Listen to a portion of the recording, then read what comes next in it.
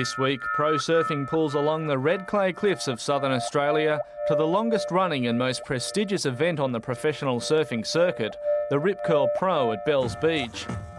For over 40 years, the natural amphitheatre of Bells Beach has provided the backdrop for hardcore myth and legend, rivalled by few locations worldwide. Its long, fat, fast walls will play host to the first event on the ASP World Championship Tour, with 48 of the world's top surfers turning out in search of a $250,000 prize purse and coveted Bells Trophy. A place like Bells, it really, you're kind of forced to step your game up, and it's such a high-performance wave. There's a lot of space on the wave, so you can go way down to the bottom or way up to the top. You can throw your fins out the back. You can get barreled every once in a while. It's just kind of like a blank canvas, and you can just paint it however you want. If you look back through the history books of this event, which is one of the longest running ones in the world, it's always been won by an old, established, experienced surfer. To have your name carved into the brass plaque under the Rip Curl Pro Trophy is arguably the greatest accolade in surfing, though few surfers have the calibre to take home the bell. People are doubting his ability to do it again, but I honestly think Occy is the man to beat. Following 12 years in the wilderness, Australian legend Mark Occhilupo returned to form in '98 to blitz the contest and take a well-earned place amongst the legends of Bells. The Raging Bull keeps it low to the wave, and his vicious backhand attack on the bowl may yet see him take home another bell. Another to watch is three-time Bells winner and current world champion Sonny Garcia. However, a recurring knee injury may yet jeopardise the Hawaiian's title defence. Hopefully, like I said, I'll be able to surf and make things a little harder for somebody to take my world title away from me. Sonny, interesting with his bung knee. I mean, he was hobbling around with that knee guard, knee brace yesterday, and yet this morning he didn't look like, it was almost he was coaxing and baiting people, that he's not going to be a threat, and he's very obviously going to be one. One thing's for sure, plenty of surfers will have their eye on Sonny's crown. I think Rob Machado's going to be hard to beat this year. Taj Burrows and Rob Machado. You just don't know with Taj, there's so much goes on up in here, that he's a bit of a mystery man, and whether he can bridge that experience gap that the older guys are going to have on him is going to be a big call. The other major guy who I reckon is a dark horse this year is Andy Irons from Kauai. Luke Egan once said that if you're going to be a pro surfer, you've got to surf anything from 1 foot to 20 foot. And if this circuit has a man that can do that, Andy Irons is the man. Additional wildcard entries saw the arrival of 19-year-old Gold Coast freak Mick Fanning and the return of 6-time world champion Kelly Slater back to test the water for a possible comeback next year. You have to take into consideration that Kelly's probably surfed like 5 times since the Pipe Masters. For him, he's probably like rusty, and he'd probably tell you that. But it'll be scary if he gets serious. I mean, he's still the best surfer ever.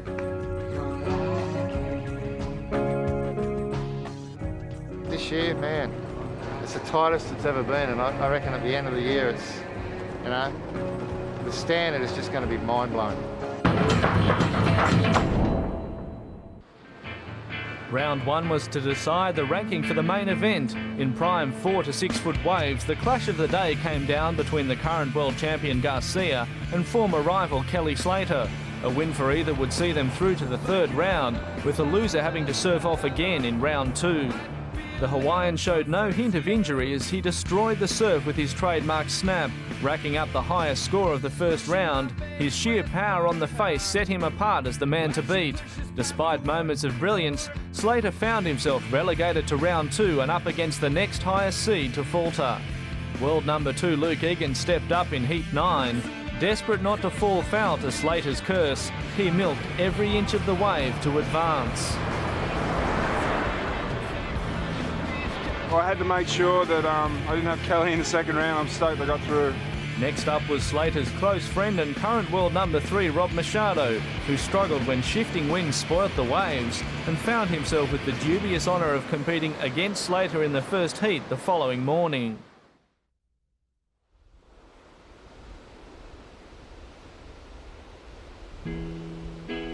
I think everyone's so stoked. It's one of the best years ever for bells. It's a world-famous break, and the swell's just been non-stop and clean offshore winds, and it's just the most crispiest, perfect waves.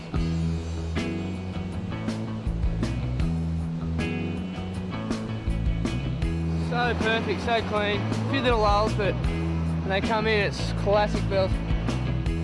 The waves look really good. I'm excited. Best day so far. You know, it's one of those things like where if you get the right one, it's insane. You know, it just walls up down the line. Good Friday saw moderate offshore winds clean up the wave face, and an early 7:30 start was called. Surfing against Kelly, you can't really hold back. Got to pull out everything and surf 100%, you know, like it's a final or something.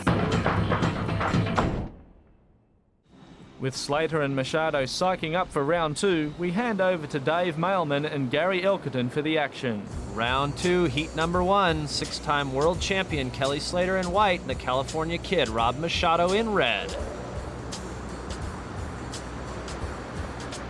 Well, here's Kelly having a look at this first wave. Having a paddle, once again up and riding on his first wave out of a possible 10. Top 3 wave scores count. Clean floater, fins out, dropping to the base of the wave there. Straight up out of the top. Another roundhouse cutback. Well, good opener. Kelly's been known to start slow in heats, but this one looks like he really wants to win it because he's opened up with a bang, hasn't he? Darn right. Surfing to the judging criteria, length of ride, radical critical maneuvers in the critical part of the wave, closest to the curl. A big opening ride for the progressive surfing Kelly Slater. Judges scores in an 8.5 on that first one. Well, Rob Machado, big smack out of the top. Backside surfer again, off the bottom, off the top. That's 2 strong maneuvers. Looking for the third, under the lip. Well, this is a high scoring wave too. And Kelly on his second scoring ride, third wave of the heat. Well, 2 clean maneuvers on that wave. Rob Machado knows he's got to pull something out of the hat here. Crack out of the top. Looking for the second maneuver. Here it comes. Bang again. Needing a 7.51. He could have it on the... Oh, well, that was very unlucky. Unfortunately for Rob, he goes down. He will not get the wave score he needed. Look at this. Kelly Slater in the tube at Bells Beach. It's a rare sight here. Not a 6-time world champion for nothing. Big roundhouse cutback. That was a nice little wave, wasn't it? Rob looking for a time check. Kelly taking this one all the way to the beach. Well, I think Kelly's got that hands down. I know he's got it hands down. And a 7.15. Congratulations to Kelly Slater. I didn't even like this wave, and that was fun. It's not that I dislike it, it's just I think it's a hard wave to surf. It's like, it looks steep and then it mushes out. I thought that guy had his hand on my butt. Really? No, he didn't, but it was just like a bag on his side or something. As the tide dropped off, the swell picked up for what was to be an epic day for the first of the knockout rounds.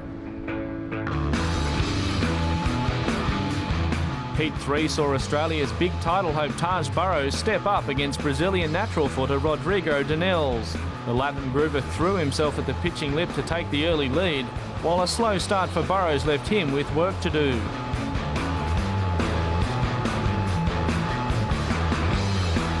With less than a minute to go, Taj needed an attainable 7.5 score. He picked up the set, but it wasn't enough, and the rookie found himself on the road to home. Next up in his Championship Tour debut was North Narra local Nathan Hedge. The Pig of Steel was amped and took out his aggression on the wave to earn the highest heat score of the contest so far. Tour veteran Mick Lowe tried to hustle the newcomer off a few waves, but it was all over as Hedge hogged the sets to bury his rail in the next round.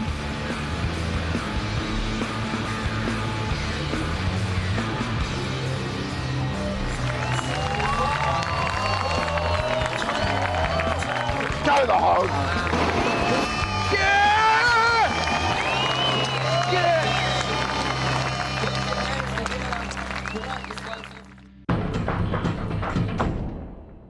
Breaking onto the CT's really extremely difficult. There's so many guys and not many spots.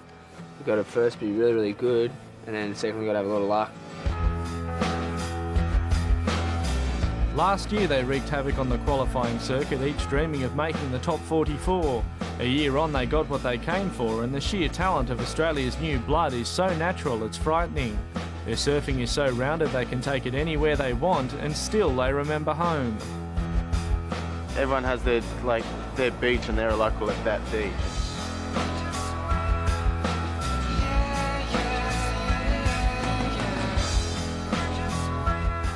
The level of surfing that started this year on the Gold Coast and stuff was crazy. It's like Parko and the boys up in Queensland, they've got the best point breaks, and their point styles of surfing is just incredible. You can't be polite out there, you're never going to get away with it. You know, you just have to pretty much drop in on guys. Sometimes I get a bit greedy and turn into a hog that I am, but... You're always greedy. 19-year-old Mick Fanning is truly a Gold Coast freak. He rides waves like he was born to, but has little clue why. Narrowly missing a slot on the WCT last year hasn't slowed him down, and for a talent like that, the world can wait. Mick just missed out last year, so... He wants to get there bad. He wants to be there bad, and he's already shown that he's going to be there pretty much by half the year this year. Mick Fanning is absolutely, definitely the hot pick for the year. Humble to boot. I remember last year in Margaret River, I asked him, I said, so how do you think the year's going to go this year, And he said, well, if it doesn't work out, I'll probably go back to school, And I just couldn't believe my ears. I was like, what? Because no one except him had any doubt of where he was headed, and that was to the top.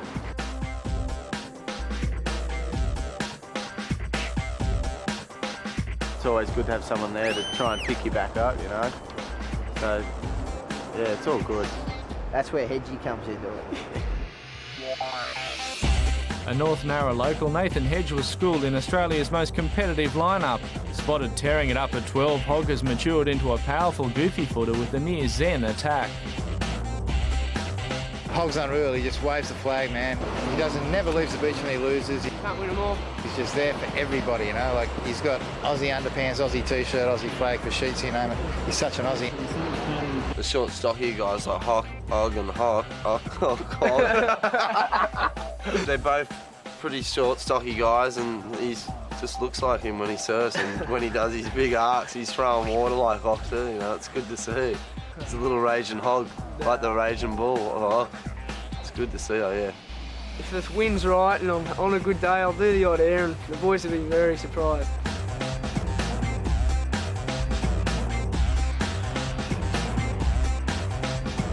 Davo has been heralded as a champ for a long time.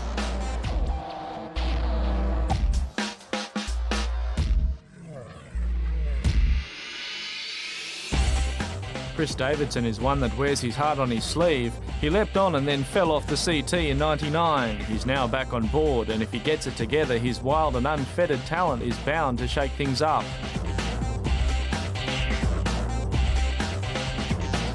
He's had a few troubles. No one disputes his talent. No one disputes he's a top bloke.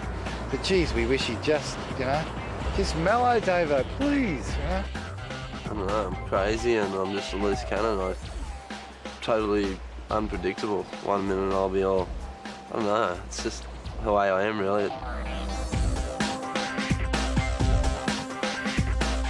Until he gets on top of that, we're not going to see his real ability and talent blossom.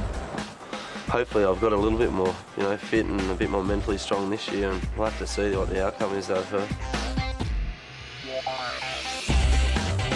If you haven't already heard about Joel Parkinson, you're sure to. He's a startlingly natural talent. A casual style may disguise his commitment, but providing fat paychecks and high expectations don't fry his mind, he's a cert for the title in years to come. I think Joel's confident enough and experienced enough and talented enough to go all the way, It's really scary. No one's ever done it before. Slater did it like in his second year.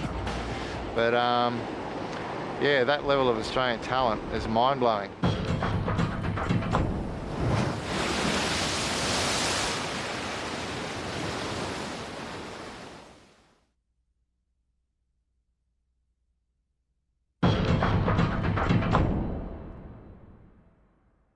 The The competitors awoke on Easter Saturday to see the lines keep rolling in.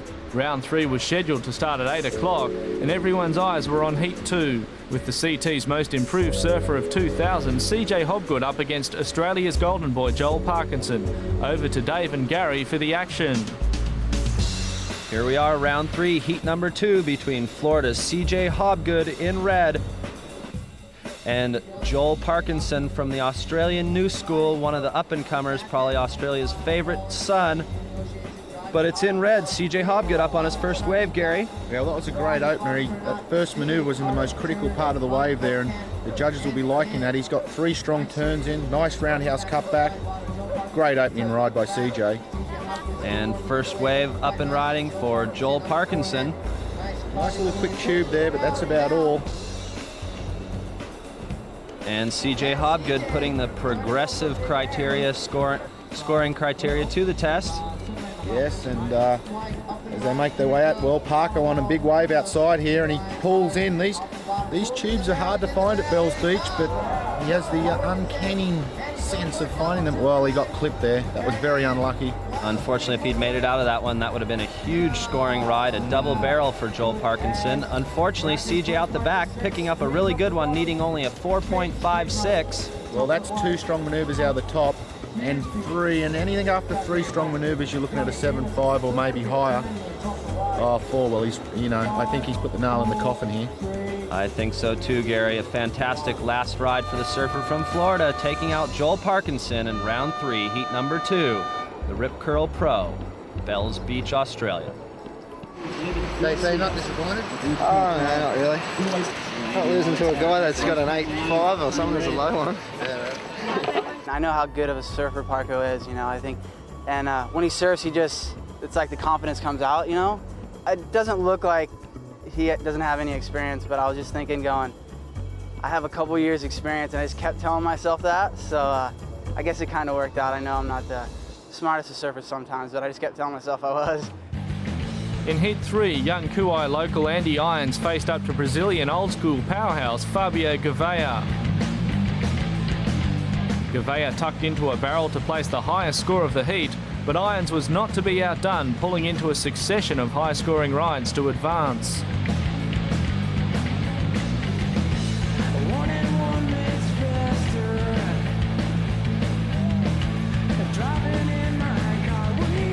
Heat 4 saw Hogg take on the Snake when Hedgie met Jake Patterson. Hedgie was fired up after his big win in the previous round, but Patterson wasn't to be intimidated and pulled away to an early lead.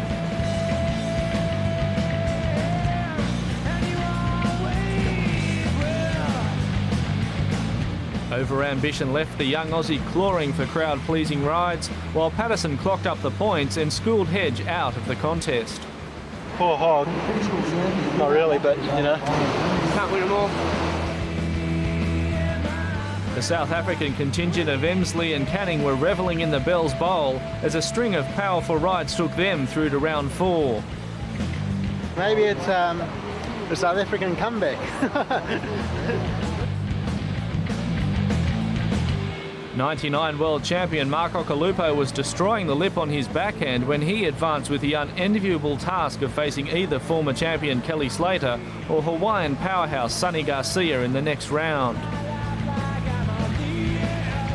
I don't know, I don't care really. This contest I've been really surfing at my own pace and surfing my own heats, so I'm not really going to think about who I've got out there. As perfect 6-foot offshore conditions fill in for Heat 8, we hand back over for the return clash between Slater and Garcia. This time, there are no second chances. Round 3, heat number 8.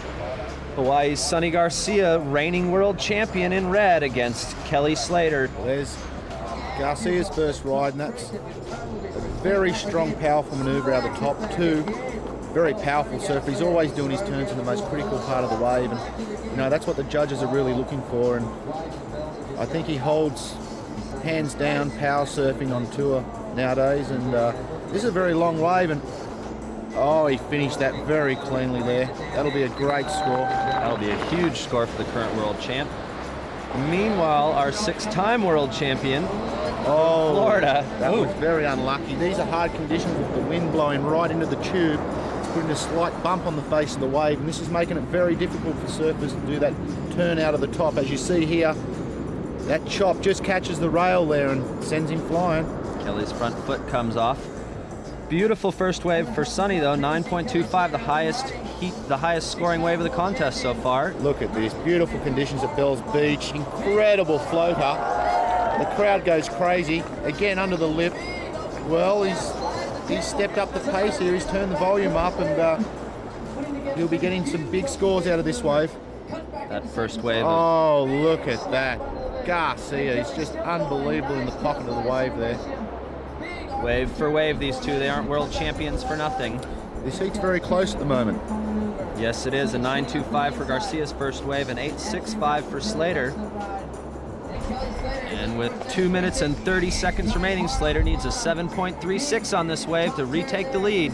Well, he knows that. The commentators call that over the mic, and he's pulling everything out of the hat here to get this score. And it looks very good so far. Oh, look at this inside section. Beautiful tube ride for Slater. Oh, that was very unlucky. If he would have come out of that tube, he would have taken the lead. And Sonny knows what's happened there, and he's just going to consolidate on his lead. Yes, indeed. Scores coming in. Kelly with a 7.0, so missed it by 0.36. Sonny's just toying with this wave. I really love Sonny surfing at Bells Beach. He always does those manoeuvres right in the pocket, and I don't think he's got any knee problem at all. No, neither do I. And Sonny definitely a little upset that people were saying last year that he only won the title because Kelly wasn't there. Well, here he is showing the public and the surfing world at large why he is the reigning world champion. Brilliant surfing. With all the media interest in, Kelly this, Kelly that, it's good to get him in my heat and actually beat him. Just to show the rest of the surfers that, even though he's 6-time world champ, he's taken 2 years off, and, right now he's a little rusty, and, he is beatable. And, I didn't win the world title last year for nothing, Is that a matter of practice, Kel, or? I've been practicing for over 20 years. I think I should have made that. Should have made it. No excuses.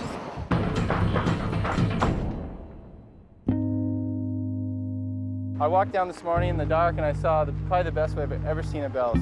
All the way from Rincon, straight through the bowl, not a drop of water out of place. It was sweet.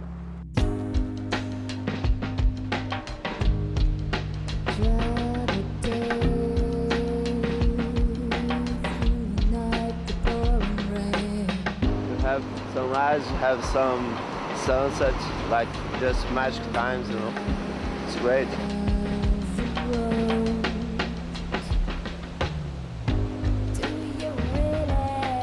Offshore, about 4 to 5 foot. Special in the morning.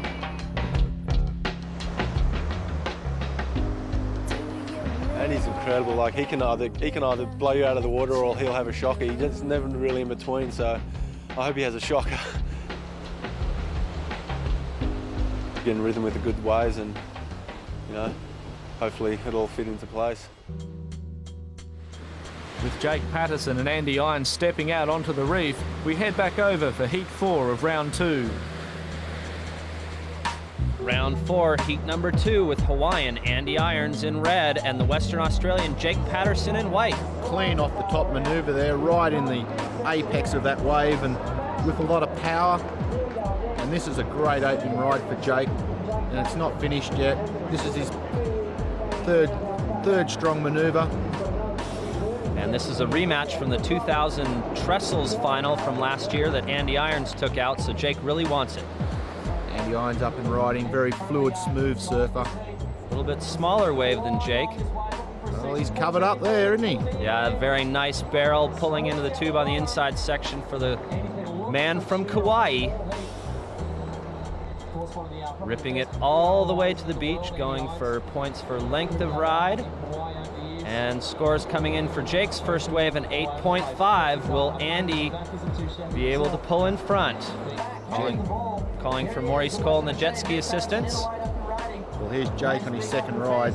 Big gouging out of the top there. He's setting this one up. Clean out of the top again. Two beautiful set waves for Jake. Well, he's putting a lot of effort into these waves. You can see he's surfing to the maximum and he's trying everything he can. He knows Andy's a tough competitor, and after that last final in California, Jake really wants to beat him. Yes, he does. Little replay, beautiful snap. Some shades of a young Gary Elkerton there in Jake's surfing. As a matter of fact, he cites Gary as one of his favorite surfers. Wow, Andy Irons here. This is a really good wave. Look how effortless he makes this surfing look. I mean, those two turns there were in the most critical part of the wave, and he made it look so easy. Yeah, throwing just as much spray as Jake, but with half the effort. And Irons bringing it in the inside with 30 seconds to go. Needing a 6.91. I think he might have it on that wave quite easily, actually. I think so too. He looks very happy and scores in an 8.25. Andy Irons takes the heat. Jake's such a good competitor. I mean, the guy goes off. It's such a good gouge off the top, and he had me the whole heat. He was beating me, and I just got real lucky getting that wave in the last minute. I mean, it's down like 30 seconds, I think, and the set just came right to me, and it's had perfect wall all the way to the inside, and it's kind of luck, roll the dice. I can't complain, mate. The waves are pumping. I've got a couple of sick ones. You know, I've just caught so many waves in that heat with the jet skis helping you back out. You know, I did the best I could, and he's lucky to get one at the end. If he hadn't got it, I would have won, so that's the way it goes.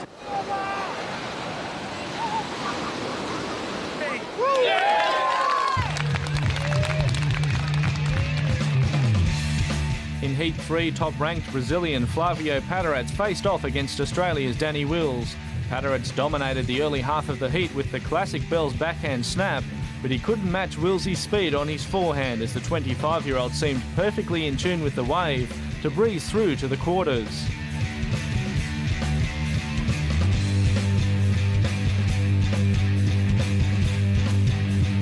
I just try not to get so many waves because they're all so good. So much fun out there. In yet another Southern Hemisphere clash, 19-year-old wildcard Mick Fanning met the animal Peterson Rosa. Rosa came unstuck when he failed to find earlier form, and it was the Australian rubberman that styled his way into the quarterfinals.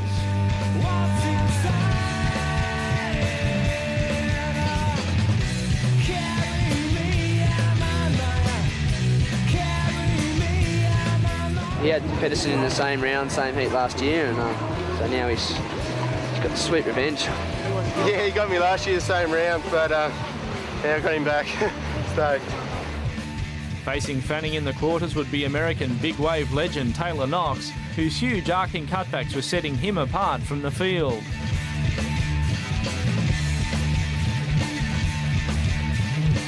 They want to see big turns, and that's exactly what I want to do, so that's it. Heat 4 saw the heavyweight bout between the WCT's most powerful surfers, Mark Ocalupo and Sonny Garcia.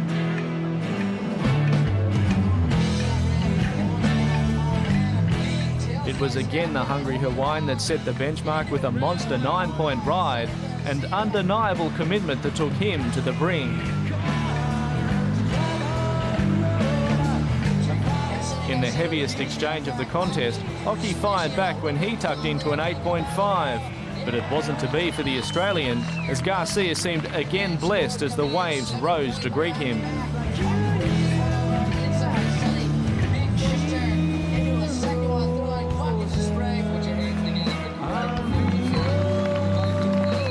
To come up against Oki and see the waves today, I knew I was going to have really hard heat on my hands. You know, but I got lucky. I got good waves, and Ock fell, I think, on a really good wave. So, you know, I'm pretty psyched.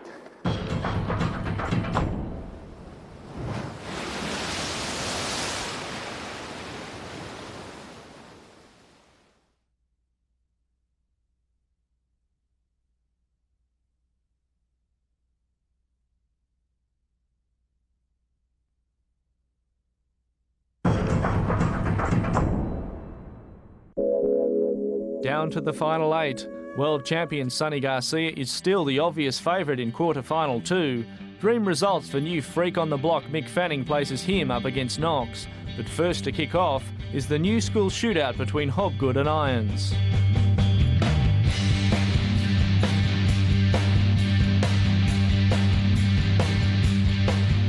Florida's Hobgood was strong on his backhand, but Irons was hitting harder and snapping faster on his front.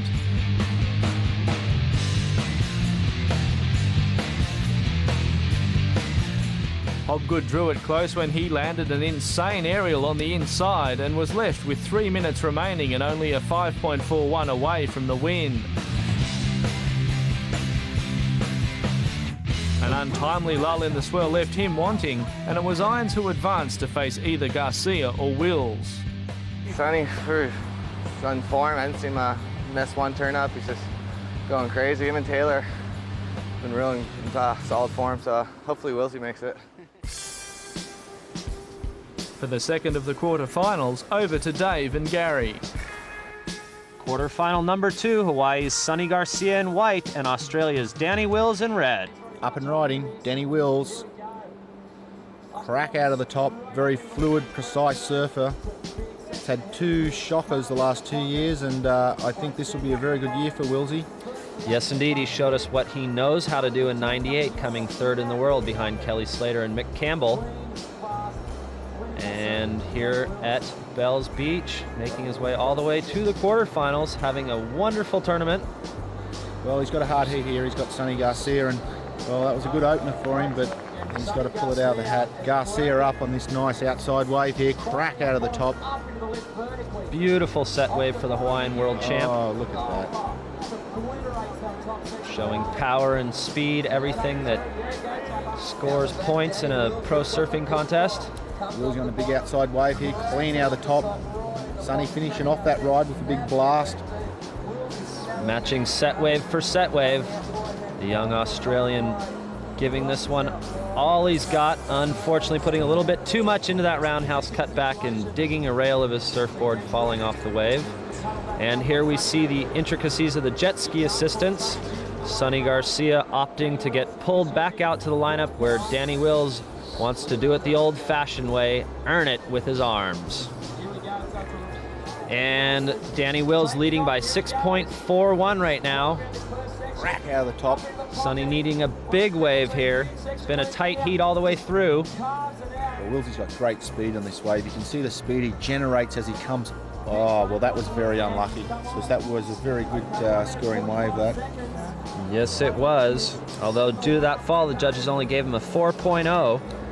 But with his 8.4 on his opening ride, still leading the heat by 6.4, meaning Garcia needs a 6.41 on this last wave. Which is highly possible. Yes, it is. 2 Garcia snaps will usually come together a total of 6 points. There's the first one. Second, that was a clean turn. You know, this looks good for Sonny here. Another roundhouse cutback. Nothing really big, what we've seen from him before, but it's very consistent surfing. He'll ride this wave right to the beach to milk every possible point out of it. Going for length of ride and as many maneuvers as possible. Well, you know, I'd say it's very close. It could go either way here, and you know. And the judges' scores are in. It's a 6.2 for the last wave of Sonny Garcia. He loses by 0.21. Well, that's going to be hard to swallow. Go Aussies, go Aussies. Gotta hype the Aussies on, we're in Oz. Sonny was unreal. It's just really tough. I tried to get a couple under him, and because I knew that, you know, I mean, he's been killing it the whole way through the contest, and I just thought if I put the pressure on him a little bit, you know, and it paid off. I got really nervous towards the end there, which I haven't done throughout the whole event, and so it was, yeah, I was pretty happy to win. Yeah, like I always said, you know, I wouldn't want to be a judge because I don't always agree with their opinions and their scores, and you know, my opinion is, you know, had I maybe surfed a little weaker and a little more cautious, maybe I would have made that heat. You know, I go out and I try to put all I can into every turn, and I guess if I had to lose to somebody, you know, Danny Wills is a really good competitor, a really good surfer, and you know, he ripped the shit out of the waves yesterday. I didn't get him in this heat. Hopefully Andy will take him out in the next round and shut up all those Quicksilver guys in the background. Quarterfinal 2 loomed as the milestone for the last of the young Australians, as Mick Fanning was faced off against an in-form Taylor Knox. Knox picked up an early lead over the 19-year-old with a succession of fluid rides, but it went right down to the wire. With only 2 minutes to go, and Fanning needing a 6.36, Knox let one go and Fanning rode it into the beach to take his place in the semi-finals.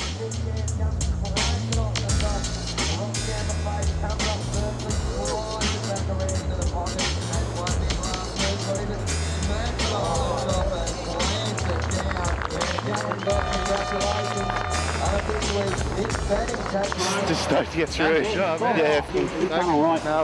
That pretty much gave the heat away because I didn't need a very big score at the end. So just waited and waited. And he got that last wave. So I just gave him the heat away. So. Facing up against Fanning in the semi-finals would be South Africa's Paul Canning, who saw off Australia's unsung hero Shane Powell in the last of the quarters. Can't believe it, eh? It's insane. It's a dream coming true now.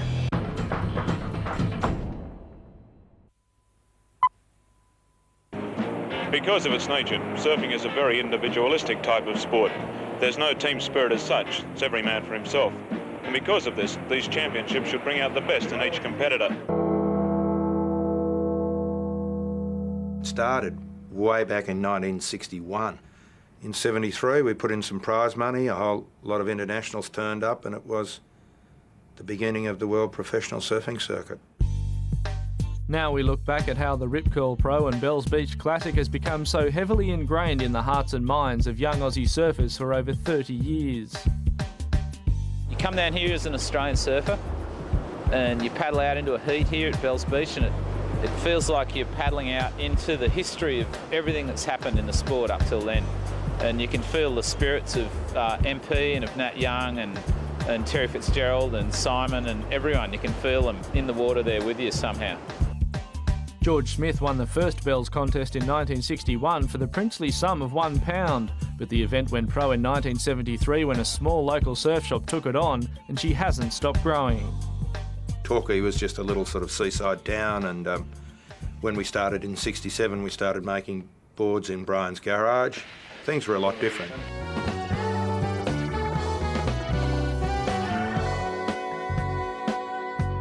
Rip Curl was a tiny shed factory. Used to sew and glue up wetsuits for local surfers in Victoria.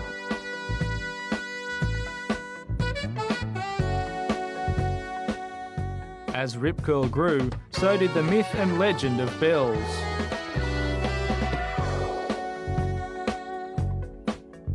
'81 was pretty good because once again it was Easter Sunday in '81 and it was light offshore and it was sunny and the waves were just gigantic. And Simon paddled out in the middle of the day in front of the whole surfing world and just terrorised the surf. As 15-foot waves slammed upon the cliffs of Bells Beach, Simon Anderson paddled out a revolutionary 3-fin thruster, which became the mainstay of surfboard design to this day.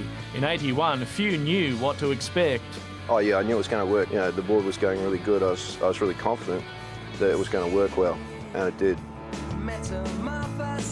That very afternoon, I remember 4 or 5 of the top pros calling their surfboard shapers and saying, you know what, we're going to have to change everything. It's all over. The whole thing's changed right here and now. And within 3 or 4 months, everyone in surfing was riding 3-fin boards.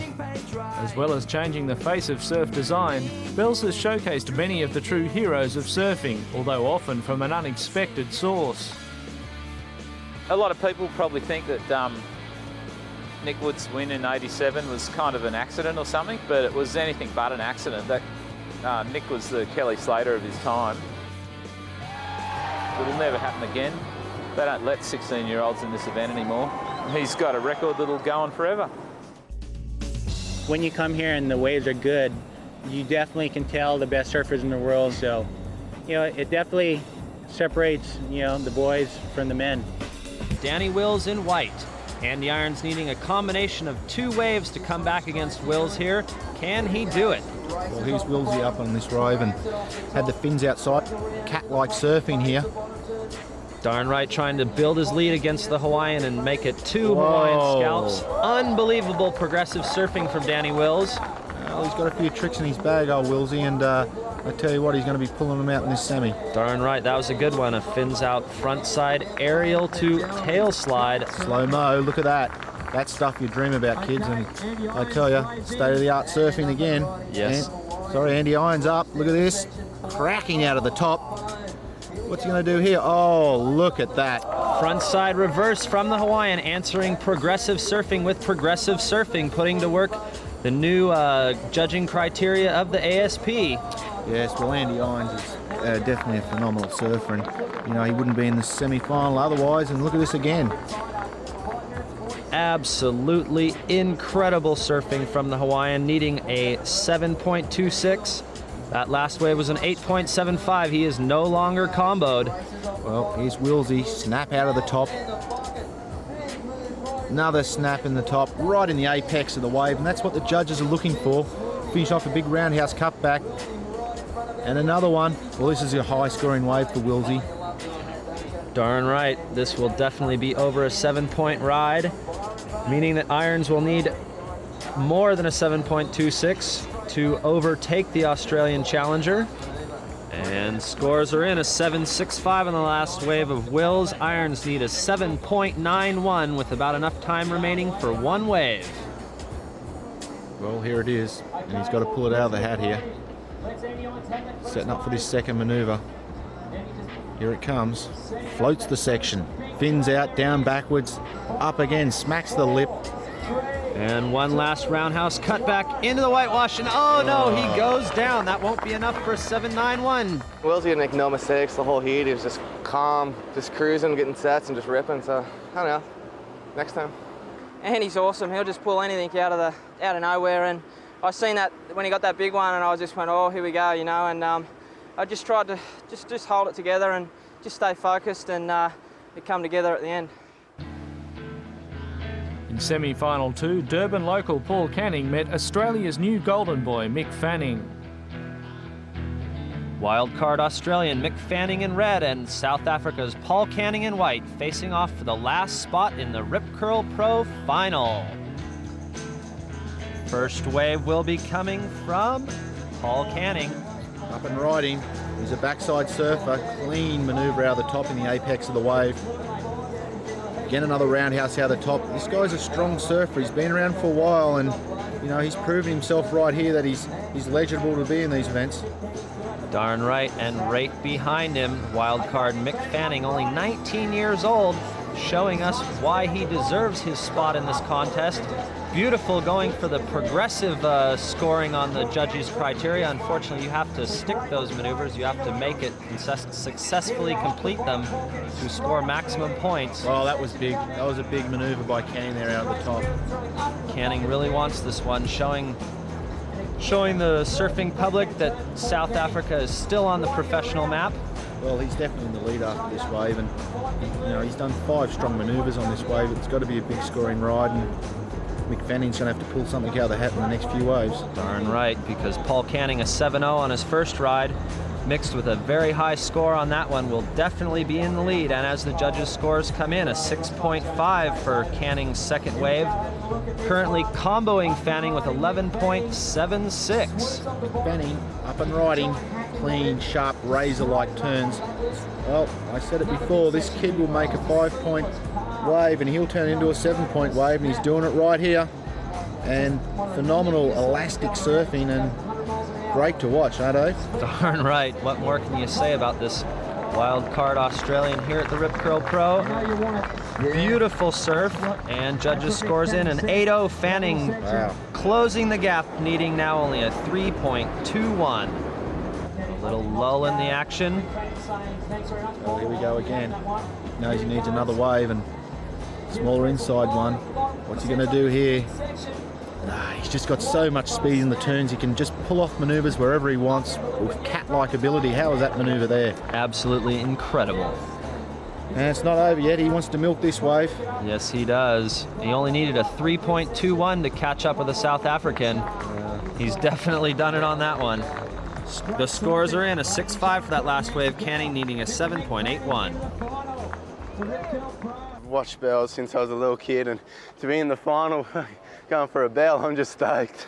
Willsy's just such a great surfer, you know. He's so smooth, he's so confident in his waves, and to be in a final with him is just great. Bells Beach winner this year will be Danny Wills. Fanning, all the way. Thousands of spectators lined Bells Beach on Easter Monday to witness an all-Australian final to contest the coveted Bells Trophy. As the tide pushed in, the swell rose to produce a clean 4 to 5 foot, and the Rip Curl Pro was set for an epic close.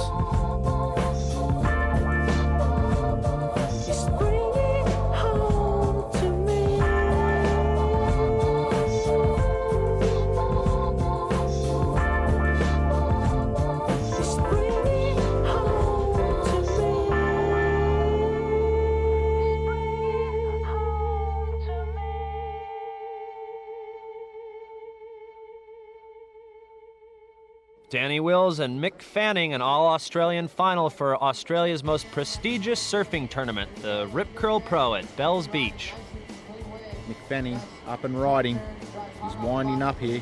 He's just been getting better and better every heat, Mick, in this contest, and I reckon he has the taste of victory in his mouth for sure. Yes, he does, and he only needs a 2.11 on this wave to take the lead off of Danny Wills.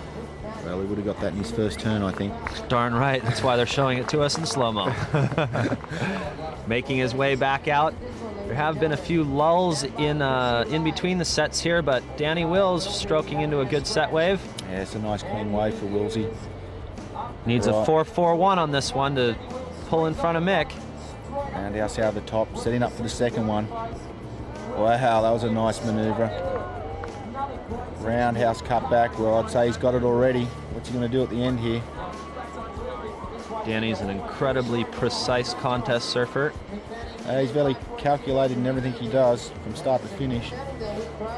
Against Mick Fanning, the 19-year-old wild card, surfing on pure adrenaline and stoke.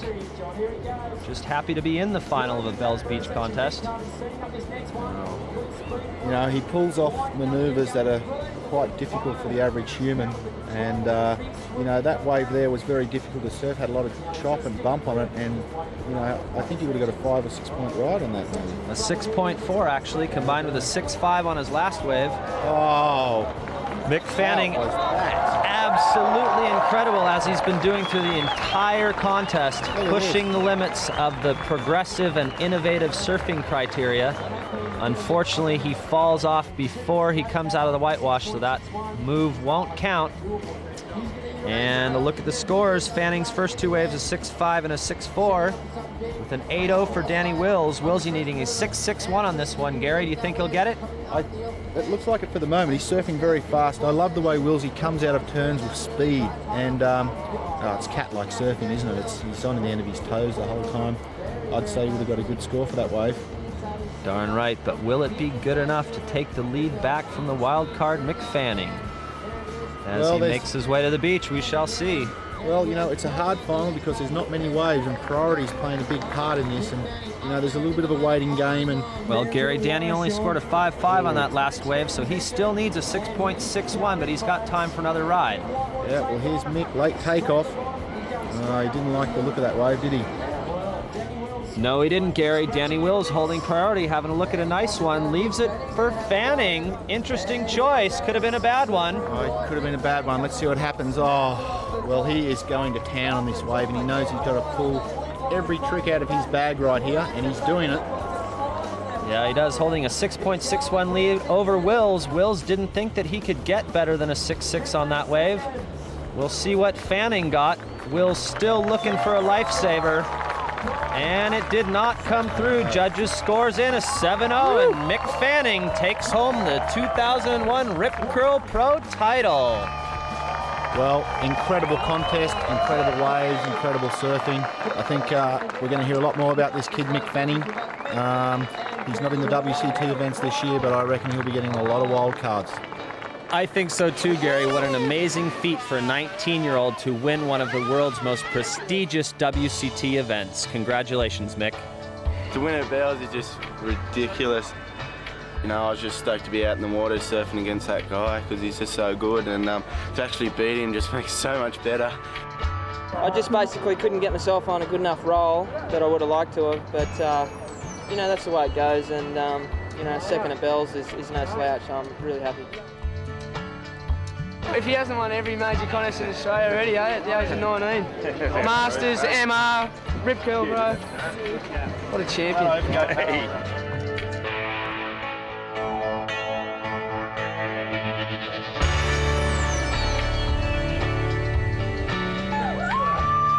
This year's winner, Nick Fanning.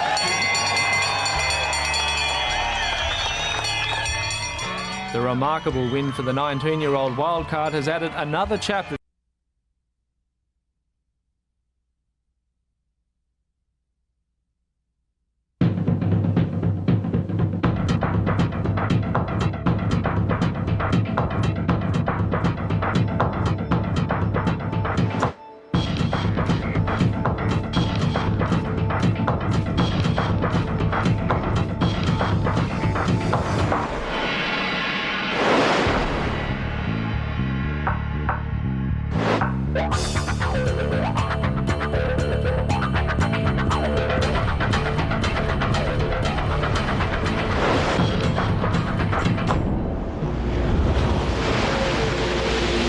This week, pro surfing comes to you from the cold climes of Bells Beach, Victoria, for the 30th anniversary of the longest-running event in pro surfing history, the Rip Curl Pro. Only the second event on the 2002 ASP Championship Tour, all eyes will be focused on the giant scoreboard, checking to see who draws who in the hunt for the sport's most coveted title, the legendary bell.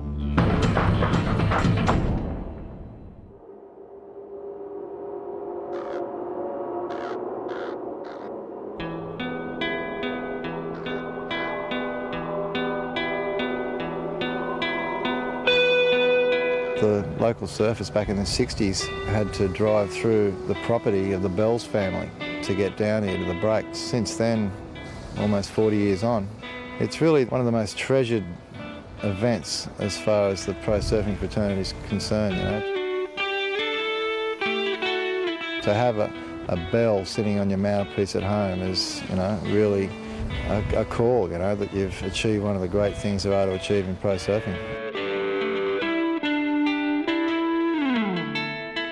Go down through the records, there's some incredible names there, you know, guys like Michael Peterson, Australia's original surfing hero. You've got Simon Anderson, who previewed the thruster here. Ockie, Curran, Hyder, Slater, Sonny Garcia has won the event 3 times. For some reason, that bell trophy makes it so special. You know, it's got a mystique about it. Every surfer wants to have that bell on their mantelpiece, and every surfer wants to get up there on the presentation and be able to ring the thing. I've got my Bells trophy, and you know, I wouldn't be complete without it. The way this whole Bells Beach setup is, I mean, it's just like a big grandstand, you know, and just overlooking the bay, and it's pretty incredible. I mean, you walk down the stairs, they're all the Aussies, and they're all cheering you, and there's, you know, thousands of them cheering you, go the Aussie. You don't get that anywhere in the world.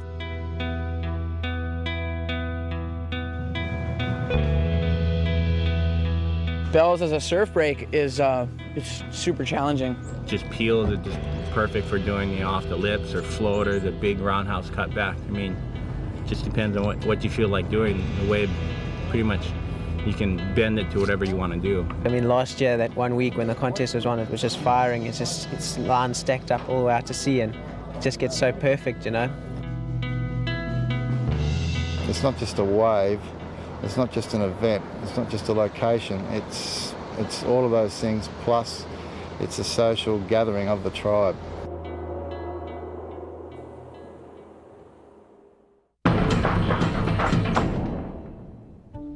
Joel Parkinson laid down the gauntlet for the new generation of emerging young stars by bowling over the world's best in the first event of the tour to take the ratings lead. Notably absent from the lineup of the world's top 46 riders is 6 times world champion Kelly Slater, who was forced to miss this event for personal reasons. Unfortunately, Kelly's not here, but got a new frothing young brigade that are so keen and so charged and so talented, rivaling the older established crew. Last year we saw Mick Fanning won. Now he was a wild card, and this year he's here as a rookie. You got a guy like Joel Parkinson, just keen as curry after his WC2 win at the Quicksilver Pro. I think all round in the younger brigade he's probably still the guy to beat. The other guy I expect a big spurt from here on the younger side of things is Andy Irons. When he gets a taste of that top-end victory, he is really, really going to be a man to beat. The odds are that we're going to have a stop-start agenda where, you know, with smaller waves around the 3, 4, 5 foot mark, the older guys are experienced in maintaining their focus. For the young guys, it's a whole new ball game. You know, they get up and they're like, right, I'm going to get him, I'm going to get him, and then he gets down the beach. Nah, tide's not right. We're waiting. You know, 2 o'clock call. He's got to go through all that build-up again. It's a big part of it, and those guys are on a learning curve in that regard, whereas the older guys are accomplished at it. Ever present amongst the tour veterans are former world champions Mark Occhilupo and Sonny Garcia. Sonny Garcia at the moment, despite being a world champion just 2 years ago, he hasn't got a major sponsor. Until somebody writes me a check, got it covered in there. You get the extra hungry factor there. Occhi, a past winner, super cool and confident. The real Brazilian threat would have to be Pedersen Rosa. Whenever there's a wave that's got a chance of having a barrel, even if the conditions aren't right, he almost always seems to find one. I've seen him do it here, and I wouldn't mind betting we'll see him do it again.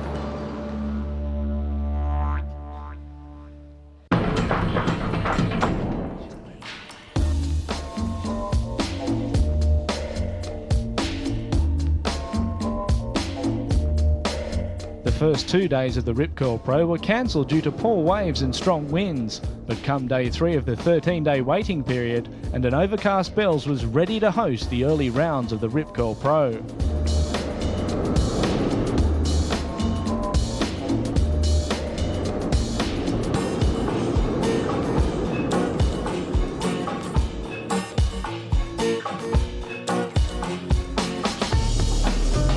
The 3 to 5 foot swell with a light onshore wind suited the Brazilians, with 8 out of the 10 advancing through to round 3. Racking up 2 of the highest scores in the early stages of the competition were Rodrigo Danelis with 22.25 out of a possible 30, while Renan Rocha impressed the judges, earning himself a 22.5. Riding aggressively, Pedersen Rosa ousted sponsored wildcard Zane Harrison with another of his signature barrels.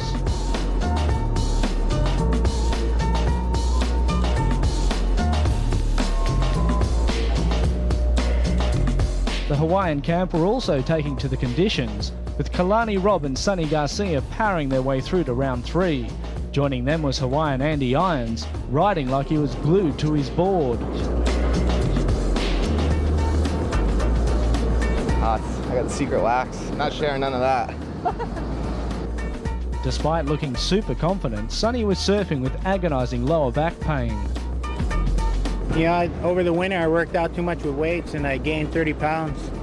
And I've been having problems paddling and cramping up in my back. So, you know, hopefully they have the contest here at Bells and we get to use those jet skis. I won't have to do that much paddling.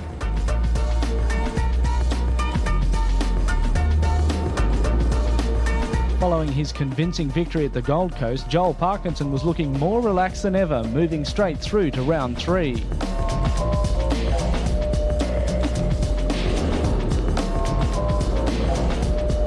Back into it. 17 days later. You know, it's still there, it's still solid and still, you know, keeping me buzz. So hopefully, you know, when it comes to the end of the year and I need that buzz, I'll just keep thinking about that win. Rookie and skill technician Mick Fanning confidently cleared the first round in search of his second bell.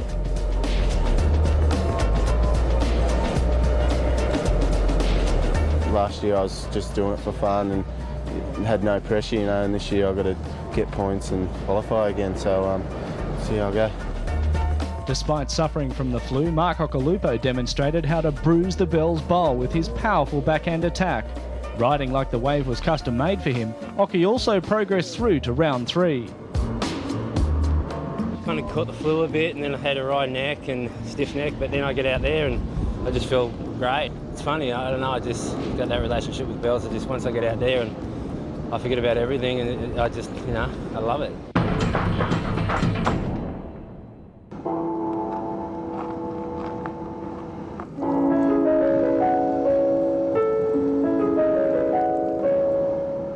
A new morning at Bells going into round 3, and despite the light offshore wind, there was no swell. The decision was made to take the event mobile to the beach break of Joanna, a 2-hour trip down the Great Ocean Road. We're coming down. See you, John. 5. Yep, it's 5 foot. At the moment it's too low. He reckons once the tide comes in it should be really good. He said the swell size is perfect, it's perfectly clean. Joanna, second car flight. Nothing there but you to remind me. If you want it, you know where to find it. I'll take you there and then not, yeah.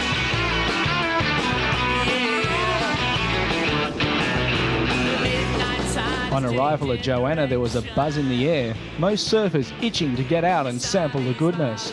On reflection, however, the waves were deemed too inconsistent for world-class competition, and a unanimous decision was made to put the event on hold, thus giving the riders a chance to rip without the pressure of being judged.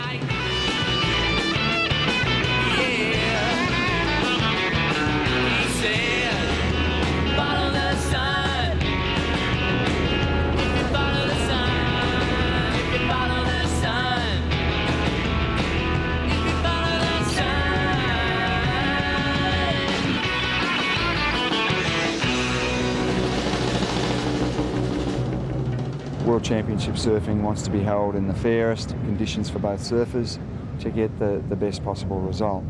It is a bit fluky out there. It's maximum size, Joanna beach breaks, strong rips, and they don't want to leave it to those sort of chances, and that's understandable.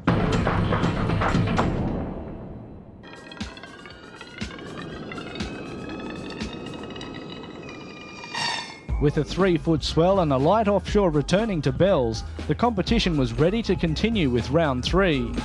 Up first was 3 times Rip Curl Pro champion Sonny Garcia taking on 1998 WQS champion Fabio Gouveia. Fabio demonstrated some Brazilian brilliance and took out an early lead. Sonny responded with his powerful forehand attack to take the heat and advance through to round 4. Still battling with back cramps, however, it was not certain whether Sonny's drive towards his 4th bell would terminate prematurely. They get big and then they trim down, but they didn't trim down, they just kept getting bigger, so a little harder to deal with the extra 30 pounds of muscle. The following heat saw Neko Patarats take on Australia's Jake Patterson. With his aggressive attack on Bells, Jake took a convincing lead over the Brazilian, but an on-form Patarats fought back, responding with huge snaps off the lip. But by the end of the heat, it was Jake that took the win. Patarats felt the pro-Aussie commentary and support didn't help his wave scores. Even his Brazilian counterparts felt their boy had sealed the heat when Neko tucked into the 2nd barrel of the competition.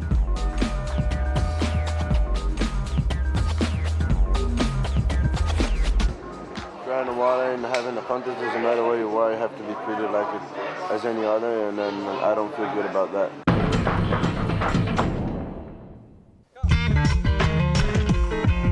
Amongst the top 46 riders on the WCT are 10 committed Latinos, pioneering the way forward for Brazil. Their growth, however, is somewhat stunted by the lack of coverage they receive. Surfing society sort of treats Brazilians as young people who have a lot of potential but still don't know nothing. And I know that's just because people don't know us, that's all. A lot of the surfers complain about when they surf they get underscored because they're not in the mags. And that happens a lot. When I won an event once before in France, I went out against Kelly Slater, and they had a 8-page article about the event. And the only times they mentioned about my name, it had nothing to do with the contest. And all of a sudden, at the last sentence, they say the title went to an energetic Patarats, and that was it. People who read the mags didn't even think I was surfing in the event. The lack of coverage and the lack of interest of them on us it's a major problem because it's in the eyes of all the people who are watching, who are reading those mags. And if they only see a few guys in a mag, that's who they're going to go for. Always, everywhere, no matter what. Specialized media, they know nothing. The future of Brazilian surfing, it'll be very great because we're going to get the recognition we need, and we're going to get the sponsors, we're going to get the coverage. Pretty soon we are going to have a WCG champion, no matter what. It's going to happen. One day or the other, it will happen, for sure.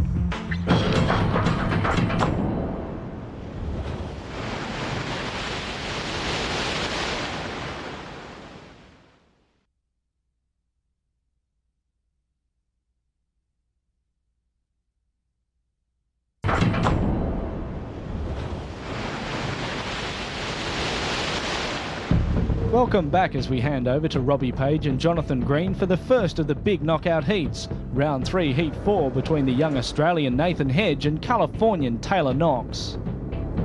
So then, about to get underway here at Bells. Round 3, Heat 4. The Aussie and the American. Taylor Knox, ranked number 4 against Nathan Hedge of Australia.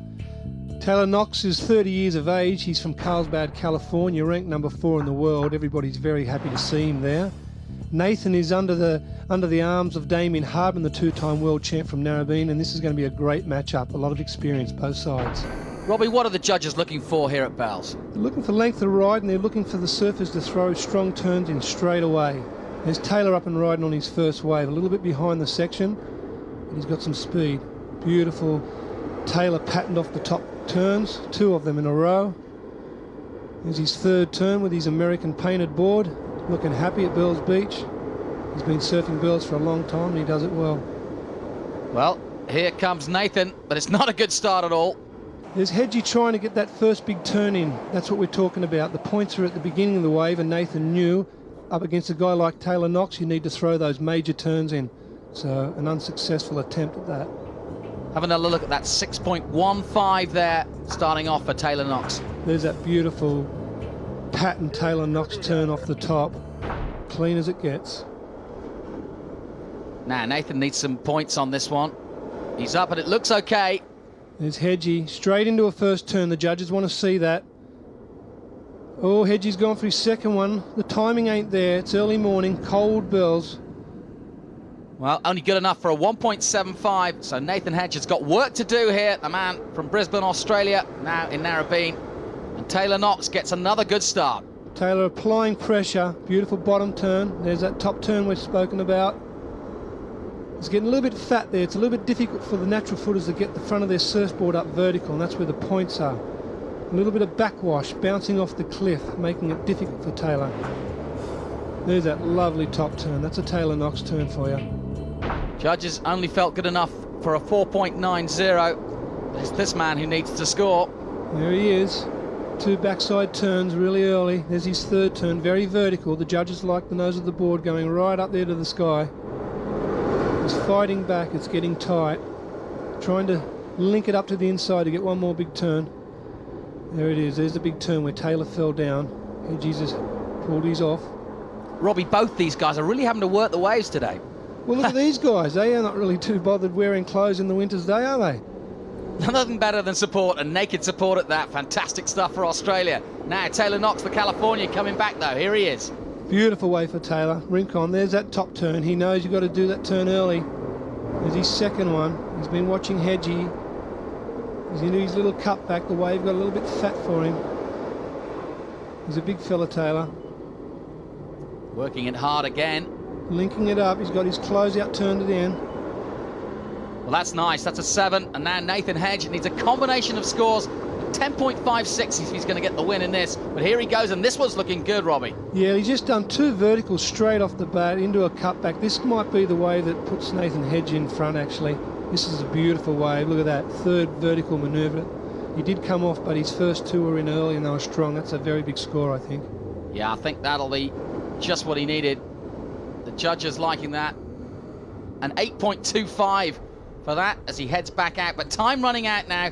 Hedge now needs a 4.06. Here it is again, Robbie. There's that slow-mo, beautiful bottom turn, top turn combination. That came out of Damien Hardman's book. There's a second one. you've got to learn something from the two-time world champ and Nathan Hedges putting it to practice. Taylor Knox, 12 years on the tour, and away he goes. The crowd loving this. Beautiful view through the spectators from Bells Beach. Second lovely turn. He's finding it a bit fat in the end. Taylor's not getting those third vertical turn in. Oh, he's found it on this one. He's come unstuck. That was a costly mistake. A 6.40, but there's just 25 seconds now. Hedgie with a big turn into his second. This wave looks like it came down into the Bells Bowl nearly. Got his third little cut back in there. This might be enough.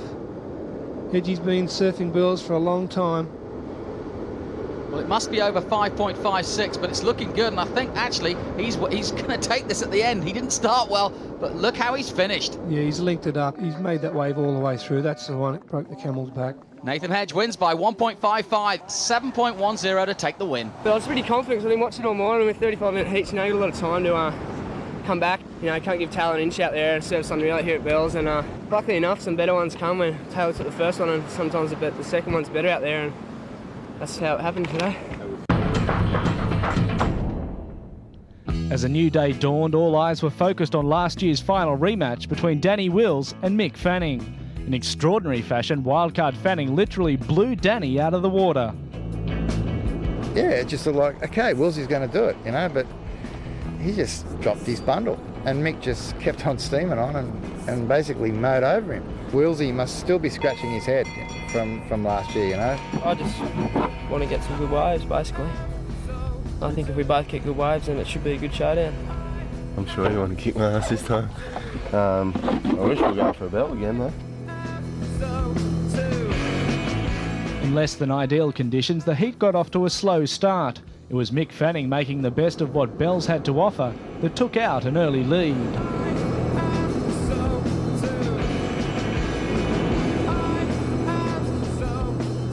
Danny responded with his stylish forehand wizardry and big snaps off the lip. Halfway through the heat, Mick with priority gave Danny what turned out to be a high-scoring wave. This was the turning point of the heat, and a year on, Danny felt the sweet taste of revenge. That one he sort of gave me, like when he had priority, I just sort of went, oh, well, you know, I'm going to go. You never know. It's really hard to tell which ones are good. The thing just turned out sick, and I just kicked myself from then on, and yeah, I just had a shocker. It's good to get a little bit of payback on him. Get another 17, sick.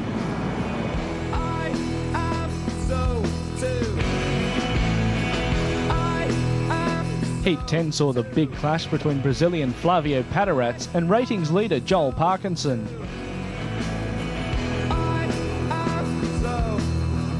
Wave for wave they matched one another, trying to squeeze every ounce of juice from an erratic Bells.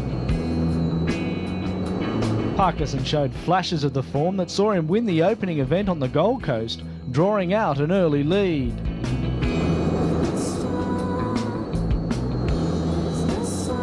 But the experience of Flavio paid off, and his blistering backhand attack helped him take charge and win the heat. Parkinson was less than amused with the result. He's stoked, he's all confident. Everybody is betting on him. If I make sure he thinks that he has to lose, I don't have anything to lose. And that was my tactic. I sat out there and waited for the sets. That was my only chance. Lucky I got it. Heat 11 saw South African Greg Emsley rack up the highest score of the competition so far, navigating the closeout sections with precision floaters and topping it off with a radical carving 360, racking up points for progressive and committed surfing. Thought I'd go for something different, you know. I've got a lot of young kids growing up in my town that are just doing crazy things, and surfing with them really pushes you to surf better.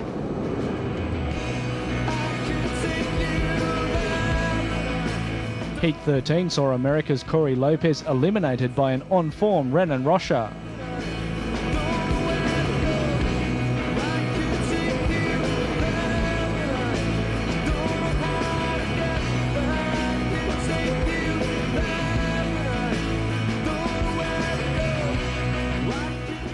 The final two heats of round 3 saw Hawaiians and close friends Kalani Rob and Andy Ines power their way through to a heat up against one another in round 4. Yeah, we're staying together too, so it's probably gonna be pretty weird around the dinner table tonight, but I got some Vaseline ready for his wax.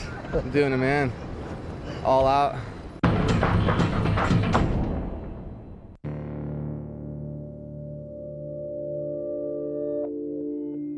8:15 start, 35-minute heats. We're going to run round 4 without a problem. First heat's going to be big, that's for sure. Sonny and Jake. Greg Emsley, Taj Burrow, they were awesome yesterday. Andy Irons and whoever. If we can give Andy Irons the waves, he'll really put on a great show. The first of the round 4 clashes saw Jake the Snake Patterson up against powerhouse Sonny Garcia. Sonny looked frustrated in the early stages of the first heat, while the Snake took control, posting some high scores with his powerful progressive surfing.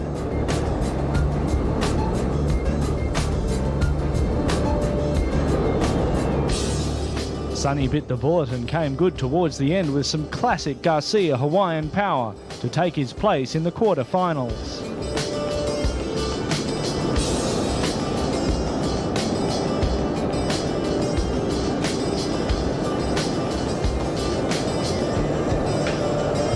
I know in order to be in the world title contingency, you know, you got to be in the quarters and better at every event, and you know, I'll try and take everything I can get. Heat 2 saw the young combination of Trent Munro and Nathan the Hog Hedge battle it out in the bowl. Trent was off to a storming start, scoring a fat 9 on his first wave. But it was the pig of steel that muscled his way back with sheer grunt and determination, claiming a spot in quarterfinal 1 up against Sonny Garcia.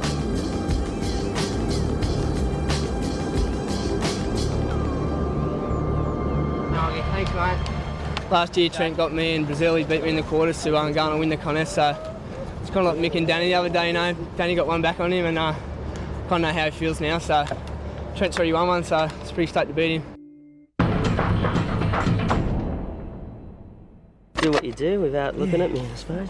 Well, you got audio in there too? Yeah. All began in the 80s, our reaction by the art fashion chops, style attractions, trying to get great was one of the things. I thought it was a high carb, I guess it was his own. Pretty gnarly. My name is Nathan Hedge, my age is 22, and yeah, I love Oz. You know, I just want to do some really good surfing this year, and I think if I can do that, the results will come, you know. Smash some heads in here at Burls and then pull into some big pits at Tahiti. Get myself set up for the year. Telling you what I say against the hardline power of the day. Now the feel that what you hear is the right way to be. Can't you see you got the power of your mind, you're free? What the f we all gotta get down with you for? What the f we all gotta get down with you for? For me, starting surfing would have been up at the Sunshine Coast of Queensland with my dad and brother and another guy by the name of Joel Parkinson, standing up on bodyboards, esky lids. Hedgie's a man. He's one of my best mates. He's the nicest guy. We can break his back to do something for you. And he's a freaking good surfer, and I can't wait to see him get out here and tear him up. Right. Aussie cockatoo, funny buggers they are. Come to Australia, there's so many like radical animals and dangerous animals. Like we've got everything under the sun, so it sort of freaks a few people out when they come to Australia. They're not too sure about the animals. Nathan Hedge is... He's an animal. Oh, he's a freak. He's a hog. I don't even know why they call him hog. The wild boar hog. I guess the hog's a giant hog at all. I don't know really.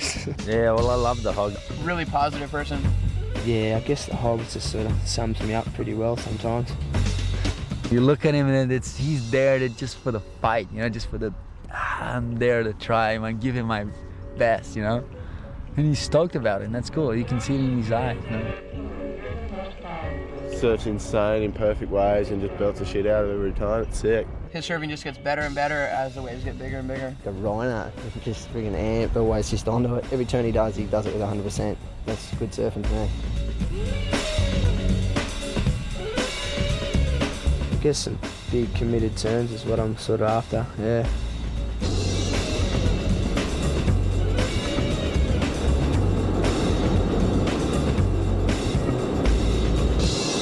If one door closes, another opens.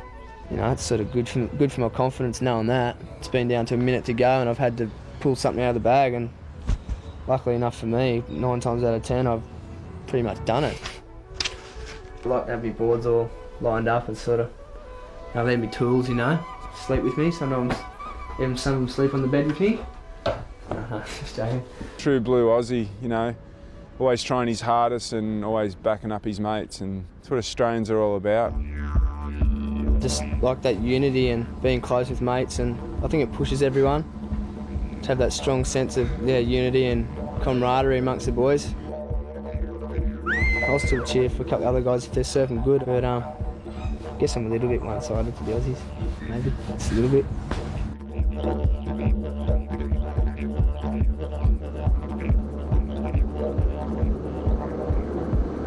It's probably about close to 6 now, 5 past 6. Get out real early and be the first one out. It feels like I've got the edge on everyone. People are just getting up, having a shower, and I've already had, you know, however many waves, and I feel like, you know, I'm ready for the day then, you know. He surfs more than anyone I know. He's out there before everyone and he's always the last one out. Usually I am, but he's kind of taken over my role a bit, but he's, you know, so good to see him so clean. Nathan Hedge at the end of 2002 wants to be in the top 10, and I think it's hopefully pretty realistic. Dedicated man, legend. Even better than his surfing is his attitude. He's just got a classic attitude, and that's what makes him. If you've got enough passion for something, it's going to come to you, you know. What I'd probably want on my tombstone was the whole live life to the fullest. Always went mad and everything he did, gave it 100%, and he was always there for you. We now rejoin Robbie and Jonathan for the round 4 bout between Mark Occhilupo and Flavio Paterats. Well, this is going to be an absolute joy. These two have got bags of experience between them. The number 2 ranked Mark Occhilupo of Australia against the Brazilian Flavio Paterats. Well, there's Occhi, 35 years of age, nearly 90 kilos. He's a world champion. He's one of Australia's greatest of all-time surfers. There's Flavio. He's one of Brazilian's best of all time. This is going to be a great even match, 76 kilos. They're both very strong, fit humans, and they're both great goofy footers. Well, these two know each other well. How are they going to approach this contest? A slow start, looks like early on. Paterats not getting the start he wanted, just 0.30 for that one, but he paddles back out. But how are they going to approach attacking each other? This is going to be a contest won on vertical turns and big floaters, I think. There's Flavio with the first off the top turn I spoke about, a second beautiful turn. This is a great start. He's got his little third cut back in, and he's got a lot of length, it looks like. Up for his 4th turn, and he's getting very vertical. Paterats with a 6 on that last one, but here he goes again. Here comes Occo, and he's got a good start to this wave. There he is, as you say, the big Occo. I don't know if they've called him that, but he's on fire. There's his 4th turn. This is a great matchup. 2 goofy footers. Australia's best goofy footer at the moment, and one of Brazil's all-time long goofy foot champions, and they're going head-to-head at Bells Beach. 8.25. The judges like that one, and Occhi were pleased with that one as he goes back out again. There's Flavio. He's moved into the Bells Bowl. He's got a nice looking wave, a great floater. This is a great looking heat. Oh, a little bit of pressure. Flavio's feeling the pressure there. Both got great style. Just a 4.75 on that last run by Paterats, and here comes Mark Occhilupo. Beautiful bottom turn. There's that top turn. Great top turn for Ock. There's a cutback that nearly took Flavio's beard off. Holding in for a second cutback. There's the Ock top turn again. This is a great wave for Mark. Beautiful Occhi turn. He's been there before. He's won Bells. He surfed against every world champ there, and he's loving it. He had the option there. Take Flavio out or ride a good wave, and he decided to go with the wave. Mark Occhilupo for a beard trim. There he is. 9.50 off Flavio's head. Amazing wave. He's been there before. He'll be there again. There's that turn, very close. These guys are brothers, so they'll be a beer drunk after this heat. Well, I'm sure Flavio wants to get closer in the points after that. That was a great ride by Ock. Now, what can Paterats do now? The Brazilian up and running. Beautiful turn for Flavio. He's got a great looking wave. Oh, that's a fantastic turn. Flavio Paterats. He's not scared to put it on the rail. He's not scared to put it on the lip. There's an 8.40 for Flavio. He's got to be very happy with that wave to come back. Yeah, that was a superb ride. Reacted well there. Paterats had everything going in that one. Two goofy footers, a Brazilian champion and Australian champ. There they are. Ock looks like he's waving to his mum, but he's probably asking for time or the position of the heat. Padarat's up again. Does he get it? No, he loses that one. 30 seconds, time running out, and Ock's got away. There he is, the big fella. He's up, one off the top. Counting down. Oh, that was a beautiful vertical manoeuvre. Oh, Ock's putting it all out here. There's a third turn, fourth turn, a lot of speed, a lot of finesse. This is a very good heat. Surely it's all over for the Brazilian now. Just 9 seconds left, but he's up. Flavio's first turn and second turn, fantastic. Lockie gets the highest heat score of the contest so far, 26.45. Padarat's just couldn't compete with that. He's one of my heroes for sure, mate. He's 30 whatever years old, and he's out there kicking ass, you know, kicking my ass. Doesn't matter. Next one. I feel really good, and the board's going great, but I'll just take it heat by heat. Talk about that one way to go. We did that big cutty right in Flavio's face. Is that something you think psychologically? Nah, I didn't. I just had to mix it up a bit because I couldn't get to the bottom and get a full turn off the top, so I thought I'd go out and then come back in, and it paid off because the wave kind of set up after that. But no, I wasn't trying to spray him or anything.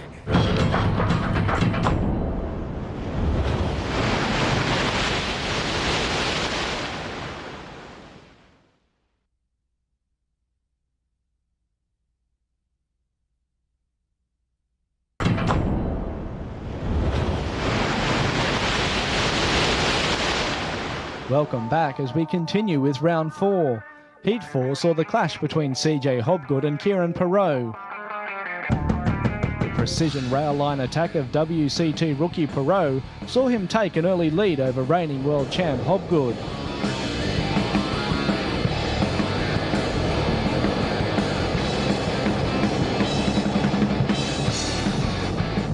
CJ clawed his way back to within striking distance, but it wasn't enough. In the closing second, CJ dropped in, but failed to find a wall to ride as his world title defence took another blow.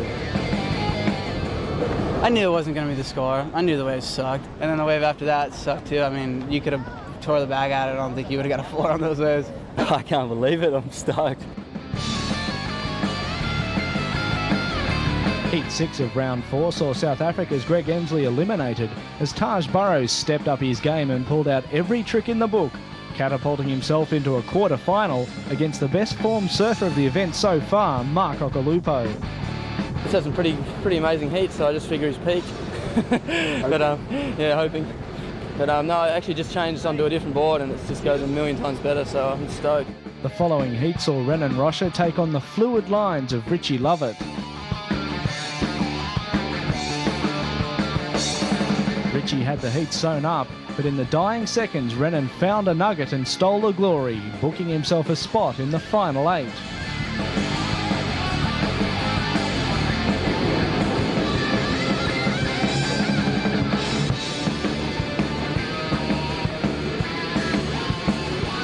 Richie got like 2 big scores and I had to come back. I just sprayed in the end, man. I knew that set was coming. I just believed in that wave. The final heat of round 4 was the all-Hawaiian battle between friends Andy Irons and Kalani Robb. Kalani started well with his vicious backhand attack, but it was Andy with his cat-like committed surfing that found himself in a heat up against Renan Rocha in the quarter-finals.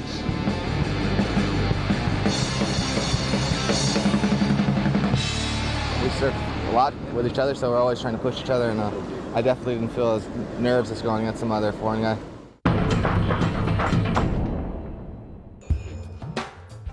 Yep, this is the final day, and boy, it's been a long event. We got in caught 2 this morning. The last one was good, so that's enough. I'll come in.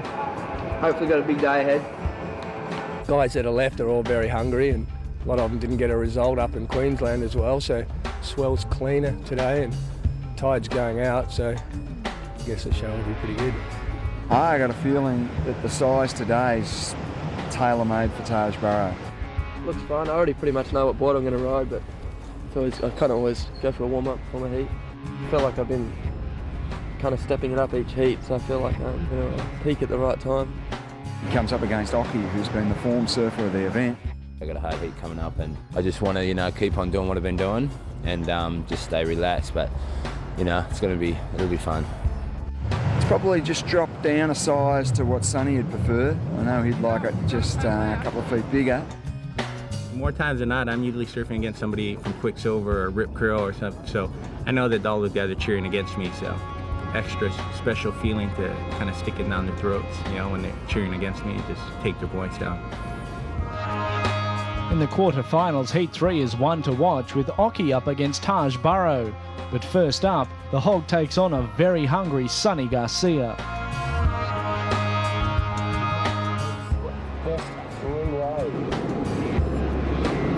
Despite suffering from a bad back, the three-time Bells champion showed no ill effects, stretching out an early lead over the Hog.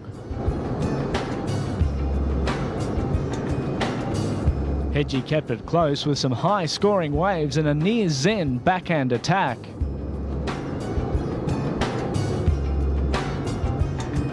Garcia played it smart, using a more tactical approach, holding priority to his advantage till the end of the heat and scoring high on his last wave. It's fair to say that Sonny revelled in his victory. Look who's clapping now. Hedgie surf's good, he's a great guy, nothing against him, but you know, we're in Australia and all Australians are pumping the Australians, so shut him down. Nothing come through and Sonny just sits there and really holds priority, so yeah, I guess I blew that, but I'll learn, you know. I like the bell, but got plenty more years ahead of me. Cheers, boys. The following quarter saw Kieran Perot and Danny Wills battle it out for a spot in the semi-finals. Willsey took an early lead, navigating his way over and around the crumbling sections. Towards the middle of the heat, Kieran replied with some huge vertical re-entries off the pitching lip and took the lead. But Danny came good, setting up a semi-final rematch against Garcia. Yeah, he'll be looking for a bit of revenge too, I'd say. So just can't afford to make any mistakes against Sonny, so I'll be just really focused, I think. Quarter-final 3 saw the All-Australian clash between Mark Occhilupo and Taj Burrow. Occhi powered into the lead with his well-honed, old-school forehand attack, while Taj produced some aggressive and radical surfing to remain in contention.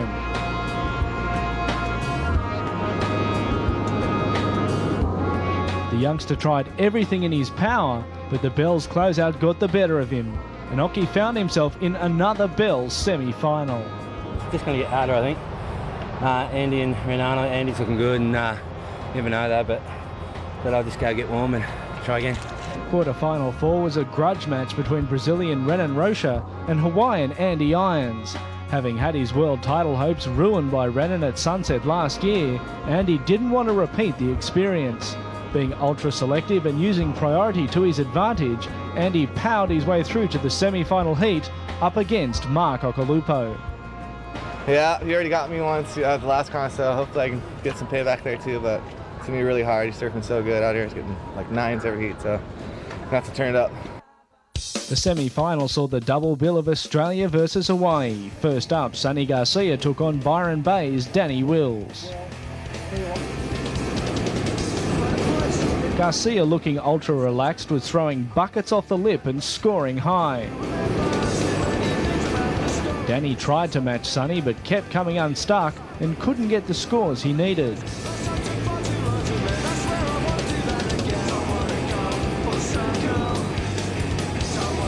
The Aussie threw everything he had at Garcia but just couldn't reel him in. Adding insult to injury, Sonny scored a 9 on his final wave, leaving Danny needing a combination score. I couldn't put a foot right out there for some reason. Be stoked, you know, no sponsors, make a final and win one early in the season.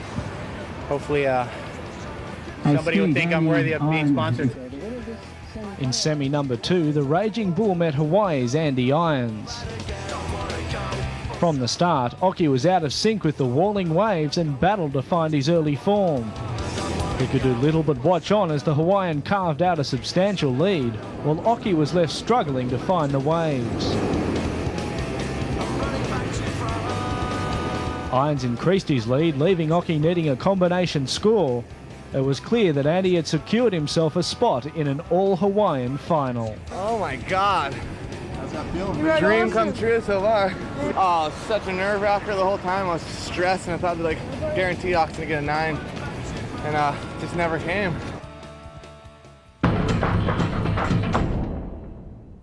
We now hand back to Robbie and Jonathan for the final of the 2002 Rip Curl Pro.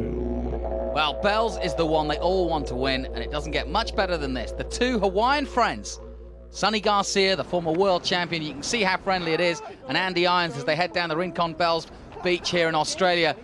And they only live 200 yards apart, but they're both very hungry for victory here, Robbie. There's the two Hawaiians getting jet lifted out to the final for the beginning of the final. Andy Irons from the island of Kauai, Sonny Garcia from the island of Oahu. Sonny ranked 13th in the world, Andy ranked 10. Sonny Garcia, 32 years of age, 230 pounds, 2000 world champion, up against his younger Hawaiian brother from the Kauai Islands, Andy, 23 years of age, 170 pounds, two natural footers, Bells Beach. Interesting contest this, Robbie. Who do you put your money on at this stage? They know each other so well. Well, I'd have to go with Andy because he's a bit younger and Sonny's already won every contest in the world and he's a former world champ. I don't think he needs to win as much as Andy. Well, Andy's certainly hungry. He was third here last time at Bells, but like you say, he wants the victory and he's up now and running. First turn for Andy Irons, open the account. Second turn, getting air, lovely, lovely second turn for Andy. That's that new school stuff they talk about. He's got his third turn in. Looks like he's got glue on his feet. This kid can stay with the surfboard. 2 feet, 20 feet, it doesn't matter. Andy Irons, he's opened up. So good start, a 6.75 by Andy Irons. Sonny Garcia needs to respond now. Let's have another look at it in replay. Some nice manoeuvres here. That was a very clean aerial turn for Andy. All the fins out of the water, tail slide. Wasn't a long ride, but the judges scored it well because of the strong turns. Sonny's up. Now, how can he go? Big guy from Oahu, there he is. Very clean, very strong. Doesn't make too many mistakes, Sonny Garcia. Beautiful vertical turn up there above the wash. Little close-out manoeuvre, but there it is. Sonny's got his first wave. Well, Garcia gets a 5.4 on that. Sonny's looking a little bit heavier than usual, and that might slow him down a touch. He's looking strong, but he's just looking like he's a little bit bulkier, maybe a little bit too much muscle. He's missed that wave, and you don't see that often from Sonny Garcia. That's a good example. He has been struggling with his paddling throughout this contest, but when he's up, he's fine, he's strong there. But like you say, he's been struggling a little bit. I think he's got a few back problems. Some problems. Andy Irons was trying to give him more problems. Lucky he didn't make that aerial turn. Well, a real score there. A 1.15. So a slow start in many ways to this final. I'm sure we've got more to come from this. And Sonny's up now, and he's looking good on this one. A nice first turn. Beautiful second turn. Sonny's looking strong. He's looking like he wants it. Third turn, he's heading down Rincon. He's trying to link this wave up to the inside. Andy taken out the outside. Head-to-head, two Hawaiians. Andy Irons looks like he's got a really nice wave ahead of him here. Beautiful floater off the top. There's a third turn for Andy. This is a great matchup. These guys have got a difficult condition here at Rincon. The tide looks like it's a little bit high. Testing. Length of ride's important. Andy Irons glued to the surfboard, finishing with a 360, a great score. Well, they're both putting in strong waves now. Garcia good enough for an 8 in this one. Let's take a look at the style of Garcia in this one, but I think Irons was better in his wave. That was a good vertical for Sonny. He's very strong. You can see the torso of Sonny Garcia, a very strong man. Andy Irons got a 9-point ride, but Sonny now needs a 3.51. This is a great final, a great matchup the Hawaiians are putting on a show at Bells Beach. Irons just finishing off just a little stronger, yeah? Yeah, that 360 on the end let the judges know that he's serious and he's got a lot more up his sleeve. He wasn't letting the judges think he was tired at the end of the wave. He wanted to do turns all the way up the sand. You'd be a fool to count Sonny Garcia out. He's got the priority. He's looking for that wave now, but always a strong competitor. He won't give up, will he? Hawaiians never seem to give up. Never, ever do Hawaiians give up. And as much as these guys love each other, they both want to be the king here today. Sonny again struggling to catch his wave. I think that was more of a bad judgment than an actual physical problem then on Sonny's behalf. Here goes Irons. A little bit of a frothy wave. There's Andy making the most of it straight out of the top. Second top turn. He is looking light. He's looking light and loose. A little bit of froth. He's cutting it back. He's staying with the wave. making the most. That's a really nice cut back there for a fat part of the wave. Heading down to the closeout section with an Andy Irons gouge. He's looking confident, he's looking strong. This wave is a very clean looking ride for Andy Irons. Well, Andy Irons has saved the best till last. This the final here at Bells, and he's looking very good. An 8.35 in his last wave. Sonny's got to respond, and he's looking good at the moment. Sonny Garcia with beautiful bottom turn lines, great top turn. These guys are going head for head. This is like two boxers just giving it all, head to head. This is a great final. We've seen a lot of Bells finals, and this is as good as any other one we've seen across Rincon. Garcia with a 9.25. Now needs at least a 7 or just under. Andy Irons looks like he's paddling into the last wave that he's going to get very deep up the point. He's thrown a floater in. He's got his second turn. That's usually where the boys take off, where Andy just put his second turn. So a lot of length to ride, past the water photographers, down that middle section, trying to link up to the inside of Rincon. A lovely slashback. He's looking clean. He's doing floaters in the foam. That's the end of it. Yep, if you want to beat Sonny Garcia, you've got to be on your game, but Andy Irons was very much on his, and it is he who takes the victory here, and he is absolutely stoked. Third last year, now the champion at Bells.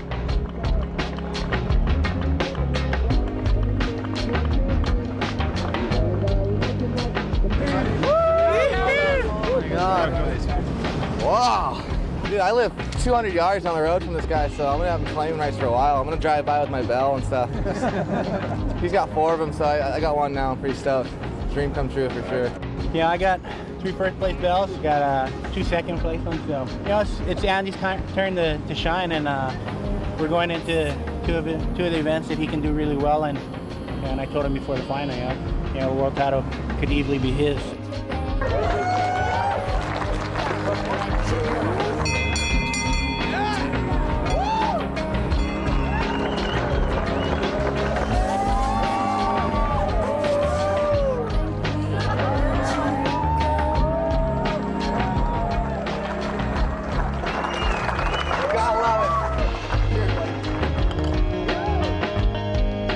So the 30th Rip Curl Pro sees a Hawaiian 1-2, and that result helps Andy's cause for the 2002 World Championship as he moves from 5th to 1st in the rankings. Next stop on the World Tour will be the barreling pits of Tahiti. We'll see you then. Buzzing so hard. Best high in the world, win the contest for sure. Nothing that matches up to this. The bell. My whole life I'm waiting to do that, but Sunny in my final. Kidding me? It doesn't get sweeter than that.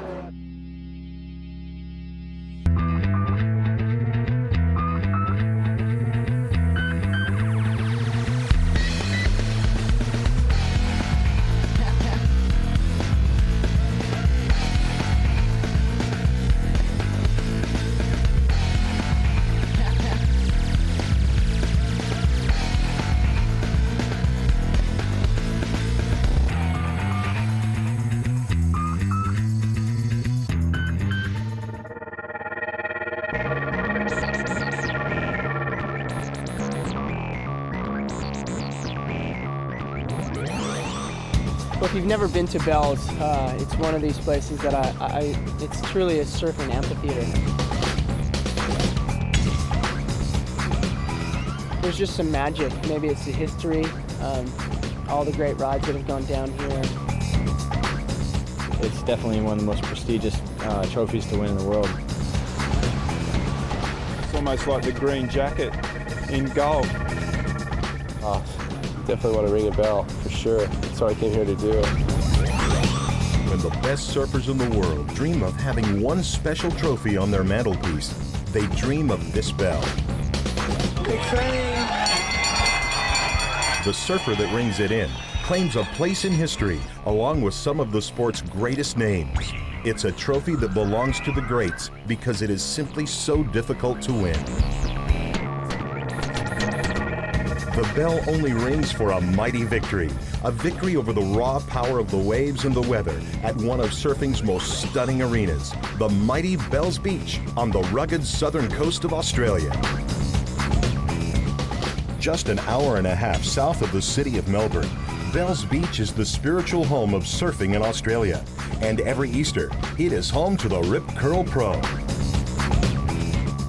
such a good contest wave when it's on, and you can really produce a good surfing, and it's just got mystique about it, and just the natural amphitheatre of the arena to watch, and the whole Bells crew, and everyone loves surfing down here, and it's just a good vibe. It's real rugged and hardcore.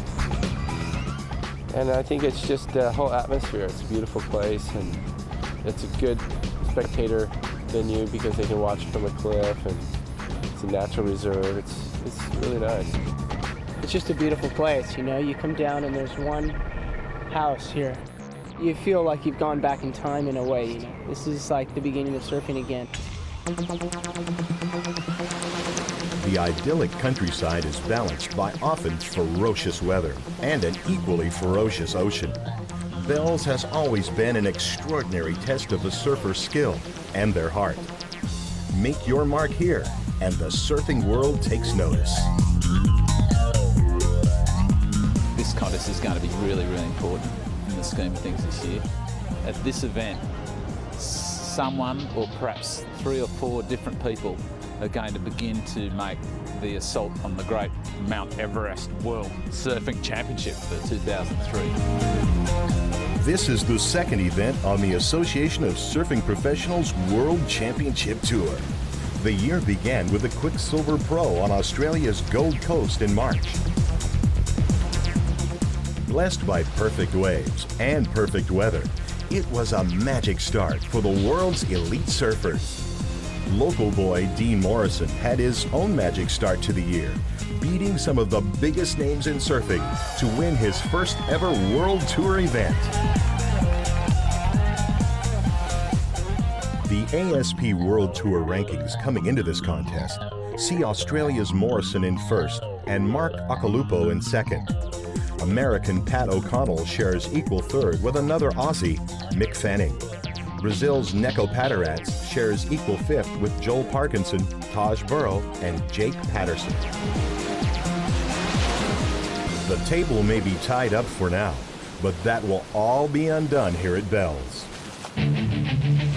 It's a different, often difficult wave that doesn't suit all surfers. I don't really surf the wave very good. Doesn't really suit me, but I'll try and do my best. The waves at Bells are usually big, and they bite. These waves were generated in brutal Antarctic storms deep in the Southern Ocean. After traveling thousands of miles, they sweep into this bay as long, even lines of swell. Swell that can pack a punch. No, I just did the snap and purled, and then I felt the whole board just buckle underneath, and now it's 2 pieces. The large open face of the Bells wave is ideal for strong, powerful surfing. You know who often does really well at Bells Beach is big, strong surfers. Considering all the conditions, the wind and the powerful surf, I think big guys, you know, I think like Sonny and Aki, those guys can turn through the chops. They can put their board in mid-face on waves that, you know, skinny guys can't. Although Mick Fanning seems to do pretty well too. Those who excel here tend to repeat their performances again and again. 5 of the names engraved on this trophy are competing this year. All of them have the potential to earn another Bells title. Reigning world champ Andy Irons from Hawaii is the defending champion. Fellow Hawaiian Sonny Garcia has made the final here 5 times and has won 3. Mick Fanning, Shane Dorian, and Kelly Slater are all former winners also. Another surfer who has become one of the greats at Bells is Australian Mark Akalupo. Known to all in surfing by the nickname Aki, he has done some of the most exciting surfing of his career here, winning a bell in 1998. For me, Aki's the best out here. He seems to have this magical thing with Bells, and his flow and power on the waves down here is pretty incredible. He'd love to be in the top 5 at the end of 2003. And he knows that Bells Beach is one of his best opportunities to stay ahead of the pack. Yeah, well, I do love Bells. It is my favourite, probably on the tour. It's one of those ways where you can put it together really nicely. The guys I'm most frightened of in the heat out here would be definitely the old guard. Guys like Aki, Sunny, and Luke, just because of their raw power. It's going to be incredibly difficult to win the bell this year, and I think it's going to make for a great contest. We'll see. You know, it's Bells is a weird place. You know, you never know who's going to do well out there. If the waves won't come to Bells, the contest will move to the waves. With the world's best surfers waiting to perform, you need to find the best waves possible for them to compete in. The only certainty about the weather and the waves on this coast is its unpredictability.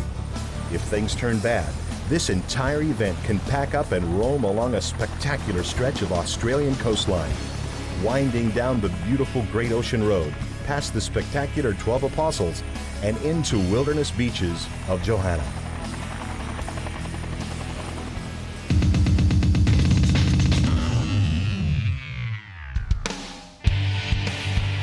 For the first round of competition at the Rip Curl Pro, the surfing would be at Bells, and it would be a demanding test of surfers' abilities. Bells was showing the swell it's famed for, and the bad weather. Today the wind was a problem. Blowing in off the sea, it was chopping up the waves and making life tough for competitors. But you don't get to the elite level of professional surfing without being tough yourself. The top 45 surfers in the world quickly went to work.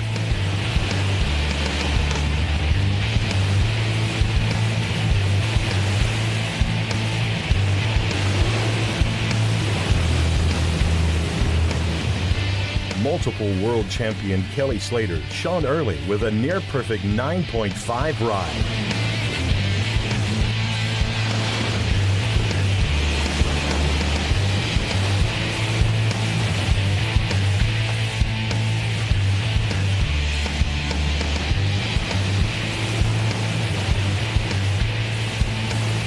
The first round of a WCT surfing contest is not sudden death. 3 surfers compete in each heat. The winner is seeded straight into the third round. Second and third go into the second round. It's in these early heats that surfers might show the form that will take them to victory.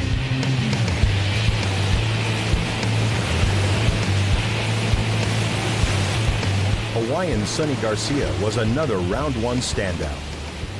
Yeah, I got lucky. You know, I've been out of shape all this year and haven't had too much time to train, and a lot of misfortunes and injuries and all those kind of things. So I have 110% in desire, but you know, my physical fitness is not anywhere near what it should be. And you know, I might have won the heat, but mentally I'm still kind of shaken at the fact that you know, I'm out of shape and I'm overweight. And hopefully, you know, with the jet ski rides and stuff, getting back out should be a lot easier for me. But you know, if I catch waves, I feel I can win. But if it gets to the point where stamina comes to play, it might be a little short on that end.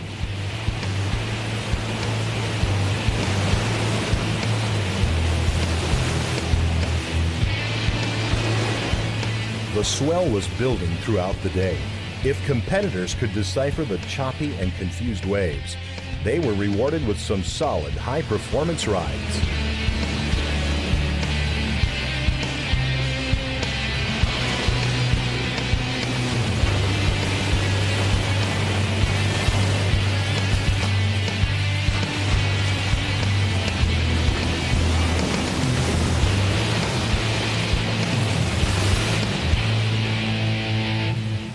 Round 1 was a bit chaotic on the ocean, and things weren't so smooth on land. Reigning world champ Andy Irons was running late for the event after losing his passport just before flying to Australia from Hawaii. His fellow competitors agreed to move their heat to last in the day to give him time to arrive. Rushed, flustered, and jet-lagged, Andy made it to Bells with a few hours to spare. Pretty much just plead and beg and tell them that I need to get to Australia, for the contest. And my dad was on the phone a lot with the senator, and it was just crazy. He was soon thrown into a seething cauldron of white water as the final heat of the day paddled into a booming Bell surf whipped by icy Southern Ocean winds. And he opened with a spectacular wave.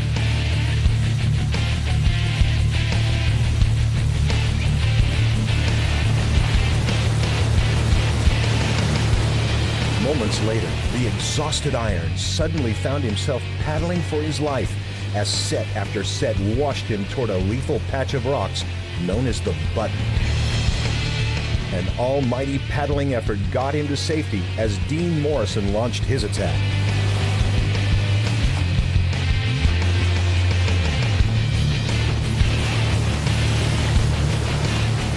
Dean soon found himself in trouble too. After 5 minutes being battered by the waves, Morrison turned for shore and started the second leg of the heat that was becoming more like an Ironman contest than a surf contest. After running the length of the beach, he paddled back through the foaming lineup once more, chasing an 8+ ride as the clock ran down. An incredible display of fitness, but not enough to win the heat. Irons was through to round 3. Dean would surf again in the second round. Everyone was reminded that surfing Bells Beach is never easy. Well, this ocean is definitely very alive. You're dealing with a lot of elements. It travels a long way and comes out of pretty deep water here at Bells. The Arvo before last, a couple of us actually got pumped pretty heavily, and you know, sometimes it's good to let the ocean put you back in your spot and remember who you are and remember that she's the boss. It's tough when you're free surfing, but if you put it in a competition scenario, it makes it even more difficult, just because you know you have that time element, and every wave on the head means a step back, and it's felt like yesterday for me, every step I took forward, I took 3 back, and so you really have to be fit.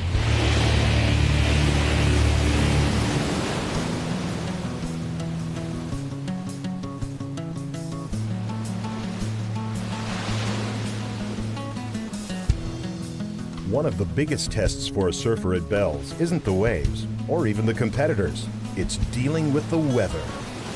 Yeah, the weather down here. It's very moody down here at Bells. It's about -2 degrees, mate. From the Antarctic swells. Got to be tough in a job like this, mate. 1 hour it's raining and 1 hour it's sunny. It can even happen, in the minutes, but you've got to deal with that in heats too. It might turn really rainy and squally, but the waves might deteriorate. You've got to get through that.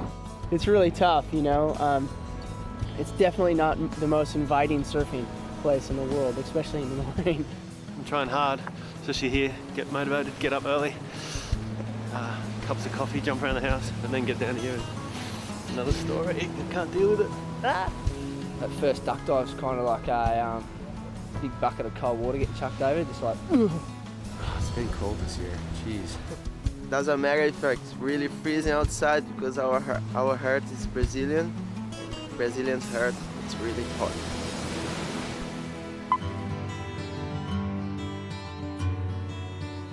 In the pioneering days of Bells, surfers would face the cold dressed only in their board shorts. Sensibly, they soon looked for alternatives. They did wear cut-down diving wetsuits, water skiing wetsuits, football jumpers, plastic bags. Doug Warbrick was one of the locals who led the search for warmth, a journey that started a surfing empire. In the late 60s there, we started making wetsuits specifically for surfers and, specifically to handle the conditions here at Bells Bay. We knew what we wanted. We knew primarily we wanted to be warm, but we wanted to be free to make all the moves and have a nice level of flexibility so we could paddle.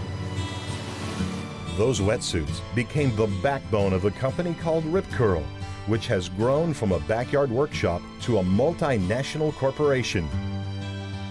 In cold water competition like this, the right wetsuit is a key part of a surfer's armory. Wetties are, it's kind of like a insulative sort of little layer, sort of almost like a little lining, so any little bit of water that gets in, it stays in, so it gets close to your body heat and it stays warm. When you're surfing in the cold weather, your wetsuit's so important. You really got to have a good suit. It's got to be really warm and flexible, and it's almost as important as your surfboard. Normally black in colour, so it attracts the sun and it seems to just keep you that much warmer. Yeah, a couple of mil extra of sort of fat Wetsuits these days are just absolutely phenomenal. You got 4x3mm rubber all over you, and it's that flexible that, you know, it's not even a hindrance. The technology and the development that's gone into wetsuits, say in the last 5 to 10 years, is just incredible.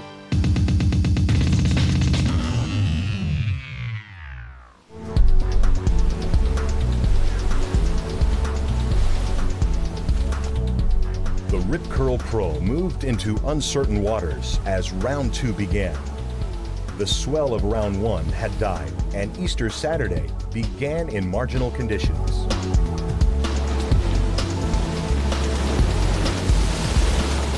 After only 2 heats, competition was called off for the day, but not before the event saw the elimination of world number 6 Michael Lowe by young Aussie Luke Steadman. I just can't believe it hasn't set in yet.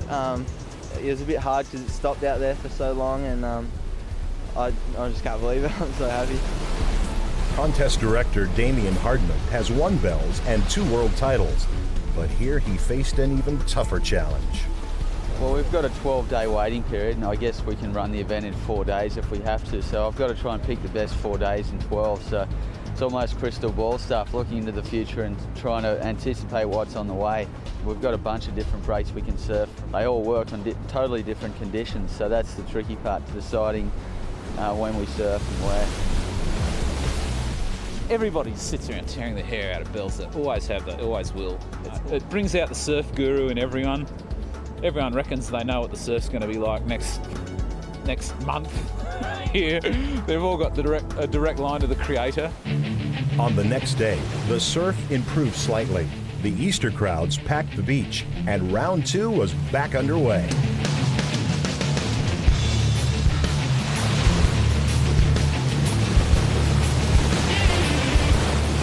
From the second round onwards, surfers compete in 2-man heats that last 25 to 30 minutes, depending on the ocean conditions. A panel of 5 judges scores each wave out of 10, and an average score is calculated similar to ice skating or gymnastics. The surfers' 2 highest scores are counted, giving a heat total out of 20.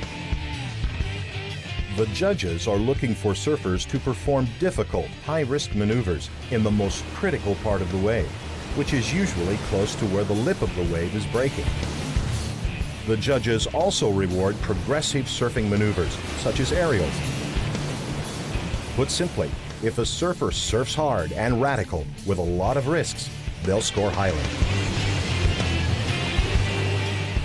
Kelly Slater is one surfer who consistently gets good scores in his heats.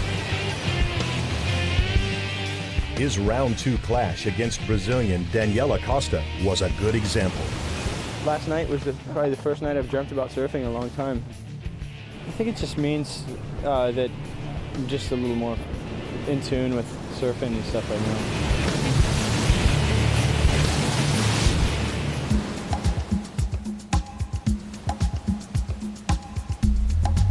Current ratings leader Dean Morrison and fellow Australian Chris Davidson put on a great display in their highly anticipated matchup. The intensely fought battle was a definite crowd pleaser. You know, just take it one wave at a time, and you know, there's not that much pressure on one wave at a time. And if I keep it simple, then you know, it's better for me. So. Brazilians Victor Ribas and Flavio Patarats both advanced to round 3. Ribas controlled his heat with Californian Pat O'Connell from the start, collecting a 7.5 and then 8.0 on his first 2 rides. To create a gap his opponent was unable to bridge. Hawaiian Kalani Robb won a nail-biting exchange with Australian Toby Martin. The world number 13 held the lead for most of the 30-minute decider, but upped the ante with his final 2 rides and posted an 8.17 in the dying seconds. Brothers Shea and Corey Lopez won their respective heats. WCT newcomer Luke Steadman held the lead and priority over Corey until the final seconds. But the world number 12 snuck into a clean right-hander under the Australian's watch and proceeded to belt the lip on his backhand for the much-needed 6.77 score.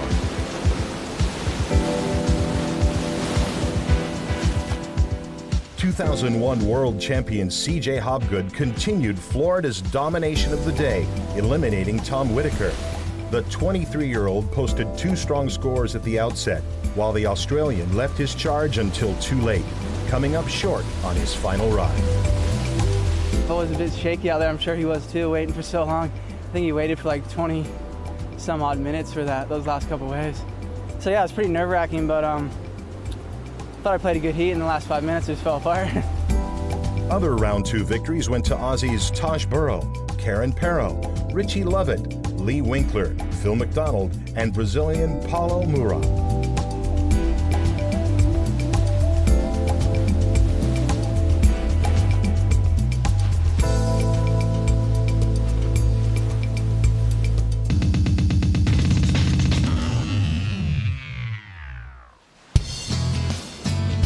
2001 Rip Curl Pro winner Mick Fanning controlled the opening heat of round 3 against Fabio Guava, despite breaking his surfboard in half toward the end of the match. The 21-year-old had already locked in 2 good scores for a convincing victory. I was sort of a bit stressed when I snapped my board, and I was thinking one of those sets that were coming through all morning would come through and get a 9 easy on one of those, but yeah, luckily he didn't catch a wave. Hawaiian Kalani Rob displayed superb form against Paulo Moura. Rob collected a 9.17 and then another 8.1 for the day's highest combined total. For a while, you know, there seems like there's a heat that's there's a lot of waves and then there's not. And I got lucky and got a couple good ones and just got my wax all right, and I was in there. Brazilian Guilherme Hurdy then caused an upset by eliminating world number 4 Taj Burrow from the Rip Curl Pro. As time elapsed, Hurdy paddled into the last set, needing a 7.55, and proceeded to work over the clean right-hander on his backhand. He posted an 8.17 to advance into round 4. Just wait for the sets and try to do something better than 7.5, and come in the end. It was luck. So happy. 6-time world champion Kelly Slater continued his run, eliminating Nathan Hedge. The Floridian built his wave count up prior to the ocean going flat, and then survived a nail-biting finish to claim victory. And I think he was a little frustrated, and it was down on the wire for him, so he was probably knowing that he had to make that wave, you know. So that makes you a little tentative, and luckily it worked out for me. A buzzer, the heat ended, you know, with time on my side. The competition was then put on hold as the swell became progressively worse. The surfers, judges, and contest directors gathered to decide what would happen next. Is this contestable for today or not? If it's not, tomorrow is a different day. We'll work it out tomorrow, and then we try to move or whatever. It's just not happening right now, is it? With no sign of the right swell or wind coming for the rest of the week, it looked like the Rip Curl Pro was about to hit the road.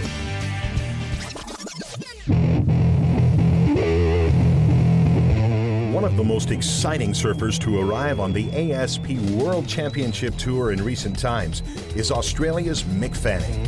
Mick Fanning's surfing has set new standards of surfing performance that only a few in the world can match. Light and flexible, he is one of the quickest surfers in the water, and it's what he does with that speed that sets him apart. Fanning's surfing skills shone early and kept improving, helped by his single-minded obsession with the ocean. Mick wasn't traveling to the top on his own. 2 of his childhood friends were heading in exactly the same direction. Joel Parkinson and Dean Morrison surfed and competed by his side as teenagers. You know, they were 10 times better than me. I used to just see them and go, wow, these guys are incredible. He was pretty all arms, you know, when he was young. It was pretty funny, but we all had our bad points. You know, he was just a full orangutan, just all his arms, but, you know. As he grew up, Mick went from the best on the beach to the best in the country to where he is now, vying to be the best in the world.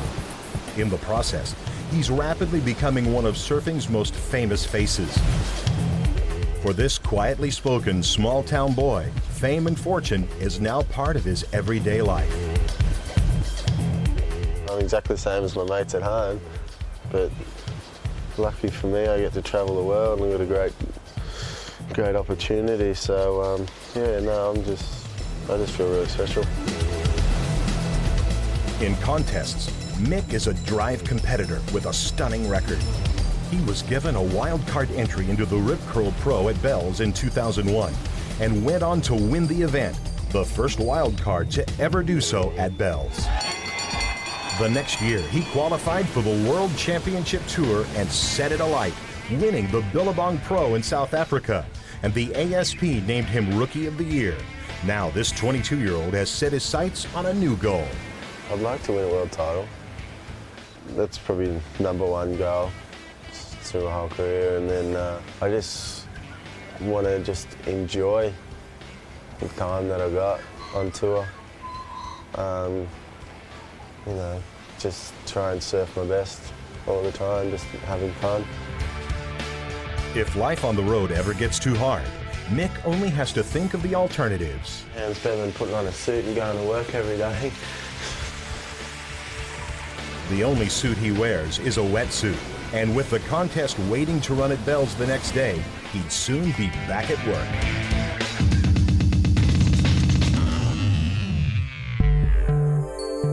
It's an icy dawn at Bell's Beach. As the full moon of Easter shrinks, so does the waiting period for the contest. Surfers and officials gather to check conditions, knowing that there are only 3 days left to find the waves needed to complete the event. The decision is made. The Rip Curl Pro will move 2 hours south of Bell's Beach to a remote beach named Johanna. The morning drive through farmlands and forest is beautiful, but it's what lies ahead that's on everyone's mind. To the relief of everyone, Johanna Beach has waves. Pretty good, actually. Only the right-handers gets better as the tide comes in, but the left out there at the moment is pretty amazing. Looks good to me.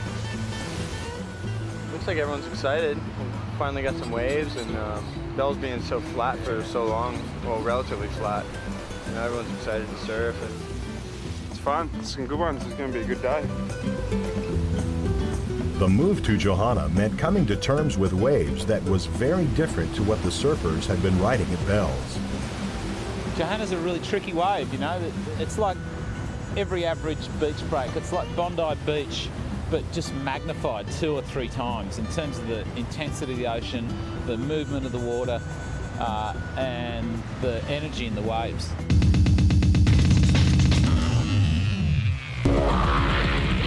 Defending Rip Curl Pro winner and reigning world champion Andy Irons put the strains of his late arrival in Australia behind him to end the run of local wildcard Adam Robinson.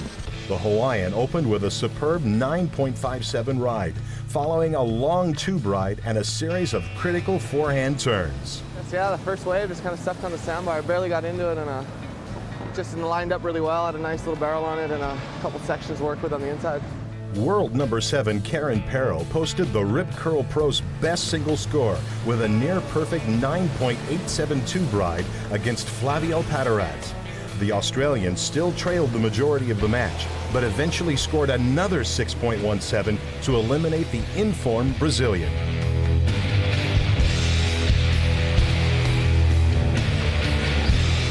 Three-time Rip Curl Pro and 2000 World Champion Sonny Garcia eliminated fellow Hawaiian and 1999 event winner Shane Dorian.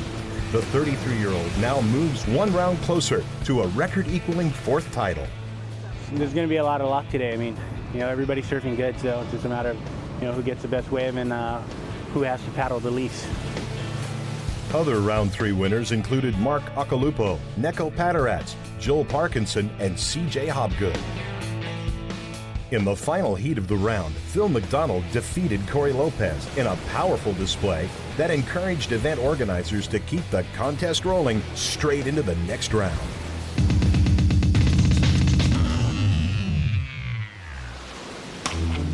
There was still time to surf 2 more heats. Mick Fanning faced Kalani Robb in the first. Kalani had looked good in earlier heats, but Mick was in perfect touch and went through to the quarterfinals. Next, in-form Brazilian Guilherme Hurdy met American Damien Hobgood. Damien's twin brother CJ had won earlier in the day, but this time the Brazilian flag was flying. Hurdy would meet Mick Fanning in quarterfinal number 1. The rest of round 4 would run tomorrow, swell and wind permitting. The move to Johanna had paid off. The ringing of the fabled bell was getting closer. And whether the Rip Curl Pro runs at Bells Beach or somewhere else, it's that trophy that is all important. It's the history of this contest that makes it so special. Surfers have competed at Bells since the early 60s. In 1973, the fledgling Rip Curl Wetsuit Company turned the annual Easter competition into a professional event. You know, they were wild times. It was sort of pioneering times as far as discovering new surf breaks and challenging new waves and new boundaries. It's a bit like the Wild West. 30 years later, this is the longest running professional surfing contest in the world. I think a lot of the spirit is just the longevity. You just develop a certain history and momentum, and the spirit sort of each year grows. As the contest grew, so did the nearby town of Torquay and its 2 local surfing companies, Rip Curl and Quicksilver. From humble backyard workshops, these 2 brands conquered the globe, evolving into huge multinational corporations, turning more than one local surfer into a millionaire along the way. But boardrooms always gave way to boards. There's something down at Bells Beach that everyone turning up. It's like an annual meeting. Sort of a cultural experience for surfing. It's been more than the event. It's a great thing, and I think it's going to go on for a long time, and I hope that I never miss one. With 2 days left in the waiting period of the Rip Curl Pro, the event is back at the lonely wilderness beach of Johanna. First heat in the water would be round 4, heat 3. Kelly Slater versus Mark Akalupo. Kelly had an unexpected matchup with another Australian on the way to the beach. His rental car almost destroyed after hitting a local kangaroo. I don't know, we were just going down the road and all of a sudden this thing jumps out of nowhere and gets right in front of us and bang. You should go interview the kangaroo and see what he thinks about it. While he could joke about it in the car park, the accident was a close call for the champ. Out in the water, it was time to see if Aki could inflict similar damage. Kelly looked unstoppable at the start.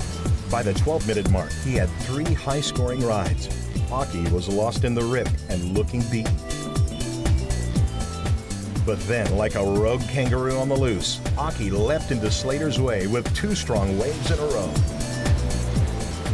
I was that determined to win. I had the best 2 waves of the heat, and I thought just don't think about it and just surf. With 20 seconds to go, Slater had one more chance. The wave didn't come, and Kelly Slater was out of the Rip Curl Pro. Yeah, it was a good battle. He started out getting kind of sucked out in the beginning. I caught a few too many waves, probably a couple I didn't really need, but I just wanted to keep inside and stay in sync, and just didn't work for me in the end. Round 4 continued with the relentless rampaging Brazilian Neko Patarats, throwing his all into a heat with Andy Irons. I've surfed against Nico a lot. I mean, he's always a dangerous competitor, and out there, especially in these kind of conditions, you can make scores out of pretty much nothing. And I was kind of nervous in the beginning, but once I started catching waves, it felt really good, just getting rhythm and really stepped in the quarters. Up next, Sonny Garcia and Joel Parkinson. Let's see, you know, it's hard. You know, you can either have a good heat, and every heat it looks like someone's had a good heat, and the other person's had a bad heat. So I was, lucky enough to cause that person have a good heat, and Sonny had a terrible heat, but he's one of the most fierce competitors on tour, and couldn't give him an inch. His combined 2-wave score was 18.27, the highest of the contest so far. The question now, who was left to stop Joel Parkinson? The rest of round 4 saw American Shea Lopez and CJ Hobgood go through to the quarterfinals, along with Australia's Karen Perrow, who reveled in the powerful conditions.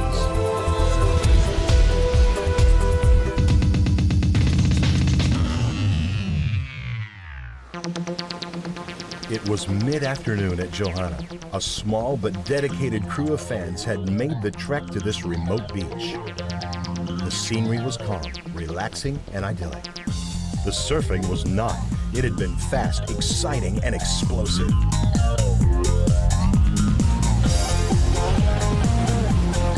Australia's Mick Fanning shaped up against Brazil's Guilherme Hurdy in quarterfinal 1. Fanning's major score was a 7.5. Hurdy stayed close with a 7 in reply. Then Fanning pulled an 8 out of his back pocket. The Brazilian couldn't find a wave good enough to match it. Mick Fanning through to the semifinals for the second time in as many events. Yeah, I got a lot of friends and family, and with Rip Curl being my major sponsor, they always give me a lot of support. And then I got mates that come down from home, so I got a lot of support, and I'm feeling pretty healthy right now. So. In quarterfinal 2, Andy Irons faced Mark Akalupo. Irons came out swinging for a 9 in his first wave.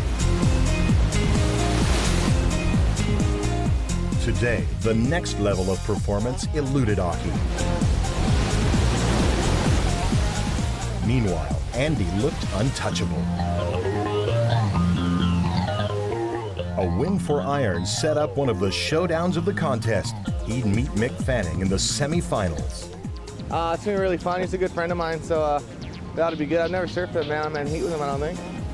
Pretty sure about that, and yeah, it should be exciting. I mean, the kids surf so fast and whippy. I'm, try to do my thing, and hopefully it works out. Stalking Andy and Mick down the other side of the heat draw were Joel Parkinson and Shea Lopez. They met in the third quarterfinal.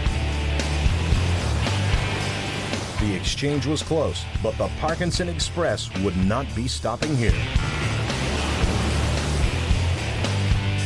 In the last heat of the day, Florida's CJ Hobgood took on Australian Karen Perrow. When the waves pack a punch, both these surfers like to punch back. Today, CJ landed the king hit, racking up the highest heat score of the quarterfinals, 17.24 out of 20. Yeah, man, I'm super stoked. I've never, actually it was funny because I had Kieran in the quarters last year at Bell's, and I needed like a 6-7 for 15 minutes or something, and I never got the score, and I just kept telling myself, I gotta make this heat, and so now I'm stoked, I got him back from last year, and so yeah, I'm stoked about that, and then the next heat, I don't know, I have to wake up tomorrow and see what it offers down here. With the quarterfinals wrapped, an incredible day of competition was over. The semi-final lineup for the Rip Curl Pro was formidable. All the remaining surfers were capable of victory. The surfer who is going to win is the one who's got the most left in the tank, who's given 80%, not 90 so far. And which of these guys has done that? I wouldn't dare to guess. There are 3 sets of brothers on the ASP World Championship Tour. It's easy to tell Brazilians Flavio and Neco Patarats apart, the same with American brothers Corey and Shea Lopez. But trying to separate these 2 guys is a different story. Meet the Hobgoods, CJ and Damien, identical twins born a minute apart. I mean, there's so many brothers on tour that I just feel like another brother couple, to tell you the truth.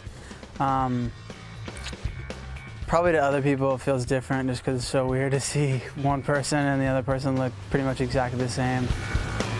From the beach, you'd be hard-pressed to tell the 24-year-olds apart without a heat draw in your hand.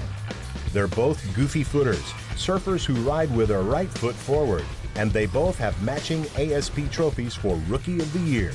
But CJ, who was recently married, went one better in 2001, winning the world title.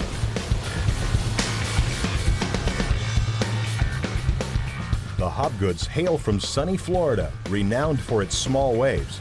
But CJ and Damien have quickly made a reputation for their performances in big surf. Growing up in Florida, you're real hungry. You don't really see too many good waves. So when you do see them, you want to try them. You want to get right on them. So. There's always that adrenaline. When the waves get big, I wouldn't say. It's somewhat comfortable, but it's a good fear. It's a good adrenaline, and we just know that it feels good being out there and feeling that way, and it excites. I know it excites me, and I enjoy doing it. Both practicing Christians, the Hopgoods paddle into their big wave experiences knowing someone is looking over their shoulder. And I think the Lord can help out in anyone's life, no matter what they're doing. They do. He does give you a better perspective on what it's all about. I think the hardest thing in the world would be not to believe in something. To not to wake up and surf Chopu or go to Bells and wake up early in the morning and the sun's rising, the offshore, and there's a couple guys out surfing, I find that hard not to believe in something. They also believe in keeping their feet on the ground, a big challenge for any professional athlete, but one the Hopgood twins have in their grasp. And we'll be washed up in a few years, and maybe a couple people know who we are, but it's just the way a story ends, and that's just the way it works. But right now we're enjoying it, and that's the main thing.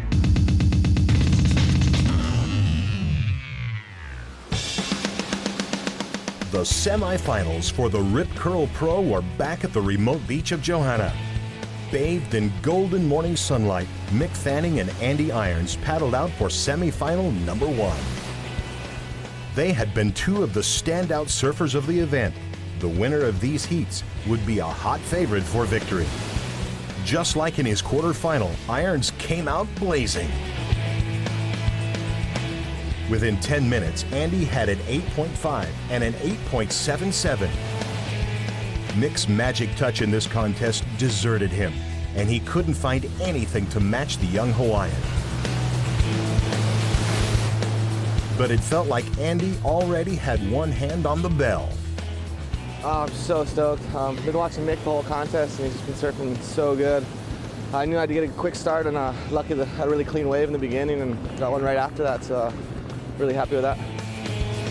Mick Fanning could only stand back and watch. Didn't get any waves. Can't win a heat with no waves, can you? In the second semifinal, 2001 world champ CJ Hopgood surfed against last year's world number 2, Joel Parkinson. Riding these waves is one thing, but working out where they're breaking and how to beat the constant current is another. Being in the right place at the right time would make all the difference in the finals. CJ found that place halfway through the heat with a fantastic wave that scored an 8.57. Joel needed a 7.18 or higher to take the lead. With 3 minutes to go, he found the wave he was looking for, but would it be enough? The scores came through from the judges, a 7.5. He had just snuck ahead, but it was a shaky lead. CJ only needed a 5.33 for victory. His chance came with a good wave in the last 30 seconds, but he fell on his third turn. That mistake cost him victory. Back on the sand, Hopgood was kicking himself for letting Parkinson get away. Happens, I had a big opportunity and I blew it, and all the respect in the world for Joel, but yeah, I had the heat, I just blew it. It was now a showdown between the world number 1 and the young lion who would be. Far out, it's Anzac Day, I can't let it be, country down. I got to go for it, but, Andy's the hardest competitor, I think, on tour, and, I don't want to give him too much credit right now. I'll give it to him afterwards.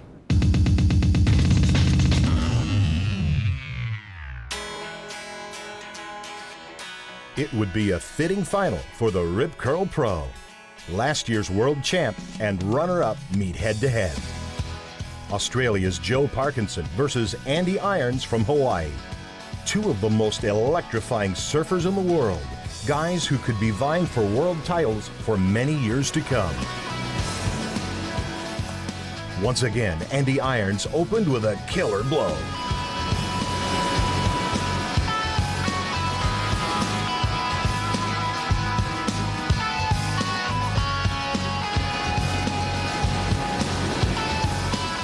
A near perfect score, 9.8.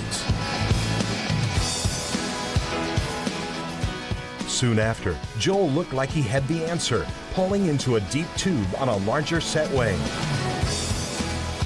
But as he made an amazing exit, something went wrong.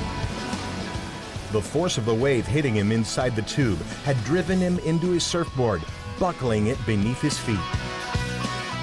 Parkinson's father, Brian, had a replacement at the ready, and Joel was back out there. He soon snuck back into the lead with a 6.73.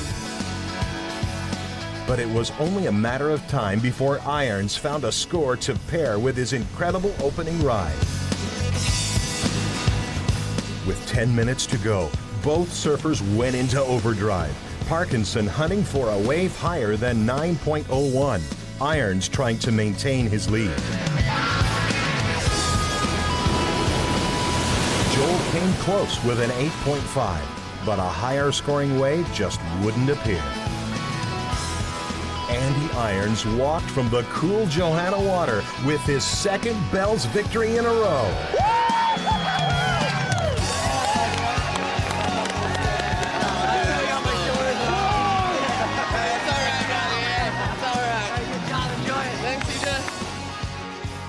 Parko is going to be really hard to beat out there, and I'm lucky that first wave came, really scored with that, and it's just amazing. I don't know, I thought, I got lightning strikes twice. Parkinson was still surprised by his breaking board. Just pulled in a little barrel, and the lip landed on it funny, and as I come out, I just felt it flex, and I was like, whoa. And I looked down, it was just like a banana board, Stayed in a good position again, going this, start of the year, and hopefully we get a better result towards the end of the year, though. But I'm happy. For Irons, it was a time to savor one of the sweetest moments in professional surfing, the ringing of the bell.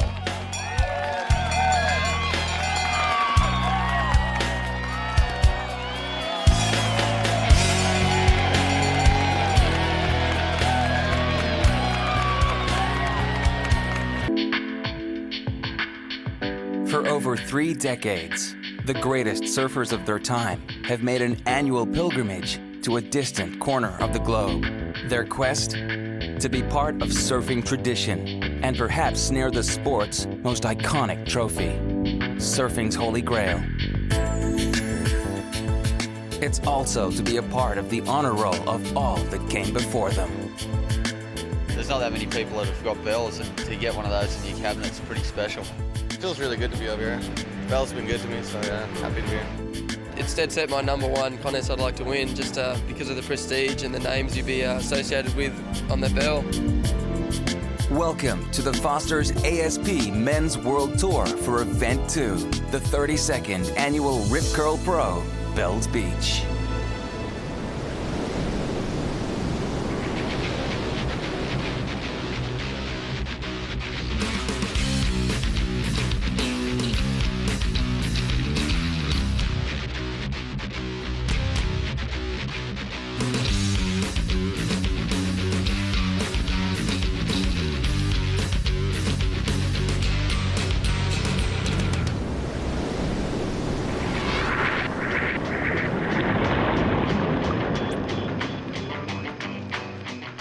Welcome to the Foster's ASP Men's World Tour, where the world's elite professional surfers travel the planet in search of personal and competitive excellence. In Event 1 of the 2004 season, a dark horse bolted through the field for a popular and emotional victory on Australia's Gold Coast. A full day's road trip south along Australia's east coast, we arrive at the icy waters of Torquay for Event 2, the home of surfing's longest-running professional event, the Rip Curl Pro, Bells Beach. Since I was a little kid, I watched guys like MR and Sean Thompson and Shane Around and all those guys down here competing for a bell, and the longest running professional event. It's more well known because you get to ring a bell when you win the event. They want to ring it, and you know what? No one's allowed to ring it. The only people that can ring that bell is the person who wins on the day. There's so much history, and if only the cliffs could talk, you can get a million stories. Surfed as early as 1948, Bells Beach has continued to draw surfers and spectators to its revered cliffs. People have been coming to this festival to be part of the mud and the blood and the beer for, 50 years, more, if you take into account the amateur days. From its roots as an amateur event, 1973 saw the birth of surfing's Wimbledon equivalent and the beginning of pro surfing's timeless southern migration. And as they say, the rest is history.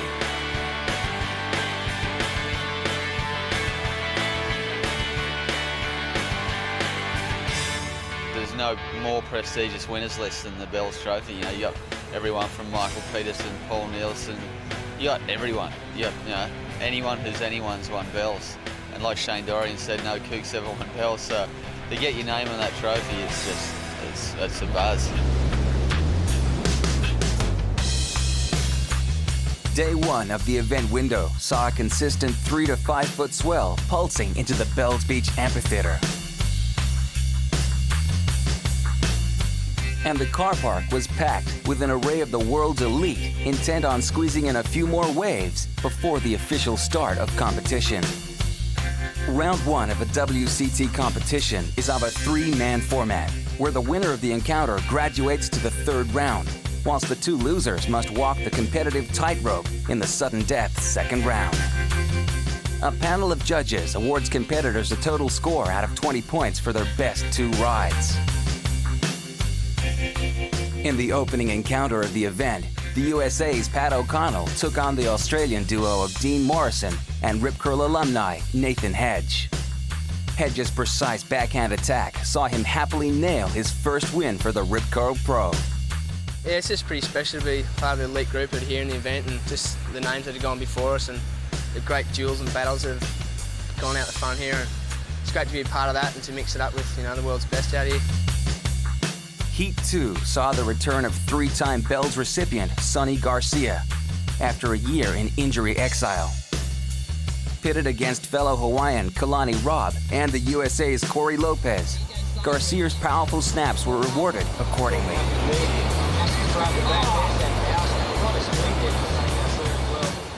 The Hawaiian, confessing he is well off peak fitness, was upbeat about his performance, despite enduring strong head pain during the encounter. First heat in a long time. After my first wave, I got a really bad migraine. Really bad, actually. I wanted to come in. But, I gritted it out, went back out, got a 2nd wave, and it's nice to get a win under belt the first day. Joel Parkinson started his Bells campaign confidently as he easily overcame Paulo Mora and Troy Brooks, bookending his heat with a 9 and an 8.67. I got a runner-up last year, and I got the small bell, so this year I went the big bell. And, I couldn't think of anything better than to be up on that stage ringing that gigantic bell at the end of the 2 weeks. Mick Fanning was pumped to make amends for his shock exit in Event 1 as he took on fellow Aussie Luke Hitchings and Brazil's rampaging Pedersen Rosa. Armed with a new outlook, Fanning was by far the standout and comfortably took the heat. World champion Andy Irons cruised into the 3rd round with his win over Brazil's Victor Ribas and wildcard Ben Dunn. Irons, the current dual Bells title holder, is hoping his good fortune at the legendary break will continue for this year's campaign. Former Bells winner Kelly Slater was another to put on an impressive display against Florida pal CJ Hopgood and trials winner Adam Robertson. With his last win here in '94, Slater is hoping a Bell's form slump of recent years will be rectified at this event. Other notable performances came from the Australian trio of Taj Burrow, Darren O'Rafferty, and Bo Emerton, who all graduate to the third round. Changing up into the man-on-man format for the second day of competition. Round 2 was a munitions dump brimming with explosive upsets. Rip Curl stablemates Kieran Perreault and Ben Dunn were first to light the fuse. Perreault starting strong, but it was his younger counterpart that applied the pressure. The current world under-18 champion showed competitive maturity as he delivered the killer blow of an 8.5 to oust one of the tour's most seasoned competitors. In Heat 3, the tables were again turned by a wild card when trials winner Adam Robertson took on the world number 9, Corey Lopez. Undaunted, Robertson used his local knowledge to devastating effect to end the Bells campaign of the American goofy footer. The later in the set, the more classy they're going to be. Just had to keep my cool and wait for the ones I thought I was going to get a score on. South Africa's Greg Emsley had his work cut out for him when he went toe-to-toe with journeyman Mark Akalupo. Emsley burst out of the blocks, but it wasn't long before Aki's classic backhand assault was being rewarded with 8s and 9s, enough to easily take down the South African. Good test, very scary. I mean, he's a real fluid surfer, you know, he surfs Jeffreys Bay and he doesn't mind bells, and I knew it was going to be hard heat. Joining Aki will be Pat O'Connell and the Brazilian quadrilla of Hurdy, Mora, Monteiro, and Victor Rivas.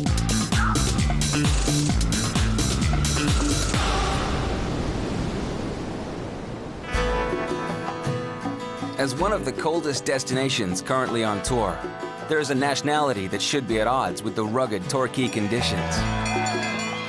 And yet, 6 out of the last 9 Bells have traveled north. A win back in 1976 by the great Jeff Hackman planted the seeds for a tradition within a tradition, which the Hawaiians have continued to honor.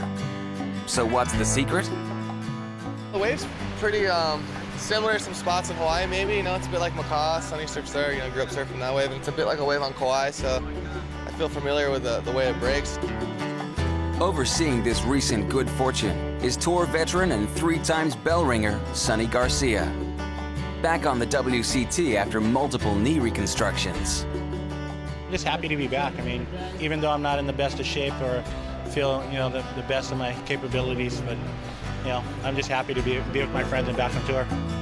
The Hawaiians on tour are a tight, loyal pack, and it's the pride and aloha spirit they carry from the islands that is entwined with their ancestral passion for the ocean. An advantage they feel. In perhaps the twilight years of his illustrious career, the former world champ believes he still has a vital role to play on tour that will sustain the proud Hawaiian spirit and the recent dominance of both the Bell and the World Crown. Played the father figure of all the younger Hawaiians for a long time, and you know, of course, I want to see them all do well, and I'm really stoked that Andy's won 2 world titles. You know, I'd like to help Bruce and Kalani win world titles as well. And for the defending world champ, it's nice to have some of that experience in your corner. Having Sonny there is really important for me and my brother and Kalani, you know, just because he's more of an older brother than a father figure, you know, he's just kind of always looking out for you and making sure everything's fine. As a traveling brotherhood, Sonny's role extends far beyond the rigors of competition, too. Having him not there last year, almost a year actually, was really a bummer, you know, really missed the big guy. And to have him back at this contest especially, I mean, he hasn't missed a beat, and when everyone kind of gets bummed out on the road, you know, he's the kind of guy you can talk to about if you have something going on or whatever. And it's really cool, I got. With a stake in this year's title race, it's a show for which Sonny gladly holds the best tickets in the house.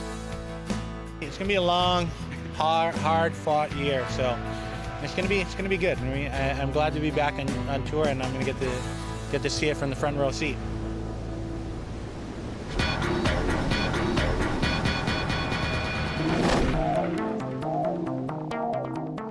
With a light offshore wind and a consistent 4 foot of swell wrapping around the famous Gold Headland, everything was in place for another explosive day of competitive fireworks. Having nailed the highest heat tally of the first round, Joel Parkinson continued in scintillating form against Eric Ribière.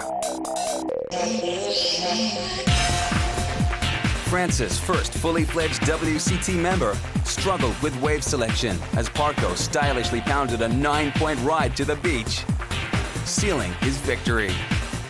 When you don't have priority, you don't expect to get 9s, you know. So by the way I looked at it, I was like maybe a high 6, maybe a 7 if I surf really good on it. But you know, you never know what a wave's going to do, and it just turned into a jam. Rip Curl's favorite son, Mick Fanning, was next to do battle with the former local, Troy Brooks. Brooks, who was on the Foster's ASP Men's World Tour as an injury replacement, summoned all of his local knowledge to put away this 8+ ride. But Fanning proved too strong as he laid down a heat-defining 9.6.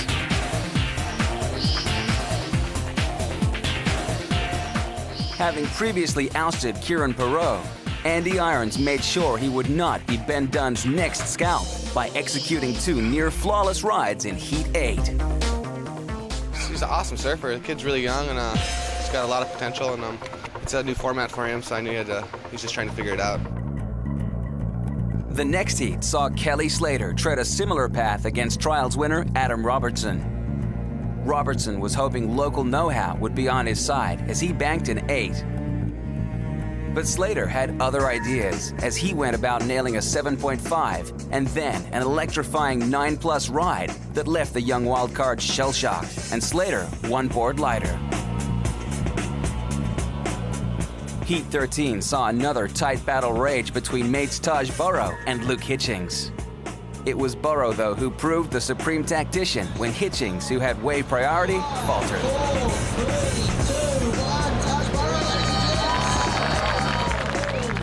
I looked at my watch and there was 45 seconds. There was one wave popped up and Hitcher had to go because I needed to score. And he went, and luckily with only a few seconds to go, there was one more. And I just had to milk it for the score and I nailed it. So stoked. Heat 15 was a drama-packed affair as tour veterans Taylor Knox and Sonny Garcia paddled out in the chilly conditions. Garcia was quick off the mark with a 7+ ride. But back in the lineup, it was obvious Garcia was again being troubled by head pain. Still ahead in the heat, Garcia caught one to the beach where the drama unfolded as he dropped to his knees. Kids, if you guys could just stay clear of Sonny Garcia, please.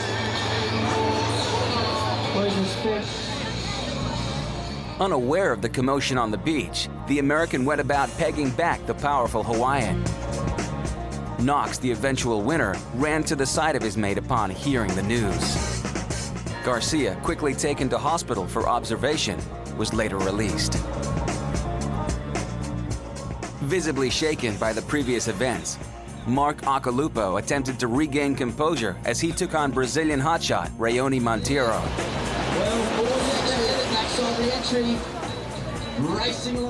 Drama of a different kind followed as Aki waited until the dying moments of Heat 16 to challenge the young Brazilian.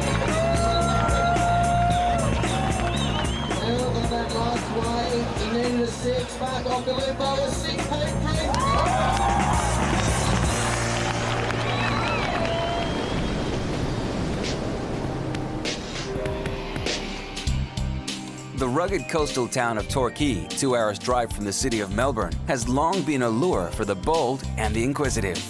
A bustling weekend destination for adventurous Aussies, the Surf Coast, which Torquay is a part of, has a rich surfing bloodline dating back as far as the 1920s. The fact that 2 of the globe's surf apparel giants sprang root from these very shores may be some insight into the rustic lure of Torquay, and the powers that be agree. The site itself, it's a surfing reserve. It's World Heritage listed. It's also a national marine park. The Point Addis Marine Park extends from pretty much Winky Pop down to beyond Point Addis. Even our touring pros are blown away with how the locals embrace both their surfing legacy and their environment. It's good to get down here and see how excited everyone gets and how just Victoria in general embraces the ocean, their surroundings and the environment. That's a rare thing to find. Also paying homage to that history is the Surf World Museum. Our guided tour from one of the cultural linchpins of the region. My name is Doug Warbrick, founder-director of Rip Curl. I'm sometimes better known as Claw, and we're here in the Surf World Museum in Torquay, just having a look through some of the memorabilia here and some of the great old surfboards.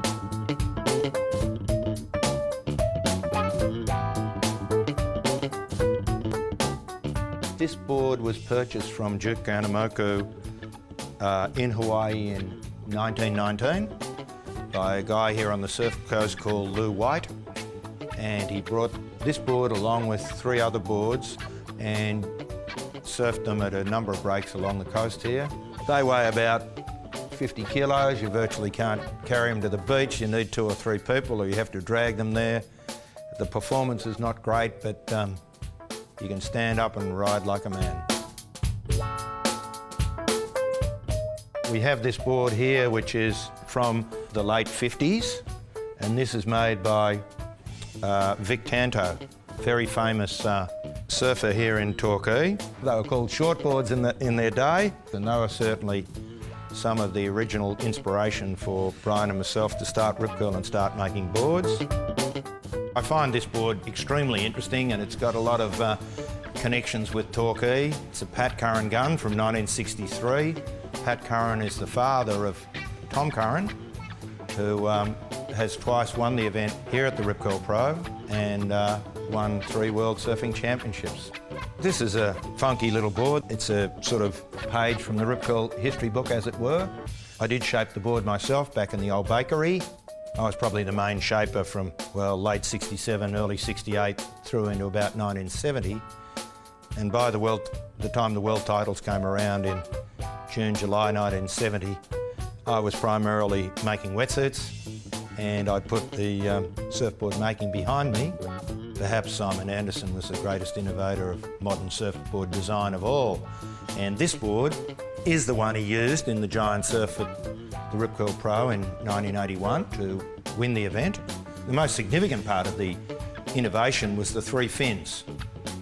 And you can see the original 3-fin thruster. They were the first thruster design.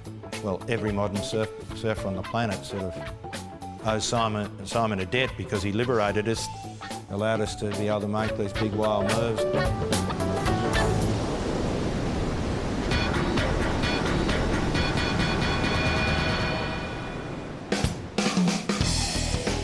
Round 4, and the contest director Damien Hardman kept proceedings rolling on out of the drama-induced 3rd round. With the draw now trimmed to 8 heats, 10 of the top 20 were still in the running for surfing's most iconic trophy.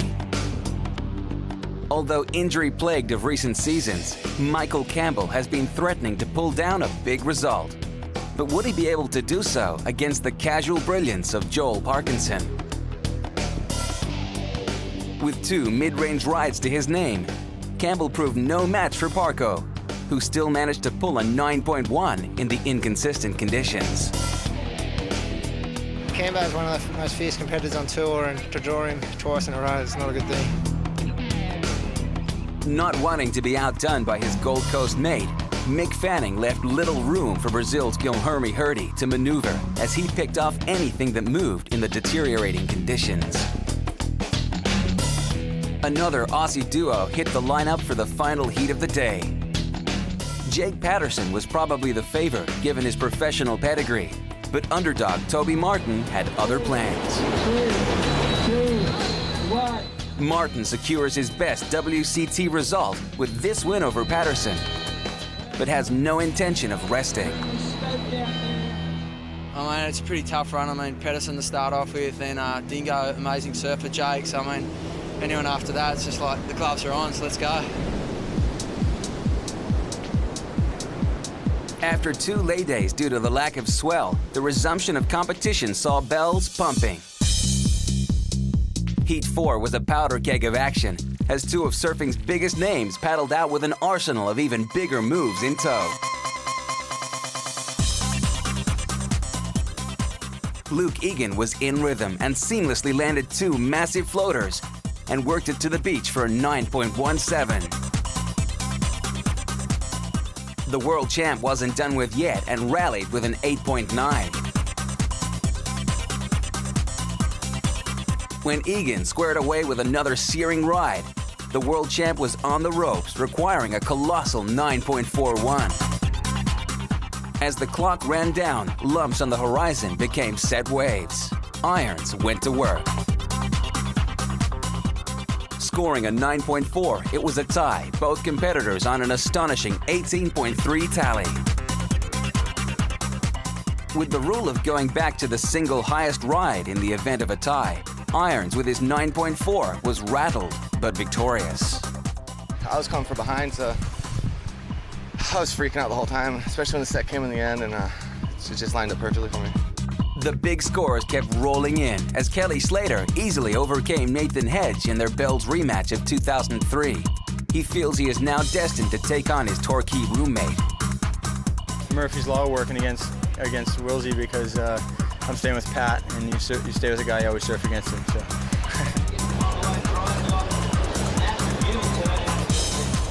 Incredibly, Kelly's words rang true as an ecstatic Pat O'Connell overcame stylish natural footer Danny Wills. We just got here as the contest started, and I didn't know what board to ride, and just the waves are so perfect it doesn't matter. It's the best I've ever surfed out here, and I feel blessed to have a heat in conditions like this because I've come here for 10 years, and that was the payoff right there. Taj Burrow dashed the Brazilian Bells aspirations when he outclassed Paulo Moura. Growing in confidence, Burrow looked unstoppable with his 17.5 tally. Felt a little bit shaky, even though I did get a couple of big scores. So when the tide comes in, it's kind of a little bit full and bumpy, but you just got to pick the right sections to turn on, and yeah, I can't really complain. It's pretty good.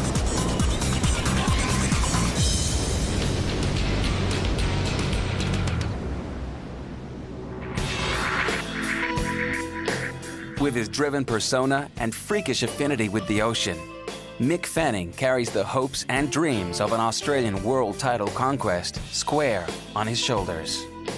And those in the water with him can't help but feel it. Expect Mick to be a threat, for sure. Mick also is right there on that level. I think Mick wants it more, it feels like to me, when I surf against him. Poised to deliver on those predictions with consistent results, Fanning has continued to spiral up the rankings to finish last year at a career high of world number 4, despite enduring a winless season. Probably the most consistent surfer on the tour, getting so many thirds and fifths, and if a couple of wins had broken through last year, he would have also been up there fighting for the World Championship a bit harder than what he was. So if Mick can get an early lead, he'll be definitely hard to beat. But with just 2 extraordinary years in the big league, Mick was beginning to show the strain of a prolonged and intense focus as Season 3 rolled in on home turf. In that event, I pretty much lost before I even paddled out against Luke. I just was in the total wrong mind frame. It just was angry, like even before I paddled out. I don't even know why, and just didn't enjoy it at all.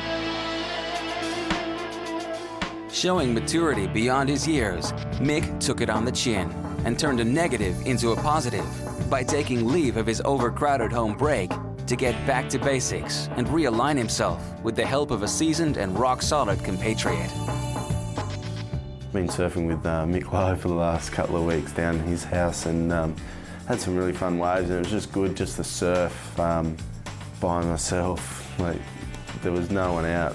We'd be surfing a place and there'd be like 2 or 3 guys out, and it was just like, oh, this is heaven. This is epic, and he's going, oh, it's crowded.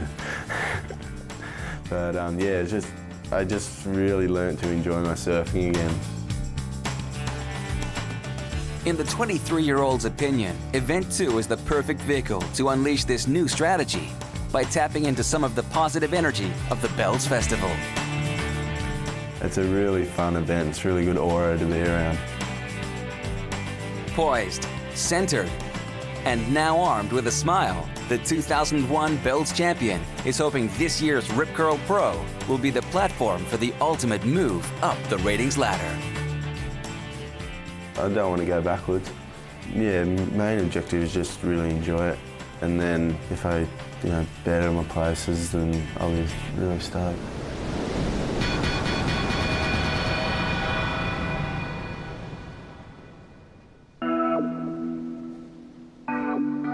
The new morning revealed glassy 4-foot conditions at the Bells Natural Arena. With the final day of competition at the Rip Curl Pro poised to begin, the final 8 were fine-tuning their equipment for the day's battles. By sunset, yet another surfer would join an illustrious list of winners dating back to 1973. Surfing only one previous WCT encounter together, the atmosphere was electric as 2 of surfing's brightest young hopes paddled out in front of the hallowed cliffs. Close friends on land, Joel Parkinson and Mick Fanning briefly suspended that as the heat siren rang. Parkinson struck first in the clean conditions and stylishly sliced his way to a 6 as Fanning roamed. Parko upped the stakes with his next ride and banked a 7 with the judges, as Fanning finally found a 5.6 to build on, his elastic frame whipping turns out of the pocket. But Fanning seemed out of sync, choosing inferior waves to Parkinson. Parko pounced on another set wave for a 6.5, leaving Fanning with little reply. The last time we surfed against each other was Japan, and I got him there too, but only just, and wasn't in very good waves there. And again here today, waves didn't really pump for our heat, but I'm sure he'll get his vengeance back. Heat 2 was a David and Goliath battle as the world number 42 took on the might of the world number 1. Andy Irons was again in devastating form, from the outset nailing a succession of high-scoring maneuvers, as Toby Martin gathered himself and searched for a bankable ride. Backing this up, the Hawaiian was again relentless, this time awarded an 8.5. When Martin landed a 6-point ride, it was a case of too little, too late. But the experience will no doubt pay in dividends for the Australian underdog. Toby's a really smart competitor. I mean, usually he's really patient and waits for the right waves, and that heat got kind of edgy. It seemed like he caught a couple inside waves and might have cost him the heat, but yeah, I knew he was going to be a tough guy, and I'm just glad I beat him. Heat 3 was another intense battle as 2 more friends went toe to toe. Pat O'Connell knew he would have to pull out all stops to overcome his Torquay roommate. The American did just that and powered his way to 7.5 with his trademark hacks. Obviously capable of more, Kelly Slater countered with a 6.5. O'Connell picked off another wave under Slater's gaze and once again went to town, consolidating with a 7. Slater waited patiently out in the lineup, requiring an 8. As the clock ran down on the wave-starved affair, O'Connell peered over his shoulder as bumps on the horizon materialized. 4, 3, 2, 1.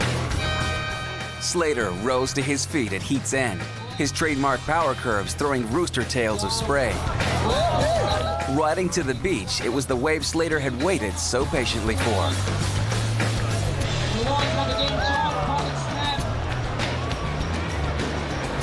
Kelly Slater going all the way through to the inside. Great wave. The only question is going to be, did he get up in time? It's an amazing wave that's ripped it all the way through. Well, the news is Kelly Slater got up after the hurdle. Doesn't count. Pat O'Connell goes through. With Slater denied, O'Connell in disbelief moves into the semifinals. That was a tough heat. It was, I'm really happy I'm getting the results. I didn't want it to happen like that at all, you know? Quarterfinal 4 was potentially another dynamic affair, with Mark Akalupo facing off with teammate Taj Burrow. Tactics went out the window as the ocean went flat. Burrow the first to score, though, with a whopping 9-point ride. Aki replied, this ride his first for a 6.67. But when Burrow struck again, this ride sealed his semi-finals berth. It was really inconsistent, and I was just really lucky to get the one good wave at the start. You know, that was probably pretty much the only good wave of the heat.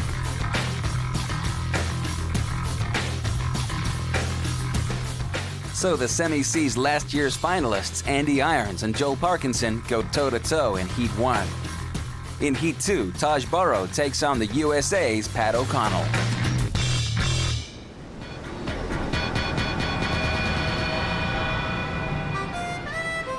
At surfing's sacred site, Bells Beach, dual recipient Tom Curran stands tall as one of its cultural totems.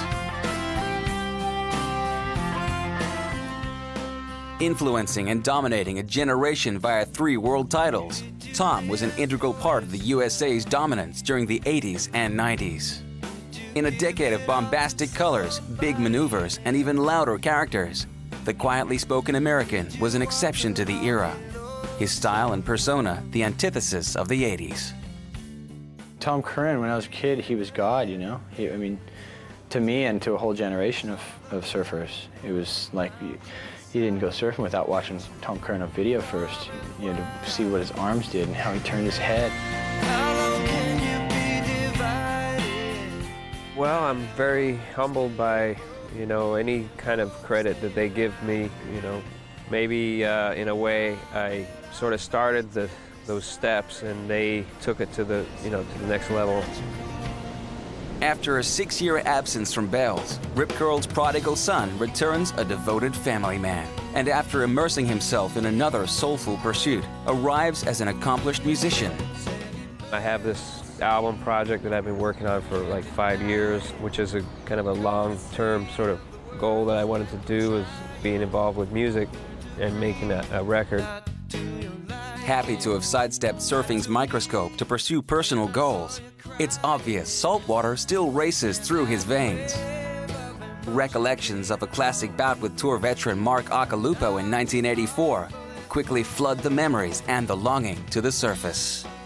I got so many rewards back then, and I think Aki kind of missed out on those at the time. For him to come back and do as well as he's doing now, I think is very inspiring. Kind of wish, in a way, that I could be on some kind of a comparative level. A two-way street, it seems, as an eager spectator was there on the cliffs as Tom took part in the precursor to the main event, the trials. I was watching Tom surfing the trials, just dreaming that he'd get through and maybe have a heat again. With his solo project put to bed and his family now firmly established, the triple world champion is ready to come out of self-exile to re-embrace his first passion. In doing so, Thomas returned to the Rip Curl family, whom he's had a long and prosperous relationship with since his early teens. We've always been close to Tom and he's always been close to Rip Curl, and we were very proud this year to re-sign Tom. In the sponsorship arrangement, it's like, rather than re-signing, it's really like bringing Tom back into the Rip Curl family. Curran's new role with his old friends is all about Tom just being Tom. My plans now are really to surf a bit more and, you know, doing shows here and there, doing some more traveling and competing as well. And in the 39-year-old's overtly humble manner, a potentially guiding hand for the ever-growing stable of Rip Curl thoroughbreds. One of the main roles that I will be involved with is giving whatever input I can to these guys who are, you know, competing for world title points. In an industry that can now afford to support its heroes and legends, Tom's return will see surfing's cultural stocks greatly replenished.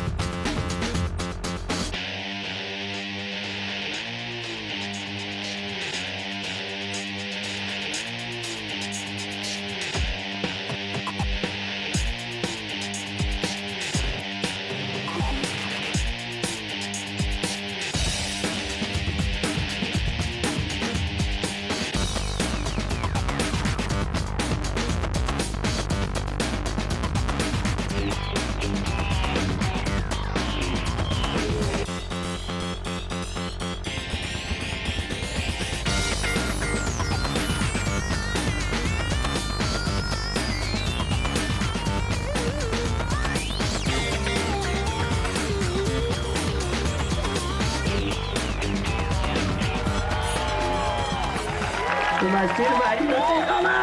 The Fosters is out. Oh, look at that. What a treat.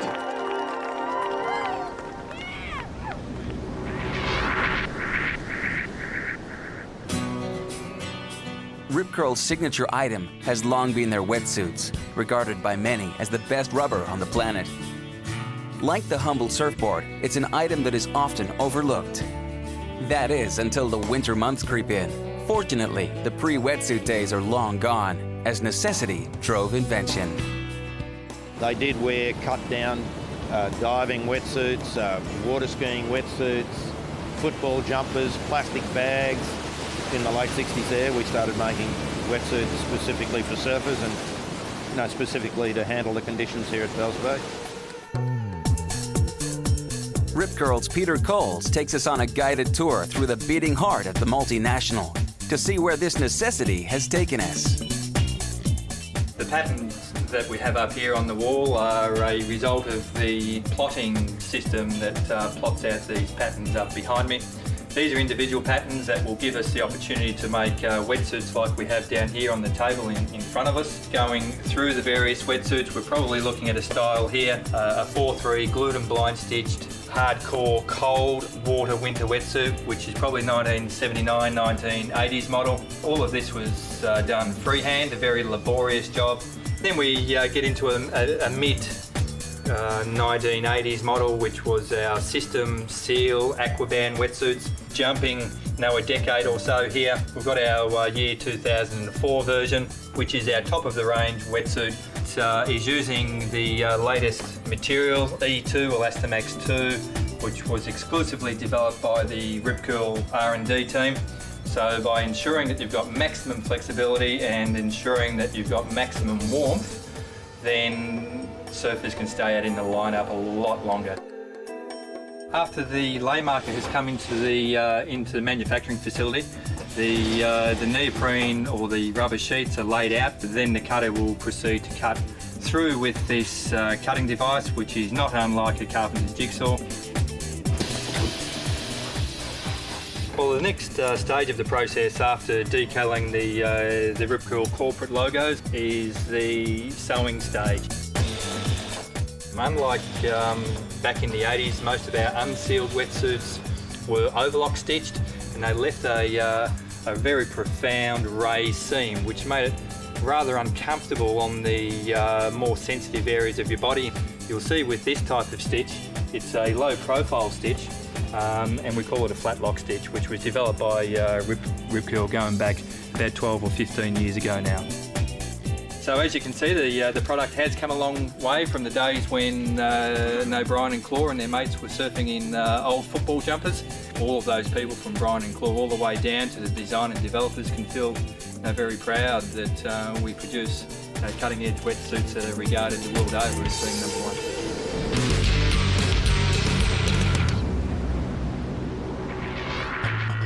Semi-finals, and with conditions remaining clean but inconsistent, strategy would be the decisive factor.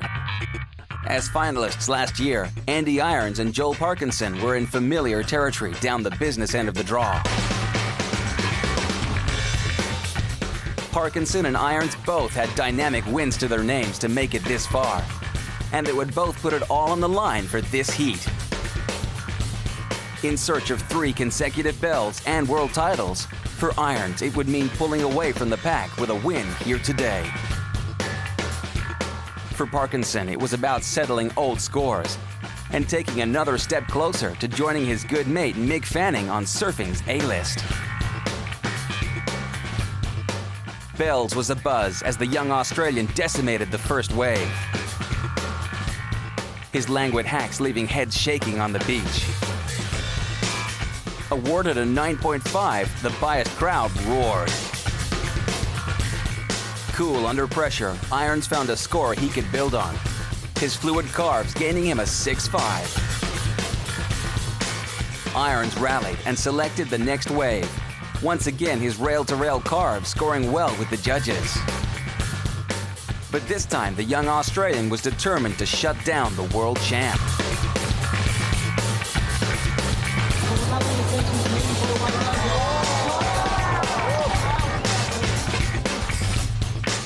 Irons, realizing that he now needed a near-perfect score, opted to come in with 8 minutes still on the clock. Despite this, the world champ had nothing but praise for his stablemate. He's just really patient, sat there, another set came in, and he got another one, got a 10 on it, so I was pretty much just pretty smashed. I had a perfect heat, and it seemed like the waves were slowing down, so I said come in. Whew. I thought my 9.5, you know, thought if I could just back it up with a 7 or something, you know, I'd be stoked, but to get a 10, I think a pretty crappy bells was, you know, something I never thought I'd be able to do. The fate of an American Bells win now rested on the shoulders of Pat O'Connell. He was the only man standing in the way of an all-Aussie whitewash.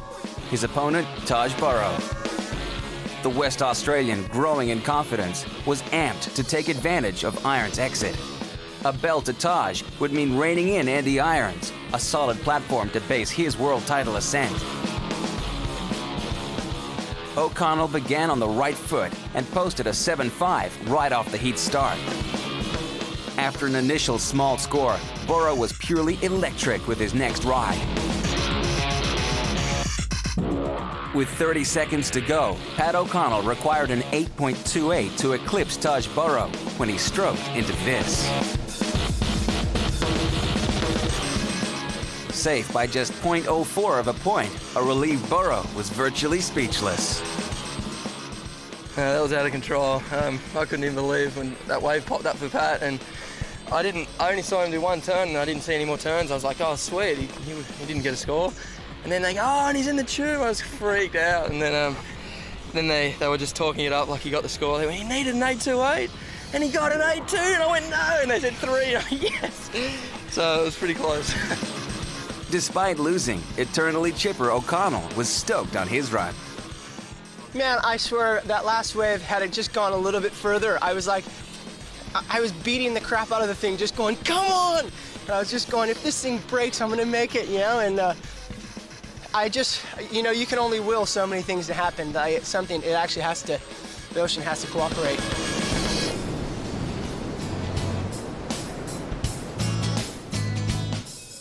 The final of the 2004 Rip Curl Pro shapes up as an East Coast-West Coast battle, with Taj Burrow taking on compatriot Joel Parkinson.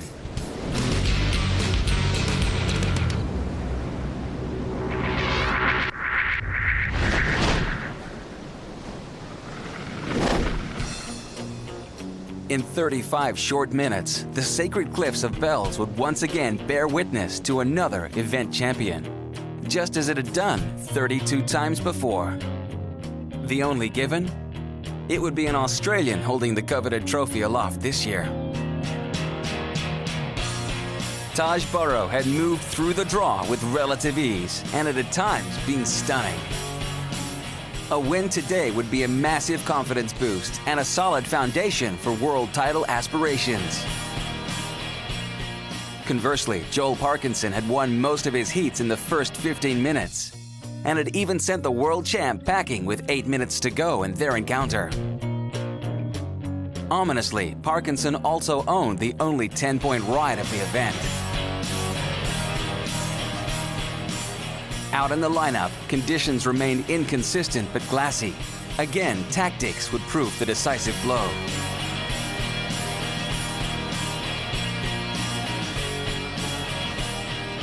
As he'd done all tournament, Parkinson snuck into a walling right-hander and unleashed at heat start. An ominous start, Parkinson's progressive move scoring a whopping 9.63.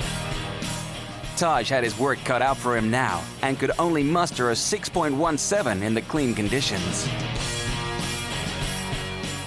It wasn't long before Parkinson stroked into another Bells freight train and went to work. His fluid power carves consolidating his first ride, this time for a 7.5.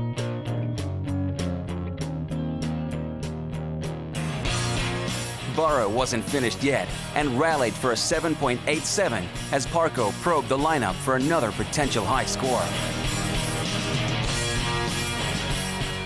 Holding priority and requiring a 9.27, Burrow waited patiently for the sets to arrive. But as minutes waned into seconds, it was obvious to all that Joel Parkinson would be the next recipient of surfing's most coveted trophy. Congratulations. Joel Parkinson, you see that card was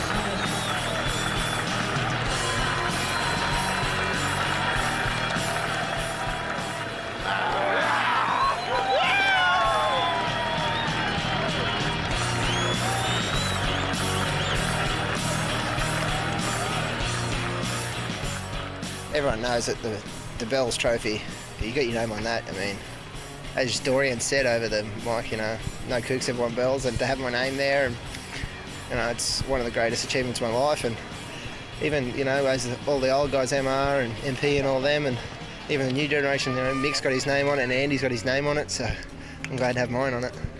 It's pretty hard to get a comeback, to make a comeback when it's that inconsistent, and especially when Joel got a 9.6 first wave. Makes it a pretty hard task, but yeah, all I can do is try, and I got within range, but just, yeah, inconsistency nailed me, so nothing I can do.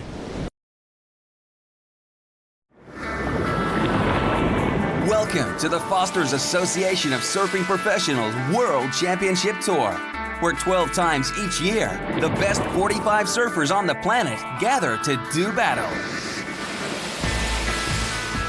After a season of taking on the best and sometimes most dangerous breaks on Earth, the title of World Champion goes to the victor.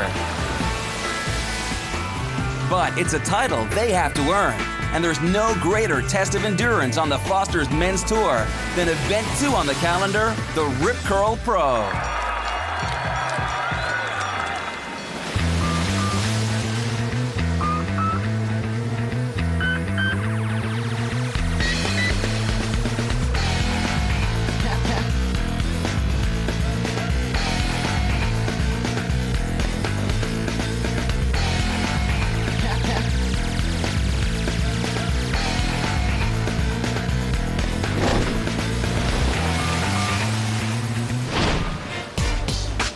In this show, we'll relive one of the great comebacks in surfing history. It all worked out good, and I guess hard work really pays. We'll also see which all-time great is trying to do something that no surfer has ever done before. I still enjoy competing, and I feel like I have, you know, some more to do. And of course, we'll find out which of the 45 elite surfers on the Foster's Men's Tour will get their hands on the most recognizable trophy in the sport, the famous bell.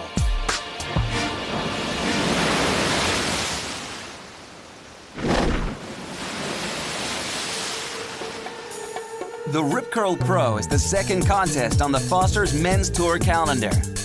Before we head to Bells, let's recap Event 1 on Australia's Gold Coast.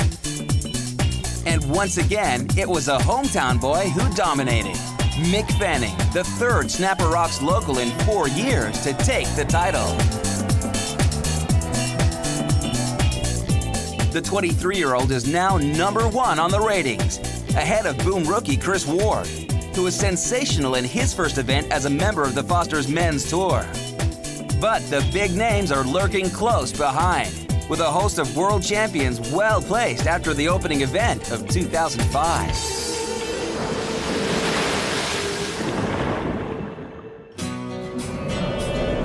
From Australia's Gold Coast, we head south to the town of Torquay, home to one of the most recognizable surf locations on the planet, famous Bells Beach. The partnership between Rip Curl and Bells is one of the most successful in the sport. The two have combined to provide the world's longest-running professional surfing event. You know, there is a lot of tradition down here, and I mean, the Rip Curl Pro has been running since '73, but there's been events at Bells, of which Rip Curl were involved with, well before that. The first Bells Beach Easter Rally was run in 1962, and the surfing fraternity's Easter pilgrimage to the sleepy coastal town of Torquay has been a fixture ever since. In fact, it's surfing and the tourism that it brings that is the lifeblood of the town all year round. A quick drive down the main street of Torquay is confirmation of that. So for Rip Curl, it was founded in 1969, and Quicksilver not far after, would not have been founded in Torquay if it weren't for Bells Beach. I mean, Bells Beach is where it all began. We say, born at Bells. You know, it's sort of the birthplace of surfing in Australia, basically. All the companies, you know, it's got a really good feeling about it. It's almost like coming home. And the history and tradition of the Rip Curl Pro is further enhanced by one of the most recognizable and sought-after trophies in all of surfing. To ring that bell would just be the most amazing feeling, and yeah, it's such a long-standing event, and there's just so much prestige around it.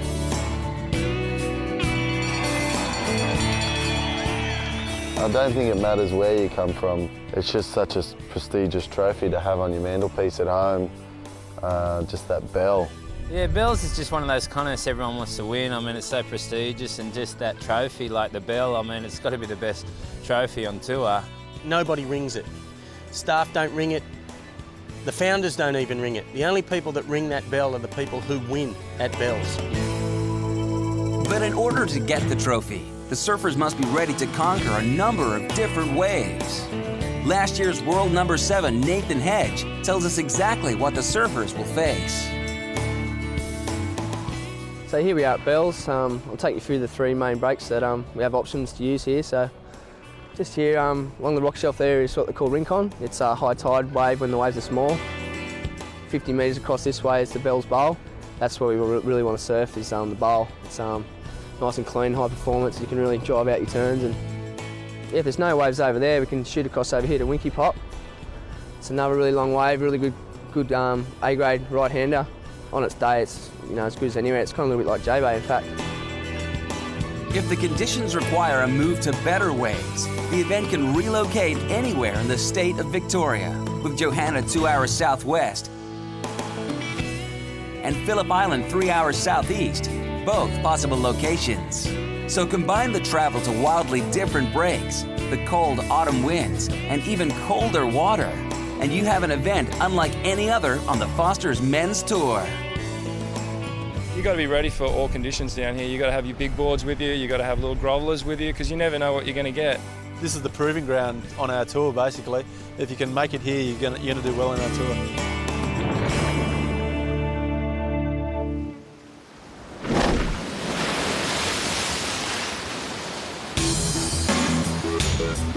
Before we head into round 1, let's find out how the World Championship Tour, or WCT for short, works. Surfers are given a score out of 10 for each wave ridden. Their best 2 waves in each heat are combined for a total score out of 20. The further a surfer advances at each of the 12 Foster's Men's Tour events, the more ratings points they get. At the end of the year, the surfer with the most points from his best 9 events is crowned the ASP World Champion. As the waiting period for the Rip Curl Pro opens, the top 45 are chomping at the bit to get going. But the only problem is, there are no waves. Where's the wave, man? The contest is scheduled to run over an 11-day waiting period, so a flat swell over the first couple of days is not a problem. That's just Mother Nature, and that's an aspect of the sport that we have to deal with week in, week out. Some weeks it's 10 to 12 foot and huge, and other weeks it's flat. But it becomes a more pressing issue when the lean spell continues. Exhausted all avenues of keeping the boredom away. Re-waxed every board I got, cleaned them all up. Vibe of the whole contest is still pretty good, but it's just that the waves are crap.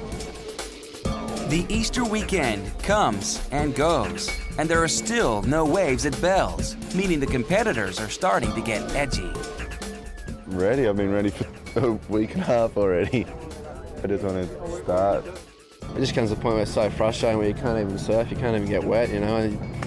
It's definitely hard to keep focused. It's been like 6 days now, no waves and no competition.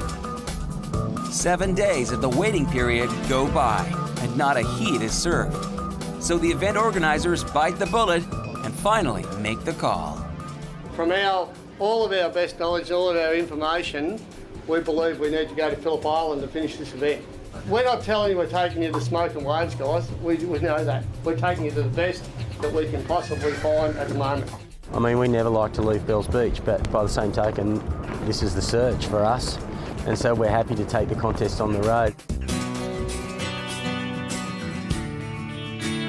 So with 4 days left in the waiting period, the entire Rip Curl Pro relocates 3 hours southeast to a new event site at Willamai Beach. Well, I think the beach breaks that we've got here on Phillip Island are a little bit like France, that they are really affected by the tides more than anything. So you can be surfing one break at one end of the beach at, say, 12 o'clock and you come back and that bank's not even there. So I think it's mainly tidal affected, but it does pick up a lot of swell and it's quite punchy, so most of the guys really enjoy it. That means round one is finally on.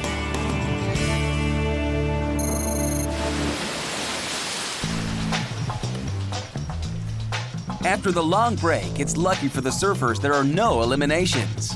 The winner moves straight into round 3, while the other 2 competitors are relegated to round 2, where man-on-man sudden death begins.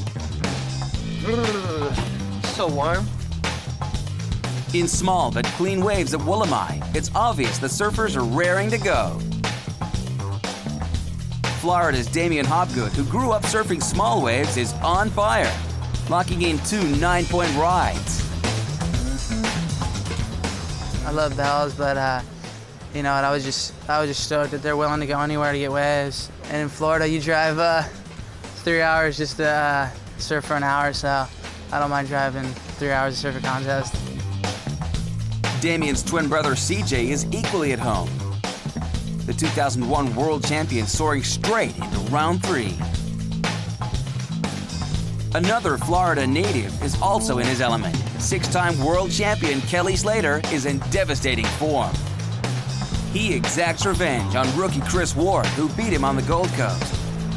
The win comes despite the fact Slater undertook a very different Bells preparation to the rest of the 45.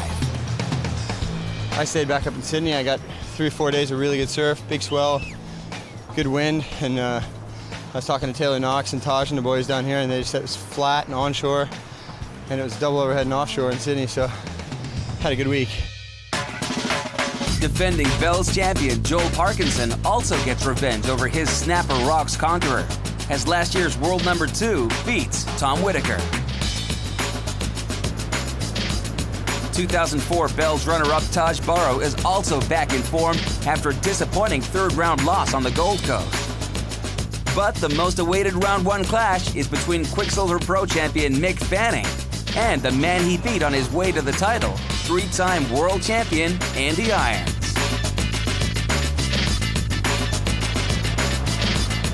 The Hawaiian fires the first salvo, sending a message to the former WCT Rookie of the Year.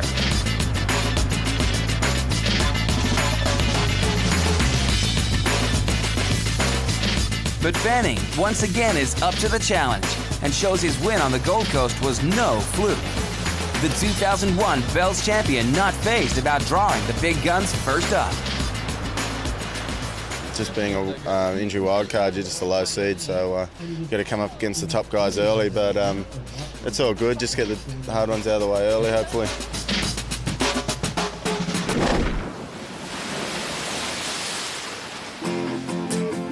As we've just seen, Mick Fanning is the current world number 1 after taking out the season opening Quicksilver Pro on the Gold Coast.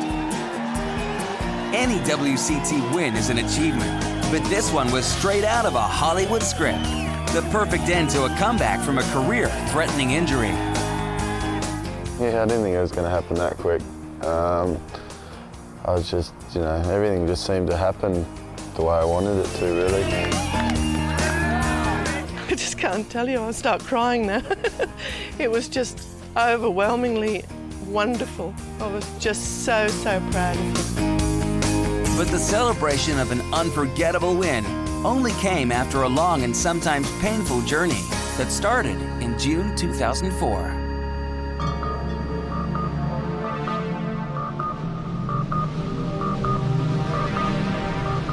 I did a floater, and as I came down, I did the splits, and the wave hit me in the back as well. So you totally just popped off my hamstring, pulled the muscle off the bone. Mick has already achieved a lot in his young career, including multiple contest wins, the WQS title, and the WCT Rookie of the Year award. So the injury represented his first real setback in surfing, one that would leave him out of the water for almost 6 months. You wouldn't wish that on your worst enemy, let alone one of your good mates. But the 23-year-old never gave up and set about his rehabilitation, determined to come back better than ever. All the stretching, all the squats I had to do were just, I know everything that I've done every single day. Just such an amazing attitude to actually say, well, I've really got to come back and do everything I can to right this injury, and that's exactly what he did. Once he got the all clear, Mick had plenty of catching up to do. I would get up at 5 o'clock and ride to the beach and go surf, and just to have that feeling again of standing up and going across the wave was amazing. From there, his recovery accelerated at an amazing rate. Even in December, when he was just coming back, it only took him like a month to get back to surfing at 100%, and I was like, well, he's going to be hard to beat. Parkinson's words prophetic as Fanning stormed through the early rounds at Snapper Rocks, leaving the best surfers in the world in his wake. After the heat with Andy, I said, oh, Mick, well done, you've done so well. He said, you ain't seen nothing yet. He's probably stronger than what he was before, and I think it made him realise how hungry he was. So, I mean, it's probably, it was a blessing in disguise, I think. That's what sport's all about. It's all about grit and determination and overcoming adversity. Back to his devastating best, and after the perfect start in 2005, Mick now has his eyes set on the ultimate prize in the sport, the title of World Champion. But he'll never forget the support of those who helped him get through the tough times. My whole family, really. Everyone was there just ringing me up each day, supporting me, and yeah, even just random people in the street would just, come on mate, you can get back there. It's even just saying those little things, even though people probably don't think about it too much, it all meant heaps to me.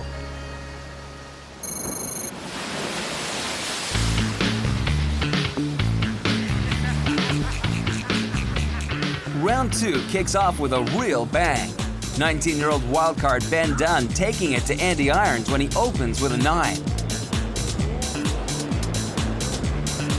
Andy gets back in front, but Dunn only needs a 6-point ride to score the biggest win of his career. With priority in his favor, the Aussie rolls the dice and plays the waiting game. But the surfing gods are not on his side, and the world champ moves on, but only just. I actually looked like the rookie probably. I was catching a bunch of smaller waves and falling a lot, and he was really patient, waiting for the open wave, so if he would have got a wave, who knows, he probably would have got the score. The wildcards are causing plenty of trouble. Brazilian Jean da Silva has Luke Egan on the ropes. The Aussie chasing a 7.27 on his final wave to scrape through.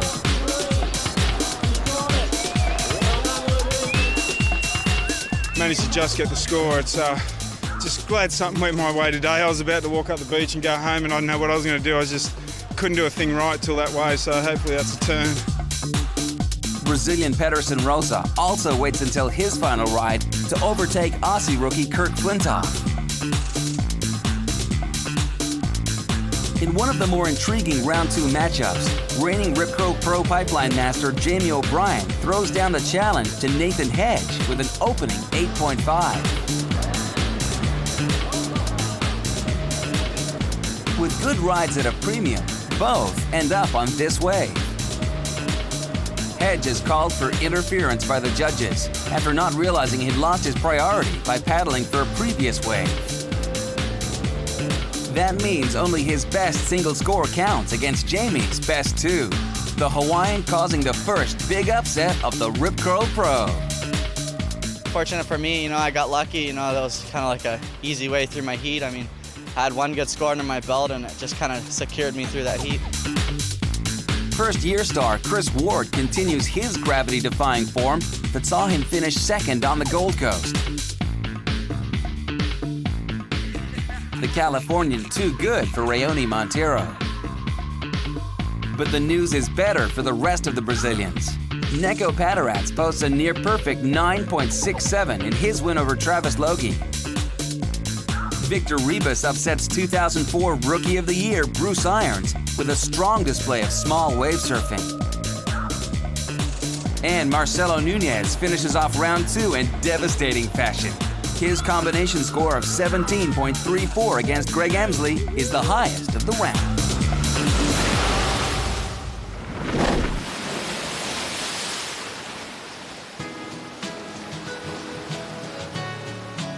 With the Rip Curl Pro making an unexpected move away from Bells Beach, here's a quick look at the new location for the storied event, beautiful Phillip Island. Part of the picturesque southern state of Victoria, the island is just 140 kilometers southeast of the state's capital city, Melbourne. It only has a population of 5,500 permanent residents, but the island is world famous for two things, motorbike racing and penguins. Yep, that's right, penguins. The world-famous Fairy Penguin Parade attracts hundreds of thousands of visitors each year and happens nightly at Summerland Beach. The local inhabitants surf in after a hard day at the office, where they sometimes cover as much as 100 kilometers a day in search of food. In front of a captive audience, the fairy penguins then wander up the beach and enter their burrows for a well-earned rest. So, it's not just the elite surfers on the Foster's Men's Tour who are paddling up a storm at Phillip Island.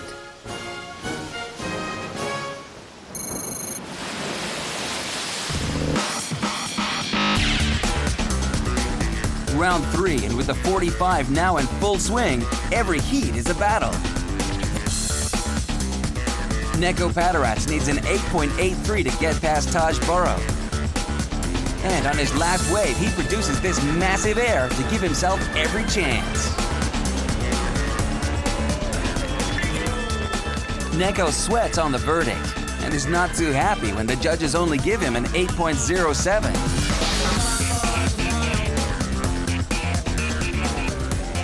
Kelly Slater is in form against rookie B. Durbridge. The six-time world champion locks in a 9.23 to briefly lead the heat.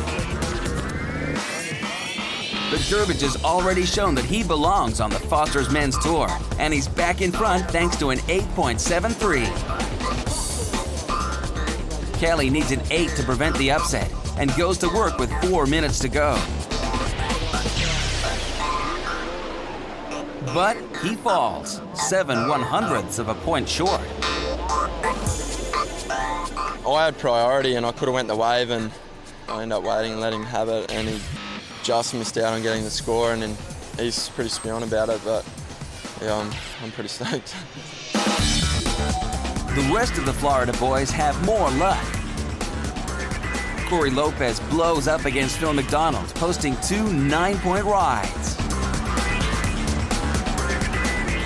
Throughout history, I hadn't really done too good at bells, so I'm kind of stoked to be down here where there's some lefts, and I can get on my front side and do some big moves. Shane Beshin does his best to try and upset CJ Hopgood. But the 2001 world champ has the Californian covered, moving into round 4. With most of the big names advancing, current world #1 Mick Fanning needs to keep pace. An interference call against Tom Whitaker and a couple of big waves to finish helps Fanning's cause. Just sitting there right next to each other, I knew something was going to go on. He knew I wasn't going to stop, and I knew he wasn't going to stop, so we thought, might as well just go together. Andy Irons faces fellow Hawaiian Jamie O'Brien in a potentially tricky matchup. Wildcard O'Brien showed he's capable of anything last year when he won the Pipe Masters. But he's outclassed in the small surf by the 3-time defending world champion, as Andy sets up another clash with Fanning. Not going to take it lightly at all. He's definitely the guy to beat right now, so hopefully you know, get some good waves and like, get a couple lucky breaks.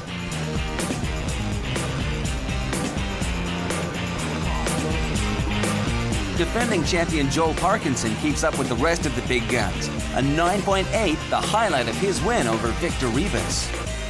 I've had a few bad run-ins with Victor in the last few years. He kind of knocked me out of contention last year for the title. He was one of the ones that really doused the flame. It was good to get him back. And in the day's final heat, Troy Brooks soars to an early lead over Mark Ocalupo. The 1998 Bells champion tries to fight back, but this fall costs him big time.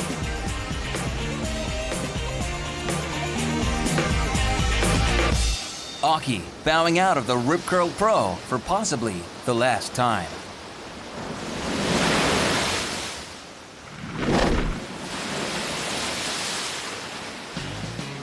There are 4 nations represented on the Foster's Men's Tour in 2005. There are 21 Australians and 15 Americans that make up the bulk of the tour.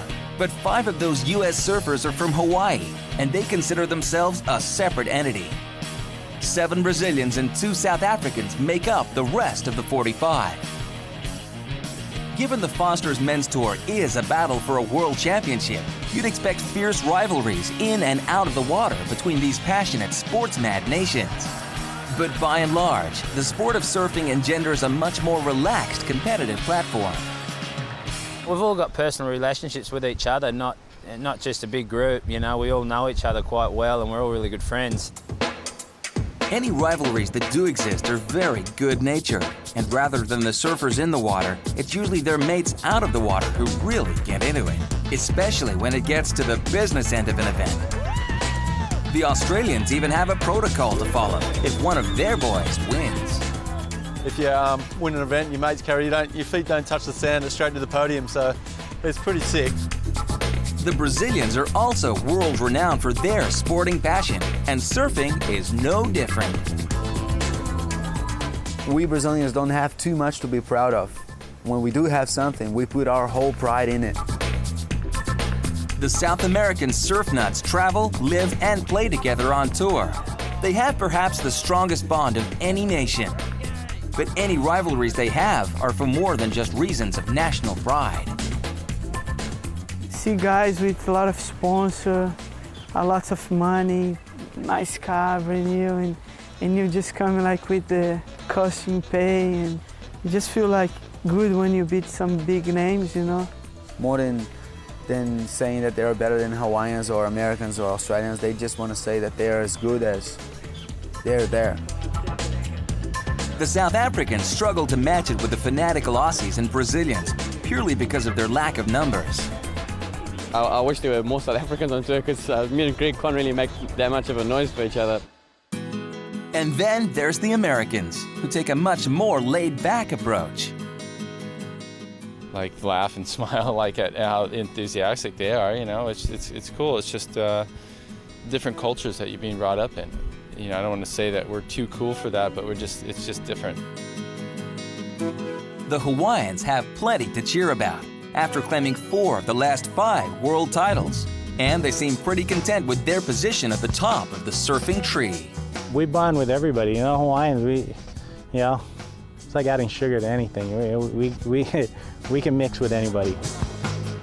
With most Foster's Men's Tour events run away from big cities, and some in very remote areas, the 45 guys on tour spend a lot of time together, both in and out of the water. I've had like other people in different sports kind of comment about it, how like you can go out and compete against someone and have a full rivalry, but yet like you go fishing with them and you go play tennis with them. A mutual love for the sport and the ocean has created a mutual respect between the members of the men's 45 that transcends all national and international boundaries. You almost feel like you have this extended family, you know? I think everyone can say they've made a lot of good friends.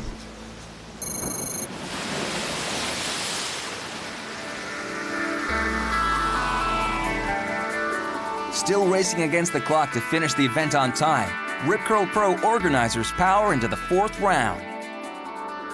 And it starts with an upset result when Aussie Richie Lovett outpoints last year's world number 5, Luke Egan. I was lucky that Luke didn't actually get another wave, and it kind of went a bit inconsistent, but sometimes they go that way. Lovett will now face a red-hot Corey Lopez in the quarters after he wins an all-Florida encounter against 2001 world champion CJ Hobgood.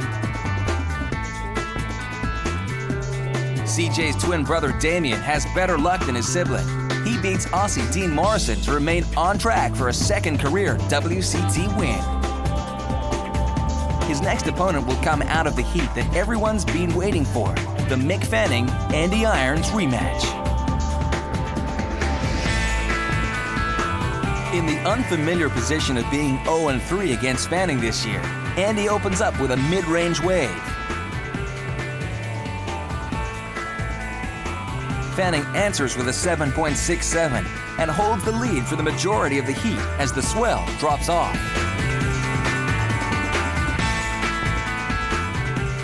The current ratings leader is in the box seat, sitting out the back with priority. But he lets a decent-sized wave go through, and Andy takes full advantage of his good fortune, milking it to retake the lead. The Quicksilver Pro champion is left to rue a tactical error as he bows out of the Rip Curl Pro in round 4. No, it's not too bad, but I'll just forget about this one and learn from my mistakes and just move on. Damien's going to be really tough to beat. The waves are really small, and he's about 50 pounds lighter than I am, so it'll be a tough draw. Mick's best mate, Joel Parkinson, is next in the water against Danny Wills. In the inconsistent swell, the defending champion takes the heat lead with 15 minutes remaining. But Wills has been ripping at Wollomite, and he cuts loose in the final 10 minutes, posting a combined total of 16.03 to send the defending champion tumbling out of the Rip Curl Pro. It was hard work, really hard on the legs. There's no power in those waves whatsoever, so I'm glad to get through that one. He's beat me a few times, and it's good to get one on him. Danny's next opponent will be fellow Australian Darren O'Rafferty, who moves into the final 8 with a win over Jake Patterson. But the man everyone is talking about is Trent Monroe, who has been racking up consistently high scores. He continues that pattern with a first wave of 9.5 against Bede Durbridge. Trent then backs that up with a 9.2, charging into the final 8, with the highest combined total of the Rip Curl Pro so far. I'm certainly starting off on the right foot, so yeah, I just hope I can keep things going and hope for the best. And Taj Burrow is the last man into the quarters, thanks to a comfortable win over fellow Aussie Troy Brooks. Taj is looking to go one better than his runner-up finish at the Rip Curl Pro in 2004.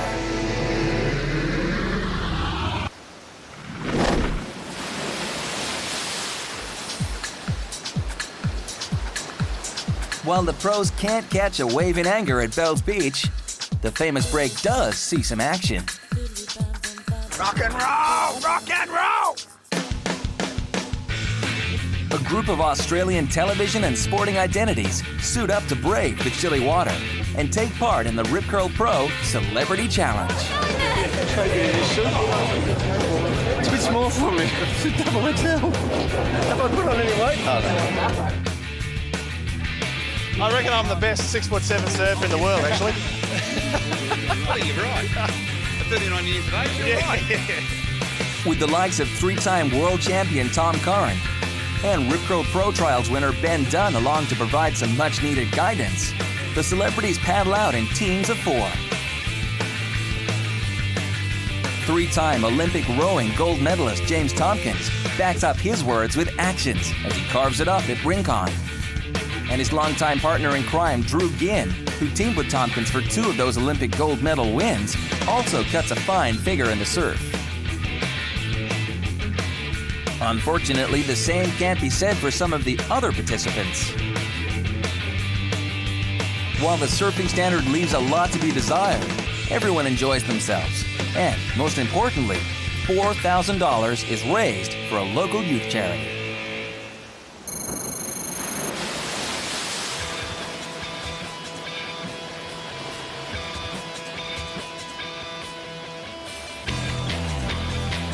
So, it's quarter-final time, and the first heat sees Corey Lopez take on Australia's Richie Lovett. The Florida locals have reveled in the small surf up to this point, and Lopez quickly grabs the upper hand with 3 high-scoring rides. Lovett briefly hits the front when one of his trademark backhand attacks is rewarded with an 8.6. But Corey is back in the driver's seat when he registers yet another 9. The American promising big things as he cruises into the Final 4 of the Rip Curl Pro. I'll just have to put my board in automatic awesome next heat and hopefully get through it. With his best mate safely into the semifinals, Andy Irons needs to get past American Damian Hobgood to join him. Andy's on his way when he logs in an 8.5.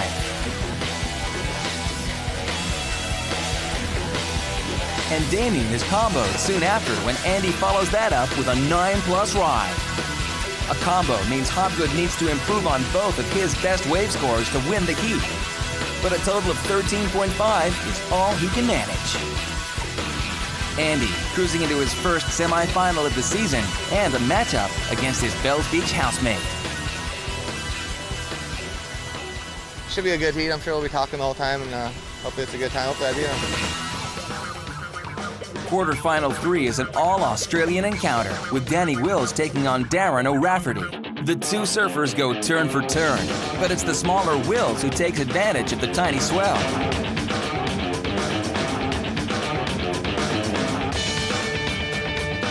O'Rafferty charges back late in the heat and needs a 7.16 on his final ride to advance. But he misses out by a whisker, Wills into the semifinals of the Rip Curl Pro by just 0.13. It was tough. There wasn't many waves to choose from, and you know, we both had pretty good scores, and it was just luck of the draw at the end. Taj Burrow paddles out as the favorite on paper against Trent Monroe in quarterfinal 4. But Monroe has been in the zone all event, and Taj finds that out firsthand as the diminutive natural footer blows up with a 9.17. For good measure, he backs that up with another demolition of the Woolamai left that earns the highest single wave score of the event so far, a 9.83. That leaves Taj needing an almost impossible combination score of 19.01 out of 20, and he doesn't even get close. Trent eyeing off a berth in the Rip Curl Pro semifinals. I basically just stuck with the same strategy and went surfing, and yeah, I got the decent waves that ran off nice. So you know, you can't force it. You just got to see if Mother Nature lets you have the waves.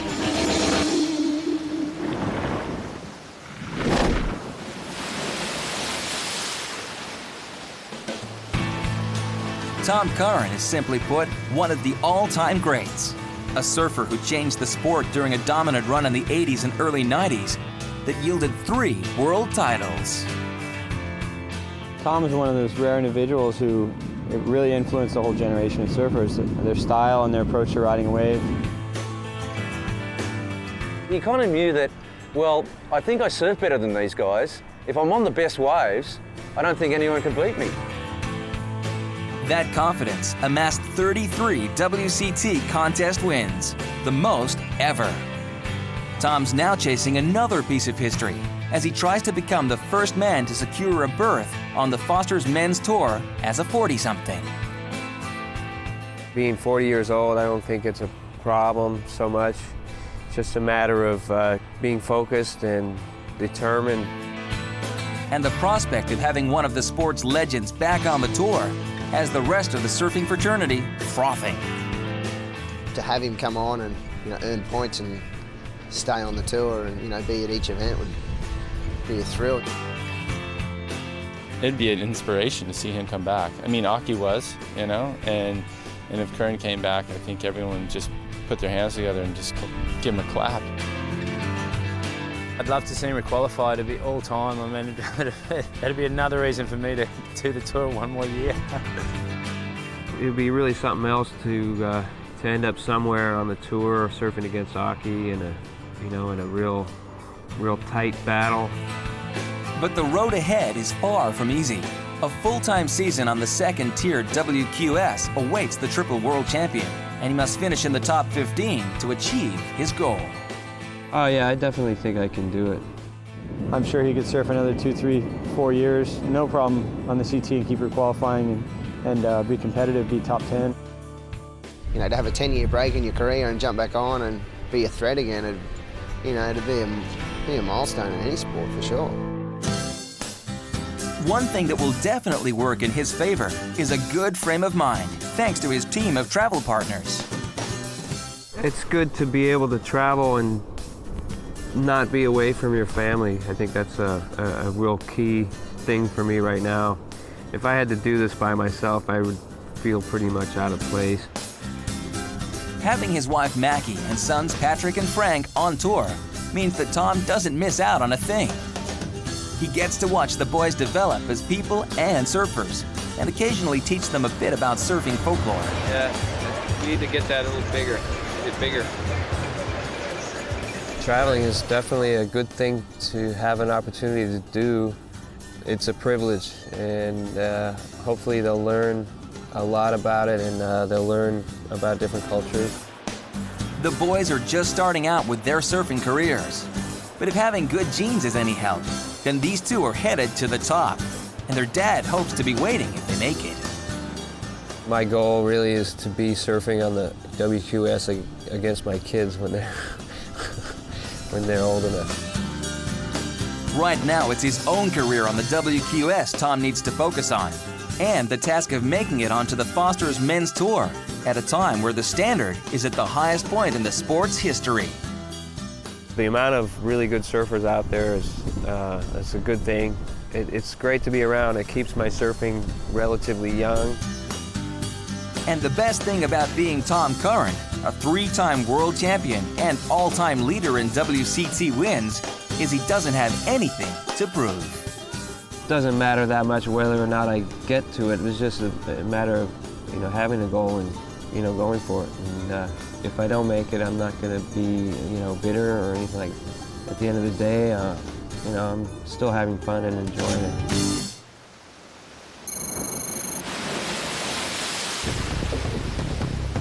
It's semi-final time, and it's best mates Corey Lopez and Andy Irons first in action. Both have excelled in the small but clean Woolamai swell. And the duel is on as they go to work on the left-hander.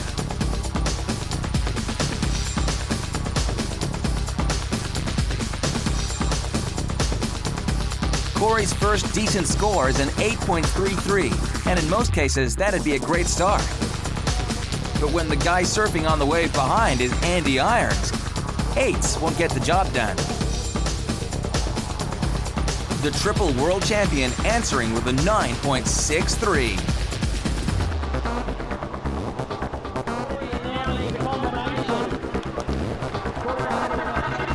While the swell lulls, the two mates have a quick catch-up before Corey steps up to the plate again, ripping apart another left to take the lead with 7 minutes to go.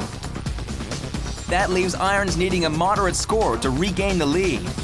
But the 2-time Bells champ does better than that. Another 9+ ride, and Corey is gone. But not too disappointed with a 3rd-place finish. When I saw him pounding that wave, I knew he was going to get it. He started like 3 turns on the outside, and I knew then I'd need something special, but he actually put me in a combo, so nothing I could do. I had fun, I had a couple good waves, but just wasn't quite enough. The second semi-final is a battle of the 2 pocket rockets, with Trent Monroe taking on Danny Wills.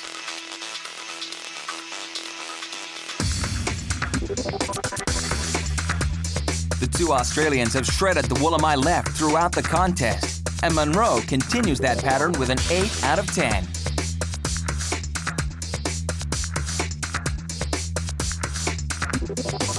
He backs that up with another solid score, and Wills is behind the 8 ball with 15 minutes remaining. Last year's world number 16 has finished 2nd and 3rd in past Rip Curl Pros. So wanting to get that elusive bell, he fires up with an 8.5 to stay in touch with his opponent. But Monroe is dialed in. Surfing on the wave directly behind, he answers the Will's offering with interest. A sensational 9.23 to set another imposing total. Danny's Rip Curl Pro dream dashed for another year as he bows out.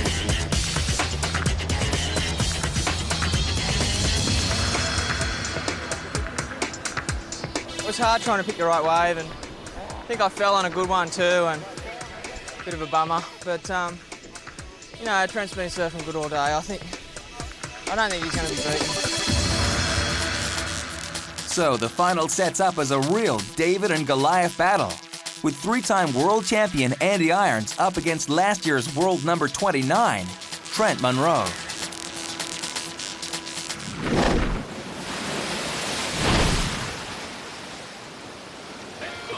While surfing fans get to see the best of the best performing at each Foster's Men's Tour event, the guys on the 45 mostly surf within their limits and in control to ensure they post the best wave scores possible. But that all goes out the window on one day at each event, as the 45 forget about scores, style, and ratings points, and cut loose in the Foster's Expression Session. Here's the best of the action from Phillip Island.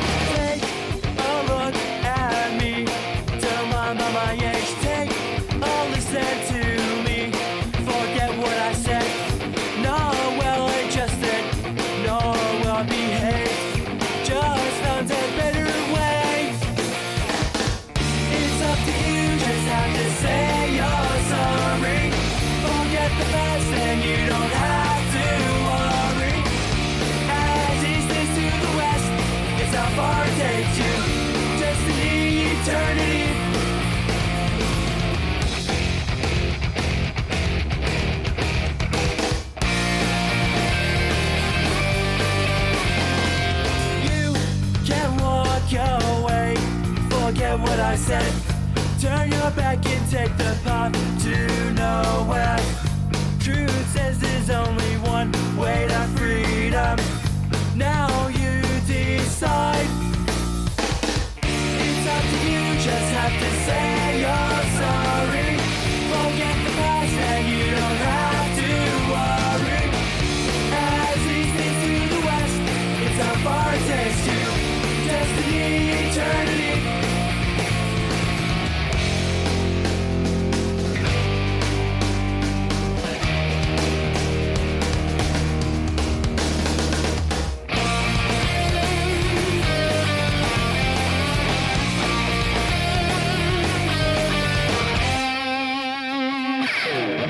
Australian Darren O'Rafferty gets $2,000 US for best maneuver thanks to this massive aerial. He narrowly pips Corey Lopez for the big prize, who pockets $1,000 for best overall wave.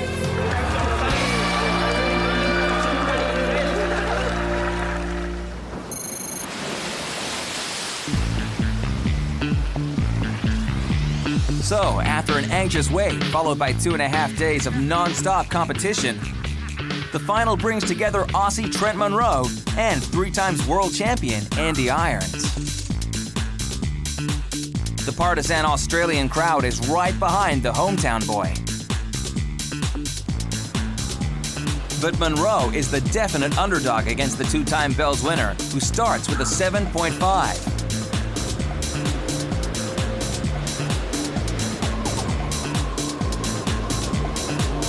The 26-year-old Aussie continues with the form that has seen him dominate proceedings on the small but clean Phillip Island waves, answering with an 8.57.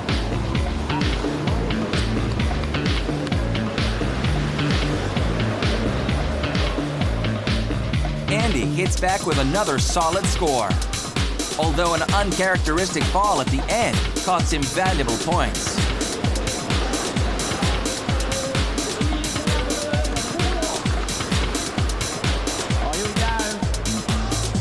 And Monroe takes full advantage of the error, tearing up another left-hander, which the judges reward with an 8.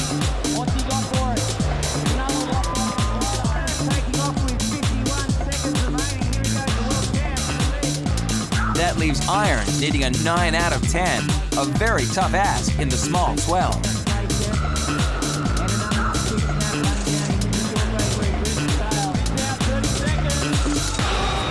And as time slips away for Andy, the celebrations begin as Monroe adds the Rip Curl Pro title to his only other WCT win from Brazil in 2001.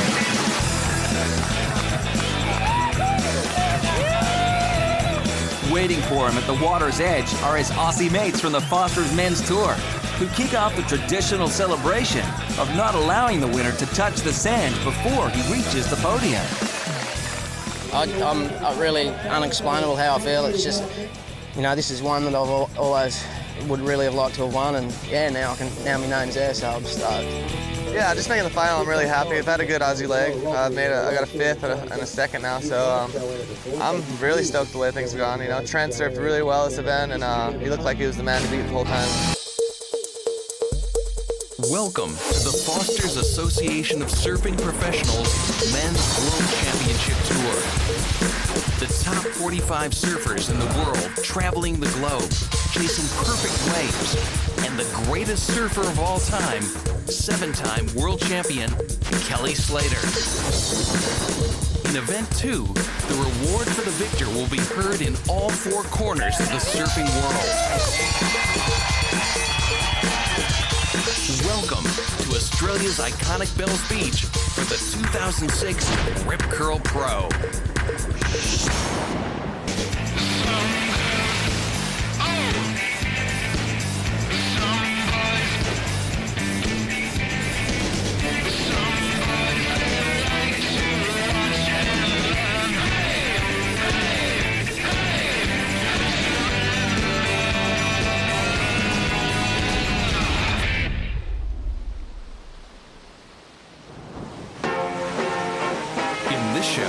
Pancho Sullivan shows us that it's possible to be an aspiring world champion surfer while being a world champion dad.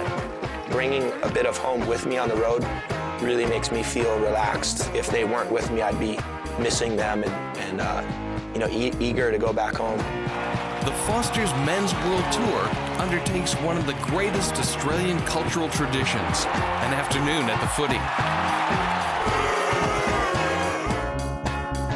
And of course, we'll see all the action from the Rip Curl Pro as the elite members of the 45 do battle to get their hands on the most storied trophy in surfing, the famous bell. Before we get into the action, let's take a quick look back at the first event of the year, the Quicksilver Pro. Australia's Gold Coast is normally world-renowned for sand, sun, and perfect waves. But early in the event, a tropical cyclone decimated the famous Superbank at Snapper Rocks.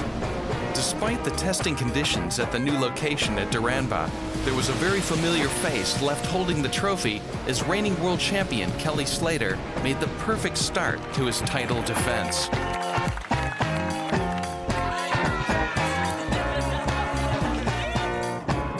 It's the first time since 1998 Kelly has started a season with a win as he jumps out to an early lead in the race for the 2006 world title. With the 7-time world champion in ominous form, the rest of the tour has been officially placed on notice.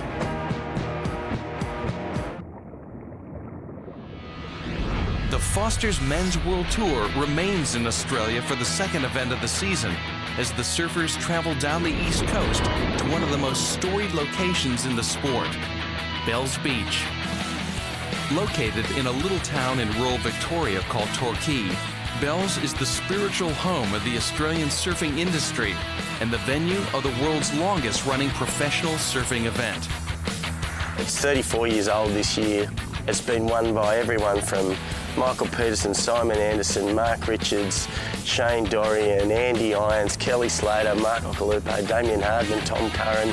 Definitely our Wimbledon. I mean, it's, you know, it's probably not the most dangerous wave in the world or anything like that, but it's got way more prestige. It seems to have a lot more emotion into this contest than any other because of the bell. And you look at the trophy mantle and it has all the names on it. That's probably the best part of that trophy is it has all the names of all the greats. It's all the people I look up to that have won it before me. Anybody would want to win the bell before any other trophy. I mean, if I had to ever win that bell, I think I would redesign my whole house around the thing, freaking stick it in the middle, so every time I walk out of any bedroom or bathroom, I've got a view of that bell, you know. I think it would be the most awesome thing ever. I just remember being a kid and just watching like guys like Tom Curran and that hold up that bell and just going, wow, that must be really strong, because that thing looks massive, and I still get jitters like, if I ever won bells, would I be able to lift the bell above my head? The honor of ringing surfing's most iconic trophy is well earned because the Rip Curl Pro is one of the most challenging events on the Foster's Men's World Tour. Obviously the bowl's the best part of Bells Beach. Basically in the 4 to 6 foot range and bigger, it's really a high performance wave that you can really get a lot of big turns away, and I think it's a great arena for everybody to show how good they actually are. It's definitely a huge test. It's definitely a proving ground out there. It's not an easy wave to surf. It reminds me a lot of Sunset, you know, a lot of, as Shane Dorian I guess said, kooks don't win out here. But the fickle nature of the local weather means the Bells Bowl isn't always breaking, and that's where the real challenge lies. Over the years, we've surfed everywhere. We've surfed Rincon, Winky Pop, the Bowl, Johanna, and then last year Phillip Island. It's you're kind of just mobile and you're hoping that the bowl breaks. You don't have to drive anywhere. We will go anywhere we can in Victoria to find the best waves if we have to make sure that the best surfer rings the bell in the best conditions, and that's what the search is all about.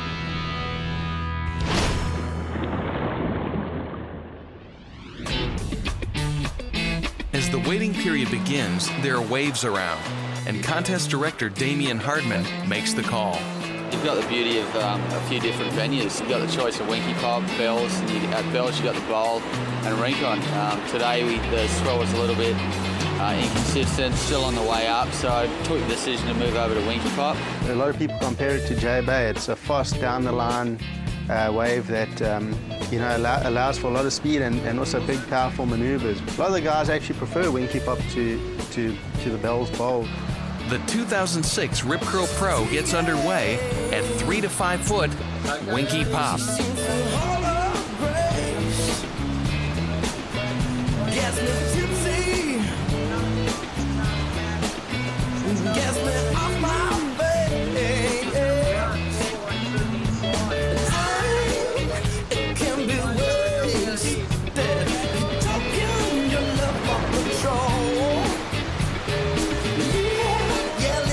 Knowledge and where to sit, I think. There's sort of 2 defined peaks out here, and you can sort of get stuck in between them. The best ones are the ones that are run the whole way through without too many big sections in front of you, so you don't have to race too fast and you sort of get down and do what you want to do, you know, and do the big turns and not so much the speed sort of down the line maneuvers.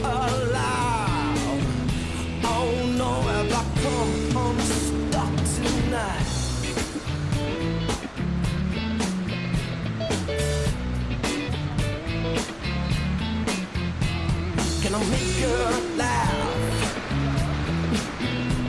Can I make her cry?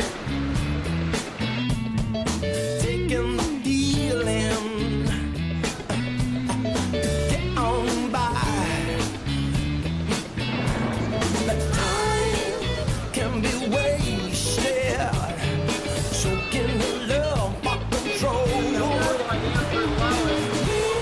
Andy picked off one of the best waves of the day, and I guess the commitment into his manoeuvres, he risked every manoeuvre, and they're all big manoeuvres, and you know, he definitely shredded it up to get the first 10. So it's good to see that the conditions don't dictate the scoring side of things, and the surfers still have that opportunity, you know, to get the high scores and win their heats with them. Oh no, I've come unstuck tonight.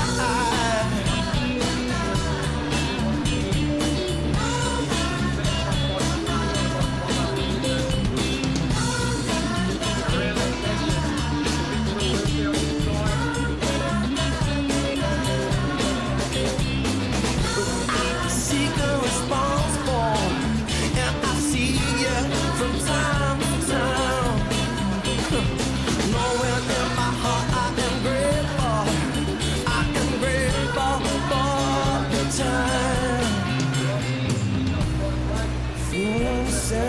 hurt takes away time. Feel our soul rolls and rolls, the grateful inside.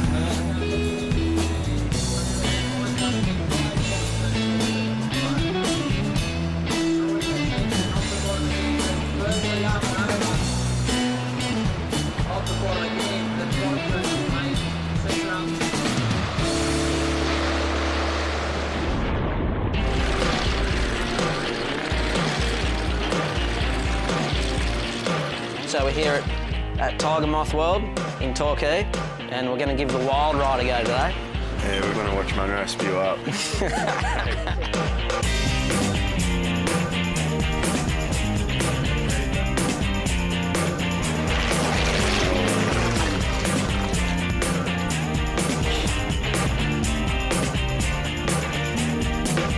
I love it. I love it all. I've done bungee, I've done skydive, I've done been up in like a jet fighter, so a fair bit.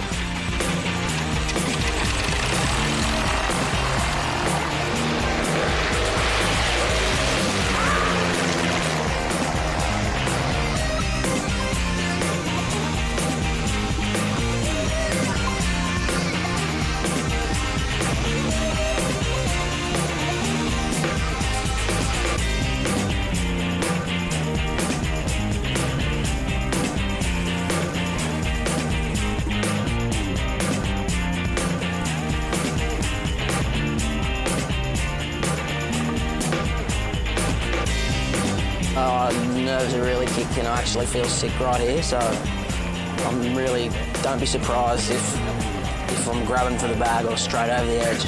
Jump in.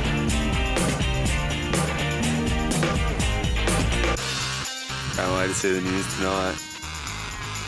Shock occurrence. Trent Munro went into the bushes after tiger mothing. Found with spew all over himself.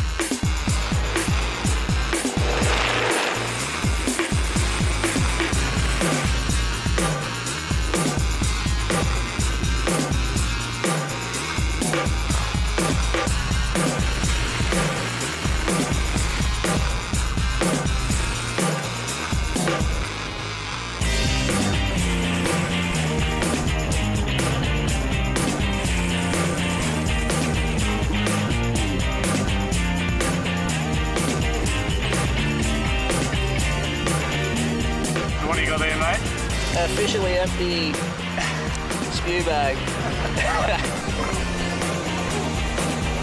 These tiger moths are unreal. It's a must for everybody.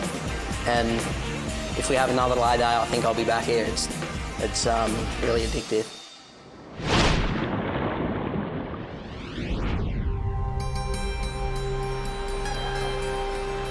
This is actually a good representation of the dream tour right here. I mean, this is what you do all the years in the QS for, just to come here and surf this.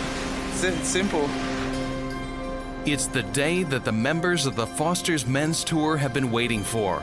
Bells is absolutely perfect as the guys prepare for round 3.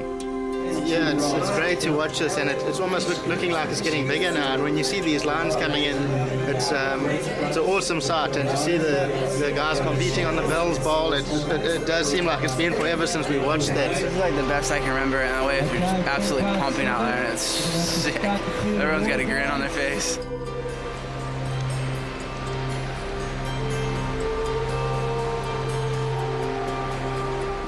This is the best Bells I've ever seen.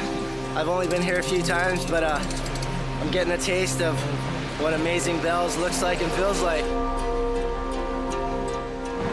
Sex and drugs and rock and soul is the new badge on your sleeve. Trucks and black jeans ain't gonna fail you when you look good on TV. Dulcet summer tones vibrate in my bones. I said the dulcet summer tones will vibrate in my bones. If you don't like it, you gotta fake it. Gotta fake it. Gotta fake it. You wanna make it, you gotta take it. Gotta take it. Gotta take it. Teenage fans and hot licks haven't heard the Stones or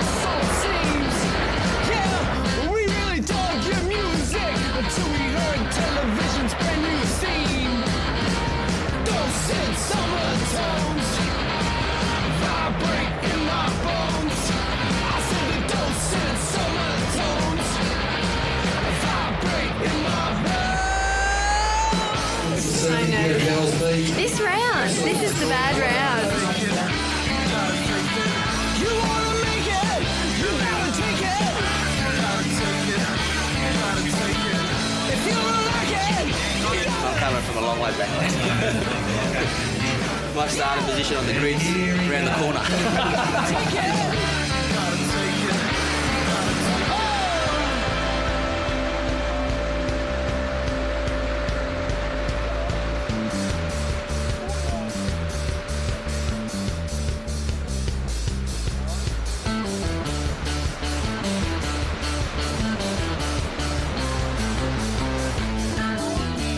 John's been coming down here for a lot of years since he was a junior, and he loves surfing this right-hander here, and yeah, he well. Dulcet summer tones vibrate in my bones. Dulcet summer tones vibrate in my bones. Dulcet summer tones vibrate in my bones. I said the dulcet summer tones vibrate in my bones. If you like it, you gotta fake it. Gotta fake it. Gotta fake it. You wanna make it, you gotta fake it. You wanna make it. I got nothing to lose, you know, I ain't on the CT. I'm only here to make upsets, so hopefully I can shatter some dreams. Yeah, that's right, mate. Low top choices.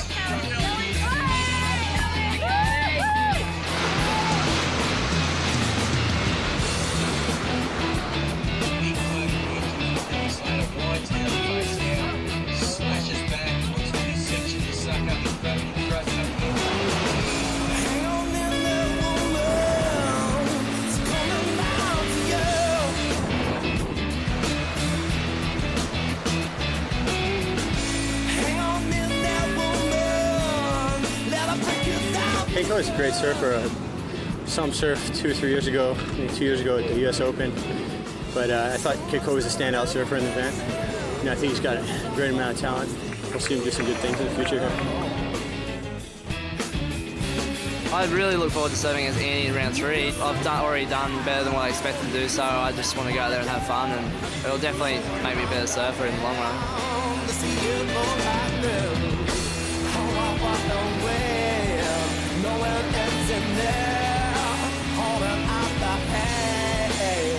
I wasn't going to take him lightly at all. He's a little ripper, and I've been on some trips with him, and he's a good surfer, so I knew he was going to come with everything he had, and I just kind of got lucky. I was in a good rhythm with the waves, got my scores up early, and seen him kind of stressing out, and I think it showed in his surfing.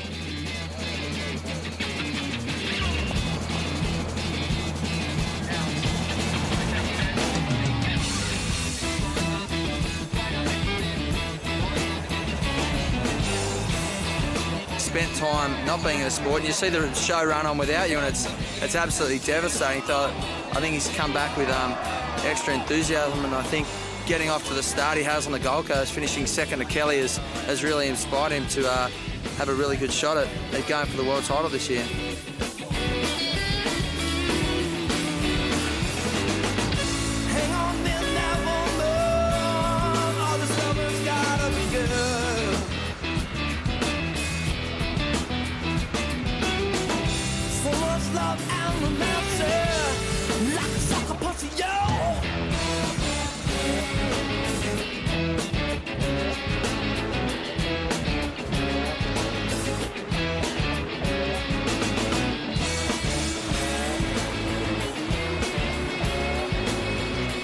Yeah, everyone keeps going early, you know, it hasn't been that good since 2001, the year one, and it's starting to feel like that again, so hopefully it keeps going and I ring the bell at the end.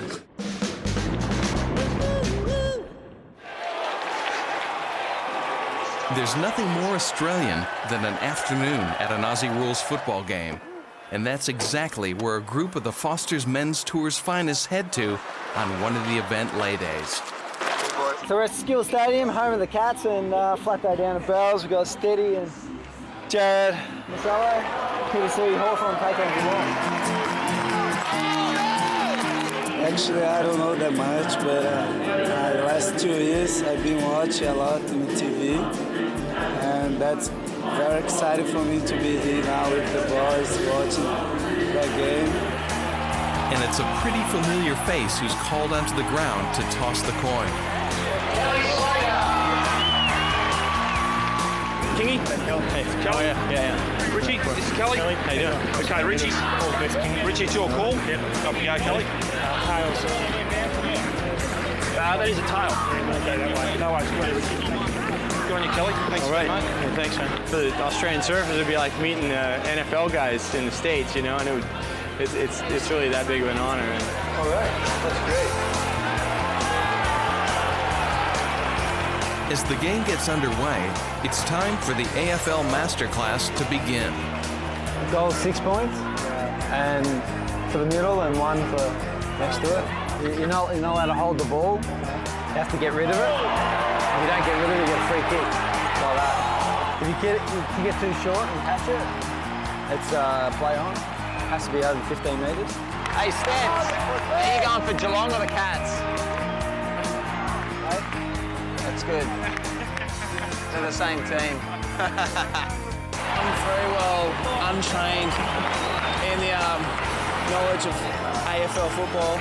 I've been to one match before. I had a pretty good time. I was in the players' box and got a little excited and got told to get out.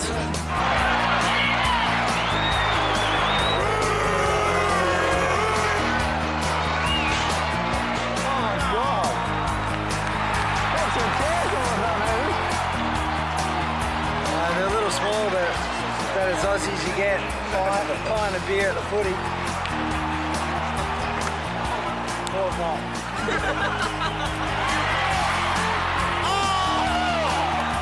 They're not connecting and they just look flat-footed. Yeah, Steaders could run them a quick plate of lattes out there. Who's got no one there? Yes! See? Okay. Yes, Steve. Not that all over. I should be Coach Steaders.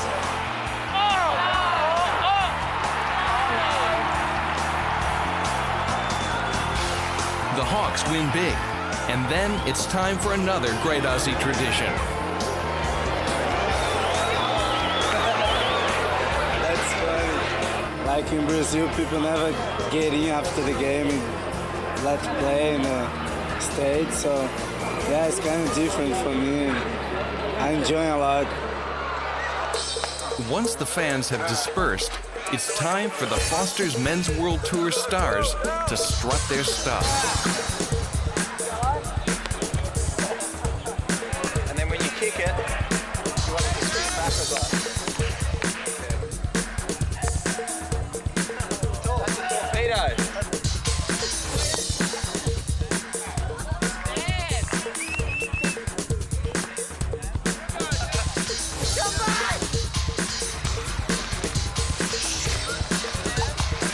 Pretty good game today. Excuse me, guys.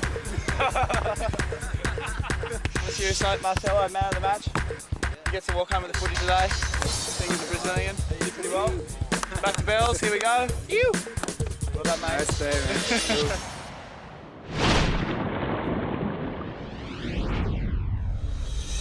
There are 16 competitors left in the Rip Curl Pro, and these guys are the envy of the rest of the surfing world. Epic Bells is on the menu for round 4. It's amazing looking from the beach. You know, the wind's really strong offshore and it's making it look just incredible when the lines come in. It's just, it's stacking up, kind of a little bit reminiscent to J-Bay. Temporary fairy tale is a turn to its last page. For a moment it felt real, hence the portrait of you embedded in my brain. I tried to taste your skin again, but now I know it's forbidden. Won't you let me in? Now come those sordid days again. Stand behind another driving and I watch you now. Oh yeah, I'm so stoked. I just can't. Yeah, it's just a dream, like just to be in the quarters of Bells and you know, I just hope I can keep going and keep the flow going. Yeah. It's unbelievable. It's perfect Bells. I'm foaming. Your one breath smoldering, the ashes blown away. have followed myself here to this shelter built on paper walls. I should have seen this coming, but I was blind to eye in the sky with you. Now come those toy games again. Stand behind another driving stage. I want you to know that all of these things swept aside. Yeah, he's the same boy. He's the same boy anyway.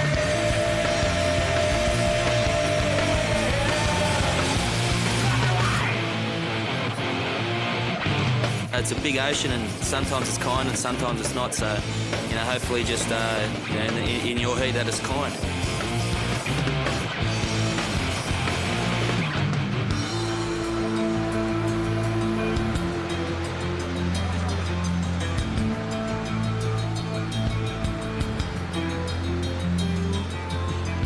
Turn me inside out. Now come those toy games again. Stand behind another driving stand. I want you to know the west of the sail swept aside. Yeah, he's the same boy anyway.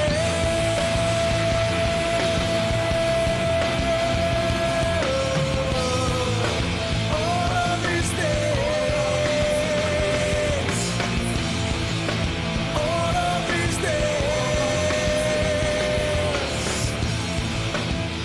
Just the scores they've been getting so far are like above 8s every wave, and yeah, you can't count anyone out in this heat. Like, it's not over till the hooter blows.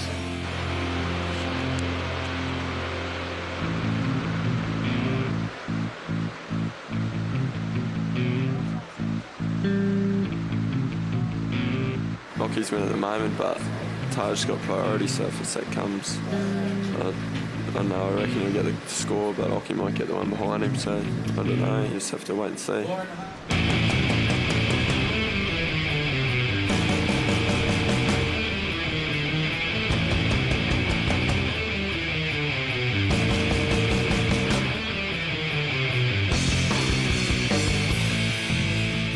I mean, he's the best surfer ever to live, so it's like, it's always inspiring to watch him and see what he does, and you know, I don't want to talk too highly of him. I got the next heat, so.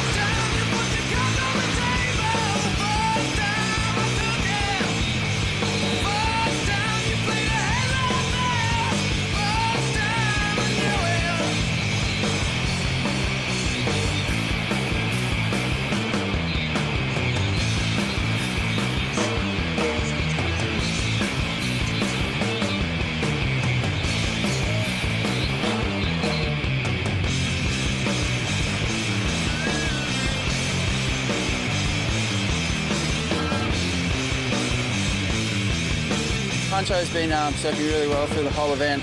I knew he was going to be hard, and he's got an incredibly big turn on him, so he's capable of doing anything.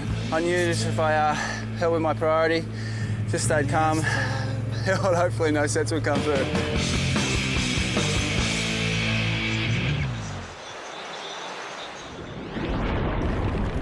Despite a disappointing end to his shot at the bell, Pancho Sullivan is loving every minute of his first year in the big leagues. And it's not just because of being part of the Dream Tour. Definitely having my family traveling with me is really grounding. I think bringing a bit of home with me on the road really makes me feel relaxed and at home. And I know that if they weren't with me, I'd be missing them and you know, eager to go back home. Pancho has decided to juggle his role as a Foster's Men's World Tour surfer with being a full-time dad, and will travel with his wife Hanani and daughter Kira to a number of the WCT events in 2006. To have their support at every event is incredible. You know, it's one of the main motivating factors for me in wanting to do well, you know, is to provide for my family, as well as, you know, hopefully, you know, be a good influence, you know, on my daughter. She knows what waves are, so she points to the ocean and she says, waves, waves, and she just wants to charge in there and goes straight in there. I think she really takes after Pancho when it comes to the ocean. Are you a little fish? Pancho he's a Cancer. His sign is a Cancer, and they're, you know, very homebody people. At home, he doesn't, you know, he doesn't like to go out much, and he just likes to, you know, stay home and make everything well where he's at. And I think it's just the same when he's on the road. There will be certain things that, you know, will impact her life, you know, along the way that, you know, I hope that, you know, she can look back, even if it's just looking at photos and go, wow, I got to go to a lot of different really cool places, and hopefully that will inspire her to, you know, live outside of her little fishbowl of a world and realize that the world's a big place and there's a lot to learn and see and do. And you know, definitely feel very, very fortunate to be able to share those experiences with her and my wife.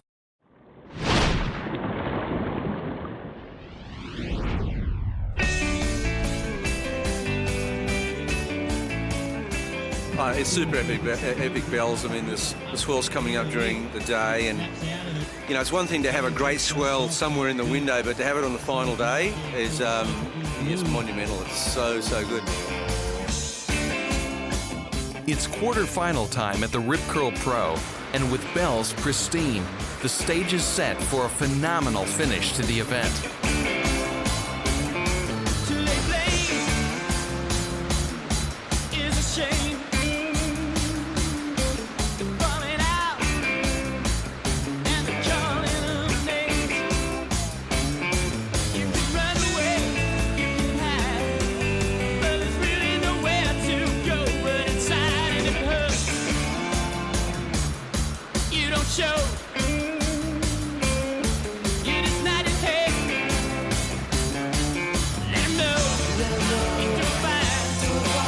I'm just concentrating on the next heat. It's going to be a big one. It's my first semi. I really want to give it a good nudge and hopefully get through the final.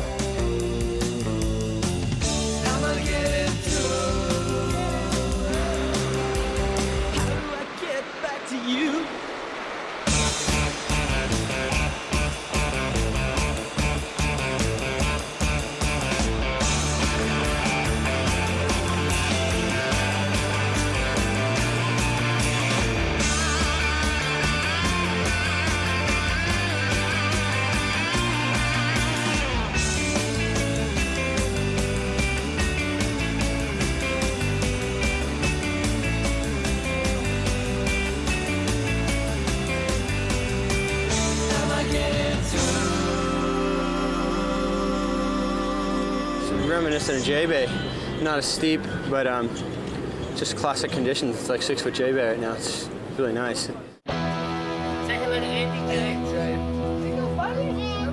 Andy versus Occy in the quarters, Mick and Joel, I mean, they're unbelievable. They could be a final. And as Kelly pointed out yesterday, he said those guys will be knocking each other out. Now, he's not talking about the Rip Curl Pro in a way. He's talking about the world title race.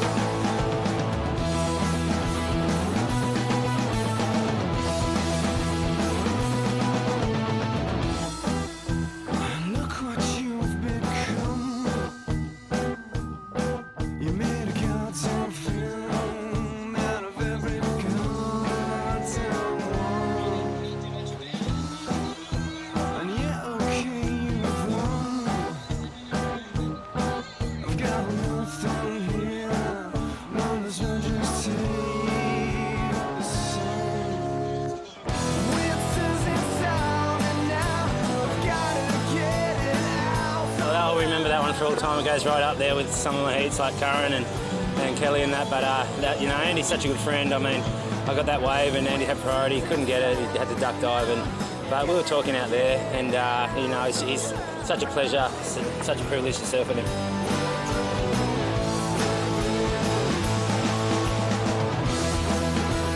Just the surfing was unbelievable, and Oki's manoeuvres are getting stronger and stronger. And I think I'm going to put my money on Ock for the win this year.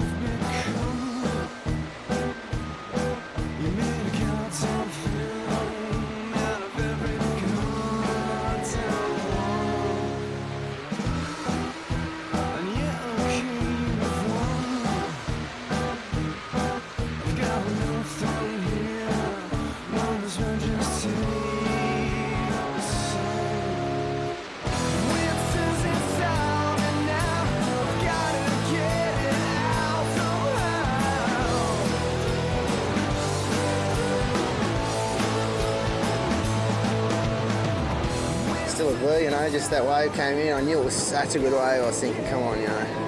I was behind the whole heat and I thought this is where it's got to change. And I knew if it didn't on that wave, it wasn't going to. And it was an incredible wave, the way it came in. It just, you know, Lowy said he could just read it, you know, and it had written on it, you know, winning wave for sure.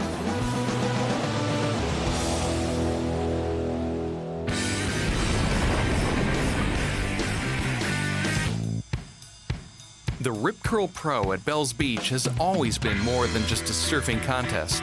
For years, Australian surf fans have made the pilgrimage to the spiritual home of the sport to enjoy the Easter long weekend. A lot of traditional Aussies always come down here. I know, like Phil Byrne, who shapes my board, he's been coming down here for like 30 years. Like, you know, you see like Simon Anderson, all these guys that have won the event or been a part of the event are down here every Easter without hesitation, you know. And it's kind of got that real Australian culture, like the whole true core culture comes down here every Easter and really gets into it. When you come down here, it's the mud, it's the blood, it's the beer, it's the rain, it's the waves, it's all happening. And this year we've gone a little bit further in turning it into a surf and music festival. Rather than just have some rinky-dink kind of sideshow in the background that might keep them entertained, we wanted to put something on that really had value, and music and surfing mixed really well. We had a snowboard rail jam in there the other day in this filthy weather. You might as well have been up in the mountains in a whiteout as it was. And we shipped in 12 tonnes of ice and turned it into snow. Surfing's the grandfather sport of all of those sports. So why not combine them all here and then throw music in on top, and you've got a really good mix for a young crew. That's how all CTs should be. They should all be like this one here at Bells, because like you said, there's heaps more entertainment, there's so much more going on. Like, people actually want to come down more so, not just to see the surfing, which is pretty epic, but everything that goes with it.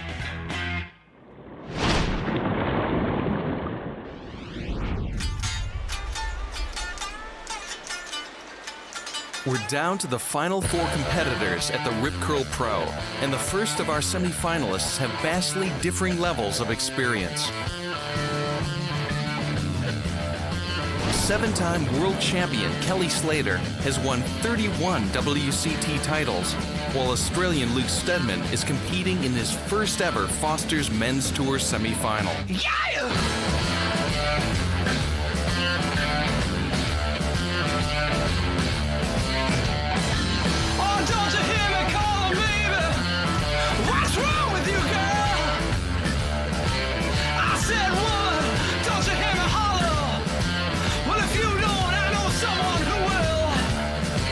Just 'cause I smoke, but I don't drink, that's alright.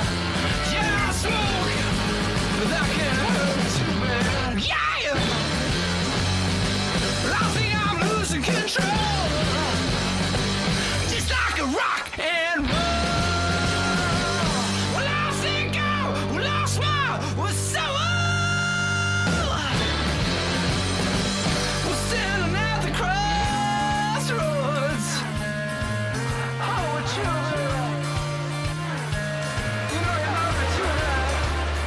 Experience prevails. Kelly Slater is through to the final of the Rip Curl Pro. It was a really new experience for me, and I was sort of taken a bit by the moment, but I had a great time. I loved every minute of it. It's what I've always, it's what I work so hard for. The second semi is an all-Australian affair. The matchup is a battle between one of the all-time greats of the sport and the heir to his crown as the king of Aussie surfing. Mark Akalupo is looking to continue his fairy tale run, while Joel Parkinson is looking to win bells for the second time in 3 years.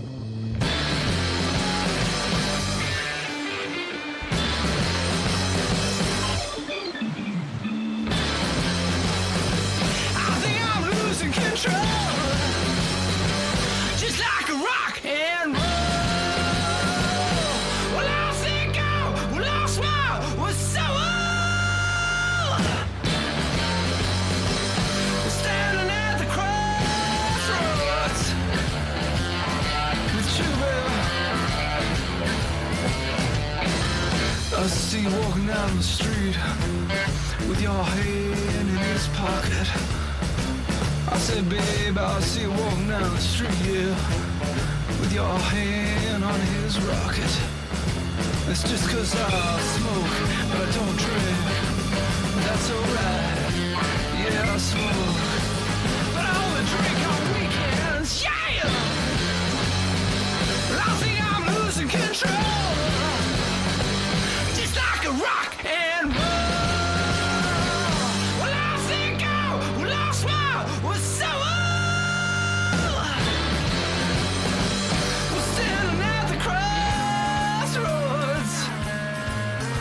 With 2 minutes to go, Aki gets one last chance to get the 7.6 he needs to secure a spot in the final.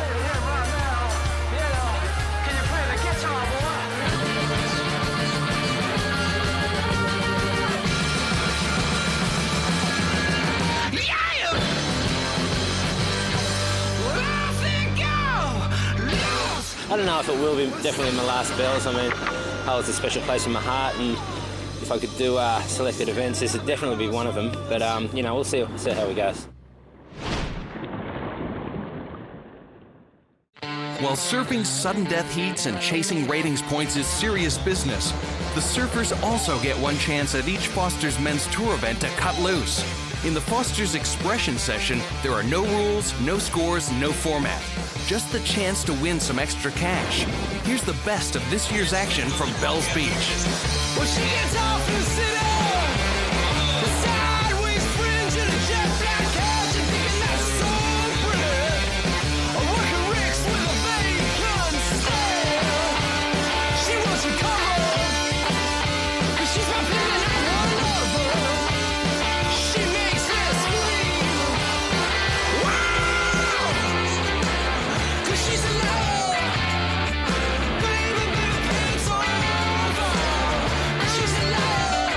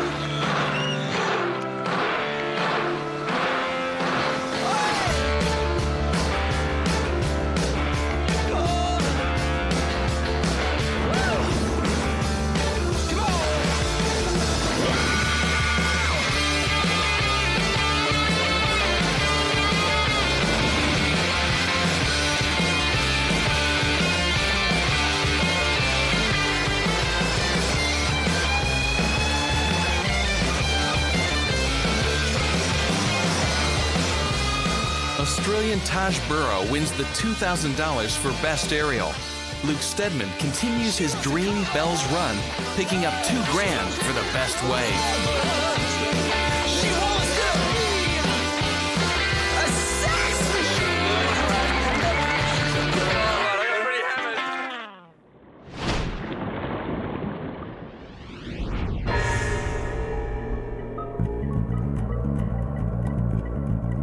Well, I think he's had the mental edge for 10 years, so you know, to win the first 2 events, it's pretty hard to pull him back from there. And history's shown that whoever does well at Bells normally goes on to win the world title. So I think it's a pretty ominous sign for the rest of the guys in the tour. Yeah, I'd say this is a watershed final for Joel. When he gets on a roll, I mean, you know, a couple of years ago he got a first, second, first in the space of 3 events. He's capable of putting together a lot of great results when he gets on a roll. So, yeah, it's a big one for him.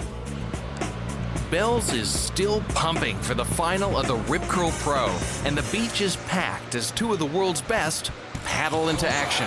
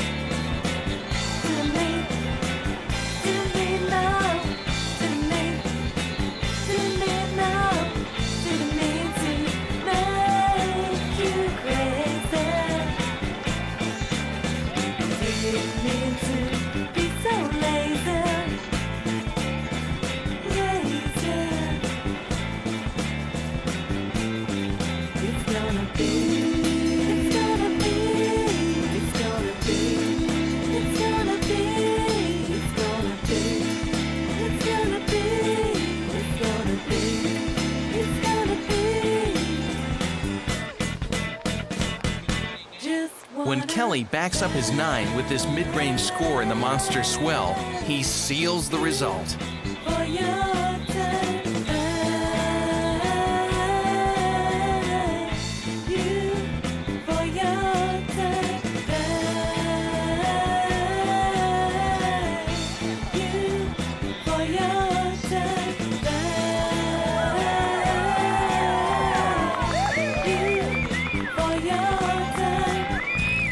For the second time in as many events, the 34-year-old heads onto the beach as the victor.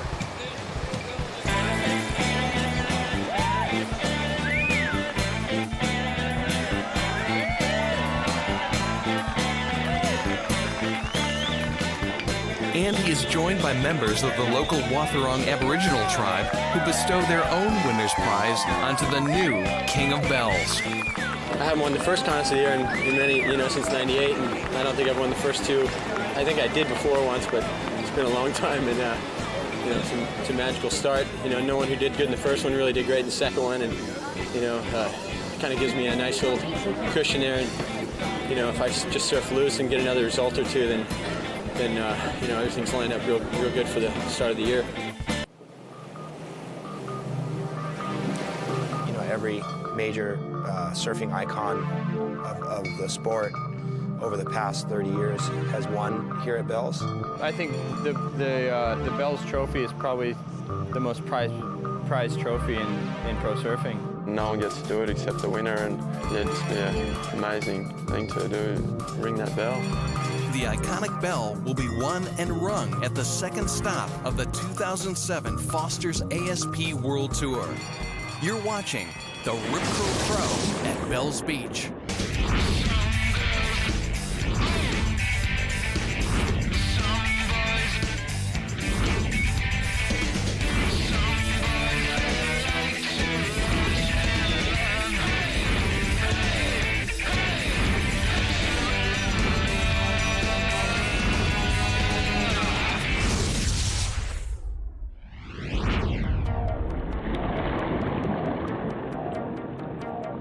In In this show, we'll take an early look at the Foster's ASP World Title race with a flock of Aussies aiming to end the American domination of professional surfing.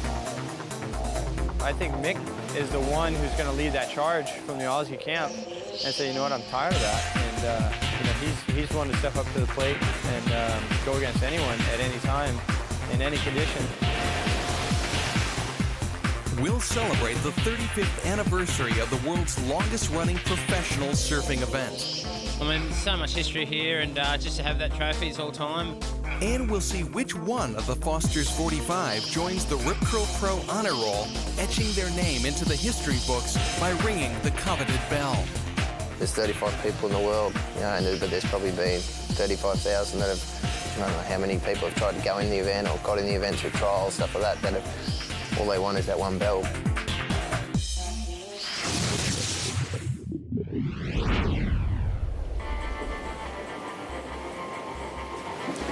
They call it the Dream Tour.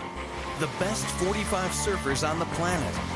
The world's top 10 wave locations.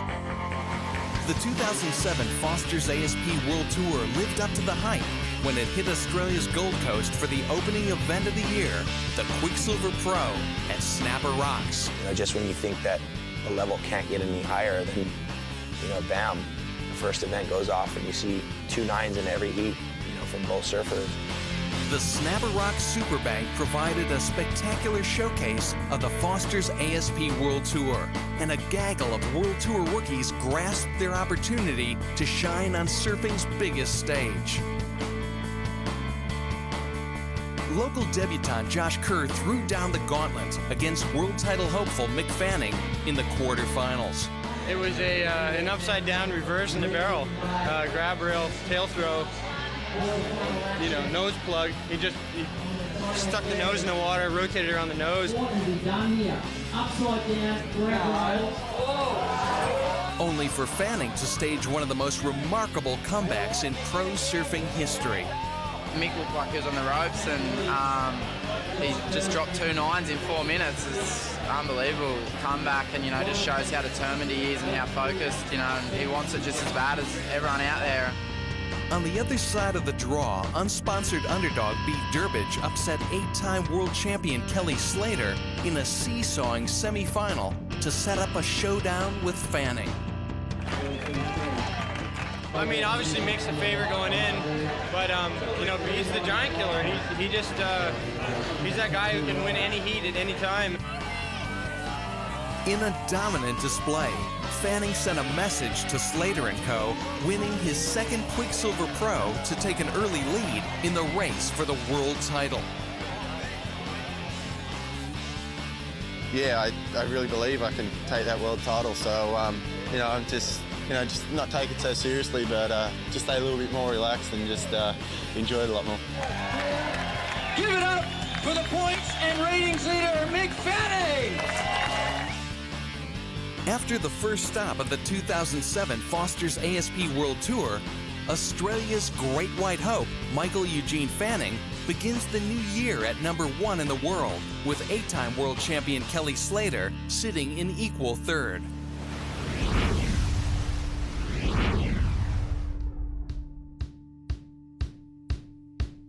Jump in, everyone. We're going to Bells. The drive through the surf-mad town of Torquay is the final leg of professional surfing's annual Easter pilgrimage to Bells Beach, the wave-riding mecca on the outskirts of town.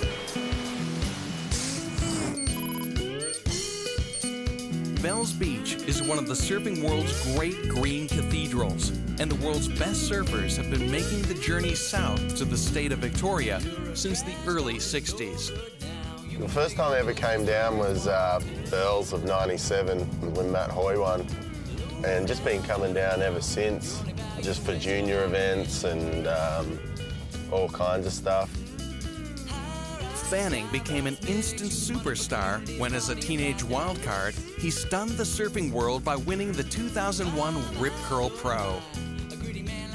Yeah, I was stoked. You know, I'd never imagined like winning a CT as a wild card. I don't think any kid does. This year's winner, Mick Fanning. But yeah, it was pretty amazing, especially Bells too, because it is so prestigious. I think just coming here over the years, it's just been one of those places where I enjoy coming and always look for a good result here. A good result at Bells in 2007 would be a major boost to Fanning's bid for a maiden world title. He's definitely a shoo-in as probably the favorite, you know, to win the event. You know, he's going to be tough to beat. You know, coming off the first event and getting a good lead in the ratings. You know, especially just that's sort of a continuation of the back end of last year where he really shined. He was probably the best surfer on tour last year, in my opinion. He's coming to this year, all guns blazing, and he won the first event. The whole surfing world's eyes are on him, and I hope it doesn't really, you know, affect him. That people are looking at him more than like almost Kelly, I guess. And to me, I think right now, he's the best surfer in the world. You know, he knows probably more than anyone right now what it takes to win. He's won 3 of the last 7 events. I think he's probably tired of people talking it up, like, oh, there's this, you know, these are our Aussie contingents, and Andy got a couple titles, 3 titles there, I got a couple now. I think Mick is the one who's going to lead that charge from the Aussie camp and say, you know what, I'm tired of that. And, you know, he's one to step up to the plate and go against anyone at any time. There hasn't been an Australian world champion since Mark Akalupo wore the crown at the turn of the millennium. And there is no better place on tour for Fanning to lead the Aussie Renaissance than Bells Beach. This is the one location steeped in Australian surfing history, and 2007 celebrates its 35th year as a professional event. This right here is actually the start of it's the start of the Great Ocean Road, isn't it? Coming from Torquay, we just turned left, and you can see Bells is down there. You can see the event site, and sort of can't see the waves yet. When it's really big and good, you come over at that corner and you can see lines just coming through, and you get really, really excited. Bells is sort of like a really natural sort of amphitheatre. Everyone sits on top of the hill, and it's like a stadium kind of effect. It's a pretty amazing setup. Right to go down, or? The media conference. Yeah, is that cool? Okay, cheers, thank you very much. I've got pole position, eh? Yeah, it's special every time you come in the car park. You do, as you said, you do get little butterflies. You get to check everything out. You have to walk past the board. You see who's getting through the heats and what their scores are, and it gets exciting. You know you're doing pretty good if you're up on that stage.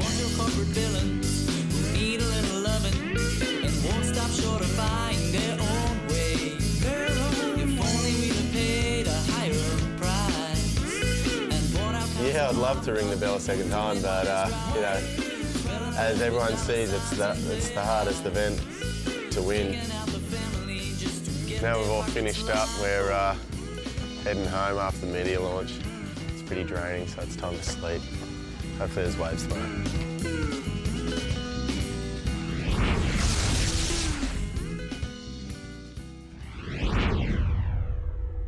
Mick's prayers are answered on the first day of the waiting period, with a building swell sweeping into Bells Beach. You know, it's not too bad. There's a fair bit of swell around, and you know, the tide's going to come in, and hopefully the swell comes with it, so hope to see some pretty radical surfing.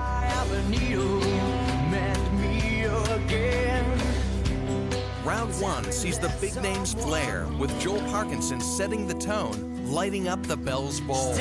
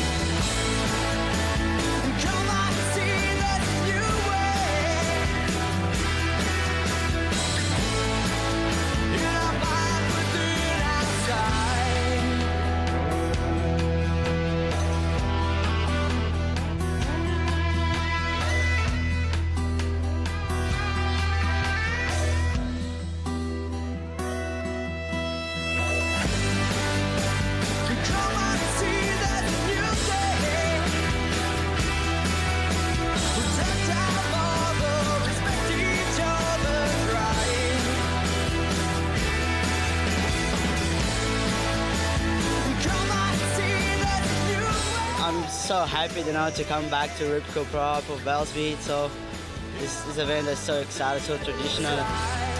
Rising star Bede Durbridge ends the round with an exclamation mark. The current world #2 aiming to continue his rich vein of form at Bells Beach.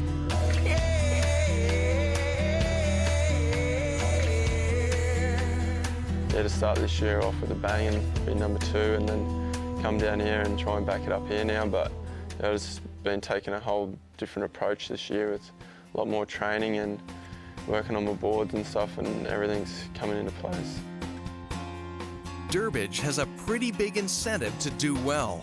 The 24-year-old has kick-started his 2007 World Tour campaign without a major sponsor. Oh yeah, it's going to be really tough, and I think last year I worked out to be around 70,000 to do the tour, and yeah, without a major sponsor, it's going to be really tough with the mortgage as well. And I don't know, it just makes me more determined really to do well, and because that's my income now, it's just my prize money, I don't have any sponsorship coming in. And yeah, so I just want to get through every heat I go in. And Bede's definitely grown up a lot in the last year. He's, you know, reevaluated his position on the tour, and he's just shown everyone that he belongs, where he's at. He deserves to make finals. He deserves to win the men's. Durbridge proved Andy's point at last year's Boost Mobile Pro at Trestles. The underdog defeating 8-time world champion Kelly Slater in the final to claim an emotional victory. Yeah, that was a dream come true really, and yeah, when I picked up that trophy and put it above my head, it was pretty amazing feeling, and yeah, it's just a lot of hard work went into that, and yeah, just that's what I've dreamed of my whole life, and yeah, if you work harder, you can achieve anything. Champion, Bede Durbridge. It's definitely inspiration, because I used to beat Bede all the time in juniors, that more times than not. Now seeing him at the top of the CT shows that if I stick to my guns, I could hopefully get out there in a couple of years as well. So it's sort of shown us younger guys the path and that. And now we have to go out there and match him.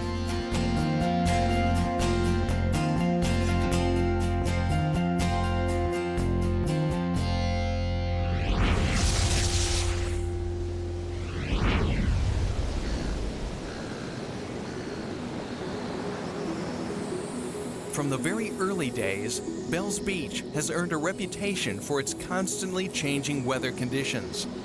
Through my own personal experiences of coming to Bells and surfing this stretch of coast, you never know what to expect. I mean, you get 4 seasons in one day. I think that's one of the really great things about Victoria and this area is just hardcore surfing experience. Situated on the edge of Australia's rugged southern coastline, Bells is exposed to ferocious storm systems that spin out of the roaring 40s. But by day 5 of the 11-day waiting period, contest organizers are still waiting for the sleeping giant to wake. I just need to let you know what the situation is. As you know, most of you can read storm forecasts and things like that, and we're facing some pretty ordinary conditions.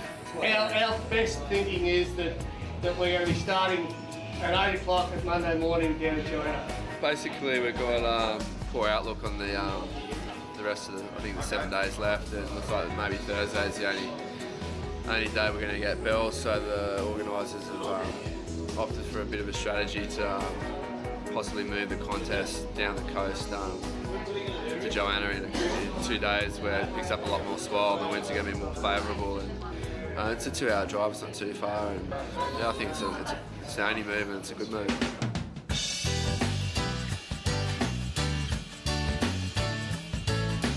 The drive south to Joanna is a well-worn path across the farmland of Western Victoria. Heavenly sky. Through the heart of the Otway Forest, and along the world-famous Great Ocean Road. You kind of go through winding roads, and you go through the mountainous range area, and then you come down the road and you come into Joanna, and Joanna's kind of in a valley, and it's just kind of got farmland everywhere.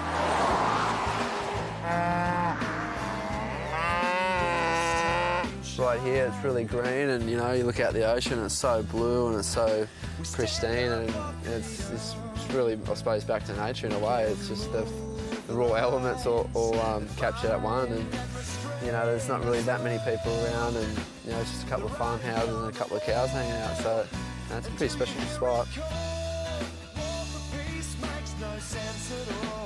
Yeah, it looks pretty good. It's got a little left rip bowl here, and Comp's gone over here on a nice little right, and if you look all the way out the beach, there's like 5 or 6 really good banks, and you know, blue sky, it's sunny, it's offshore. Can't complain, you know. Get my stuff out of the car and get out there.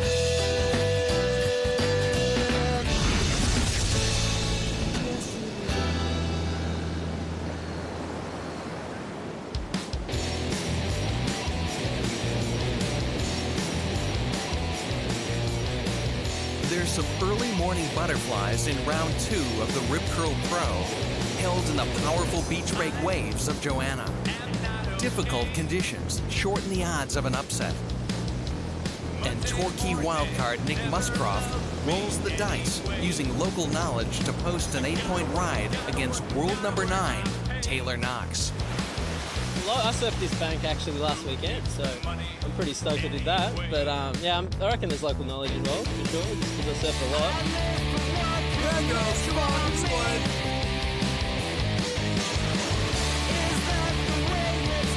Watching Phil Macker slot into a nice little pit on the inside. Well, I think the waves are the best they've been all day for this heat, Dylan.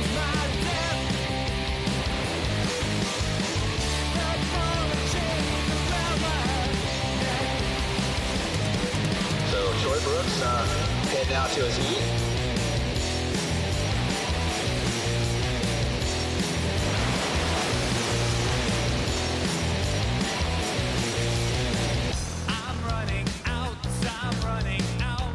Foster's rookie Ben Dunn lights up the beach with the highest score of the event so far, a blistering 9.5.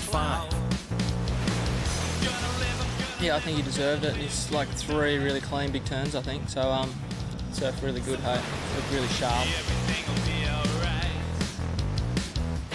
But it's the evergreen Mark Akalupo who steals the show, employing his trademark backhand attack to chalk up his first win of 2007. I'm trying to surf it like Bells. I mean, it is the Bells event, but like you say, it had similarities, so I was kind of using my Bells knowledge in those kind of waves, and it works.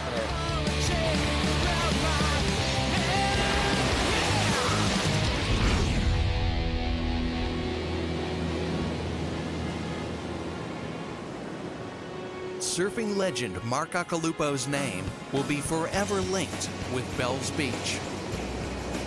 I think Aki's probably the best surfer all time at Bells. I don't think that would really be disputed by anybody. His backhand surfing just, for some reason, suits this wave.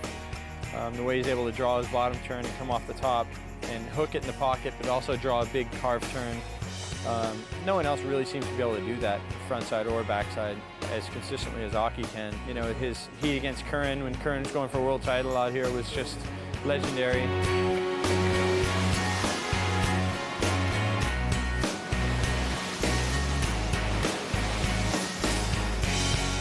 I guess I wasn't around when he done his heat with Curran and stuff. I was only a grommet then, but I watched him do that surf that heat with Andy last year, and I thought that was something unbelievably special.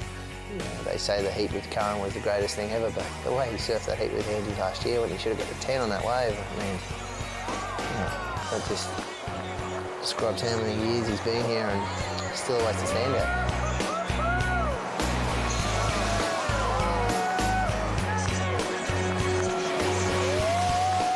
Definitely has always been the standout surfer, you know, year after year. I think that wave last year will be, you know, people will be talking about that for the next 30 years.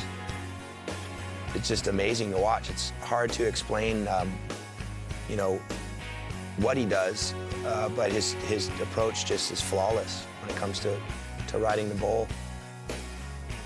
Well, the bowl, you know, is a different kind of wave than other waves, and I think it's a, you know, a wave, you know, it's an artistic wave. You really got to be in the right flow and timing. So it's just you can't just walk up to it blind and try and rip it. I get goosebumps seeing how good he surfs out there when it's really pumping.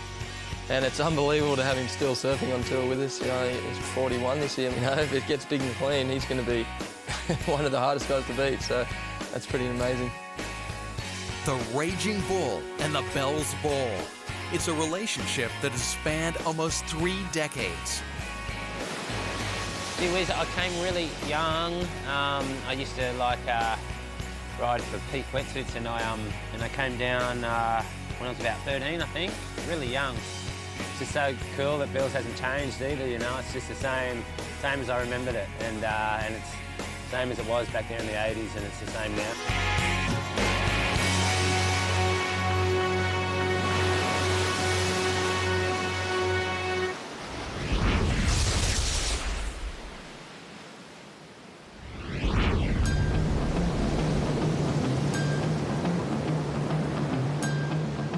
Round 3 of the Rip Curl Pro continues in the crisp beach break waves of Joanna. And if Mark Akalupa is to make a fairy tale return to his beloved Bells Bowl, he needs to get past Florida's Damian Hopgood.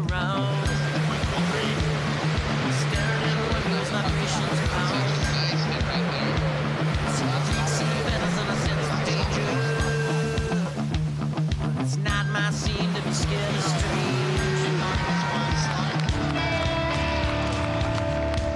Despite a gallant effort, Aki's dream ends at Joanna.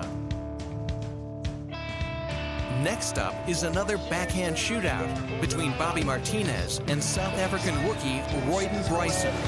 However, Roy Bryson is up and riding on a solid wave himself. A couple turns already. It was number 3 and a huge speed floater right there. So Roy Bryson taking the nod in that heat.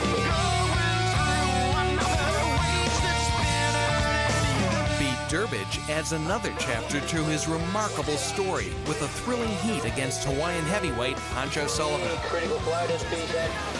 And, well, nice tight arc.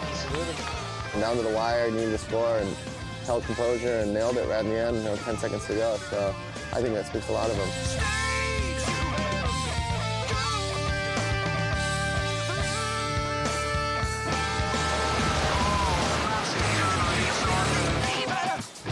The world champ comes up against the giant killer, wildcard Nick Muscroft, with Slater's sights set on breaking Tom Curran's all-time record of event wins. I was thinking about it a little bit yesterday and the day before, just thinking, okay, I'm ready to, try and get that win.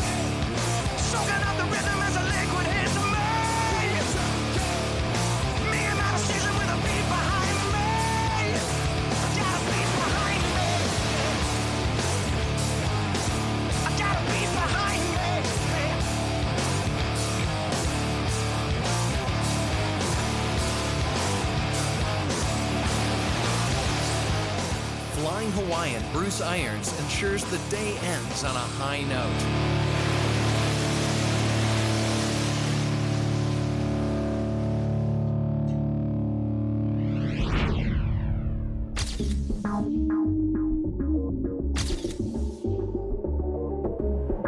Welcome to the Foster's Backstage Pass. I'm your host, Toby Martin. We're taking a break from all the action down at the Rip Curl Pro at Bells to help celebrate the 35th anniversary of the event. We're going to catch up with champions past and present and get their take on it. Let's check out what went down. You'd be good. Well, here we are with former winner of the Rip Curl Pro Bells, Mick Fanning, 2001. Tell us a little bit about the prestige. Yeah, Bells is a really prestigious event. 35 years, if you just go down the list, it's pretty much the who's who of surfing. So I'm really honoured to be on that list with all those guys. And, every year I try and do the same as I did in 2001, but I haven't been back to ring that bell, but, hopefully. Martin Potter, the freak of freaks. You're back at Bells. What a prestigious list to have your name on. Yeah, it's Tobes, it's always good to come to the Bells. It's part of our history, and it's always good to have one of those bells on your mantelpiece. Ring it when it's time for dinner. But just it's a special feeling to be able to say you've got one. I think it's it's like an Oscar award in the same sort of category for us. And you know, you look at the names of the past champions, and you know, it's the who's who of surfing. So you know, definitely you know, a feather in the cap. I mean, to look up and see your name on there, is that a dream come true? Definitely. I mean, it is. It's definitely the event everybody wants to win. And Bells was the event. It's got so much soul and you know, history to it here that we had to get a bell. You had to get one on your shelf. My whole goal when I first came to Bells was to get a bell so I could make it my doorbell at my house. So I've done that.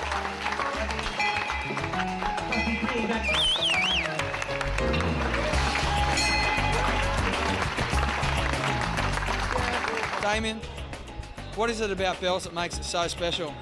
I think it's just got a lot of history, a lot of tradition, and you know, it's the longest running pro surfing event in the world. And you look at the past winners, they're all guys that are pretty much legends. And I think for all of us, we used to come down here when we were kids and look at MR and Tom Carroll, guys like that who were winning it. And it was just one of those events you wanted to win. Yeah, it's all time. I mean, there's so much history here, and just to have that trophy is all time.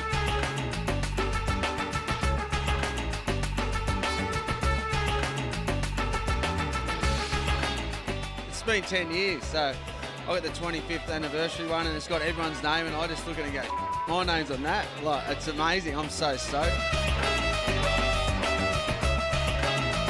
Well, that's a wrap from all the action here. Let's go back to the Rip Curl Pro.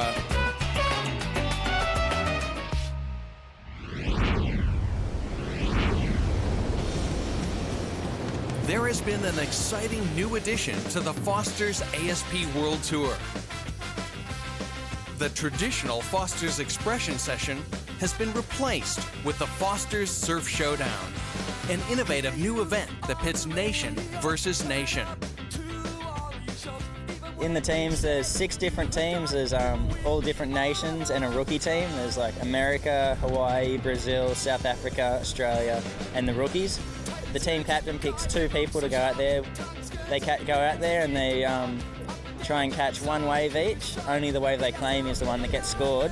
Or at any time they can both take off on a wave together, and you just keep bettering the score with the 2 people on a wave.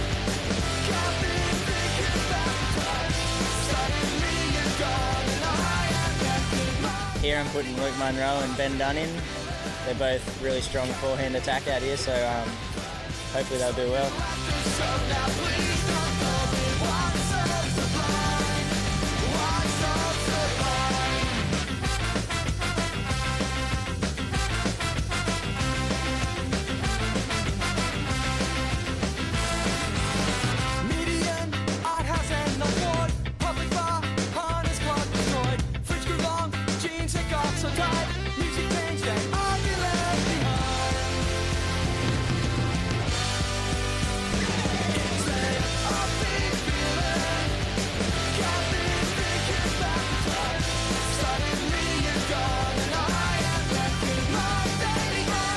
The Foster's rookies upset their more fancied rivals to win the inaugural Foster's Surf Showdown on the Gold Coast.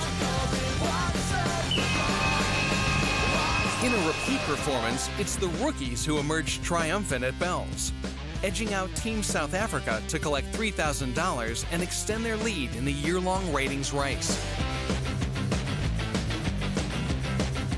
A fair bit of pressure on the rookies, having Josh and Jeremy win the first one. There was a bit of expectation to go on with it, and yeah, we've gone on with it and couldn't be happier. It's so much fun, like you're sort of out there with your team and we're all cheering each other on that, and like sort of got to work together in that instead of individually. So yeah, it's a good idea. It's looking good, eh? Should be heaps good when the tide goes out later. Right now it's 6:30, second last day of the event. Swells come up a bit, it's sort of 3 to 4 foot, maybe a couple of bigger ones. So tide's high, wind's pretty good, better than what we thought it was going to be. So I think it's going to be a pretty good bowl once the tide runs out.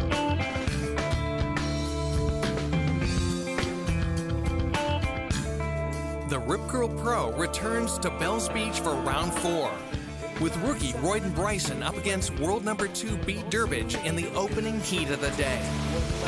Jams it out of the top, comes off the bottom. Nice backhand re-entry down.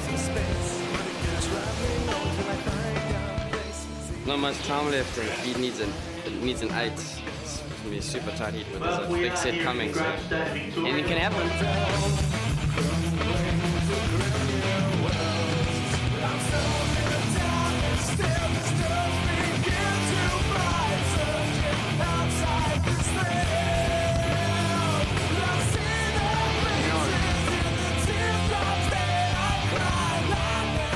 Fellow South African Travis Logie resumes his rivalry with Kelly Slater in Heat 4.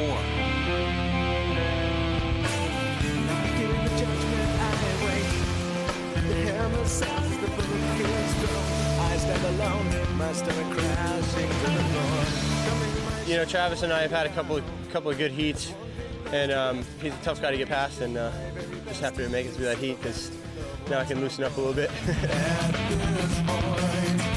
Well, it's I think this is his first real test of the event. Coming up against Mick Campbell, he's a seasoned competitor, has finished runner-up in the world, and he's really going to take it to Mick in this heat. It's dangerous times, and it represents a big charge for Mick Fanning's world title aspirations.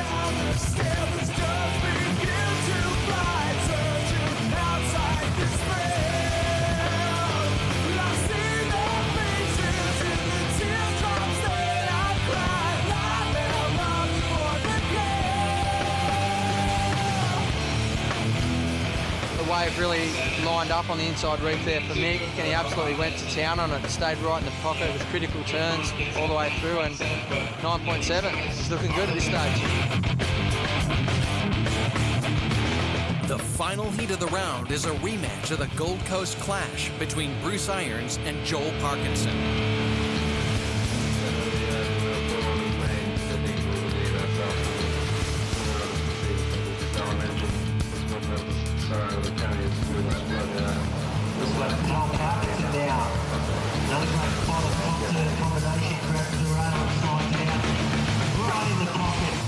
That was pretty amazing. I actually haven't been at a Connas for 6 years, so to see a wave like that is pretty killer. You know, the standard is, of course, crazy, really, really amazing surfing. So that was, yeah, it was neat to see that.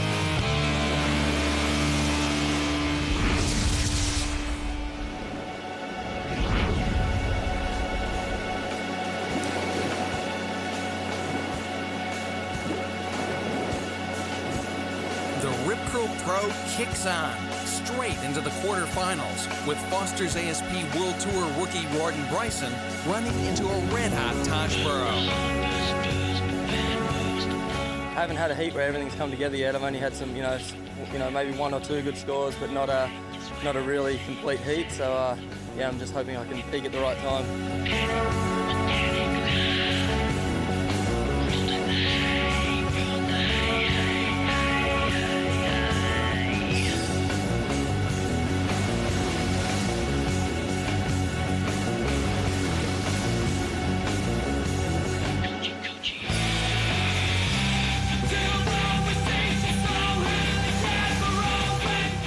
It's Tommy winning the heat with a 9.5. I think he's in form. I think he can win this heat easy. But Kelly is scaling, so.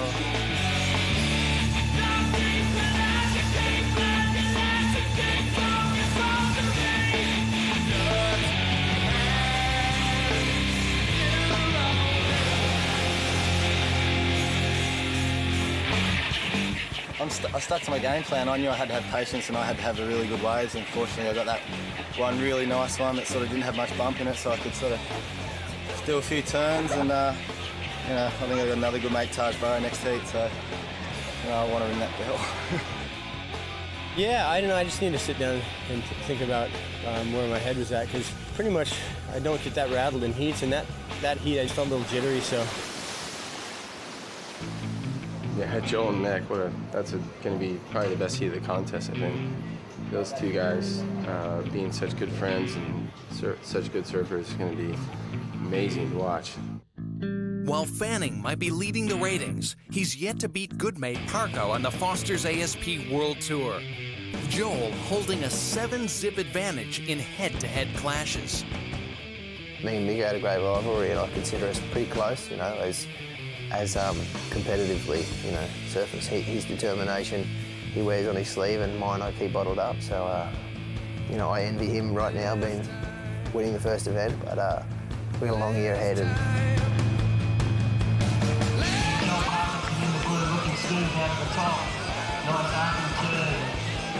switch back into the front. He's looking for this one to build up for it. Throws it up high into the front again. And now it sucks up John. Take away. I think Parko's probably a little bit more feel in his overall approach, and Fanning seems a little more calculated and analytical. And he's a workhorse, and he puts that work in, and then it happens for him. Just tries in the bone, gets hung up a little bit, but he's back on the face now. Cuts back, and he cracks a nice little You know, he won the first contest. He's the man to beat right now.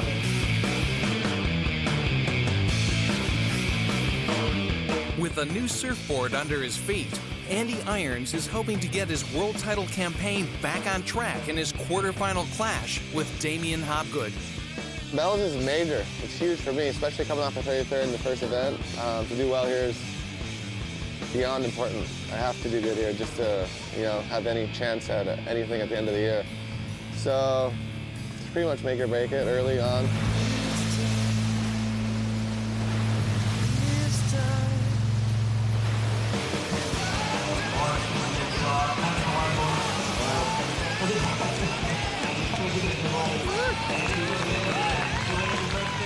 Change boards and feels really good. Just kind of feeling my feet out and getting my feet placements right. And the waves are fun when they come. I actually had waves, so I got to surf.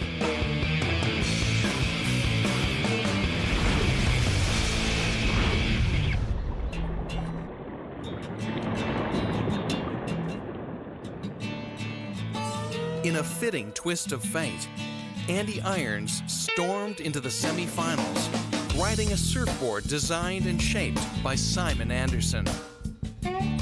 Anderson is a legendary figure in the folklore that surrounds Bells Beach.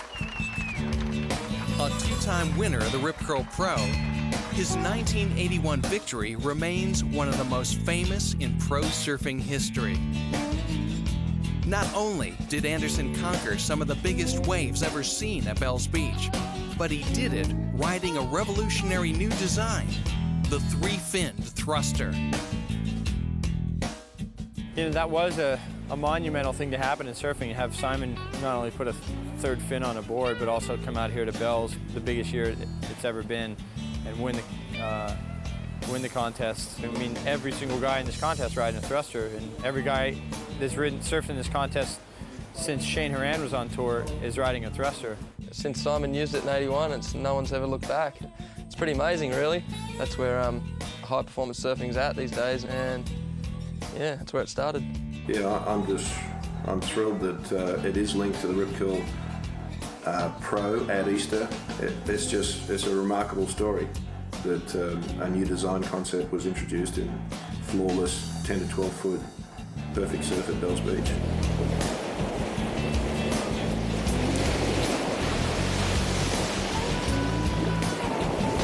How good is that? 25 years later, in 2006, Kelly Slater rode to victory in arguably the largest surf scene at Bells since '81.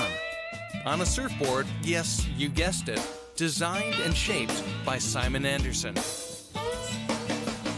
It's my job, it's my living, making surfboards, and the best way to stay on top of it, to be at the cutting edge, is to work with the top people. And you know, because of my history, I get access to guys like Kelly and Andy a little bit, and you know, it keeps you sharp and keeps you focused, and it's the best way to stay on top of things. If you look at what the guys are doing now, particularly in small waves, you know, how fast they're going, the aerials and all that sort of stuff that they're doing, amazing floaters, and performance surfing is just at an amazing level, and you know, it's nice to think that I was in at the ground floor on that, and you know, hopefully there'll be another step coming soon, you know, because we all need some help. While all the competitors on the Foster's ASP World Tour use Simon's three-fin thruster design, one surfer is experimenting with new equipment. I'm using a different construction surfboard at the moment, a new company that I just signed up with, Firewire surfboards. making an epoxy sandwich kind of construction. I don't even exactly know how the details behind it. It's pretty technical, but they're going great for me. You know, they're different construction to the normal PU boards, and they're light and fast and strong. You know, they're really hard to break, and they feel really nice. I'm loving them. They feel really drivey and great fun to ride. So it's kind of exciting to try something new for me, for sure. Having all the history of new equipment going down here at Bells, I'd love to be one to be riding a different construction surfboard and win it. And it seems like the place that it all goes down. So fingers crossed that I can lock that one in as well. That'd be cool.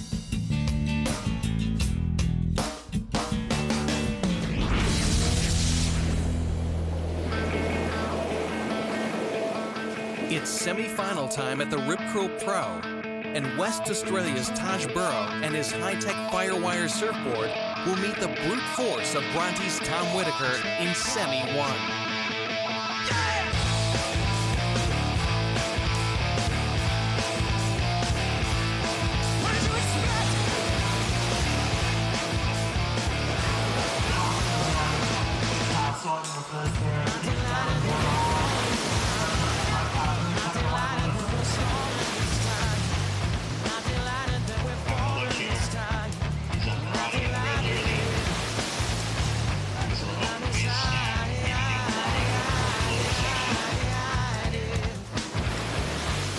Sergeant's had the highest score so far. Tommy's been ripping as well. It's a couple minutes left, but you know, it's anyone's game. Whoever gets the next biggest score is probably going to win. So check it out.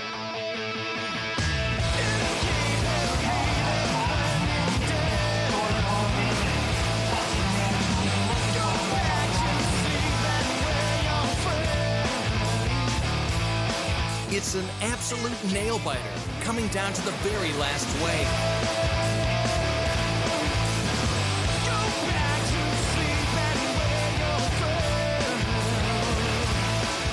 Really wanted to try and, take the bell home, but TB was flaring. It was super close. I think I couldn't hit too much, but I think it was like 0.1 or 0.2. And TB and I are really good mates, so hopefully he can ring the bell and we can have a party tonight.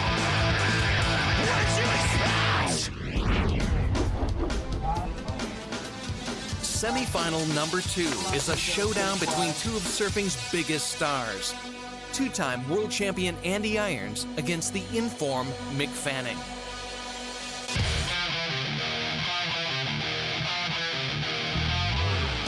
Starts the ball up, draws off the bottom, throws it up, nice and looking out of the top of the sweeping turn out of the top, sticks the tail down and the big roundhouse now on the inside. Is it my time to go? My time to rise and go? But the rest, I don't think so.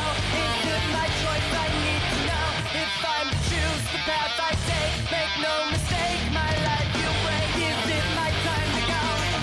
If it's my choice, I need to know. So am I to turn away? I'm pulled back on, it's not my time to go, and I should stay. Mick's been the guy who's been on fire, and Andy's finally just coming back into form. It's been a few events since he's, found that. And he looks like he's got a good board on his feet. So. In another thrilling finish, Andy holds on to win, edging out Fanning by less than a point. Yeah, in the bigger picture, it's a first and third, first two events is.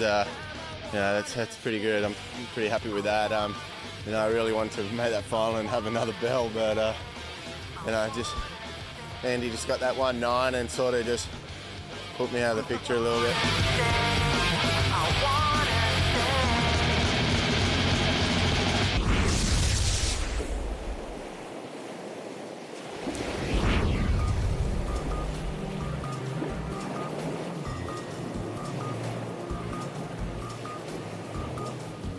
Both Taj Burrow and Andy Irons have made the final of the Rip Curl Pro before.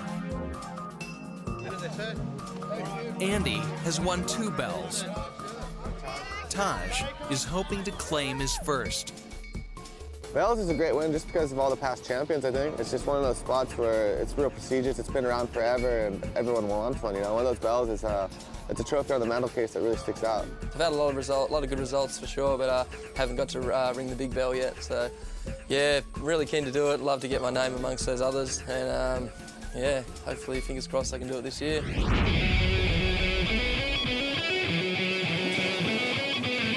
History is about to be made in the 35th anniversary of the prestigious Rip Curl Pro at Bells Beach. Not happy there. Hand the arms now. Watch this one. Those are the blue arms get around the ear. Now get some clean face. Now he's in swinging like a little monkey. That's right, the old man gets some nice seems to me whenever I'm onto a good band. Face got a real hips, ugly head, and bring me crashing on down, bleeding. Here comes Taj looking to give him a bit of rhythm now. Looking smooth, comes off the bottom. Throws it up and punch. The sit turn. And works it out of the top again. He's hit free now, John. What can it fall? What did it have? Looking to improve on a 6.50. Seven win. Grab that fast one. And one more meter. Yes, he's probably in the 360. Taj hangs tough, needing a 7-point ride to win. But time is running out.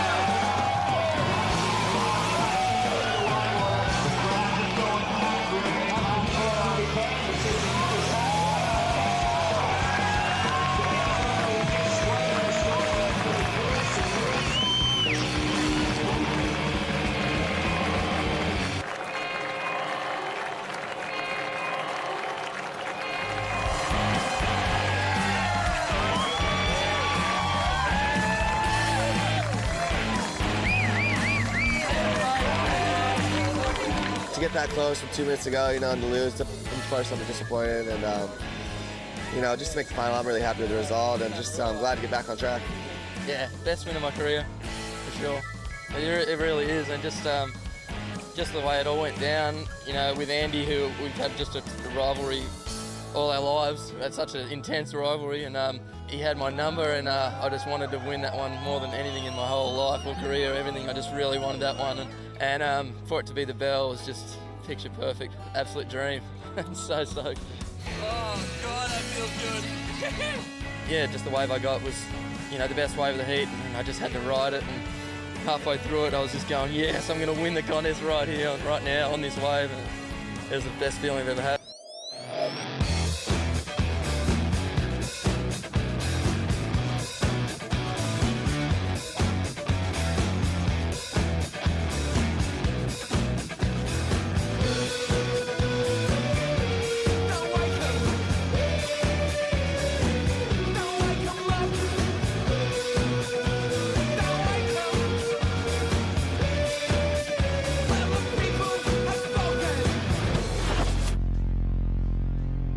Around Easter time every year, the world's best surfers descend to the bottom of Australia to compete on the second stop of the ASP World Tour. They say it's a gathering of the tribe. It has this kind of mystique about it. My heroes have won it, and probably my heroes' heroes have won it. It's an honour to be on the list. You look at the people who've won the trophy and rung the bell, and I think every surfer when they're a kid just sees that and wants to do it. That's what everyone wants to do. That bell's just it's serious. That bell's pretty cool. I got a little sneak of it as I walked in, and it sends a little shiver down your spine. To get a bell and just ring it is the best feeling ever. Yeah, the bell's sick. I love the bell. Welcome to the 2009 Rip Curl Pro Bells Beach.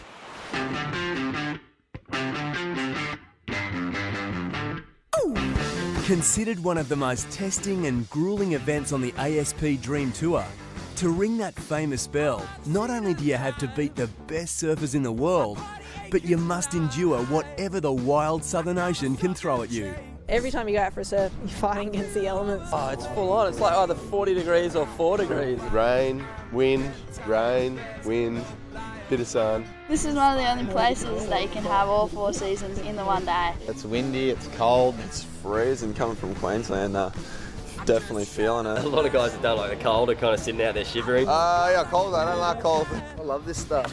Freezing. Get into it. It's the story of Bells Beach. You know, it's a marathon event. But the marathon has its rewards when the swell stacks up and marches down the Victorian coastline. I mean, Bells is good, and it's got, you know, good wind on it and everything. It's just a magical wave. That wave is just incredible. It's just one of the most amazing waves in Australia. There's nothing better than coming off the bottom of Big Bells Bowl Walls. Probably one of the most exciting bottom turns you can do.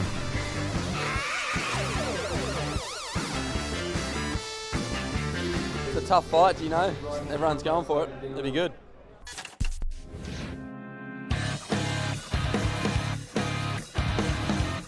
The 2009 ASP Dream Tour kicked off at the Quicksilver Pro on Australia's Gold Coast. From small snapper rocks to the punchy beach breaks of Duranbar, the surfers were tested in all conditions. In particular, when Cyclone Hamish pushed a pulsing swell onto the sandbanks of Kirra. After an incredibly close semi-final against Mick Fanning, Parko beat young Brazilian Adriana de Souza in the final, claiming the 2009 Quicksilver Pro at Snapper Rocks. It has been a long time for spring drinks, and hopefully doesn't go as long this time. Once you get over that hump, it's kind of like the floodgates hopefully open. Parko now arrives at Bells with an outright lead on the ASP World Tour ratings, followed by de Souza.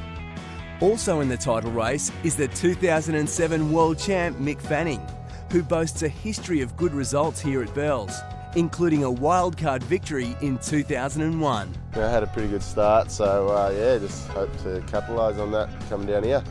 At equal fourth with Fanning is Taj Burrow, a surfer to watch having rung the bell in 2007. I love this event. I love the cold weather. I feel like I surf best when I'm wearing a short arm steamer because it's kind of what I grew up wearing, so I just feel comfortable here. With an early elimination on the Gold Coast, the 9-times world champion Kelly Slater needs a good result here to reinvigorate his campaign for a 10th world title. Magic hasn't been there yet this year like it was last year, and the year's long, you gotta be patient. Other top contenders include the Hobgood brothers, Geordie Smith and Dane Reynolds. Rounding out this talented field is local surfer and trials winner Adam Robertson, along with the 2 wildcards from Australia, Owen Wright and Matt Wilkinson. Unique to this year's Rip Curl Pro is the introduction of a new format where the top 16 surfers from last year are seeded directly into round 2, leaving the remaining surfers to battle it out in an initial elimination round.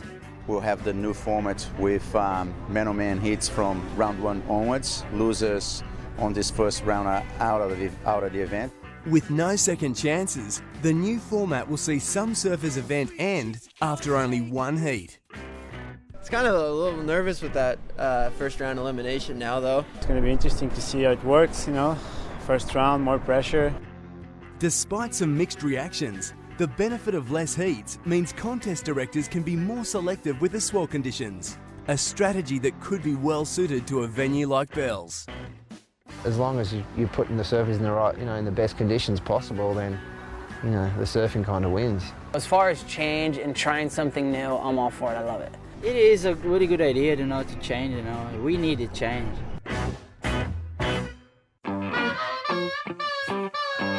The Rip Curl Pro got underway in wind-blown 3 to 4 foot waves, providing some great action in the Bells Bowl.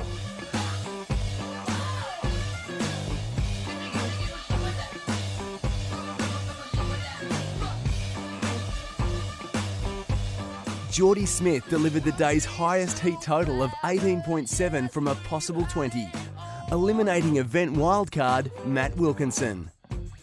While the upset of the day was wildcard Owen Wright's victory over Dane Reynolds, setting the young goofy footer up for a round 2 matchup against the seeded world champion Kelly Slater.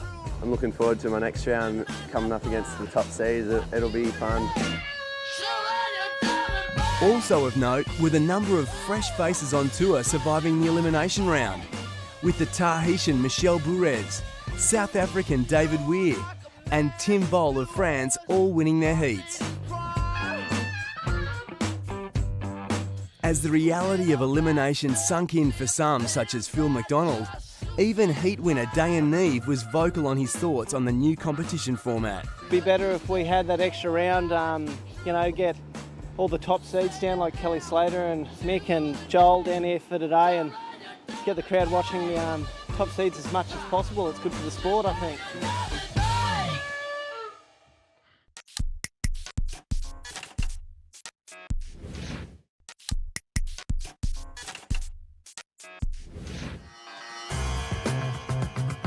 The Ripcord Pro at Bells Beach acts as the second stop on the ASP Women's World Tour.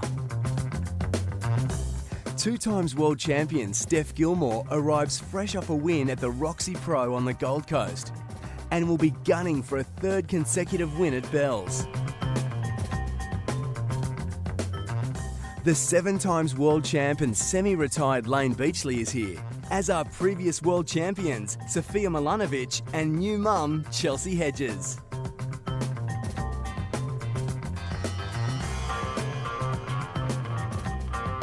With competition underway for the women, early round highlights saw the ASP World Junior Champion and Tour rookie Sally Fitzgibbons eliminating Lane Beachley.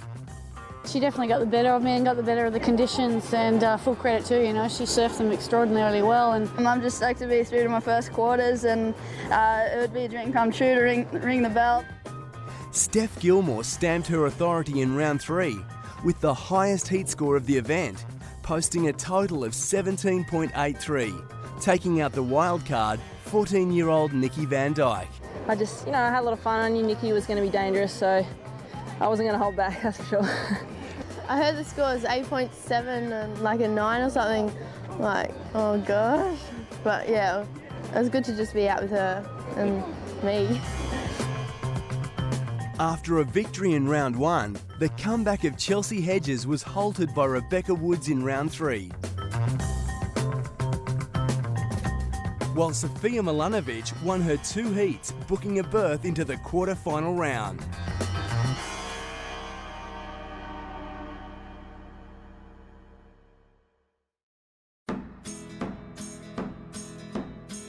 With round 1 for the men already complete, a minimum of 2 full days are needed to achieve a final result, leaving the event directors with some important decisions to make. This morning's call was really quite tricky. To sit there and look at very, very nice waves at Bells, to then kind of tell them, guys, we actually really should not surf today because there are better waves. It's very hard to do that. Masson's still calling. Today's going to drop, tomorrow's going to be bigger. Every day since Sunday I've said Tuesday's looking good, Tuesday's looking good. Initially their thoughts were, is this the new swell for tomorrow? Is it a bit ahead of expectations? But it's not. It really does fit the pattern, and I really do think tomorrow will be a lot better. The responsibility and decision of choosing when the event should run is an important and often controversial one. Well, it's a 3-way decision between surfer rep, head judge and the contest director. Collectively we make a decision on whether we run or we don't run. But before we do that, we speak to Ben Matson, and he pretty much gives us a long-term view on what's going to happen. I prepare a written forecast every day of the event waiting period. They digest those thoughts, then we kind of validate that in the morning, and we just talk about the outlook period ahead. In my experience here, he's called swells, you know, 2 or 3 days out, down to the hour, so he's pretty accurate. So I do place a lot of trust and a lot of faith in him. You know, I mean, I've made a big call. I've said, don't surf these really good waves at Bells because we've got better waves coming up. I mean, it's a big call to make, but I don't want to fence it. With the event on hold at Bells, partners in crime Owen and Wilco head off in search of some fun.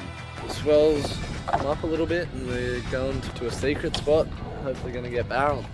The swell's right for it and the wind's right, so hopefully this fishing will pay off.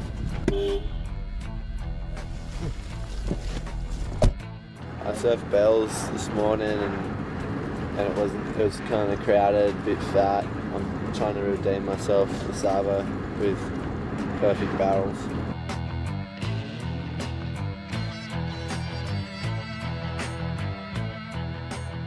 thought it was going to be a 20-minute drive, but it took about 40 minutes, but we've still got enough light. Could be good, no wind and a rising swell. Excited, looks like there's a few fun waves, and it should get better as the tide goes out. So much for the company rule. Consider I would look like a fool. The office was not the solution. I'm down with the woman, don't know what I'm doing. We should be in the company pool. I guess you must have a hole in your head. It's probably one of the best left-handers on the coast. The ideal time is slack water. It's a nice peaky little wave.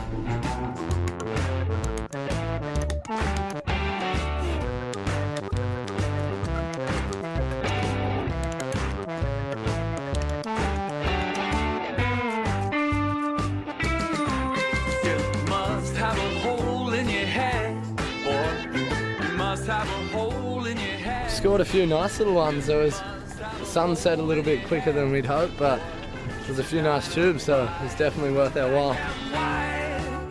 Definitely good to get away from the top 44 and find some sneaky little waves that we can go and tell everyone about and make them jealous tomorrow.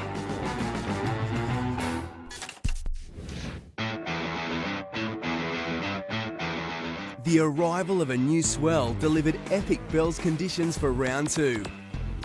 Owen Wright caused the upset of the event, eliminating reigning 9-time world champion and defending Rip Curl Pro winner Kelly Slater. His critical backhand attack delivered a 14.67 out of a possible 20. Slater came close but couldn't pull the scores needed, resulting in his second equal 17th and raising questions over any possibility of a 10th ASP world title. How happy are you right now? Woo! Nothing. It's been a long week waiting to surf against Kelly Slater, and out there I just stayed on my own game and just really concentrated on what I was doing, and it was enough. The ocean went flat at the end, and phew. Joel Parkinson dominated the Bells Bowl, securing the highest single wave score of the day, a 9.23 out of a possible 10.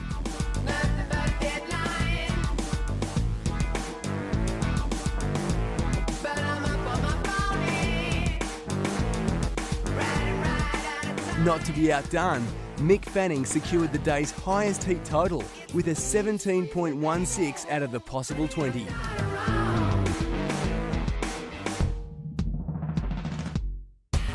The waves are pumping right now, and you know, it was a bit nerve-wracking not surfing for a week, but I was lucky I started off strong, and yeah, just stoked to keep going.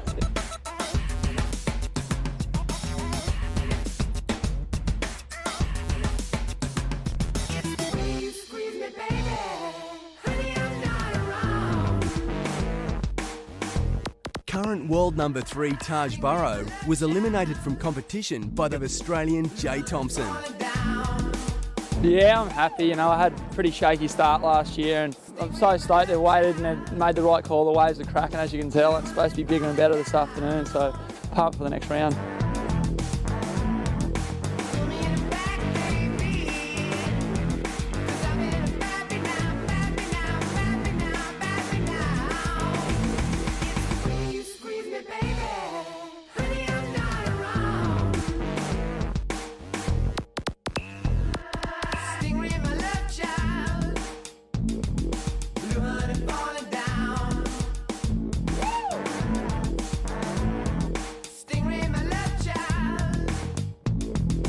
Other standout surfers in the epic conditions being Tour veteran Taylor Knox, Aussie Kieran Perot, and the local wildcard Adam Robertson, all progressing to round 3.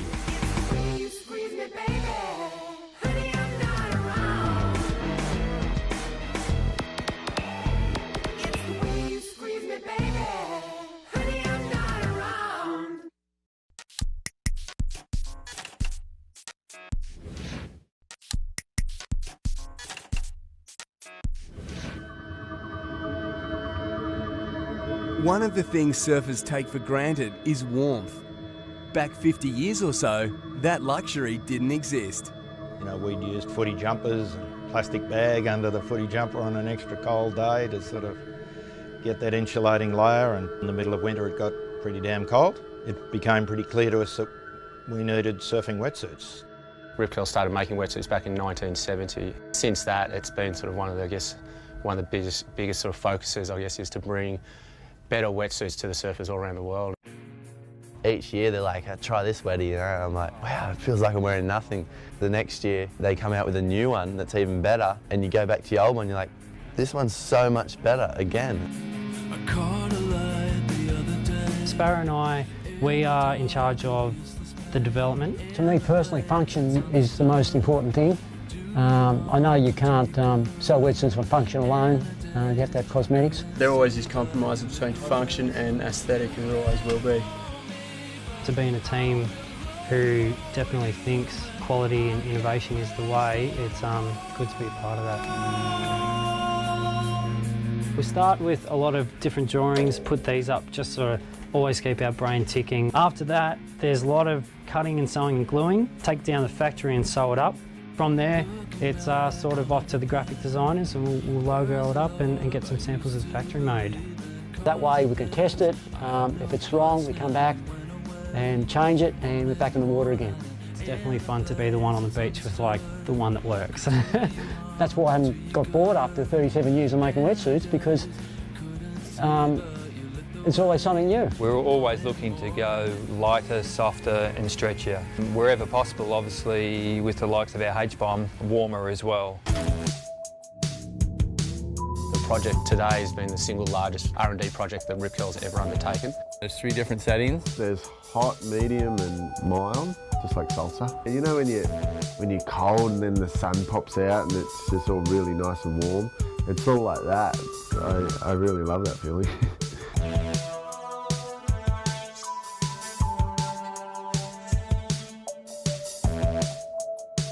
I think people are blown away by it, but especially people that are walking down the beach in the snow. You couldn't conceive back, 30 years ago that, that we're going to have heated wetsuits. I mean, we're just at the start. This is the frontier.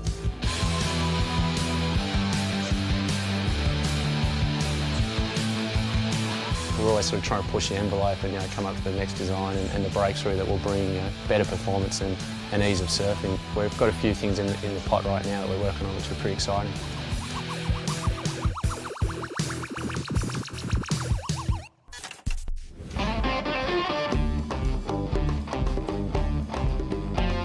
Easter Sunday saw the crowds pack into Bells, enjoying the live music on offer. A perfect day and great atmosphere for the final day of women's competition.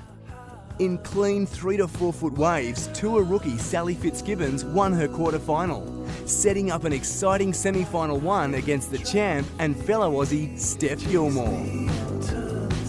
Gilmore pulled out all the stops to halt the freight train of Fitzgibbons, with a heat score of 16.6, securing her finals berth over her younger rival.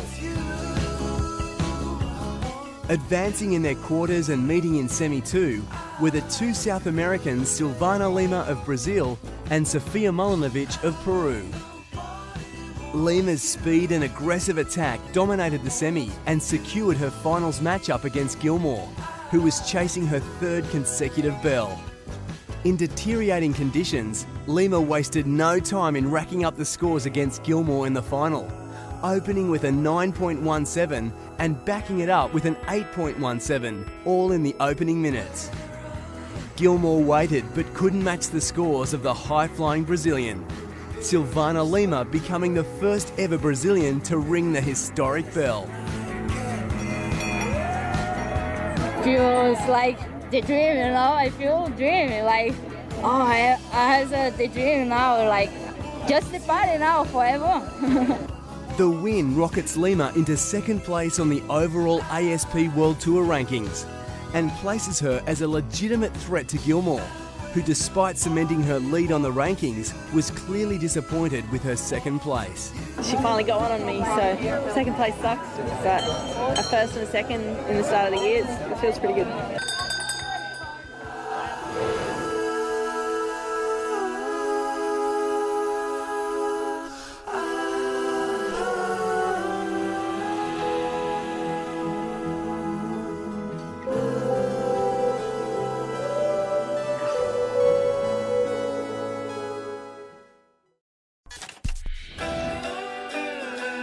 The Rip Curl Pro at Bells Beach has a rich and colourful history going back many years. Full of tradition and stories, one of the most iconic parts of this event is the trophy. Where other events you just sort of lift the trophy, at Bells you get to ring the bell, and no one's allowed to ring it. It's only the people who have won the bell. You know, it is different, it's unique. It does, no other event has a trophy that means so much like the bell. It all started a suggestion from Midget Farrelly. I think it was 1965. Midget suggested, why don't we get a bell, like a school bell or a ship's bell, and do it up into a trophy. And I was a teenager at a trade school at the time and took it to them as a project, so that's how the first trophy came about. 2 years later, the duties were passed on to Torquay local Joe Sweeney. I did it once and they were quite happy, and it's, they haven't complained since, except when the bell flies off. Well, last year I think I rung it so hard it came off the hook and hit me in the head. She pulled the screws through the hole. It just fell on the ground. I think I've got it stronger this year. We'll see what happens. Tradition states that whoever wins the bell must raise it up and give it a good old ring. Problem is, it's not that light.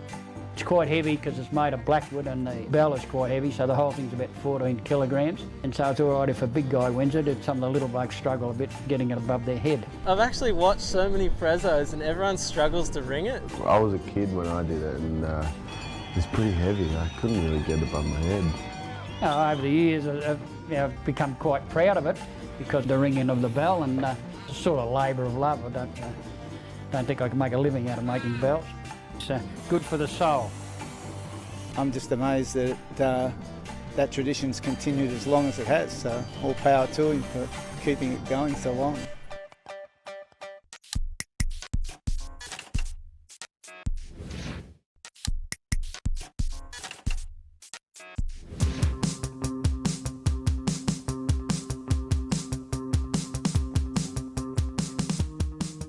Board design and innovation are a never-ending concept. With the world's top 44 competing year-round, it's difficult for surfers to experiment. One of the saddest things about the pros these days is they just haven't got the time or inclination to try anything new. Everybody's too scared to take the risk and possibly not re-qualify, or everybody's become very, very conservative. You know, you're going against the best 44 surfers in the world. I feel you need every advantage that you can get. The experimentation comes in when people get bored of what they're riding. But that's for the days when you're not competing, not for the days when you're competing. One surfer willing to try something new during the season is Slater. It was really interesting to see that Kelly had made an effort to try and design something. He's shown the world that look at the extreme that I can go, look what I can ride. Everyone's going, wow, take a note. For him to go and shape it himself, put 4 fins on it and ride it, it makes people actually think about surfboards. However, following an ordinary result on the first stop of the tour, not many of Slater's fellow competitors are convinced by his new direction. Yeah, Kelly's new boards. I didn't think it looked that good, to be honest. It was just getting a lot of water over the front of his board. He surfed really good on it, but the turns I don't think look big enough. When the boards are that short, even if you do a really nice turn, it doesn't look like a big turn because there's no board in front of your feet. It just looks like a person.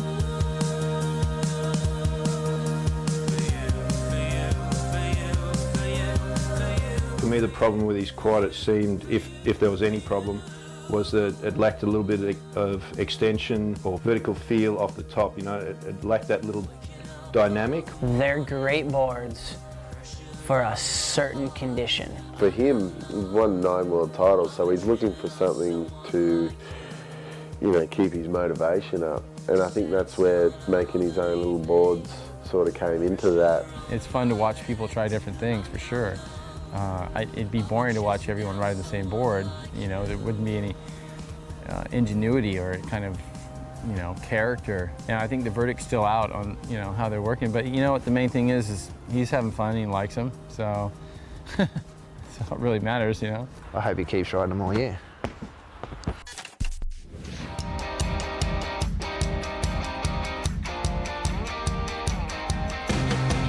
Classic Bells conditions continued for round 3. with stiff offshore winds and solid surf in the 4 to 6 foot range. The big names continue to shine, with CJ Hobgood narrowly defeating Taylor Knox, advancing him to the quarters, and a match-up against Joel Parkinson, who defeated Kai Otten.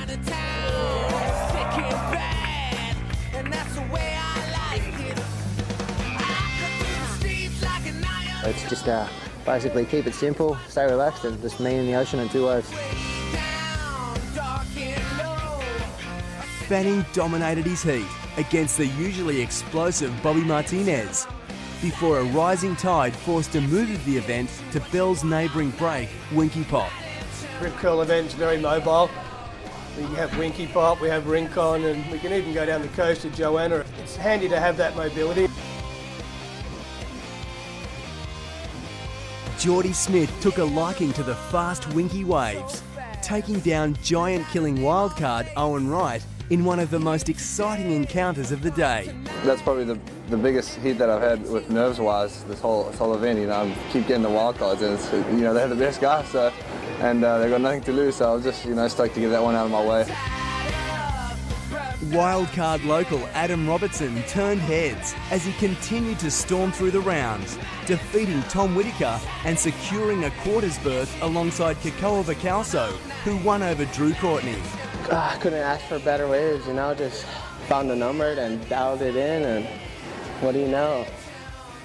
In the final heats of the round, Kieran Perot defeated Bottle Thompson, and Fred Patashia advanced over Dean Morrison, delivering the highest heat score of the day, a 17.57.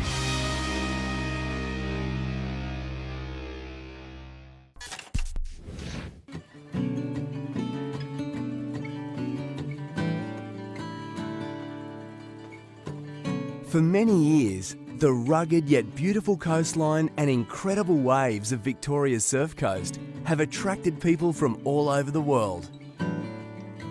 It's just a classic little country town, very social, real great, friendly, warm community. Everyone's friendly and happy and just loves the coast, so it's just a good vibe. I love it. However, the peacefulness of this environment is now potentially under threat from a major new housing development, one which could triple the local population in only 15 years. They're proposing 30 blocks a hectare in parts of the development up the valley. We are not convinced in any way, shape or form that Torquay needs that sort of growth. I'm kind of against it just because I don't think the coast is ready for it or it can handle it. The threat banding the local community together with public demonstrations supported by the likes of musician Xavier Rudd. Farewell to the wrestling. Welcome to the east. People in Torquay and Jan Juc felt very strongly about this issue. It was almost like a tipping point, I think, for Torquay and Jan Juc. They kind of saw this as something that they needed to get involved with and express their opinion. Surf Coast, hear us. Stop and think. In a win for community spirit, the local council recognised residents' concerns by eventually rejecting the development proposal. The message the community told council was that actually that scale of growth was out of character with what people believe Torquay and Jan Juc should be like.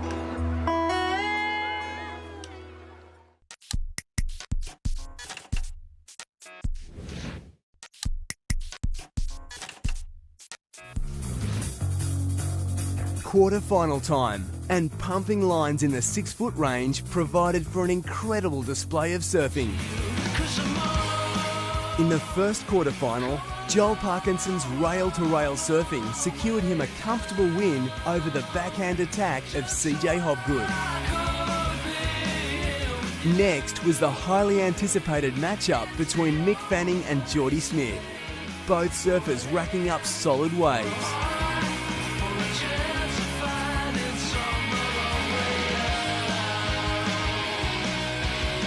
Geordie's patience rewarded him with the wave of the heat, carving out a 9.17 and a total heat score of 15.5, narrowly defeating Fanning's tally of 15.16.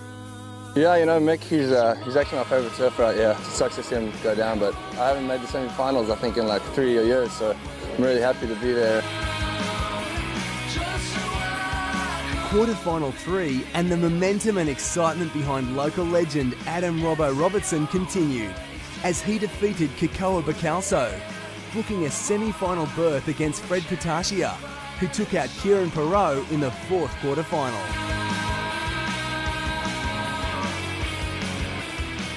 This is my first quarters at Bells. This is actually one of my best results, and the waves are good. You know, you keep hearing that Bells isn't that great, but today we got it pretty darn good.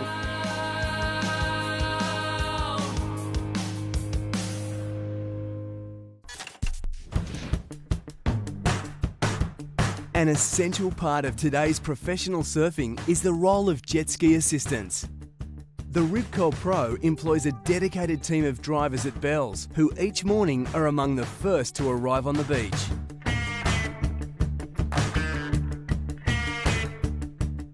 We've got probably one of the most professional water patrols on the tour. The team we've got's really tight. We've been doing it together so long, we don't have to actually talk that much about what's going on. Everyone just knows what to do. Yeah, there's a lot of camaraderie, and yeah, we really enjoy what we do. There's Mr. Byron Marsh, he's the coordinator. He's also a world-renowned sailboarder. We've got Tony Ray. Big wave tow-in legend from many, many years. You know, I guess I was the ex-pro surfer and they still need, you know, some sort of token person in there. You got my brother Tony, who's spent half his life on a ski. Tony is just a really good, solid surfer. He's just a really good all-round waterman. He tows in, he's just like a little kid the way he approaches being in the water. He just can't get enough of it. And then Mark Skelton, who's been around forever. Crusty old sea dog, we call him, because he's just been crusty and he's been out there forever. But, you know, I'm the best by miles, but they won't tell you that. You know, there's a little bit of chit-chat and having a bit of fun with it all, but on the other side, everyone's really professional at the same time. I guess the primary objective is to get the surfer out quickly, but also in an uninjured state. Oh, if like you're down to like 3 minutes in a heat and you need to get back out there, I'd probably lie down. You're just like scrambling for the sled, you'd grab it and you just go, go, go. If it's bumpy and choppy and there's a lot of waves and it's bigger, I'm getting on the ski for sure. It's all side, so it'll hold the guy around the stomach. That way, as soon as he slows down, I project and you can jump out and get like a long projection straight out into straight towards the lineup. The jet ski plays probably the most crucial part in the heat, you know, for what waves you're going to take, for how the chess game, you know, how you play and what you do. And I don't give away too many tricks, but jet skis are everything. I think the idea of bringing skis into professional surfing has been a fantastic way to speed the event up. The main ruling for the jet skis to come in was because sets were getting wasted. Most of the waves here are pretty long, so you know, you're looking at a 3-4 minute paddle out. If it's big, it can be up to 10 minutes. So it just means there's more surfing, more action. It's better for the public. I wish they had it when I competed.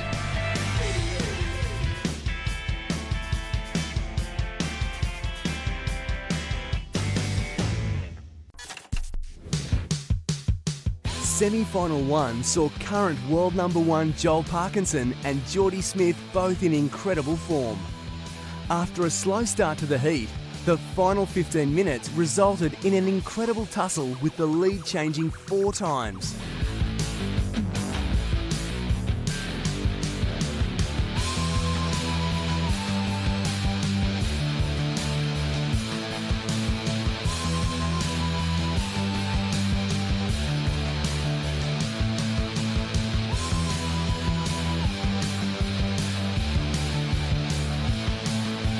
In the end, Parko's experience delivered the win.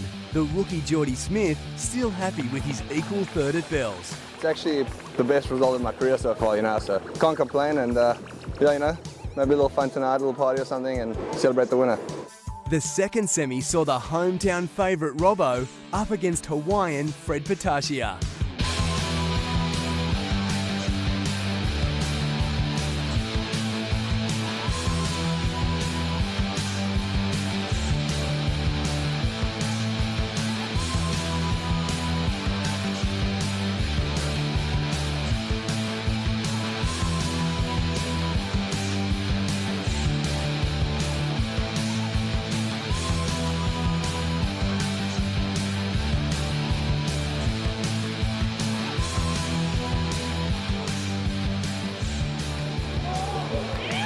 On the beach, there was an obvious buzz around the local hero.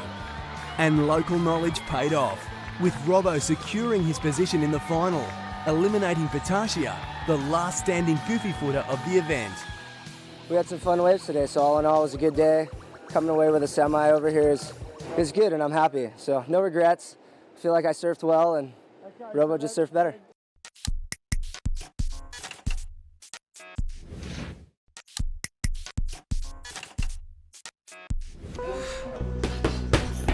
Physical fitness is of the utmost importance in any elite sport. Everyone on tour's got the talent. You just got to put in that extra effort and have that edge. And yeah, it comes down to your training and preparation. Since Mick world title, a lot of people just decide to train. It's definitely a priority on a lot of people's list now. 5 years ago, hardly anyone was training. I'd never done any training until like 2 years ago, really. But it happens a lot now, you know, guys are travelling with trainers like myself, and you know, a lot of other guys are doing the same thing. Surfing is at such a high level now that you've got to be at the top of your game. Most of the guys you see winning comps, they're fit. I could leave with you tonight.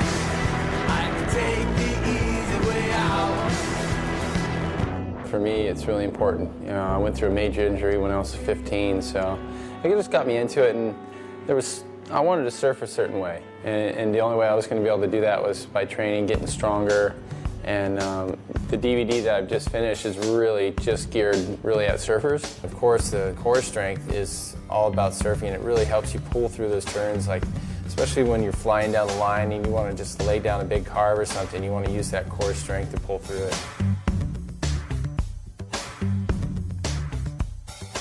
Although they may all be searching for the same result, what works for one may not work for the other. Some guys are running, some guys are training on mats, some people are training with the balls. Everybody's different. Definitely, if you look after yourself, I guess you get longevity out of surfing. Guys are taking their surfing careers well into the mid-30s, it seems like, with ease. You know, you have a look at guys like Taylor Knox and Kelly. They're pretty old now. You know, I don't think I'd be here right now and surfing. Well, actually, I know I wouldn't be if I hadn't trained so hard. Yeah, everyone's fit these days. Everyone's here to win, and for a reason, so I'm no different.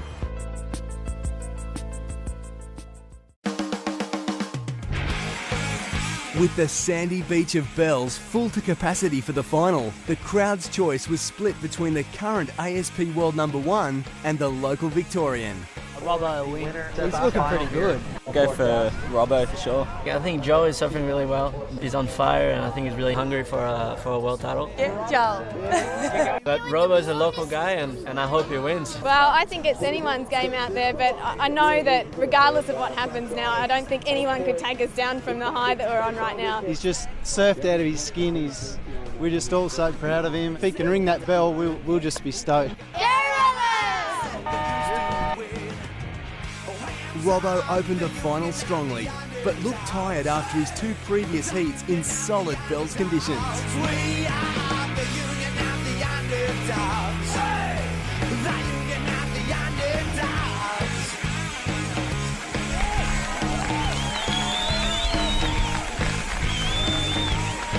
Showing maturity and patience, Parko's forehand flair and precision allowed the Gold Coaster to net a 7.83, followed by an impressive 9.57. Got no idea. To get a job, you need a degree, so go back to school. What's in that for me? Hands up, the union and the underdogs. Hey! The union and the underdogs. We are the union and the underdogs. Hey! The union and the underdogs.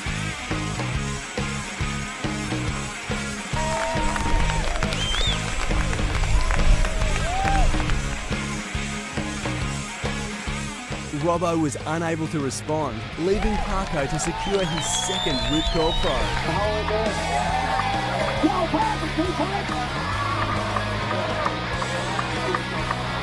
While disappointed to not go all the way, Robertson's gigantic effort of winning the trials and then making it to the final will go down in history as the best result to date by a local Victorian at the prestigious Rip Curl Pro. It's just awesome to be out there with only one other guy. Like I said earlier, there's usually 50 guys out there, so it's awesome. You know, winning at home is probably the most special win you can have, but this is the most special trophy you can have. You know, I think there's not another trophy in surfing that doesn't hold the prestige and the honour list that it has. You know, to be back on there again and to hold it for a year is going to be amazing. Parkinson's win makes it 2 for 2 on the 2009 ASP World Tour.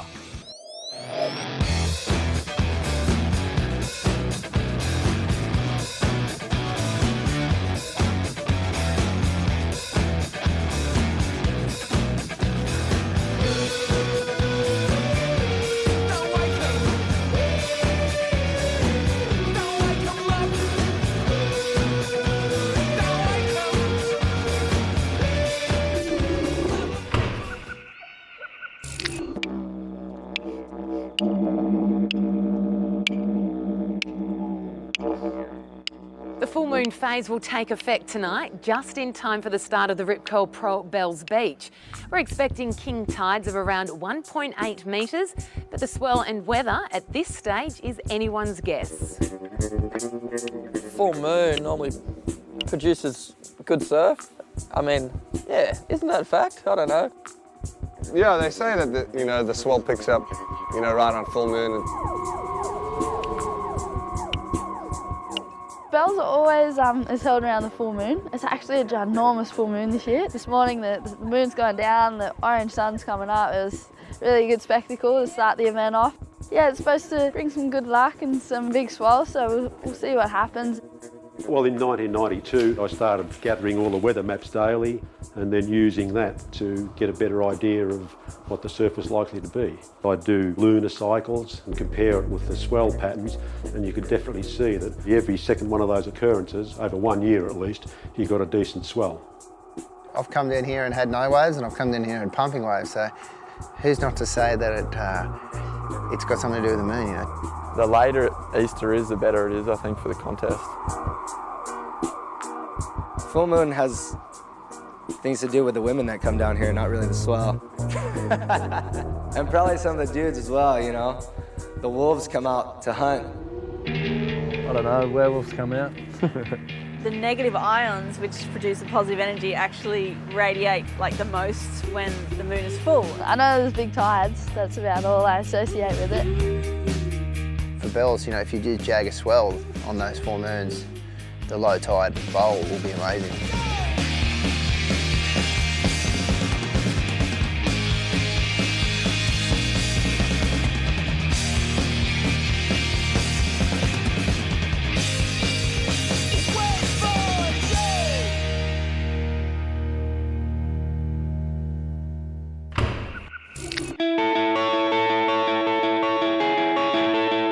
ASP World Tour consists of 10 events held in the world's premier surf locations. The Rip Curl Pro at Bells Beach, Australia is the second stop for the tour. Prior to this is the Quicksilver Pro on the Gold Coast. This year, competitors lucked into some great surf conditions on the point at Snapper Rocks.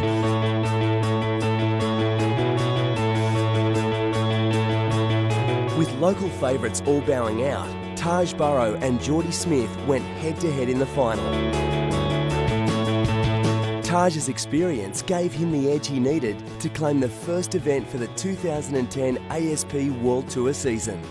It's definitely the best run of my career. It's kind of hard to get on a roll these days. Every event's so tough, and everyone's just absolutely ripping. The win puts Taj 2,000 points ahead of Geordie Smith and 3,500 points ahead of equal third Bobby Martinez and Dane Reynolds. On a roll, and as a past Rip Curl Pro event champion, Taj Burrow will be the one to beat. Yeah, just managed to find some form in a few events in a row, and it feels great. It's good fun winning heats and winning contests. Among the top threats is last year's event champion Joel Parkinson. It's a new year, it's another Bells event, so everything's pretty good for me. Also on the list of major contenders is the reigning two-time world champion Mick Fanning. I feel like I've got some good boards under my feet and it's one less thing to worry about, and hopefully it all goes well. Coming off a second place on the Gold Coast and a semi-finals finish here last year, South African Geordie Smith will be one to watch. I've been coming up since I was like 12 years old, so I've got a little bit of history, and yeah, I just hope to get some good waves and have some fun. And as both past event winners, you can never count out the 9-time world champion Kelly Slater or 3-time world champion Andy Irons. Just taking a year and a half off was a big break. I feel a lot more confident, a lot more stronger, got my boards a lot more in tune, and yeah, I'm stoked to be back for sure. Rounding out the field are 3 wildcard entries. Stuart Kennedy of Australia, Brazilian 17-year-old Gabriel Medina, and trials winner Adam Robertson, who had a monumental run in last year's event, finishing in second place. Getting a good result last year was great for my confidence, and hopefully this year I can go one better. We've taken so much experience from our search events over the last couple of years, having that real mobility. We're lucky in that we've got about 4 really good options that work in most conditions. The first of which is Bells Beach. That's the main venue for the event. Our second option is Winky Pop. It's probably the most preferred option by all the guys on the WCT Tour. Our third option is Joanna, which is about an hour and a half down the coast from Bells Beach. We normally go down there when we've got 1 or 2 days left in the waiting period and we really need to finish the event. Our fourth option is Woolamai. Woolamai is about 4 hours drive from Torquay. It's really desperation stakes if we're going to Woolamai. So we're ready to go anywhere in the state at this stage. After being put on hold for 4.5 days due to bad surf conditions, the opening heats of men's round 1 in the Rip Curl Pro presented by Snickers finally got underway at Bells.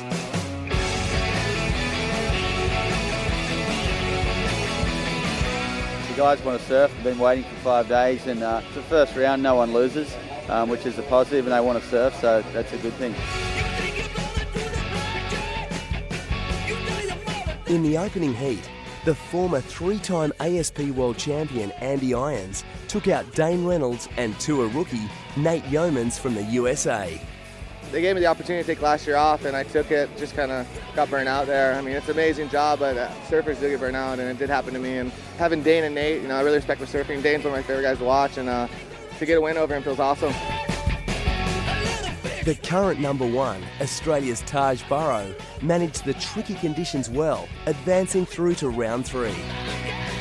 Really bumpy. So easy to catch a rail, you know. Yeah, I was happy to get through because it was tricky. Joel Parkinson posted the highest heat total of the day, a 16 out of a possible 20, in his victory against Chris Davidson and event wildcard Gabriel Medina. No, conditions were pretty ugly, and you know, kind of knew it was going to be like a survival kind of day. You know, if you can just hope the opportunity come to you, you know, that would do enough to win. Also claiming victories were the reigning 2-time world champion Mick Fanning. It was very difficult out there, you know, lumpy, bumpy. I was lucky enough to get like a couple at the start.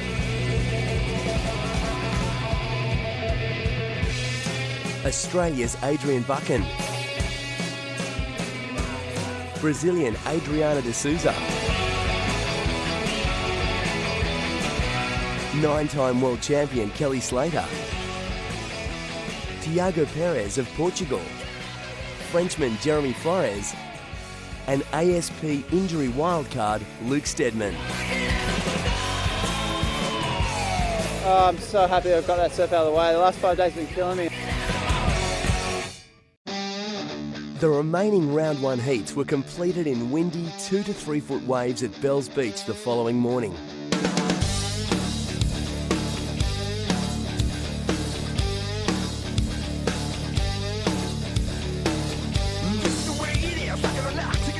Tour rookie Patrick Gadauskas from the USA was outstanding in the opening heat of the morning. Well, Patrick, how about that, beating Geordie Smith in the opening heat of the day? Yeah, it was exciting. I think he's really talented in conditions like this. Yeah, I'm really pretty stoked on that.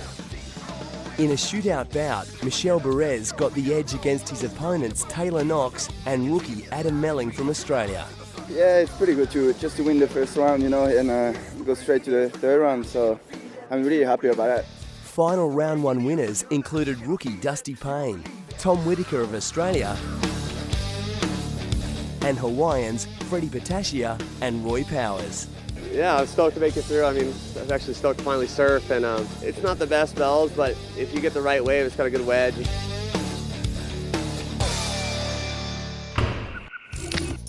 After the break, the world's best women surfers hit the water, and we revisit one of competitive surfing's all-time clashes.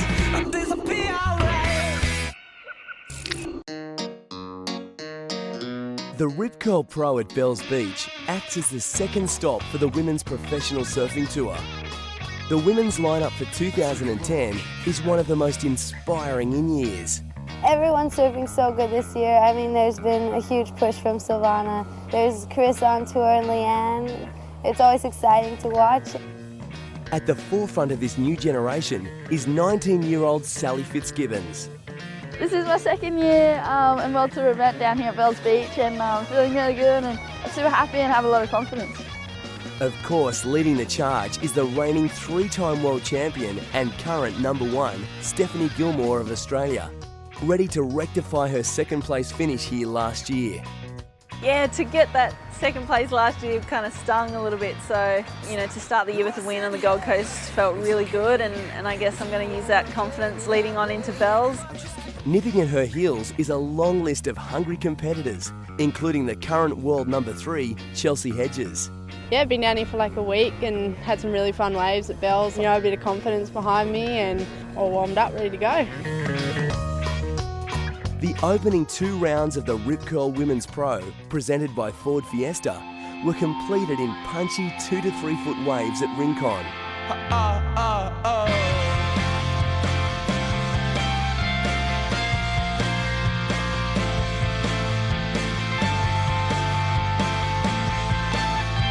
Last year's event champion, Silvana Lima, set the standard, taking the win over Jessie Miley Dyer and Nikita Robb. I really like this condition because like similar from Brazil, like bumpy and the way it's coming up. Other round 1 winners included young Sally Fitzgibbons, Chelsea Hedges, Coco Ho from Hawaii, and Steph Gilmore. I felt alright. That was my first surf in the morning. Round 1, little warm up, and on into round 3. In tough conditions, round 2 hit the water. Progressing through, Rebecca Woods of Australia, South Africans Nikita Robb and Roseanne Hodge, and Leanne Curran of France. Challenging 1 to 2 foot conditions greeted the women for round 3. Continuing her great form, Chelsea Hedges was the standout, dispatching Roseanne Hodge. It's tricky out there. You really got to pick the right waves that wall up, and I guess it was just enough to get through. Silvana Lima advanced through to the quarterfinals over Nikita Robb of South Africa. Also advancing through to the quarterfinals were Sally Fitzgibbons, Melanie Bartels, Sofia Milanovic, and Steph Gilmore. Unfortunately, Leanne Curran, daughter of the legendary Tom Curran, was ousted by Coco Ho in the final heat. Yeah, it was unfortunate for her, and yeah, I gave her a big hug, and we're good friends, so. It's how it is in surfing, so maybe the next one I'm gonna be lucky and get the best waves. It was only a half a point difference, and yeah, looking forward to seeing her in a lot of events to come. Tom Curran wasn't only here to watch his daughter. I got invited to come here. They're having a heat with Aki and myself. The Aki-Curran clash here at Bells years ago was probably one of the best heats ever surfed in pro surfing history. Our biggest fans as kids were Tom Curran and Aki. That's who I looked up to when I was young. They're legends. The Curran-Aki battle began in the early 80s, culminating to their heat here at Bells Beach in 1986.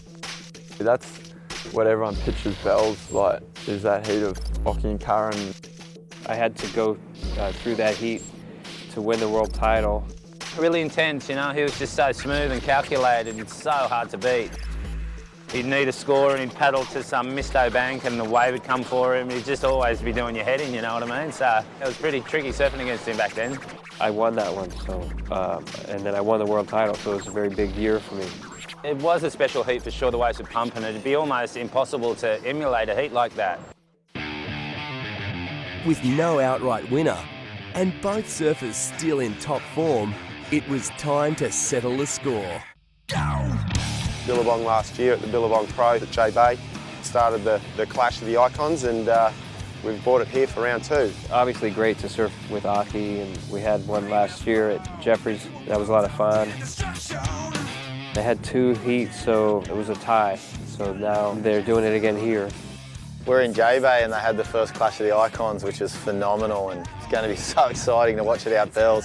Just to see those 2 guys out in the water together, just the aura they create is just amazing. I think they're as competitive as ever. I mean, Ock's been out practicing every day, and I'm sure Tom's been finding his little misto spots. Definitely Ocky out Bells, his backhand hacks and the power in the wave. Oh, I'm always going to say Ocky at any point and at any conditions, but gee, Curran is Tom Curran. Oh, I don't know. Just have to wait and see the conditions. Ocky's famous for tearing apart the bowl. Yeah, if it's above 4 foot, I pick Ocky. If it's below, I pick Curran. I think probably Ocky. I'm going with the Arc. I think Tom will. But I love Ocky, so I don't know. When you see flowers in sunshine, do you feel soft on the inside? I won't tell anyone. Why do we always have to pretend and worry so much what others think? It's nice sometimes to cry.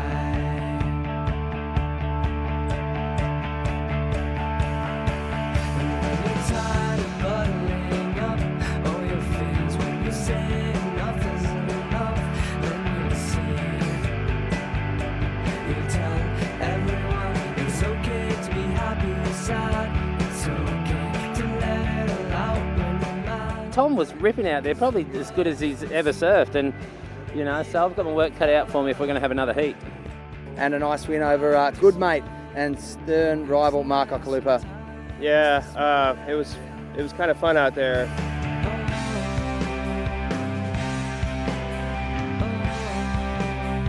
He said, let's share the wave, and then he picked my rail up and we both went over the falls. And I was scared for a little while, but we were in hysterical laughter, and I've never had a laugh like that with Tom ever. We gave each other a high five. It must have looked funny. I want to see the footage. I'll get him back. Don't worry. Onshore, small conditions at Bells and a bleak swell forecast forced contest directors to move the event to a 5th unplanned venue.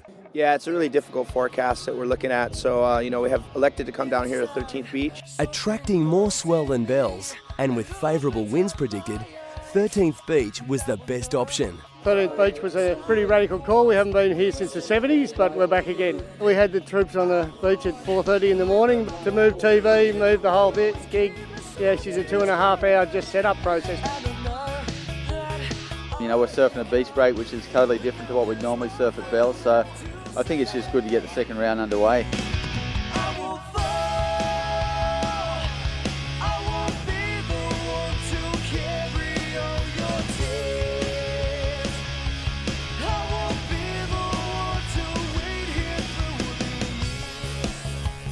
Event wildcard Gabriel Medina caused the biggest upset of the day in Heat 2, eliminating former ASP World Champion CJ Hopgood. Sometimes it's harder to get motivated than other times, you know, and I think I was just searching for something to get motivated. I just had trouble finding anything to get motivated about. Bobby Martinez ended the hopes of local wildcard and last year's event runner-up, Adam Robertson. I mean, he serves great no matter where he goes. I mean, I know he knows this place a lot better than I do. Just luckily, I got a little nudge on him today. Escaping elimination, Dane Reynolds scraped through his heat against tour rookie Blake Thornton. Geordie Smith put together a strong heat to defeat Marco Polo of Brazil. Mid-round winners included tour veteran Taylor Knox over South African Travis Logie. Two are rookies, Matt Wilkinson and Tanner Gadauskas, plus Kai Otten of Australia. Chris Davidson proved the form surfer of the round, blasting the right-handers, netting a 16.13 out of a possible 20 to eliminate Jay Thompson. Brett Simpson lofted an incredible full rotation alley-oop to secure his round 2 win over Hawaiian Kekoa Bacalso. No, for sure, I'm stoked. You know, they're rewarding the high performance maneuvers, and I went for that alley-oop, and luckily I stuck it. In tricky afternoon conditions, heat winners included Drew Courtney of Australia, Brazil's Jadson Andre, and Owen Wright over fellow team rider Ben Dunn.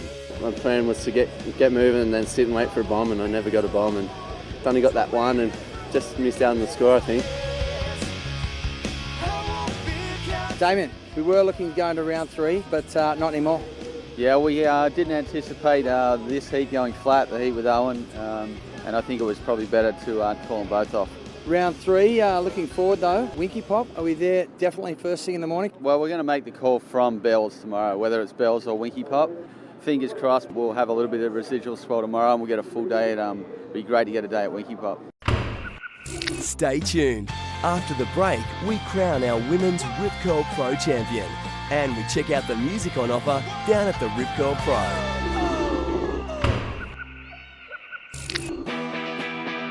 The Easter long weekend at the Rip Curl Pro Bells Beach is not to be missed. The crowds flock down to get involved with the parties, listen to some tunes, and most of all, watch the surfing. In the first heat of the women's quarterfinals, the two young guns, Coco Ho and Sally Fitzgibbons, went head to head.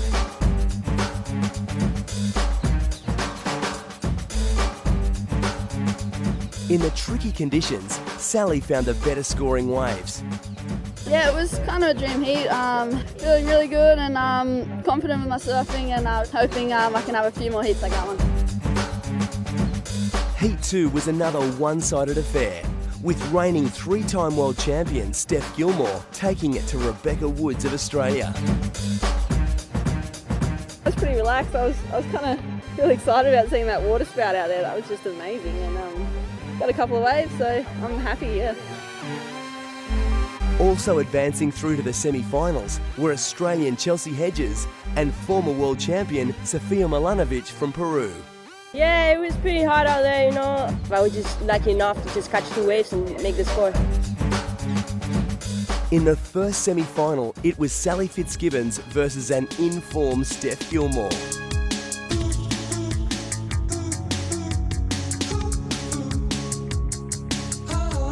Sally gave Steph a good run for her money, but couldn't quite clutch the win. Steph's obviously, she's the world champ, and you got to go into that with your A game, and I guess a little disheartening, but yeah, it's something you just learn from and move on to the next event. Then, in the closest heat of the event, Sofia Milanovic just scraped through to the final over Chelsea Hedges, despite an injured neck.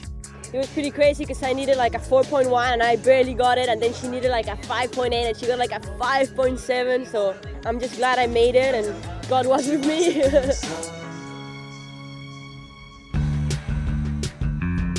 Carissa, your take on the final, Milanovic-Gilmore. It's kind of hard to say. I want them both to do well, but I have to say Steph has been sort of on a roll. Yeah, I haven't encountered the wrath of Stephanie Gilmore in that last semi-final. Steph's, you know, she's looking good on her feet. I didn't get to watch too many heats of Sophia, but I watched Steph this morning and she's really on.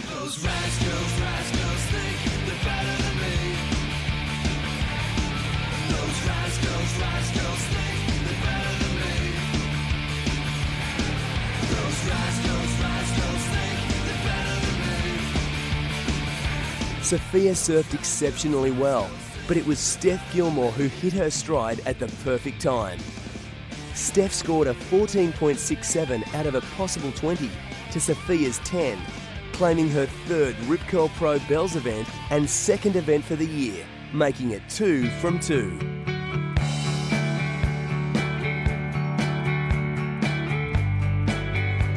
Yeah!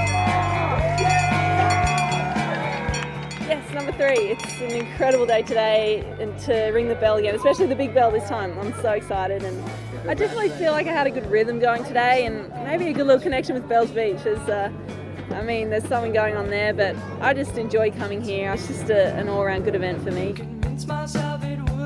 As the crowds dispersed, the music festival kicked into action. Wildman, Kineo, G and myself, Matt.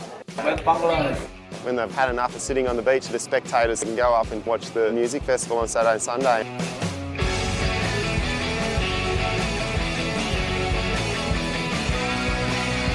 I guess it's sort of surfy rock, sort of indies. It's unclassifiable. Just listen to it. We're from Gerringong, about 2 hours south of Sydney on the coast. Played a few shows down there and in Melbourne, and I don't know what we've got coming up. I think we're just going to take it easy for a bit.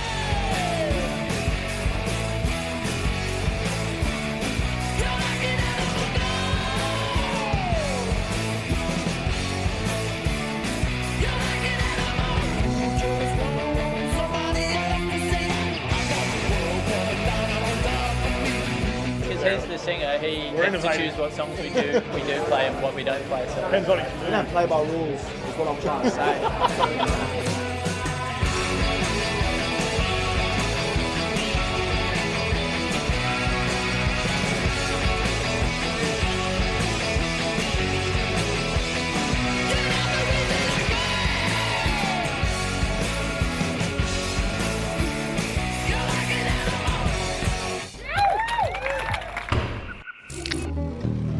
The Rip Curl Pro relocated for the second time this event for round 3 of men's competition.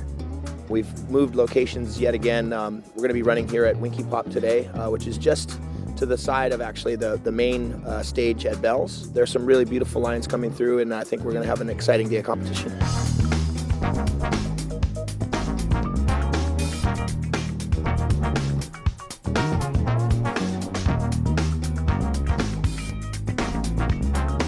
In the opening heat, Adriana de Souza of Brazil eliminated rookie Brett Simpson with one of the highest heat scores of the round, a 16.67 out of a possible 20. So much important for me to be in round 4. That's one of my main focus in this event, to get out here at Bells with the top 10. Freddie Patasia then went on to eliminate Patrick Gadauskas. The former 3-time world champion Andy Irons sneaked through to round 4 over Australia's Kai Otten. It's a lot more sketchy when it's man-on-man, it's a little more personal, and I started late. I came from the bell side around the corner and the heat started, and it really shook me up. The nerves got to me. Taj Burrow, the current ASP world #1, showcased why he has a near-flawless competitive record from the past 5 months. Everything kind of did go my way. It was unfortunate for Wilco. He's a great surfer. I love the way he surfs. He does the best backhand, fin blast. That's one of my favourite turns. But he just got kind of skunked with waves, and yeah, they came to me. So I was happy I had the magnet on. Geordie Smith, current ASP world #2, posted an impressive win over rookie sensation Owen Wright. It sucks coming up against a good friend, but I guess he got me at Bondi during the air show, so just get him one back. Mick Fanning, a former winner at the Rip Curl Pro Bells Beach, showed no mercy against wildcard Gabriel Medina from Brazil. These are fun little rides. I surf these all the time, and I had a good surf out here yesterday. So I knew what I could do. I just had to just select the waves and just go for it. Fanning's good friend Joel Parkinson also advanced to round 4, following a win over Neko Patarats. Also moving ahead into round 4 was Australia's Adrian Buchan, Bobby Martinez, last year's #3 Bede Durbidge, and Luke Steadman of Australia. Prior to his matchup against Dusty Payne, things weren't looking good for the 9-time world champion Kelly Slater. I did something to the top of my foot yesterday trying an air, and I thought maybe I broke a bone or something. As an uncertain Slater took to the water, Dusty put the pressure on straight away, opening up with a 9-point ride.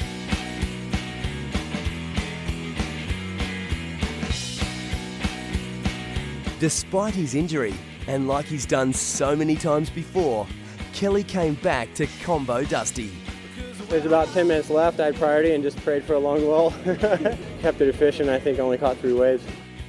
With clean and contestable surf conditions still on offer, contest directors opted to push ahead into round 4. The lightning-fast Western Australian Taj Burrow went on a rampage against Andy Irons, posting the highest score of the day, a 17.77 out of a possible 20. Geordie Smith then put on a progressive surfing clinic in an emphatic win over Roy Powers.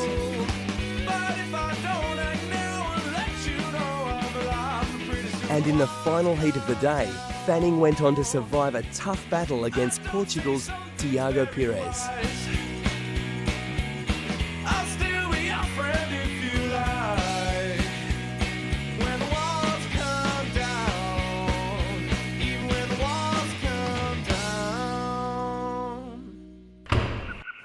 Coming up, more men's competition action, and we meet some of surfing's future champions in the International Grom Search. Well, I've learned my lesson.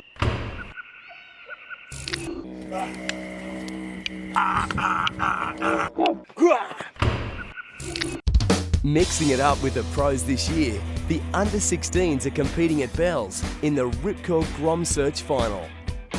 The Grom Search is a junior event for male and female surfers in the Grom at age category of 16 and under.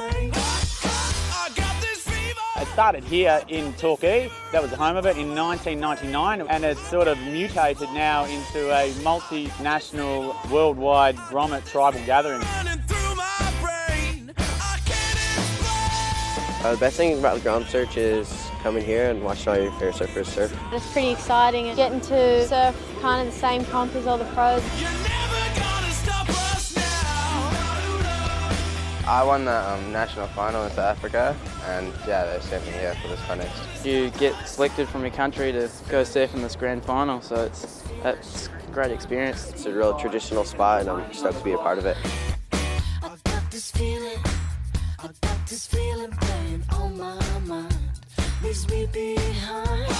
I think the Grom Search is a great idea. When you're trying to become a professional, the best way to do it is to be where they're at. They get that feeling of what Bells feels like when you're out there, against your opponent, and they probably feel like they're competing in the Rip Curl Pro.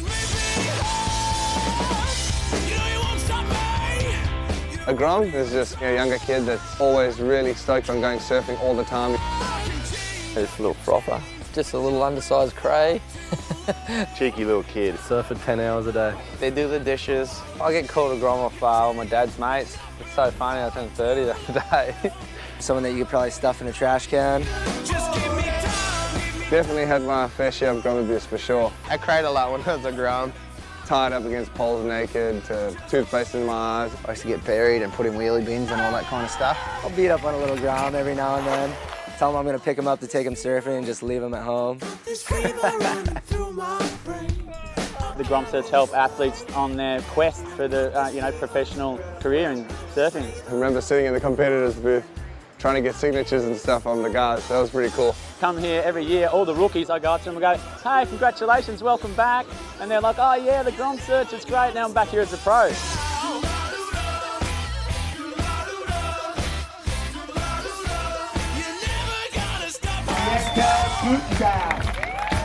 Gabriel Medina from Brazil.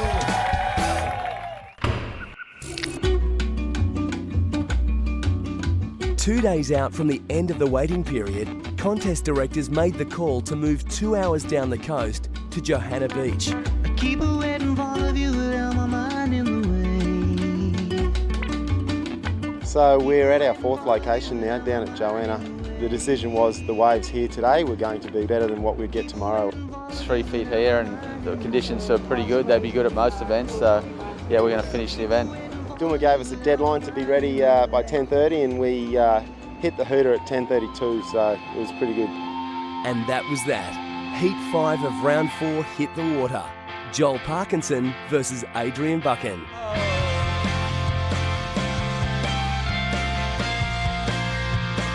Both competitors opted to surf the right-hander, but it was Joel who capitalised.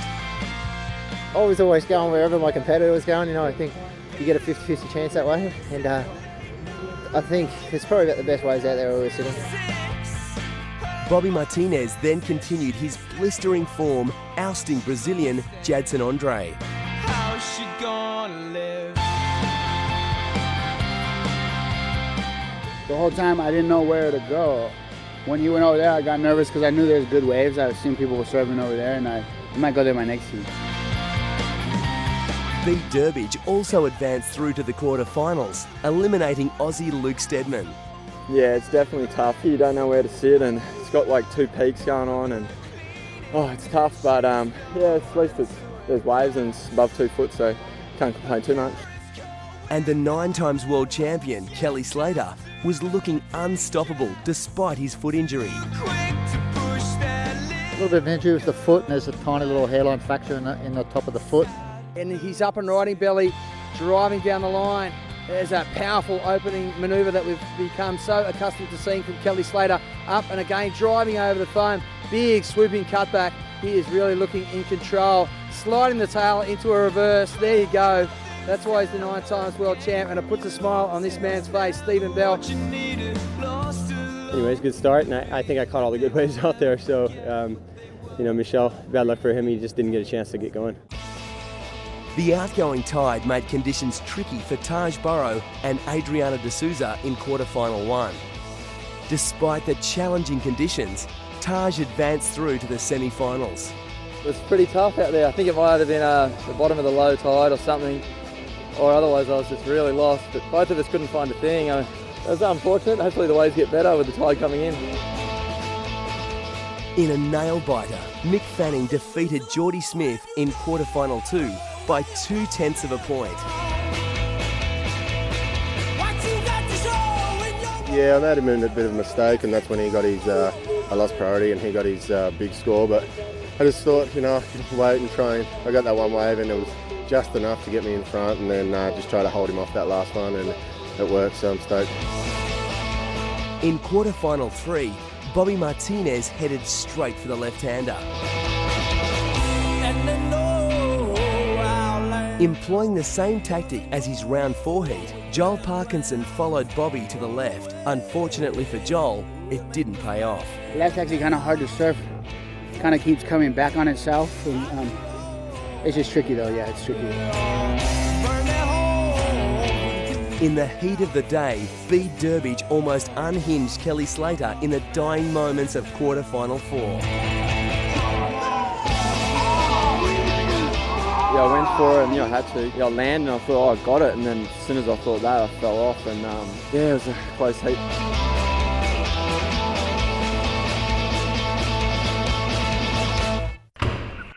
Up next, Ockie and Curran settle the score in the Clash of the Icons and will crown the men's Rip Curl Pro champion.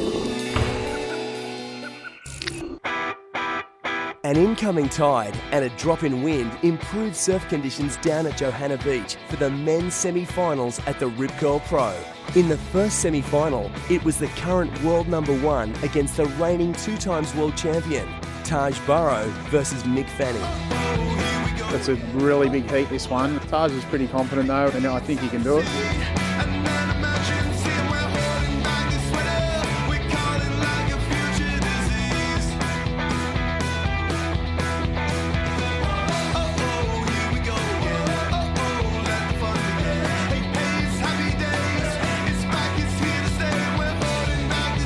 Taj Burrow's seemingly unstoppable dream run finally came to an end at the hands of Fanning, who accumulated a total heat score of 15.33 out of a possible 20 to Taj's 12.5. I was just bummed. I kind of had a shocker. I wanted to, kind of get a couple of good waves and put on a good show, and I think I fell on a really good one, which annoyed me. Yeah, a bit bummed, but it's still good. I'll take it. The second semi-final was a one-sided affair. Kelly Slater put on an amazing show for the crowd, while unfortunately for Bobby, the waves didn't cooperate. The waves changed a lot, and I felt like I had a hard time finding a wave. I wish I could have just had opportunity to surf Yeah, you know, you don't ever want to come here and get third, you know. You want to win, you know. I'm happy, but at the same time, I'm disappointed.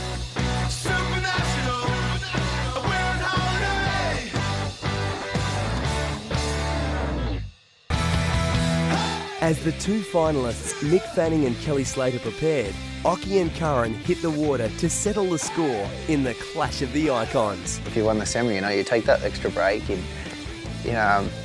be like watching a surf movie as a kid before you went out for an afternoon surf after school.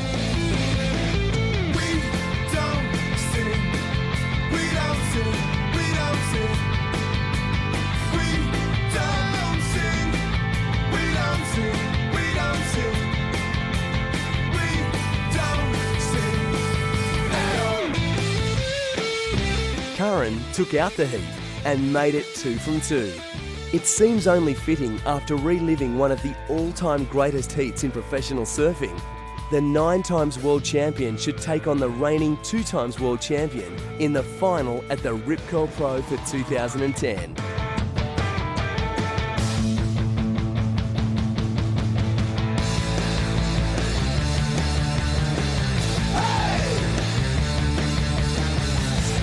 Following a relatively slow start, Fanning unleashed with a 7.17 to take the lead. However, Slater answered right back. The judges rewarded him with an 8.93. Slater backed it up with another excellent wave, scoring an 8.1 out of a possible 10.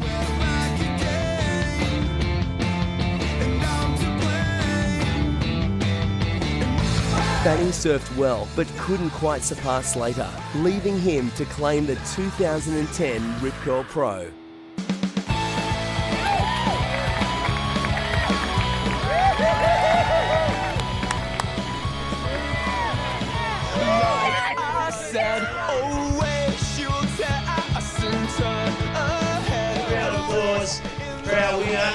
Kelly Slater.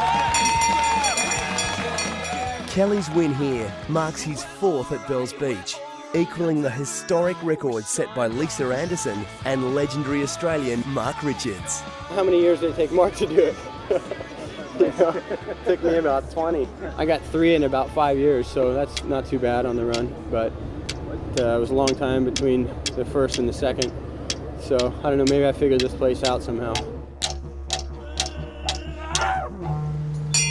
Despite this year's testing surf conditions, Bells once again proved that top surfers always do well here, with 8 of the top 10 making... It's that trophy that everyone really wants, and you'll pretty much do anything. The list of guys on that trophy is kind of a who's who in surfing. Bell means so much. One of the hardest ones to The win. only trophy in pro surfing that matters is that It's not bell. just an event, it's part of our culture, it's part of our lifestyle, it's part of who we are. The heritage, you know, and the prestige of Bells, And that whole sense of what's come before. to me, is greater than any other event. It was the birth of professional contests in Australia. You feel like a gladiator just about to go into battle against this guy, you know, and you want to slaughter him, you know.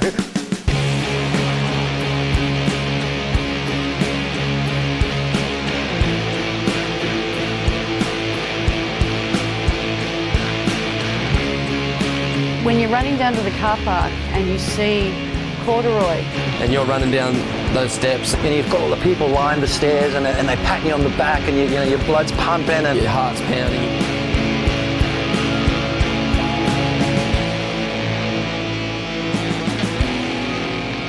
Just getting down onto the beach and you stand there and you look back and the cliffs are all lined with all the people and So you're looking at heads the whole way up. the waves are pumping through and it's just, you know, it's chicken skin stuff.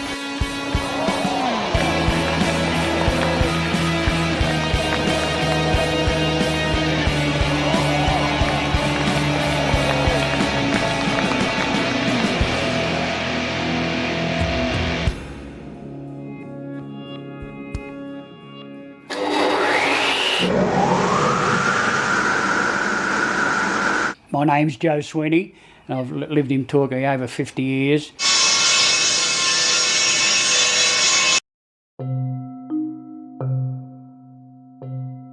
33 years ago, I got the chance to make the bell for the contest when it turned professional. It was Midget who suggested to Surfing Victoria that it would be good to have a bell as a trophy. He suggested actual bell because that area was the Bell's property.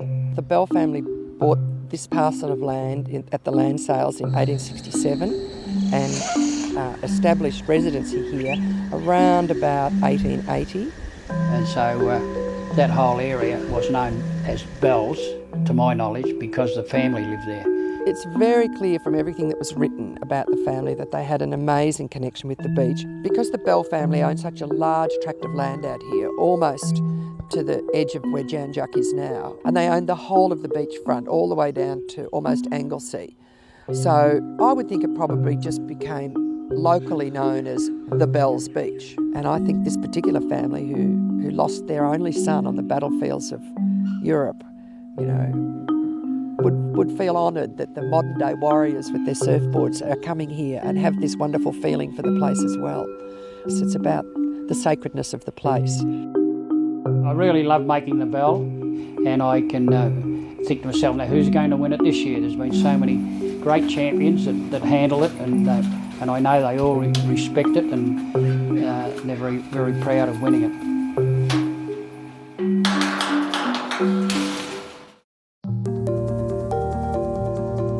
Stop number 1 of the ASP World Tour saw Kelly Slater surf against Taj Burrow in the final of the Quicksilver Pro Gold Coast in tricky conditions at Snapper Rocks.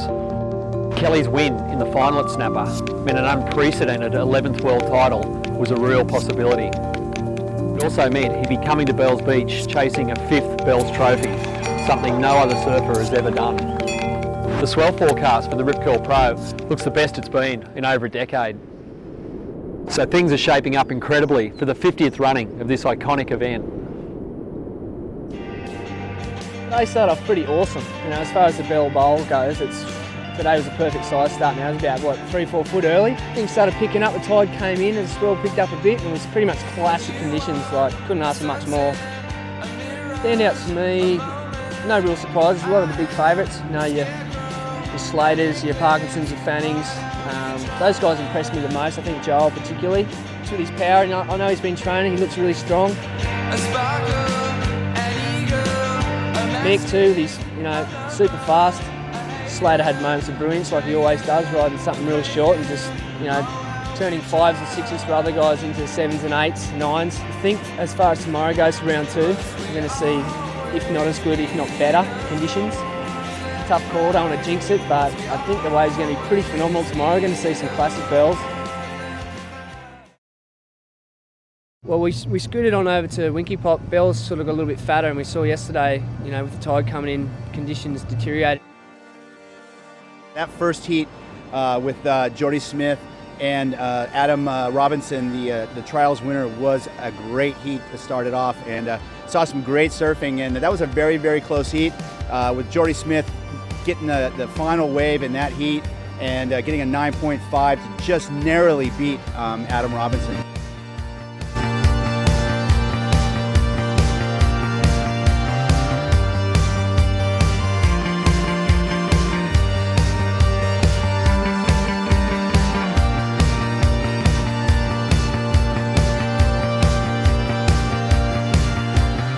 Wanted it the last, yeah, I thought that last wave was a pretty sick one. And I don't know, it's just good heat though. I mean, it's good that it was tight. So surfing against Jordy, it's always going to be tough.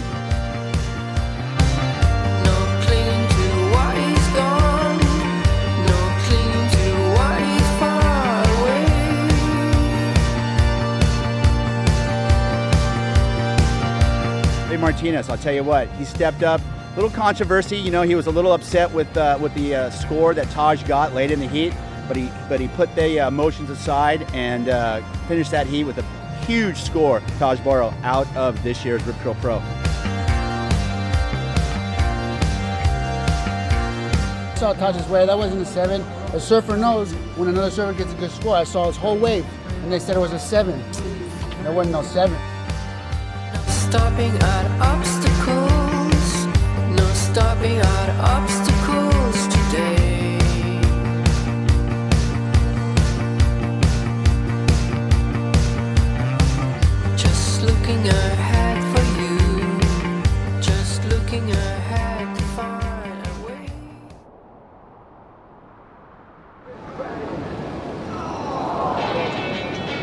started round 3 and it's pretty much as good as bells gets. It's a freezing cold, crisp morning and it's stiff offshore and 6 foot swell. It's lining up. It's more consistent than the last few days, so it's looking good. I just saw Owen up then. It's looking pretty sharp. It's going to be a good day. Transport to a tree. I was just lucky. I got to start getting in a rhythm, and you never kind of know when a rhythm starts. But maybe it started from the very first wave of the heat, but kind of just was lucky. Caught in those sets. I wasted a lifetime just thinking of wings. I could have been doing plenty of Got here this morning, it was classic bells.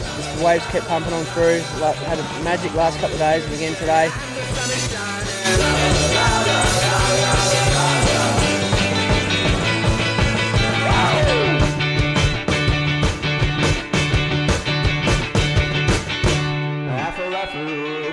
Subside. Oh, I was a fool that night for leaving my mind with you and that kind. They counted my ribs, they count right. I drink from the last bottle in the world with you. It's great to have brains out. Pretty much 12 surfers left, so they're surfing in the knockout round now, and then we go into the quarters, semis and finals. With a bit of luck, the wind will hang off and conditions will improve, and we'll end up with a good bells finish in the bowl.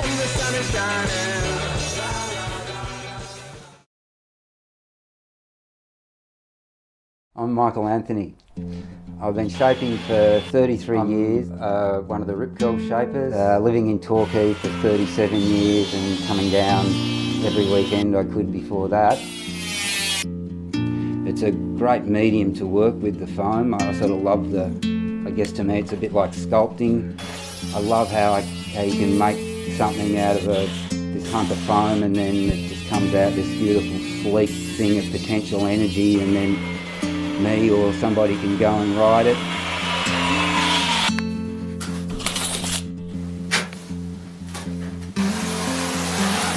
This board that I've done for Wilco, that's from an era where around here we were really into just down the line speed and flowing with the wave and getting tubed. I think bells has been quite significant in the development of surfboards to some extent, but to the actual proving of the design to a much greater extent. You were getting a meeting of the best surfers in the world, you know, somewhere like Bells that's been going for so long. It's seen every design change. I think the surfers wanting to do more and more radical turns and get more and more speed is the thing that's led to changes.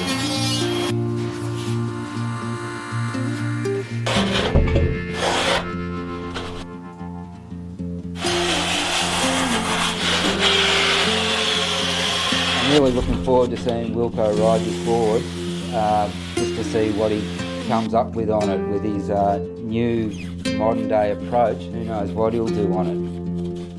I'm looking forward to seeing him riding the board I made.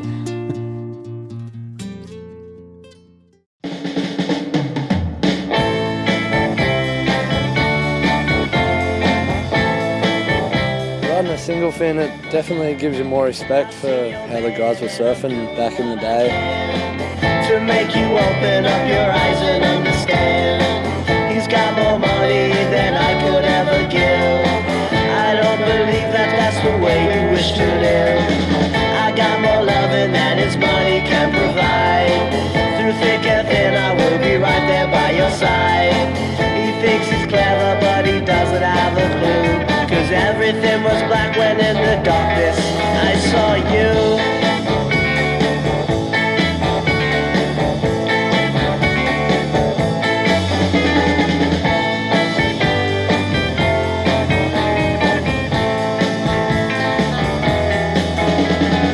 He's got a palace and my cave is made of stone, but I ain't jealous that I live out on my own. Don't need no dollar signs, I don't need a dime. I got my ways, girl, I'm gonna make you mine. What's on your mind when you look into my eyes? I'll do no wrong, so I got out there then and the waves were fun and I was struggling so bad to ride that thing, so definitely have a lot more respect.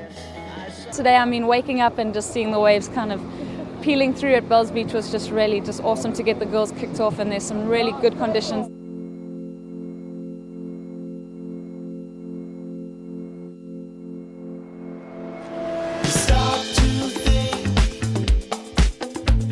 you doing?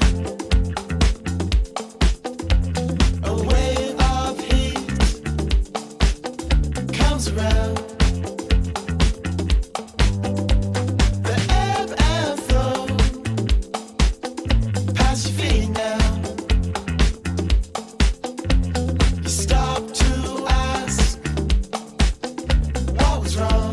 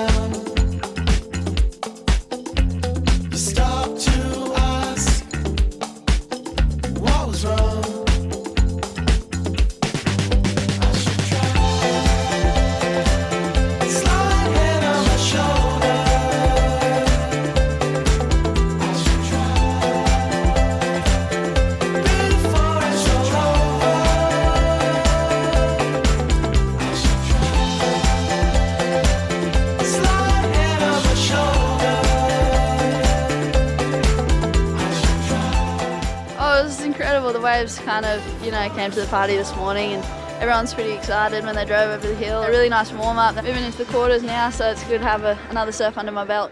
Today was pretty much like a fairy tale. Still pumping conditions here this morning, but stick around. We've got an amazing schedule this afternoon. No, we're locked in, Joe. That's for sure. Until we decide this, until we get a girls' champ here this afternoon. Here goes Sofia Milanovic. Now she gets going down the line, rips into that first turn, driving down, up and over the big roller coaster float. A great transition into the pocket, just jams it. I think we've just seen the best wave of the heat so far. Carissa Moore, she was also just red hot today. It was really a Carissa Moore show. I've never loved another, and I don't think that I will from here on out. No, I love surfing against Steph. She really pushes me, and well, she's the best in the world. So no, I'm glad I surfed against her here, and she's surfing so good right now. So yeah, it's been fantastic to ring that bell, but maybe next year. Sal, another great heat in a row, 2 in a row. I take it you're feeling it today. Yeah, definitely. That was a really good heat for me. I feel really comfortable and looking forward to the semis. The former champs here in Silvana Lima, always a dangerous threat, especially at Rincon. I knew going into that heat that Silvana was definitely one of the informed surfers of the event, and to be able just to make the final and no matter what get second, I'm just super psyched. Sally was throwing away what I would have had as my top scores the last few heats. I had a lot of fun out there, and yeah, everything's feeling good, and stoked to be through to the final. Carissa will be in the pink for the final.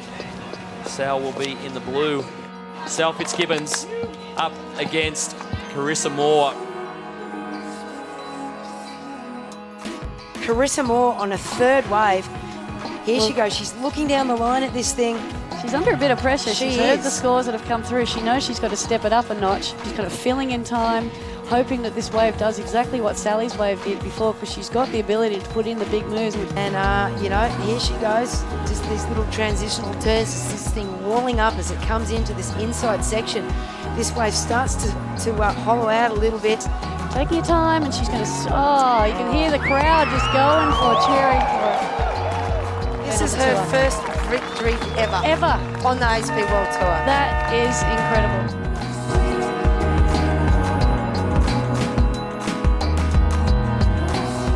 Right now, this is the most amazing feeling in my whole life. This is the pinnacle of my career. To win bells, it's the 50th anniversary, makes it extra special. But to look at some of these names on this trophy and know that I'm amongst them now is, I don't think it'll sink in for a long time.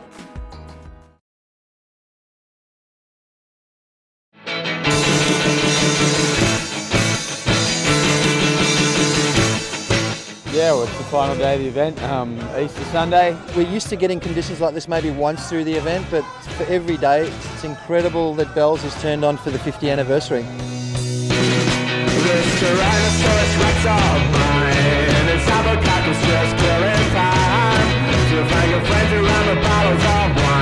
First 2 quarters, 2 significant things happened. Joel Parkinson came out and dominated Owen Wright.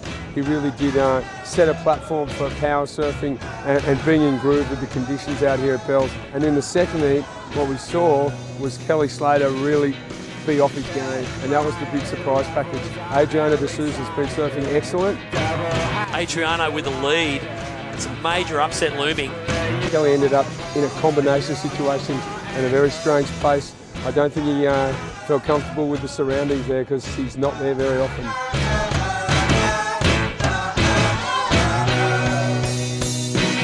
In semi-final number 1, it was once again this Joel Parkinson rhythm show. Joel was in super rhythm. He just kept slicing his way through the bowl. Just seemed to be not only in sync with the set, but in sync with his turn. Joel Parkinson up and right. Look how clean his face is. Such a glassy canvas there for Parko to throw down that amazing carve. Big heat that one, Parko. Adriano just beaten Kelly.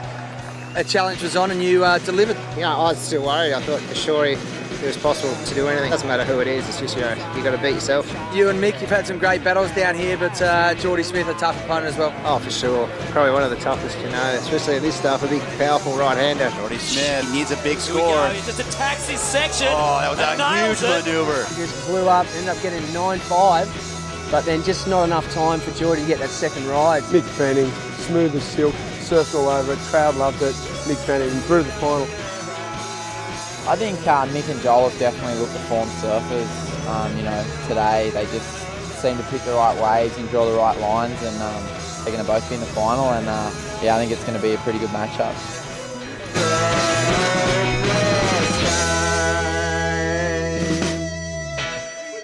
You finish on a day of building 6 to 8 foot swell.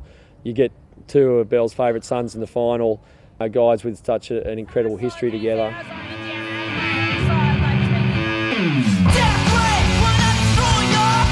Take off for Parko, drives into the section, whips it, a huge Parko turn.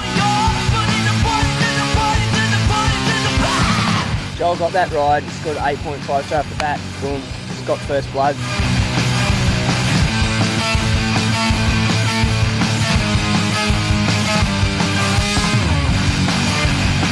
Look at this, Reg. It's a big one, it's a bomb. Is it going to stand up for him? Oh, incredibly technical surfing there with that foam climb. Here he comes. Grab rail Cuddy, he's really negotiating the bump in the face. This is hung on. There it is. 2, 1, and Parko puts it in the barrel. Oh, there you go. Woo! Punctuation mark from Parko. Come on, last judge. That's a 10. He's got 4 10s That's a 10 now. on it already. Oh, look at this. Oh. Parko.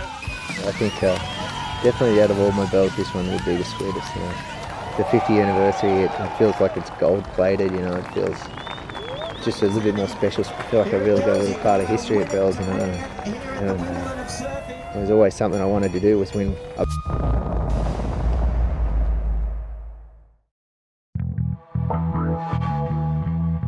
The 51st Rip Curl Pro presented by Ford was a true classic. Bells Beach Australia turned on 5 days of epic sun and swell, highlighted by men's and women's competitions that will be remembered for decades. Surfing's new school had shown up in Torquay to battle the Bells Beach Bowl and see if the traditional icon of power surfing could handle the progressive amplitude of Generation Next. While the surfing veterans of the ASP World Championship Tour were determined to prove performance surfing was what wins world titles. In the competitive surfing, it's like huge, it's everyone that is anyone's rung that bell, over the years, and it's very elite and definitely be special to be a part of. It's definitely one of the most prestigious events on the tour, and to be able to ring that bell would be like, that would be the sickest thing ever. 12 big heats, mate, round 1. Yeah, let's get it going. Owen's, his approach being as big as he is, and there's not a lot of wasted maneuvers. Whoa. Oh, that was incredible. Everything just seems to connect and flow.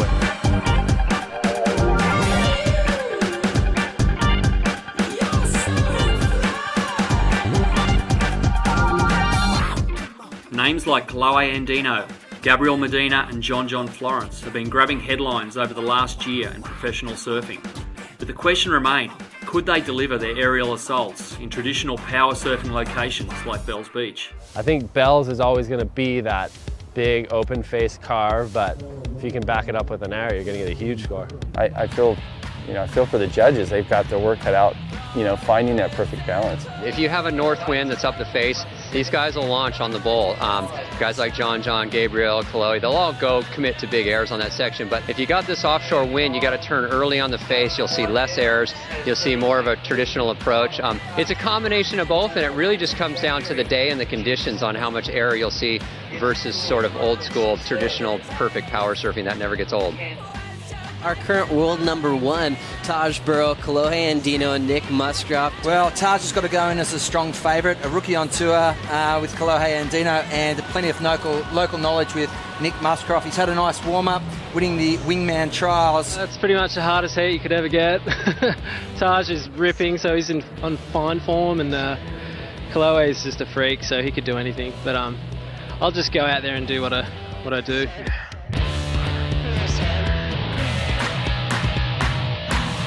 Mushy on this one, Nick Musgrove, winner of the trials event.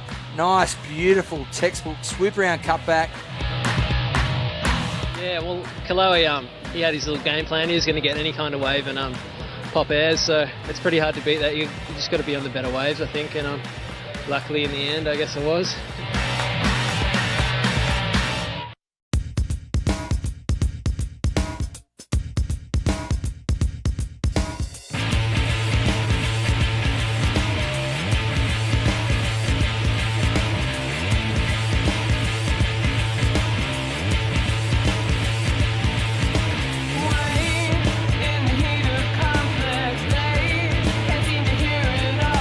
Kelly Slater, 11-time world champion, in the lineup, facing off with Nick Musgrove. The trial story. Can Nick Musgrove do the impossible here? Kelly's going to want to be on his game here for sure.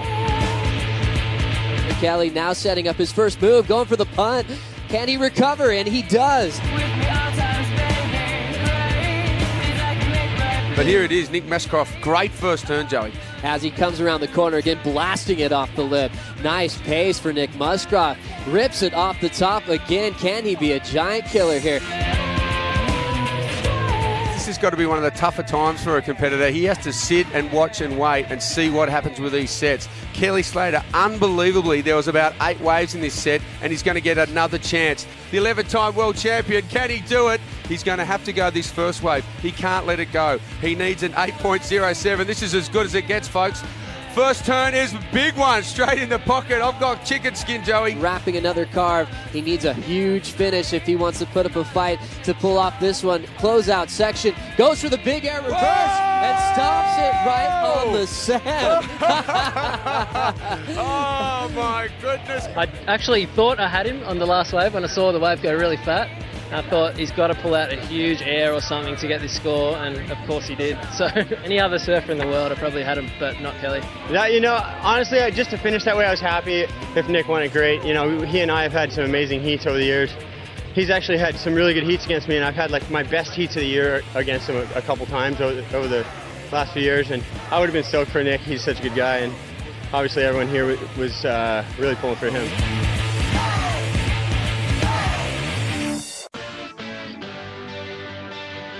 Waves look ideal right now. We're talking 3 to 4 plus, and possibly even rebuilding later on in the afternoon. And this is what Bells Beach is all about. When you see lines like that, things you draw in your classroom, this is perfection. This is exactly what you'd see on a cover of a mag somewhere and be like, I want to go there.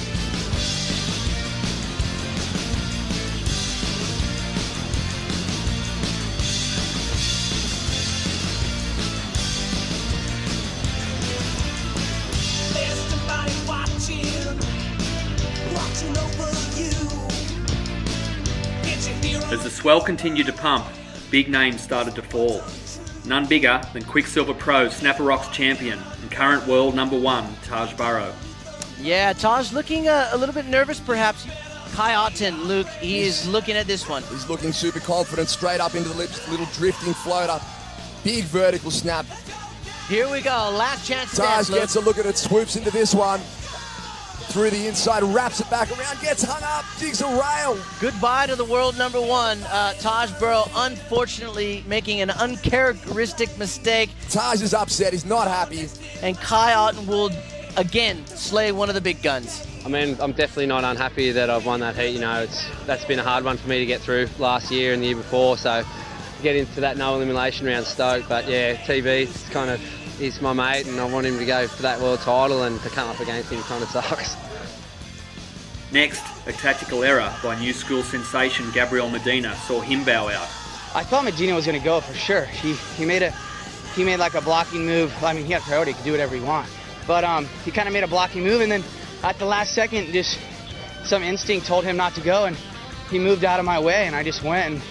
And CJ goes completely vertical on that first turn. Whoa. Whips it under the pocket. This could be a huge error by Gabriel.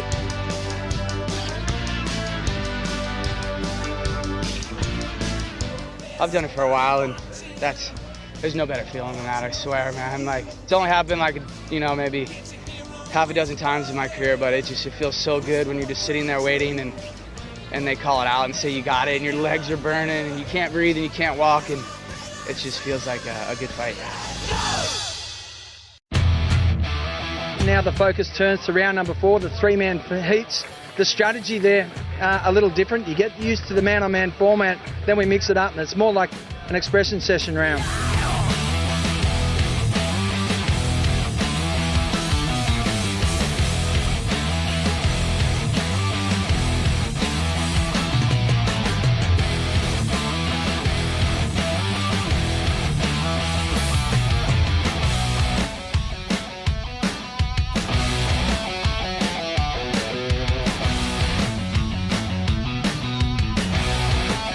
Quarter-final time here at the Rip Curl Pro for 2012.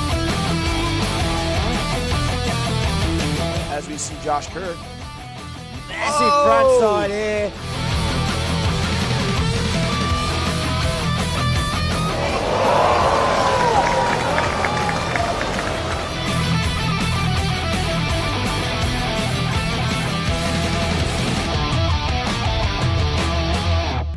Jeremy Flores, Kelly Slater matched up in semifinal number 1. Goes for the big air reverse. Oh my goodness. Wow, what an opener. Looks like Kelly will take this wave deep on it, so he has to really get moving here. Jeremy looks at him and sees how deep Kelly is. Oh, Jeremy pulled a Kelly there. Oh, interference has been called. You know, it was really a heat of mistakes for both of us. Probably more so for Jeremy. Obviously, they called interference on that one. I wasn't so sure it was interference, but I don't think I was going to get around that thing. So I feel weird about it. I hate that. I think Mick was quietly sneaking up on everyone, and that's kind of just how he wanted it.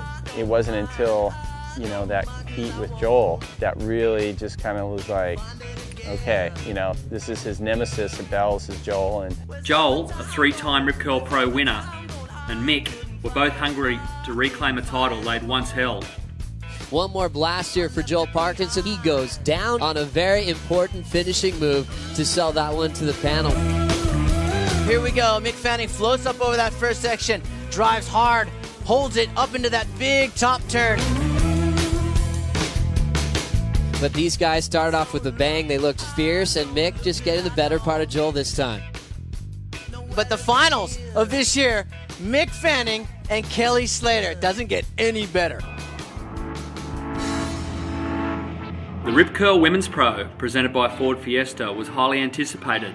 World champ Carissa Moore was looking to get back on top of the ratings, and an informed Steph Gilmore was ready to maintain her winning pace from the first ASP World Championship Tour event on the Gold Coast. And with names like Tyler Wright, Courtney Conlog, Coco Ho and Laura Enova, this contest had all the makings of a classic showdown.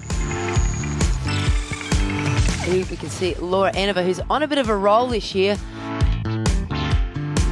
I'm excited to be down here, and it's always so nice to be at Bells. I mean, I started Snap with a second, and I just wanted to come down here and try back that up, and I'm so happy. It's such a nice morning. We got really good waves, so yeah, I'm stoked. Just out there now, we have Tyler Wright in the red. I think Tyler Wright will meet her, match her brother's career last year. Critical turn into the lip, very aggressive surfing there from Tyler Wright, and yeah, that's the sort of stuff she's capable of.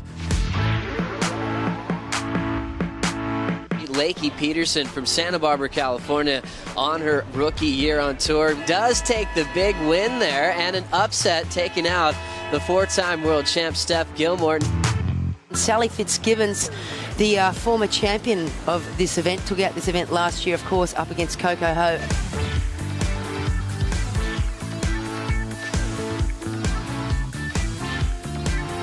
Here she goes. Coco's left that door open, and Sally's going to take full advantage. Bang. Big first turn as she drives hard off the bottom straight into another.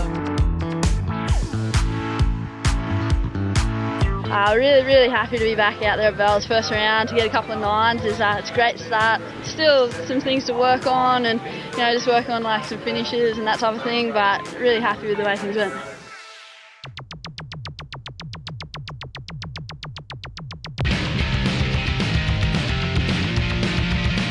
Coco Ho just taking off here, driving off the bottom, climbs it up, nice little snap out of the top, sets up another big foam climb, wants to ride out of that one, and she does. 4 times world champ now. This is dangerous. I was a little bit nervous, but I definitely didn't get the best waves, and I wasn't sort of having the best scores, but I got through, so it's all good. Tyler Wright. Oh, takes off late. What's she going to do? The winner of this goes straight to the quarterfinal. Second, third, of course, go into round 4, the next elimination round. You really want to win this one if you can. Tyler Wright. Drawing first blood, Malia Manuel. And from Kauai, huge big turn. And what a great start to her heat. Another turn in the lip. This is a great looking wave here for Malia. And she's loving life out there. Under the lip. This is a better looking wave here for Steph. Hooks it up into the lip, driving, carving off the lip. Look at the score. Not every day you see a perfect 10. First wave of quarterfinal number 1. It is Tyler Wright. Now, these conditions are going to suit Tyler perfectly. Really strong surfer.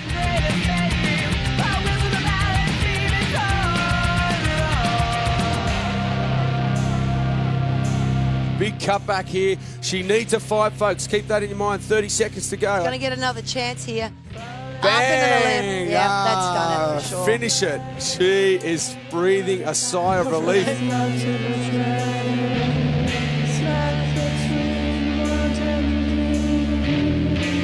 She could just hang out there. She's got priority and stop pretty much Carissa Moore from getting that 8.11. So she's going to stick like glue. There isn't anything left out the back for Carissa. Sally is victorious.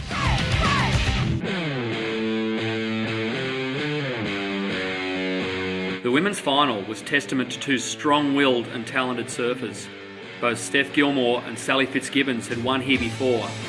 As the waves continued to pump, Steph and Sal paddled out to determine whose name would be added to the Rip Curl Pro Bells Beach Trophy. Steph Gilmore now up and riding in the red, and she wants to make the most of it. Oh my goodness me.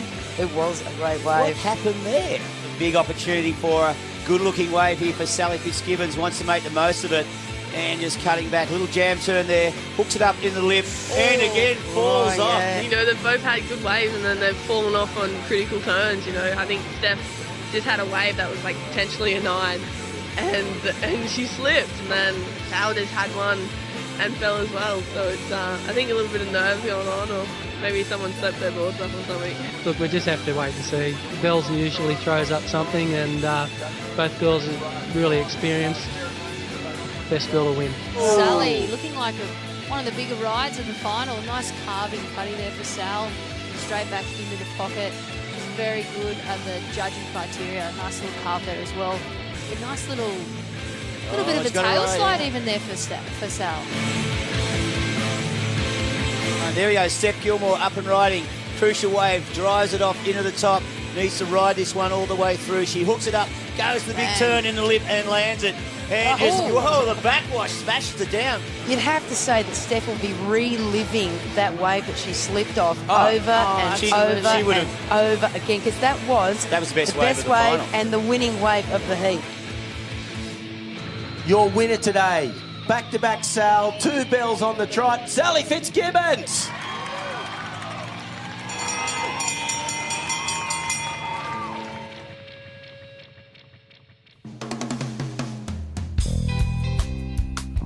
After 5 straight days of Victorian sun and swell, the men's final paddled out in front of a packed beach on Easter Saturday. In a tribute to one of surfing's greatest performers and a 3-times Rip Curl Pro champion, Michael Peterson, thousands of fans and the world's best surfers gave a standing ovation to celebrate the life of this icon of surfing.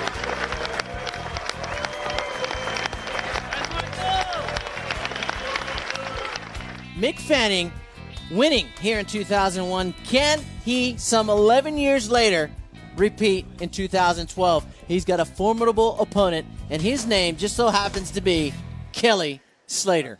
They're pretty determined, you know, like Mick didn't finish the year like he wanted to last year. He kind of took a couple months off, which was probably a brilliant idea for him. And Kelly went on to clinch another one. And the thing with Kelly is he's so relentlessly driven, you know, that when he's in this kind of arena, he never backs down. The men's final. It is time to make things happen here at Bells.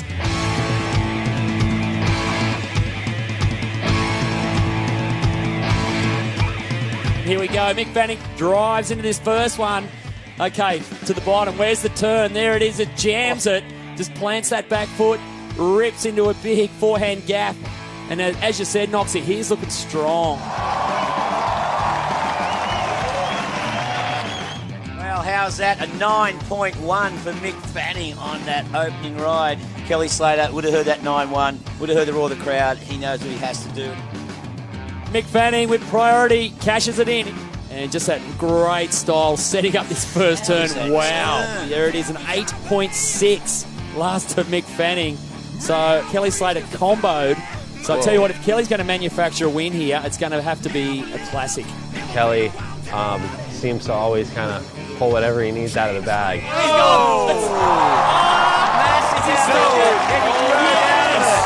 Stop it. Now we have a heat on our hands. Okay. Well, you're going to get out of the combo. Do it with its hands. Saw that live and I was like, oh, it's a 10. Like, you can't not. Yeah, it was like you couldn't give it anything but that.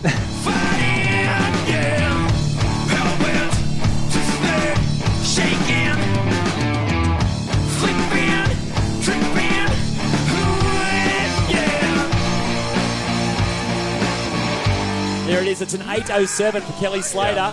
So he goes into the lead. So in the space of 4 minutes, he's got out of a combo. Here goes Mick, though, on the a later wave in the set.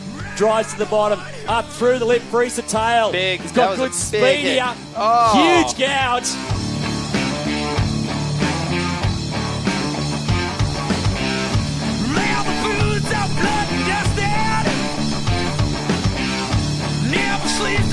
Look at this. I had a feeling this was going to happen. Yeah, they were 3. It was the way he connected those 3 turns up out there. A 9.7 for Mick Fanning, throws him back into the lead. Kelly Slater with priority. Needing an 8.8. So Kelly only needed an 8.8. Not He's a huge going score. again. Here we go.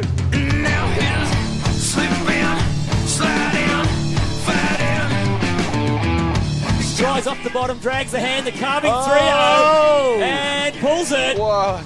He pulled it. Well, that's bread and butter for Kelly Slater now. He's got to connect. Racing this inside, little fudgy section there, just taps it. Big finish, there it is, just jams it. Wow. Oh my God. Are you kidding me? This is the best final I've ever seen. I think it was the best final I've ever seen. I mean, that's like 2 guys just going back and forth. It was a heavyweight bout, incredible stuff. Just the composure at Kelly to that era was the best era I've ever seen in a contest, and then Mick to fight back with the 9.7. It was one of those ones where really you could flip a coin and pick the winner. They both surfed at their very highest level. Well, whoever wins it deserves it. Let's face it, Okay, you know. there it is. It's another 8.07, so it's not enough. He's making a move for this He's wave. a little insider. 50 seconds to go. This is his last hurrah. And this wave is This dying. wave is not going to be enough. It was just 2 different styles of surfing. They had 2 different strategies, and it really showed. I mean, you know, Kelly wasn't really looking for the best wave. Like the wave he did that crazy aerial on, Mick wouldn't even look at that wave. And basically that wave wasn't that good. He just had to do the biggest aerial in history. That's what you come to expect. You know, when you go up against Kelly, you got to bring your A game, and I knew I could produce a couple of 9s. You know, I knew I couldn't do an air like him, but you know, I just stuck to my game plan and just so stoked that it worked at the end of the day. You've got to win it to ring it. The 2012 Rip Curl Pro champion, Mick Fanning!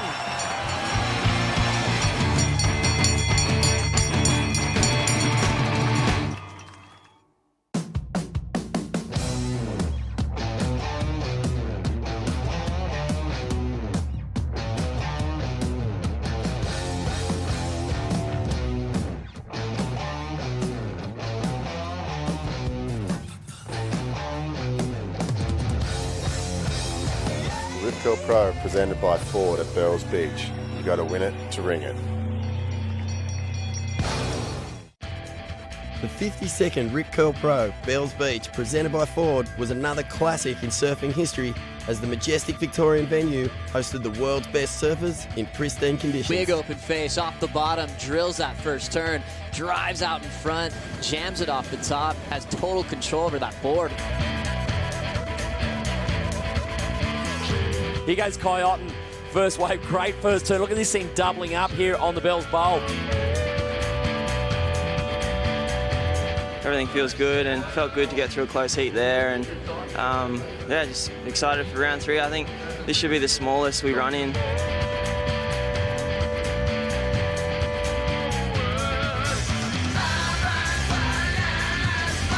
Kid from Indonesia, big snap off the top. Nice tail snap right there. So it comes around. Mick knows this wave as good as anybody, and he's going to light this thing up.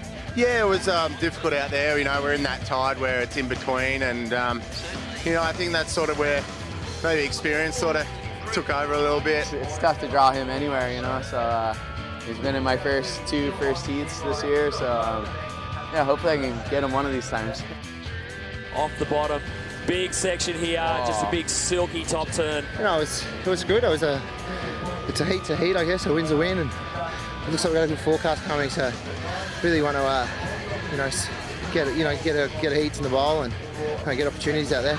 The current ASP World Champ, Joel Parkinson, came to play. Mick Fanning was ready to defend his bell, and even the maestro, Kelly Slater, continued to show his dominance against the deep and prestigious field. This is a good little wave. Look at this thing. Look at this thing line up on the inside. Oh, jams it. A huge jam. Tons of speed. Now you know something big's coming here. Boom. Watch this. Boom. There at the end, I could have sat there and waited. You know, sometimes you sit and wait to see a wave that's really good, but that one I caught looked like it might run through the inside pretty good. And you don't really know when you take off. You're kind of hoping it does, but I was thinking maybe I could have blown it here and caught a bad one, and then it actually lined up for me. It's another big rip on the open face, drives off the bottom, hooks another power one. He's gonna wrap that birthday turn in the pocket and see if he can really make this inside section blow up for him.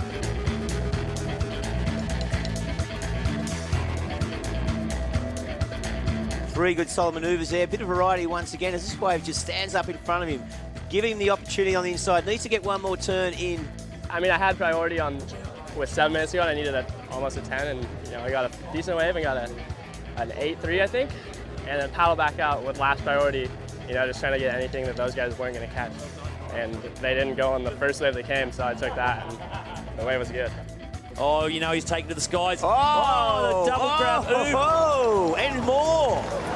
And you can hear the crowd going berserk down there.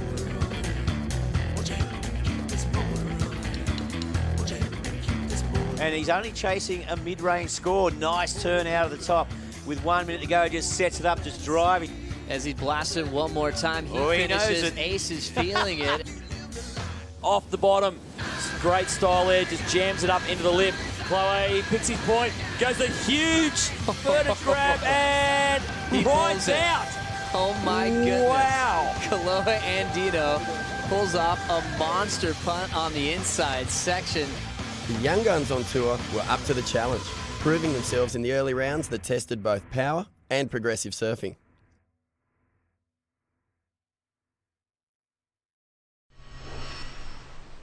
With the start of round 2, the Great Southern Ocean came alive and delivered 6 to 8 foot offshore dreamlike conditions at Bells Beach. The stage was set for an epic World Tour event that tested each surfer's full set of skills. I didn't think it was going to be this big. I was like, I woke up and I was in the car park at dark and I just saw the whole bay was just full of whitewater. So I was like, whoa, this is serious. Another big searing hack, drops to the bottom. Now this thing going through the Bell's Bowl here. Cuts back, he's lining up this section. He's going to do the big, drawn-out roundhouse cutback finish. Yeah, it was pretty fun out there against Taj. That's my first heat I've ever surfed against him. And, yeah, I ended up getting a couple at the end, but I was kind of looking for an early start, but I kind of got lost out there. But yeah, I'm stoked for Taj. I hope he's happy. I saw him get a good one at the end. And yeah, he's got a big future. He surfs so good. I see him a lot at home. So yeah, I was happy to surf against him and I was happy to win it as well.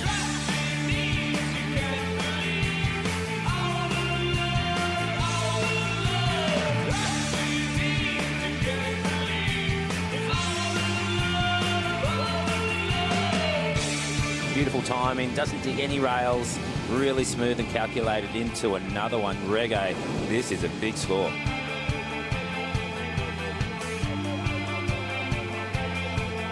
Very testing out there. I'm very happy. It was a hard heat against Michel. He's one of the best surfers. I think I was more lucky with the waves, and I tried to do my best, and it paid.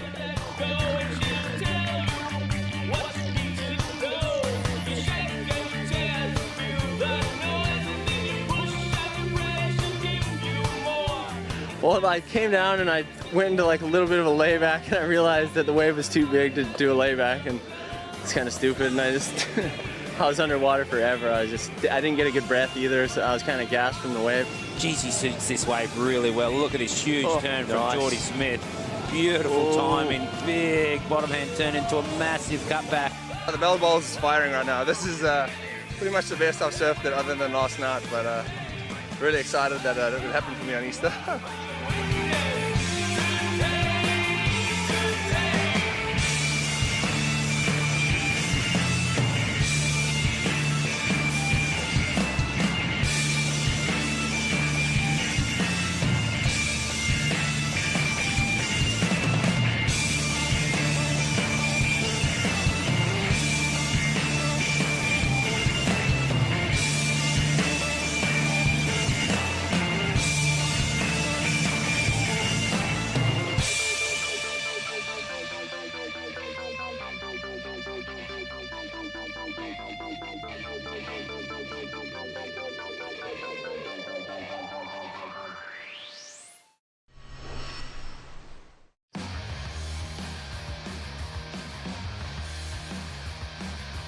As the contest wore on, the emerging story was the Brazilians, and not just the usual suspects like Medina and D'Souza.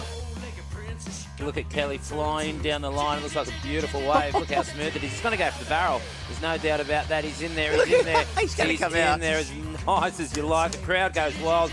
Beautiful cutback, Reggae. William Cardoso, he is looking good out there. Really, as you said, front side, a powerful surfer like him, the bowl really suits him. He ends up taking this one all the way through and gets a nice little couple of check turns at the end. He was in sync with the best wave in the set. And he kept getting priority when the good one would come, There wasn't a whole lot I could do because there wasn't too many waves in the back half.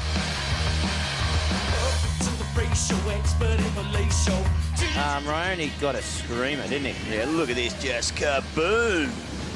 Really similar to his mate, William Cardoso. Oh, gee whiz, Joel Parkinson right behind him. Well, he needs to be, because that was a 9.57 for Rayoni. How was that turn there from Parko, just holding that rail? Great heat coming up here. Look at this again, beautiful surfing. It's harder going out when you got a 10 and a 9-1.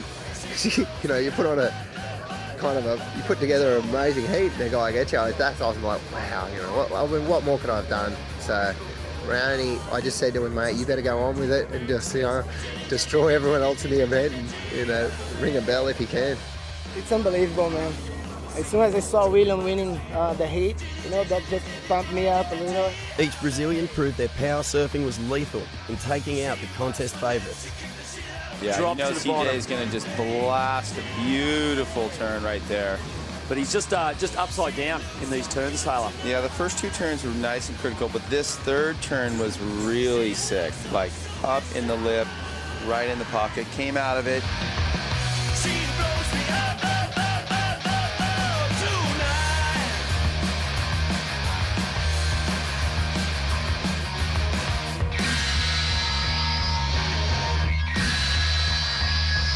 today has been outrageous. You know, Kelly Slater lost to William Cardoza, and then Joel Parkinson lost straight up after him to Ryan Montero. Like, it's April Fool's today, and I'm waiting for someone to tap me on the shoulder and say it didn't happen. But it did, and I'm pretty blown away. And kept ripping all the way through. They love the seamless transition. They like power into the Bell's Bowl. He's showing all that commitment that the judges are looking for, and then even came through with a clean float on the finish. Yeah, mate, now that the big boys are out, Joel and Kelly, I'd be putting some money on this guy right here because he's on fire.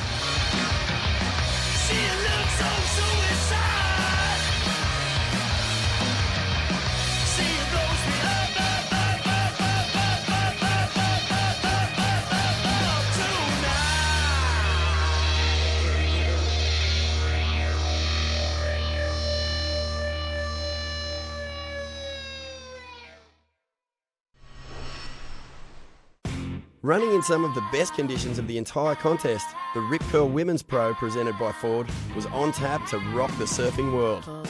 Racing off the bottom, just a beautifully lined up wave. Look at that turn off into the pocket again, a second one. I have really great boards, and it's a great setup and great mentality having, this beautiful right-hand point break, and just love being back in Australia and, getting some good waves. She's just got that low center of gravity. She's really powerful and really quick too. And nice double-handed layback snap there from Steph into another one. And her style is beautiful.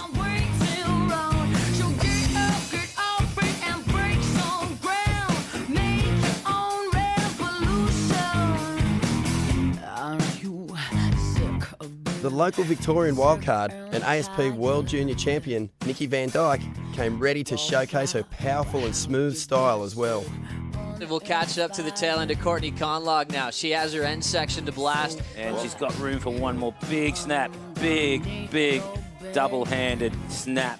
And wowee. That's been her classic turn out here, huh? She's kind of making it. She'll pull in the barrel. Can she make it? She might. She does. Progression and power were on display as the big names like Carissa Moore, Tyler Wright, Stephanie Gilmore, and reigning Rip Curl Pro Bells Beach champion Sally Fitzgibbons started their campaign in epic surf. But thank you so much. Yeah, it was a really good wave, and I don't know, it's Easter weekend. I felt like God just sent me that one and wanted me to just have fun on it.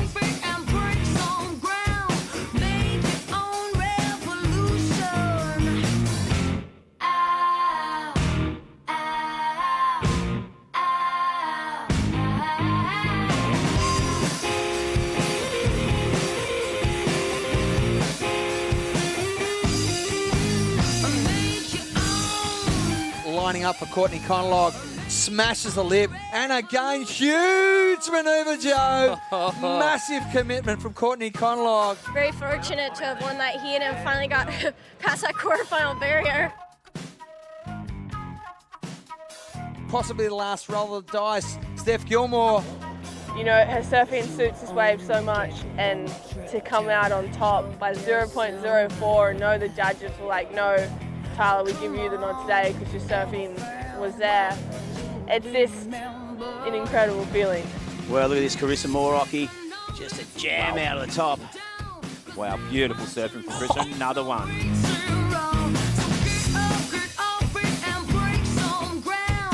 The form surfers became apparent as Tyler, Carissa, Lakey and Courtney moved forward through the draw.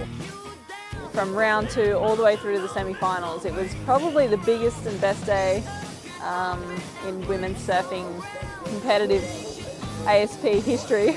Lakey, with last-second heroics, heat after heat, seemed destined for the final, but couldn't create one more final minute dagger, setting the stage then for a showdown between world number 1, Carissa Moore, and number 2, Tyler Wright.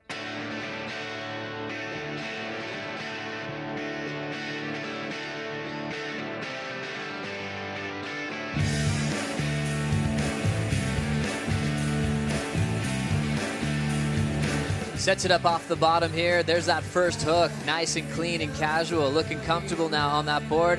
Hooks another one right in the pocket, and she's going to extend this wave through the inside. From their minds, their wives, their homes and families.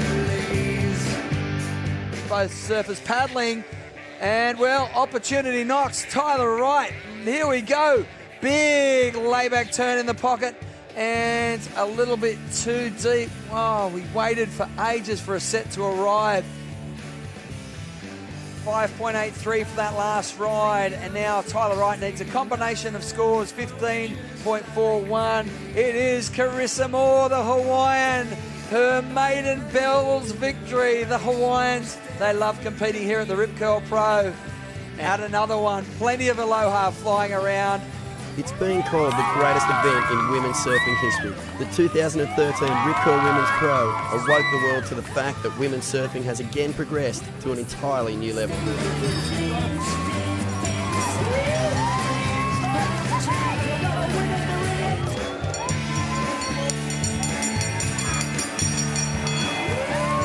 I've dreamed of winning this event my whole life, and I knew that there was going to be great competition with all of the girls, so it was just about having fun and just surfing my best.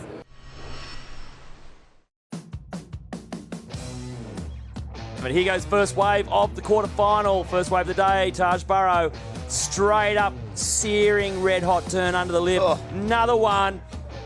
Gouges it up through the lip this time. Oh, what's he got? Big section here in front of him. He needs to go top to bottom. He needs to get up at that lip. There's the first big one. He needs another one.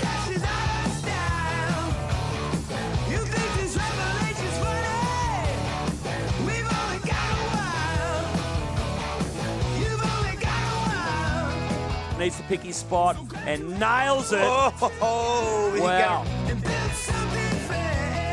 Big, powerful man turn there to finish. Looks like William's going to take it with priority. Nat had to get out of there. Massive turn. That's the turn we've been looking for. As the final day got underway, the story of a standout rookie performance from Nat Young got more and more intense, dominating heats with a backside attack that had the goofy foots of the surfing world frothing. Now, William Cardoso, he's got to take this, and Nat's got to shut him down. And Nat's going to do it. Yep. Nat takes off, uses priority, 15 seconds. Yep. Adriano de Souza out the back, big hook to start in the pocket. Bangs it off the top. Let's see if he stops it. And again, Mick Fanning goes down. Oh, yeah, as soon as I saw it was broken, you know, I was going to come straight in. But, you know, I knew the board would hold up through a wave. I didn't know what score I got on that wave, and I had priority, and I sort of, yeah, if I knew that I got the better of the score, I probably would have waited. On the opposite side of the draw, the real Brazilian title threat, Adriano de Souza, was showing why he is the leader of the Brazilian Storm, winning heat after heat with frontside hacks and precision. Yeah, we're watching this all right. It's a nice big section. He does a drawn-out snap to get around the whitewash. He does. Now it really steepens up to the big section. Is he going to hit it? Yes, he does it pretty nice, big snap and stylishly.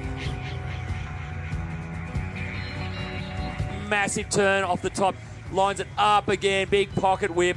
As we see Adriano just driving, look at that turn. This is a sick-looking insider for Adriano. Great bottom turn. Another big jam under the lip to finish.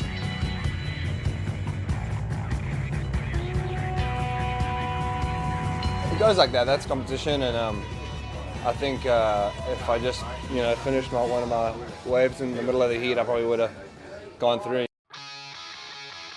In the end, it was de Souza and Young who would fight it out to write their name in surfing history and ring that bell. Taking this one, driving off the bottom through all the rain. We could see that fan a little bit through the haze. Third Reds, Nat Young, he's got to get out of the way of de Souza here with priority. Oh, well that deep was bottom end. Look big at car. Huge gouge. That was a big snap for Nat. Yeah, that was a great wave choice too. He's fine. Looks like he found his feet on what he wants to do on the wave and the type of wave he wants to get. Here goes Adriano de Souza now trying to improve on one of his sevens. He goes off the bottom, recovers off the top, disappears for a second, and still committed to this inside. Hooks that top turn. And let's see what he's got on the inside here. Yeah. And what's he going to do? The layback. The layback that he loves so much. Can he ride out of it? Of course he can. It's over. It's over. Paddled as hard as he could. Adriano de Souza wins the Rip Curl Pro Belt presented by Ford in 2013. Amazing moment. He's letting everyone hear it. All the Brazilians are down there to meet him at the water's edge. A pretty special moment for all of Brazilian surfing. Being the first guy to take out the bell.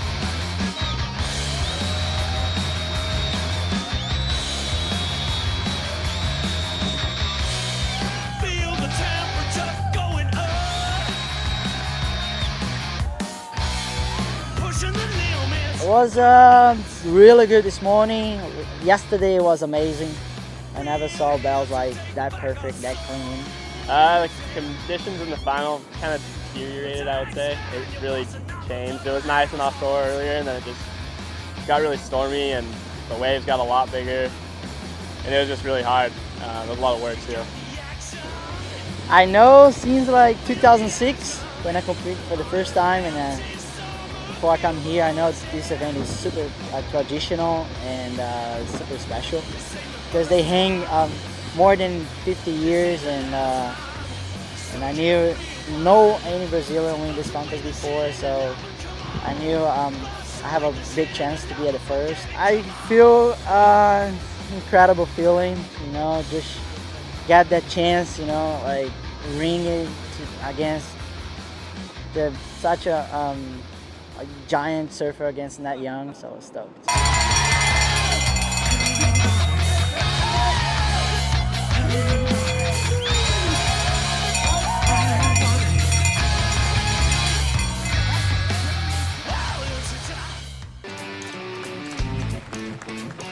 Welcome everyone, I'm Pat Parnell. We are here on the southeast coast of Australia at one of the most iconic surf spots in the world, Bells Beach. We joined the growing crowds to watch some of the world's best athletes compete on professional surfing's elite tour. It is here that the Association of Surfing Professionals brings together the top 34 male and top 17 female surfers in the world and places them in the best waves on the planet on the road to deciding an undisputed ASP World Champion. This is the third stop of the 2014 Samsung Galaxy ASP World Championship Tour, the Rip Curl Pro Bells Beach.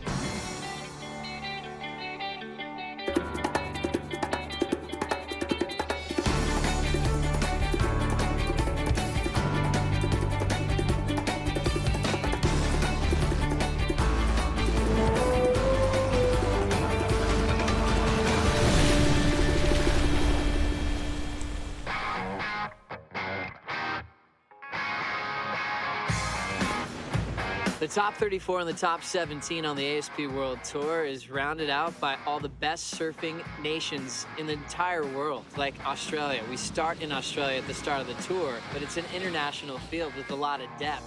We have rising surfing nations like Tahiti, which had a champ at Margaret River. Michel Perez had his breakthrough win.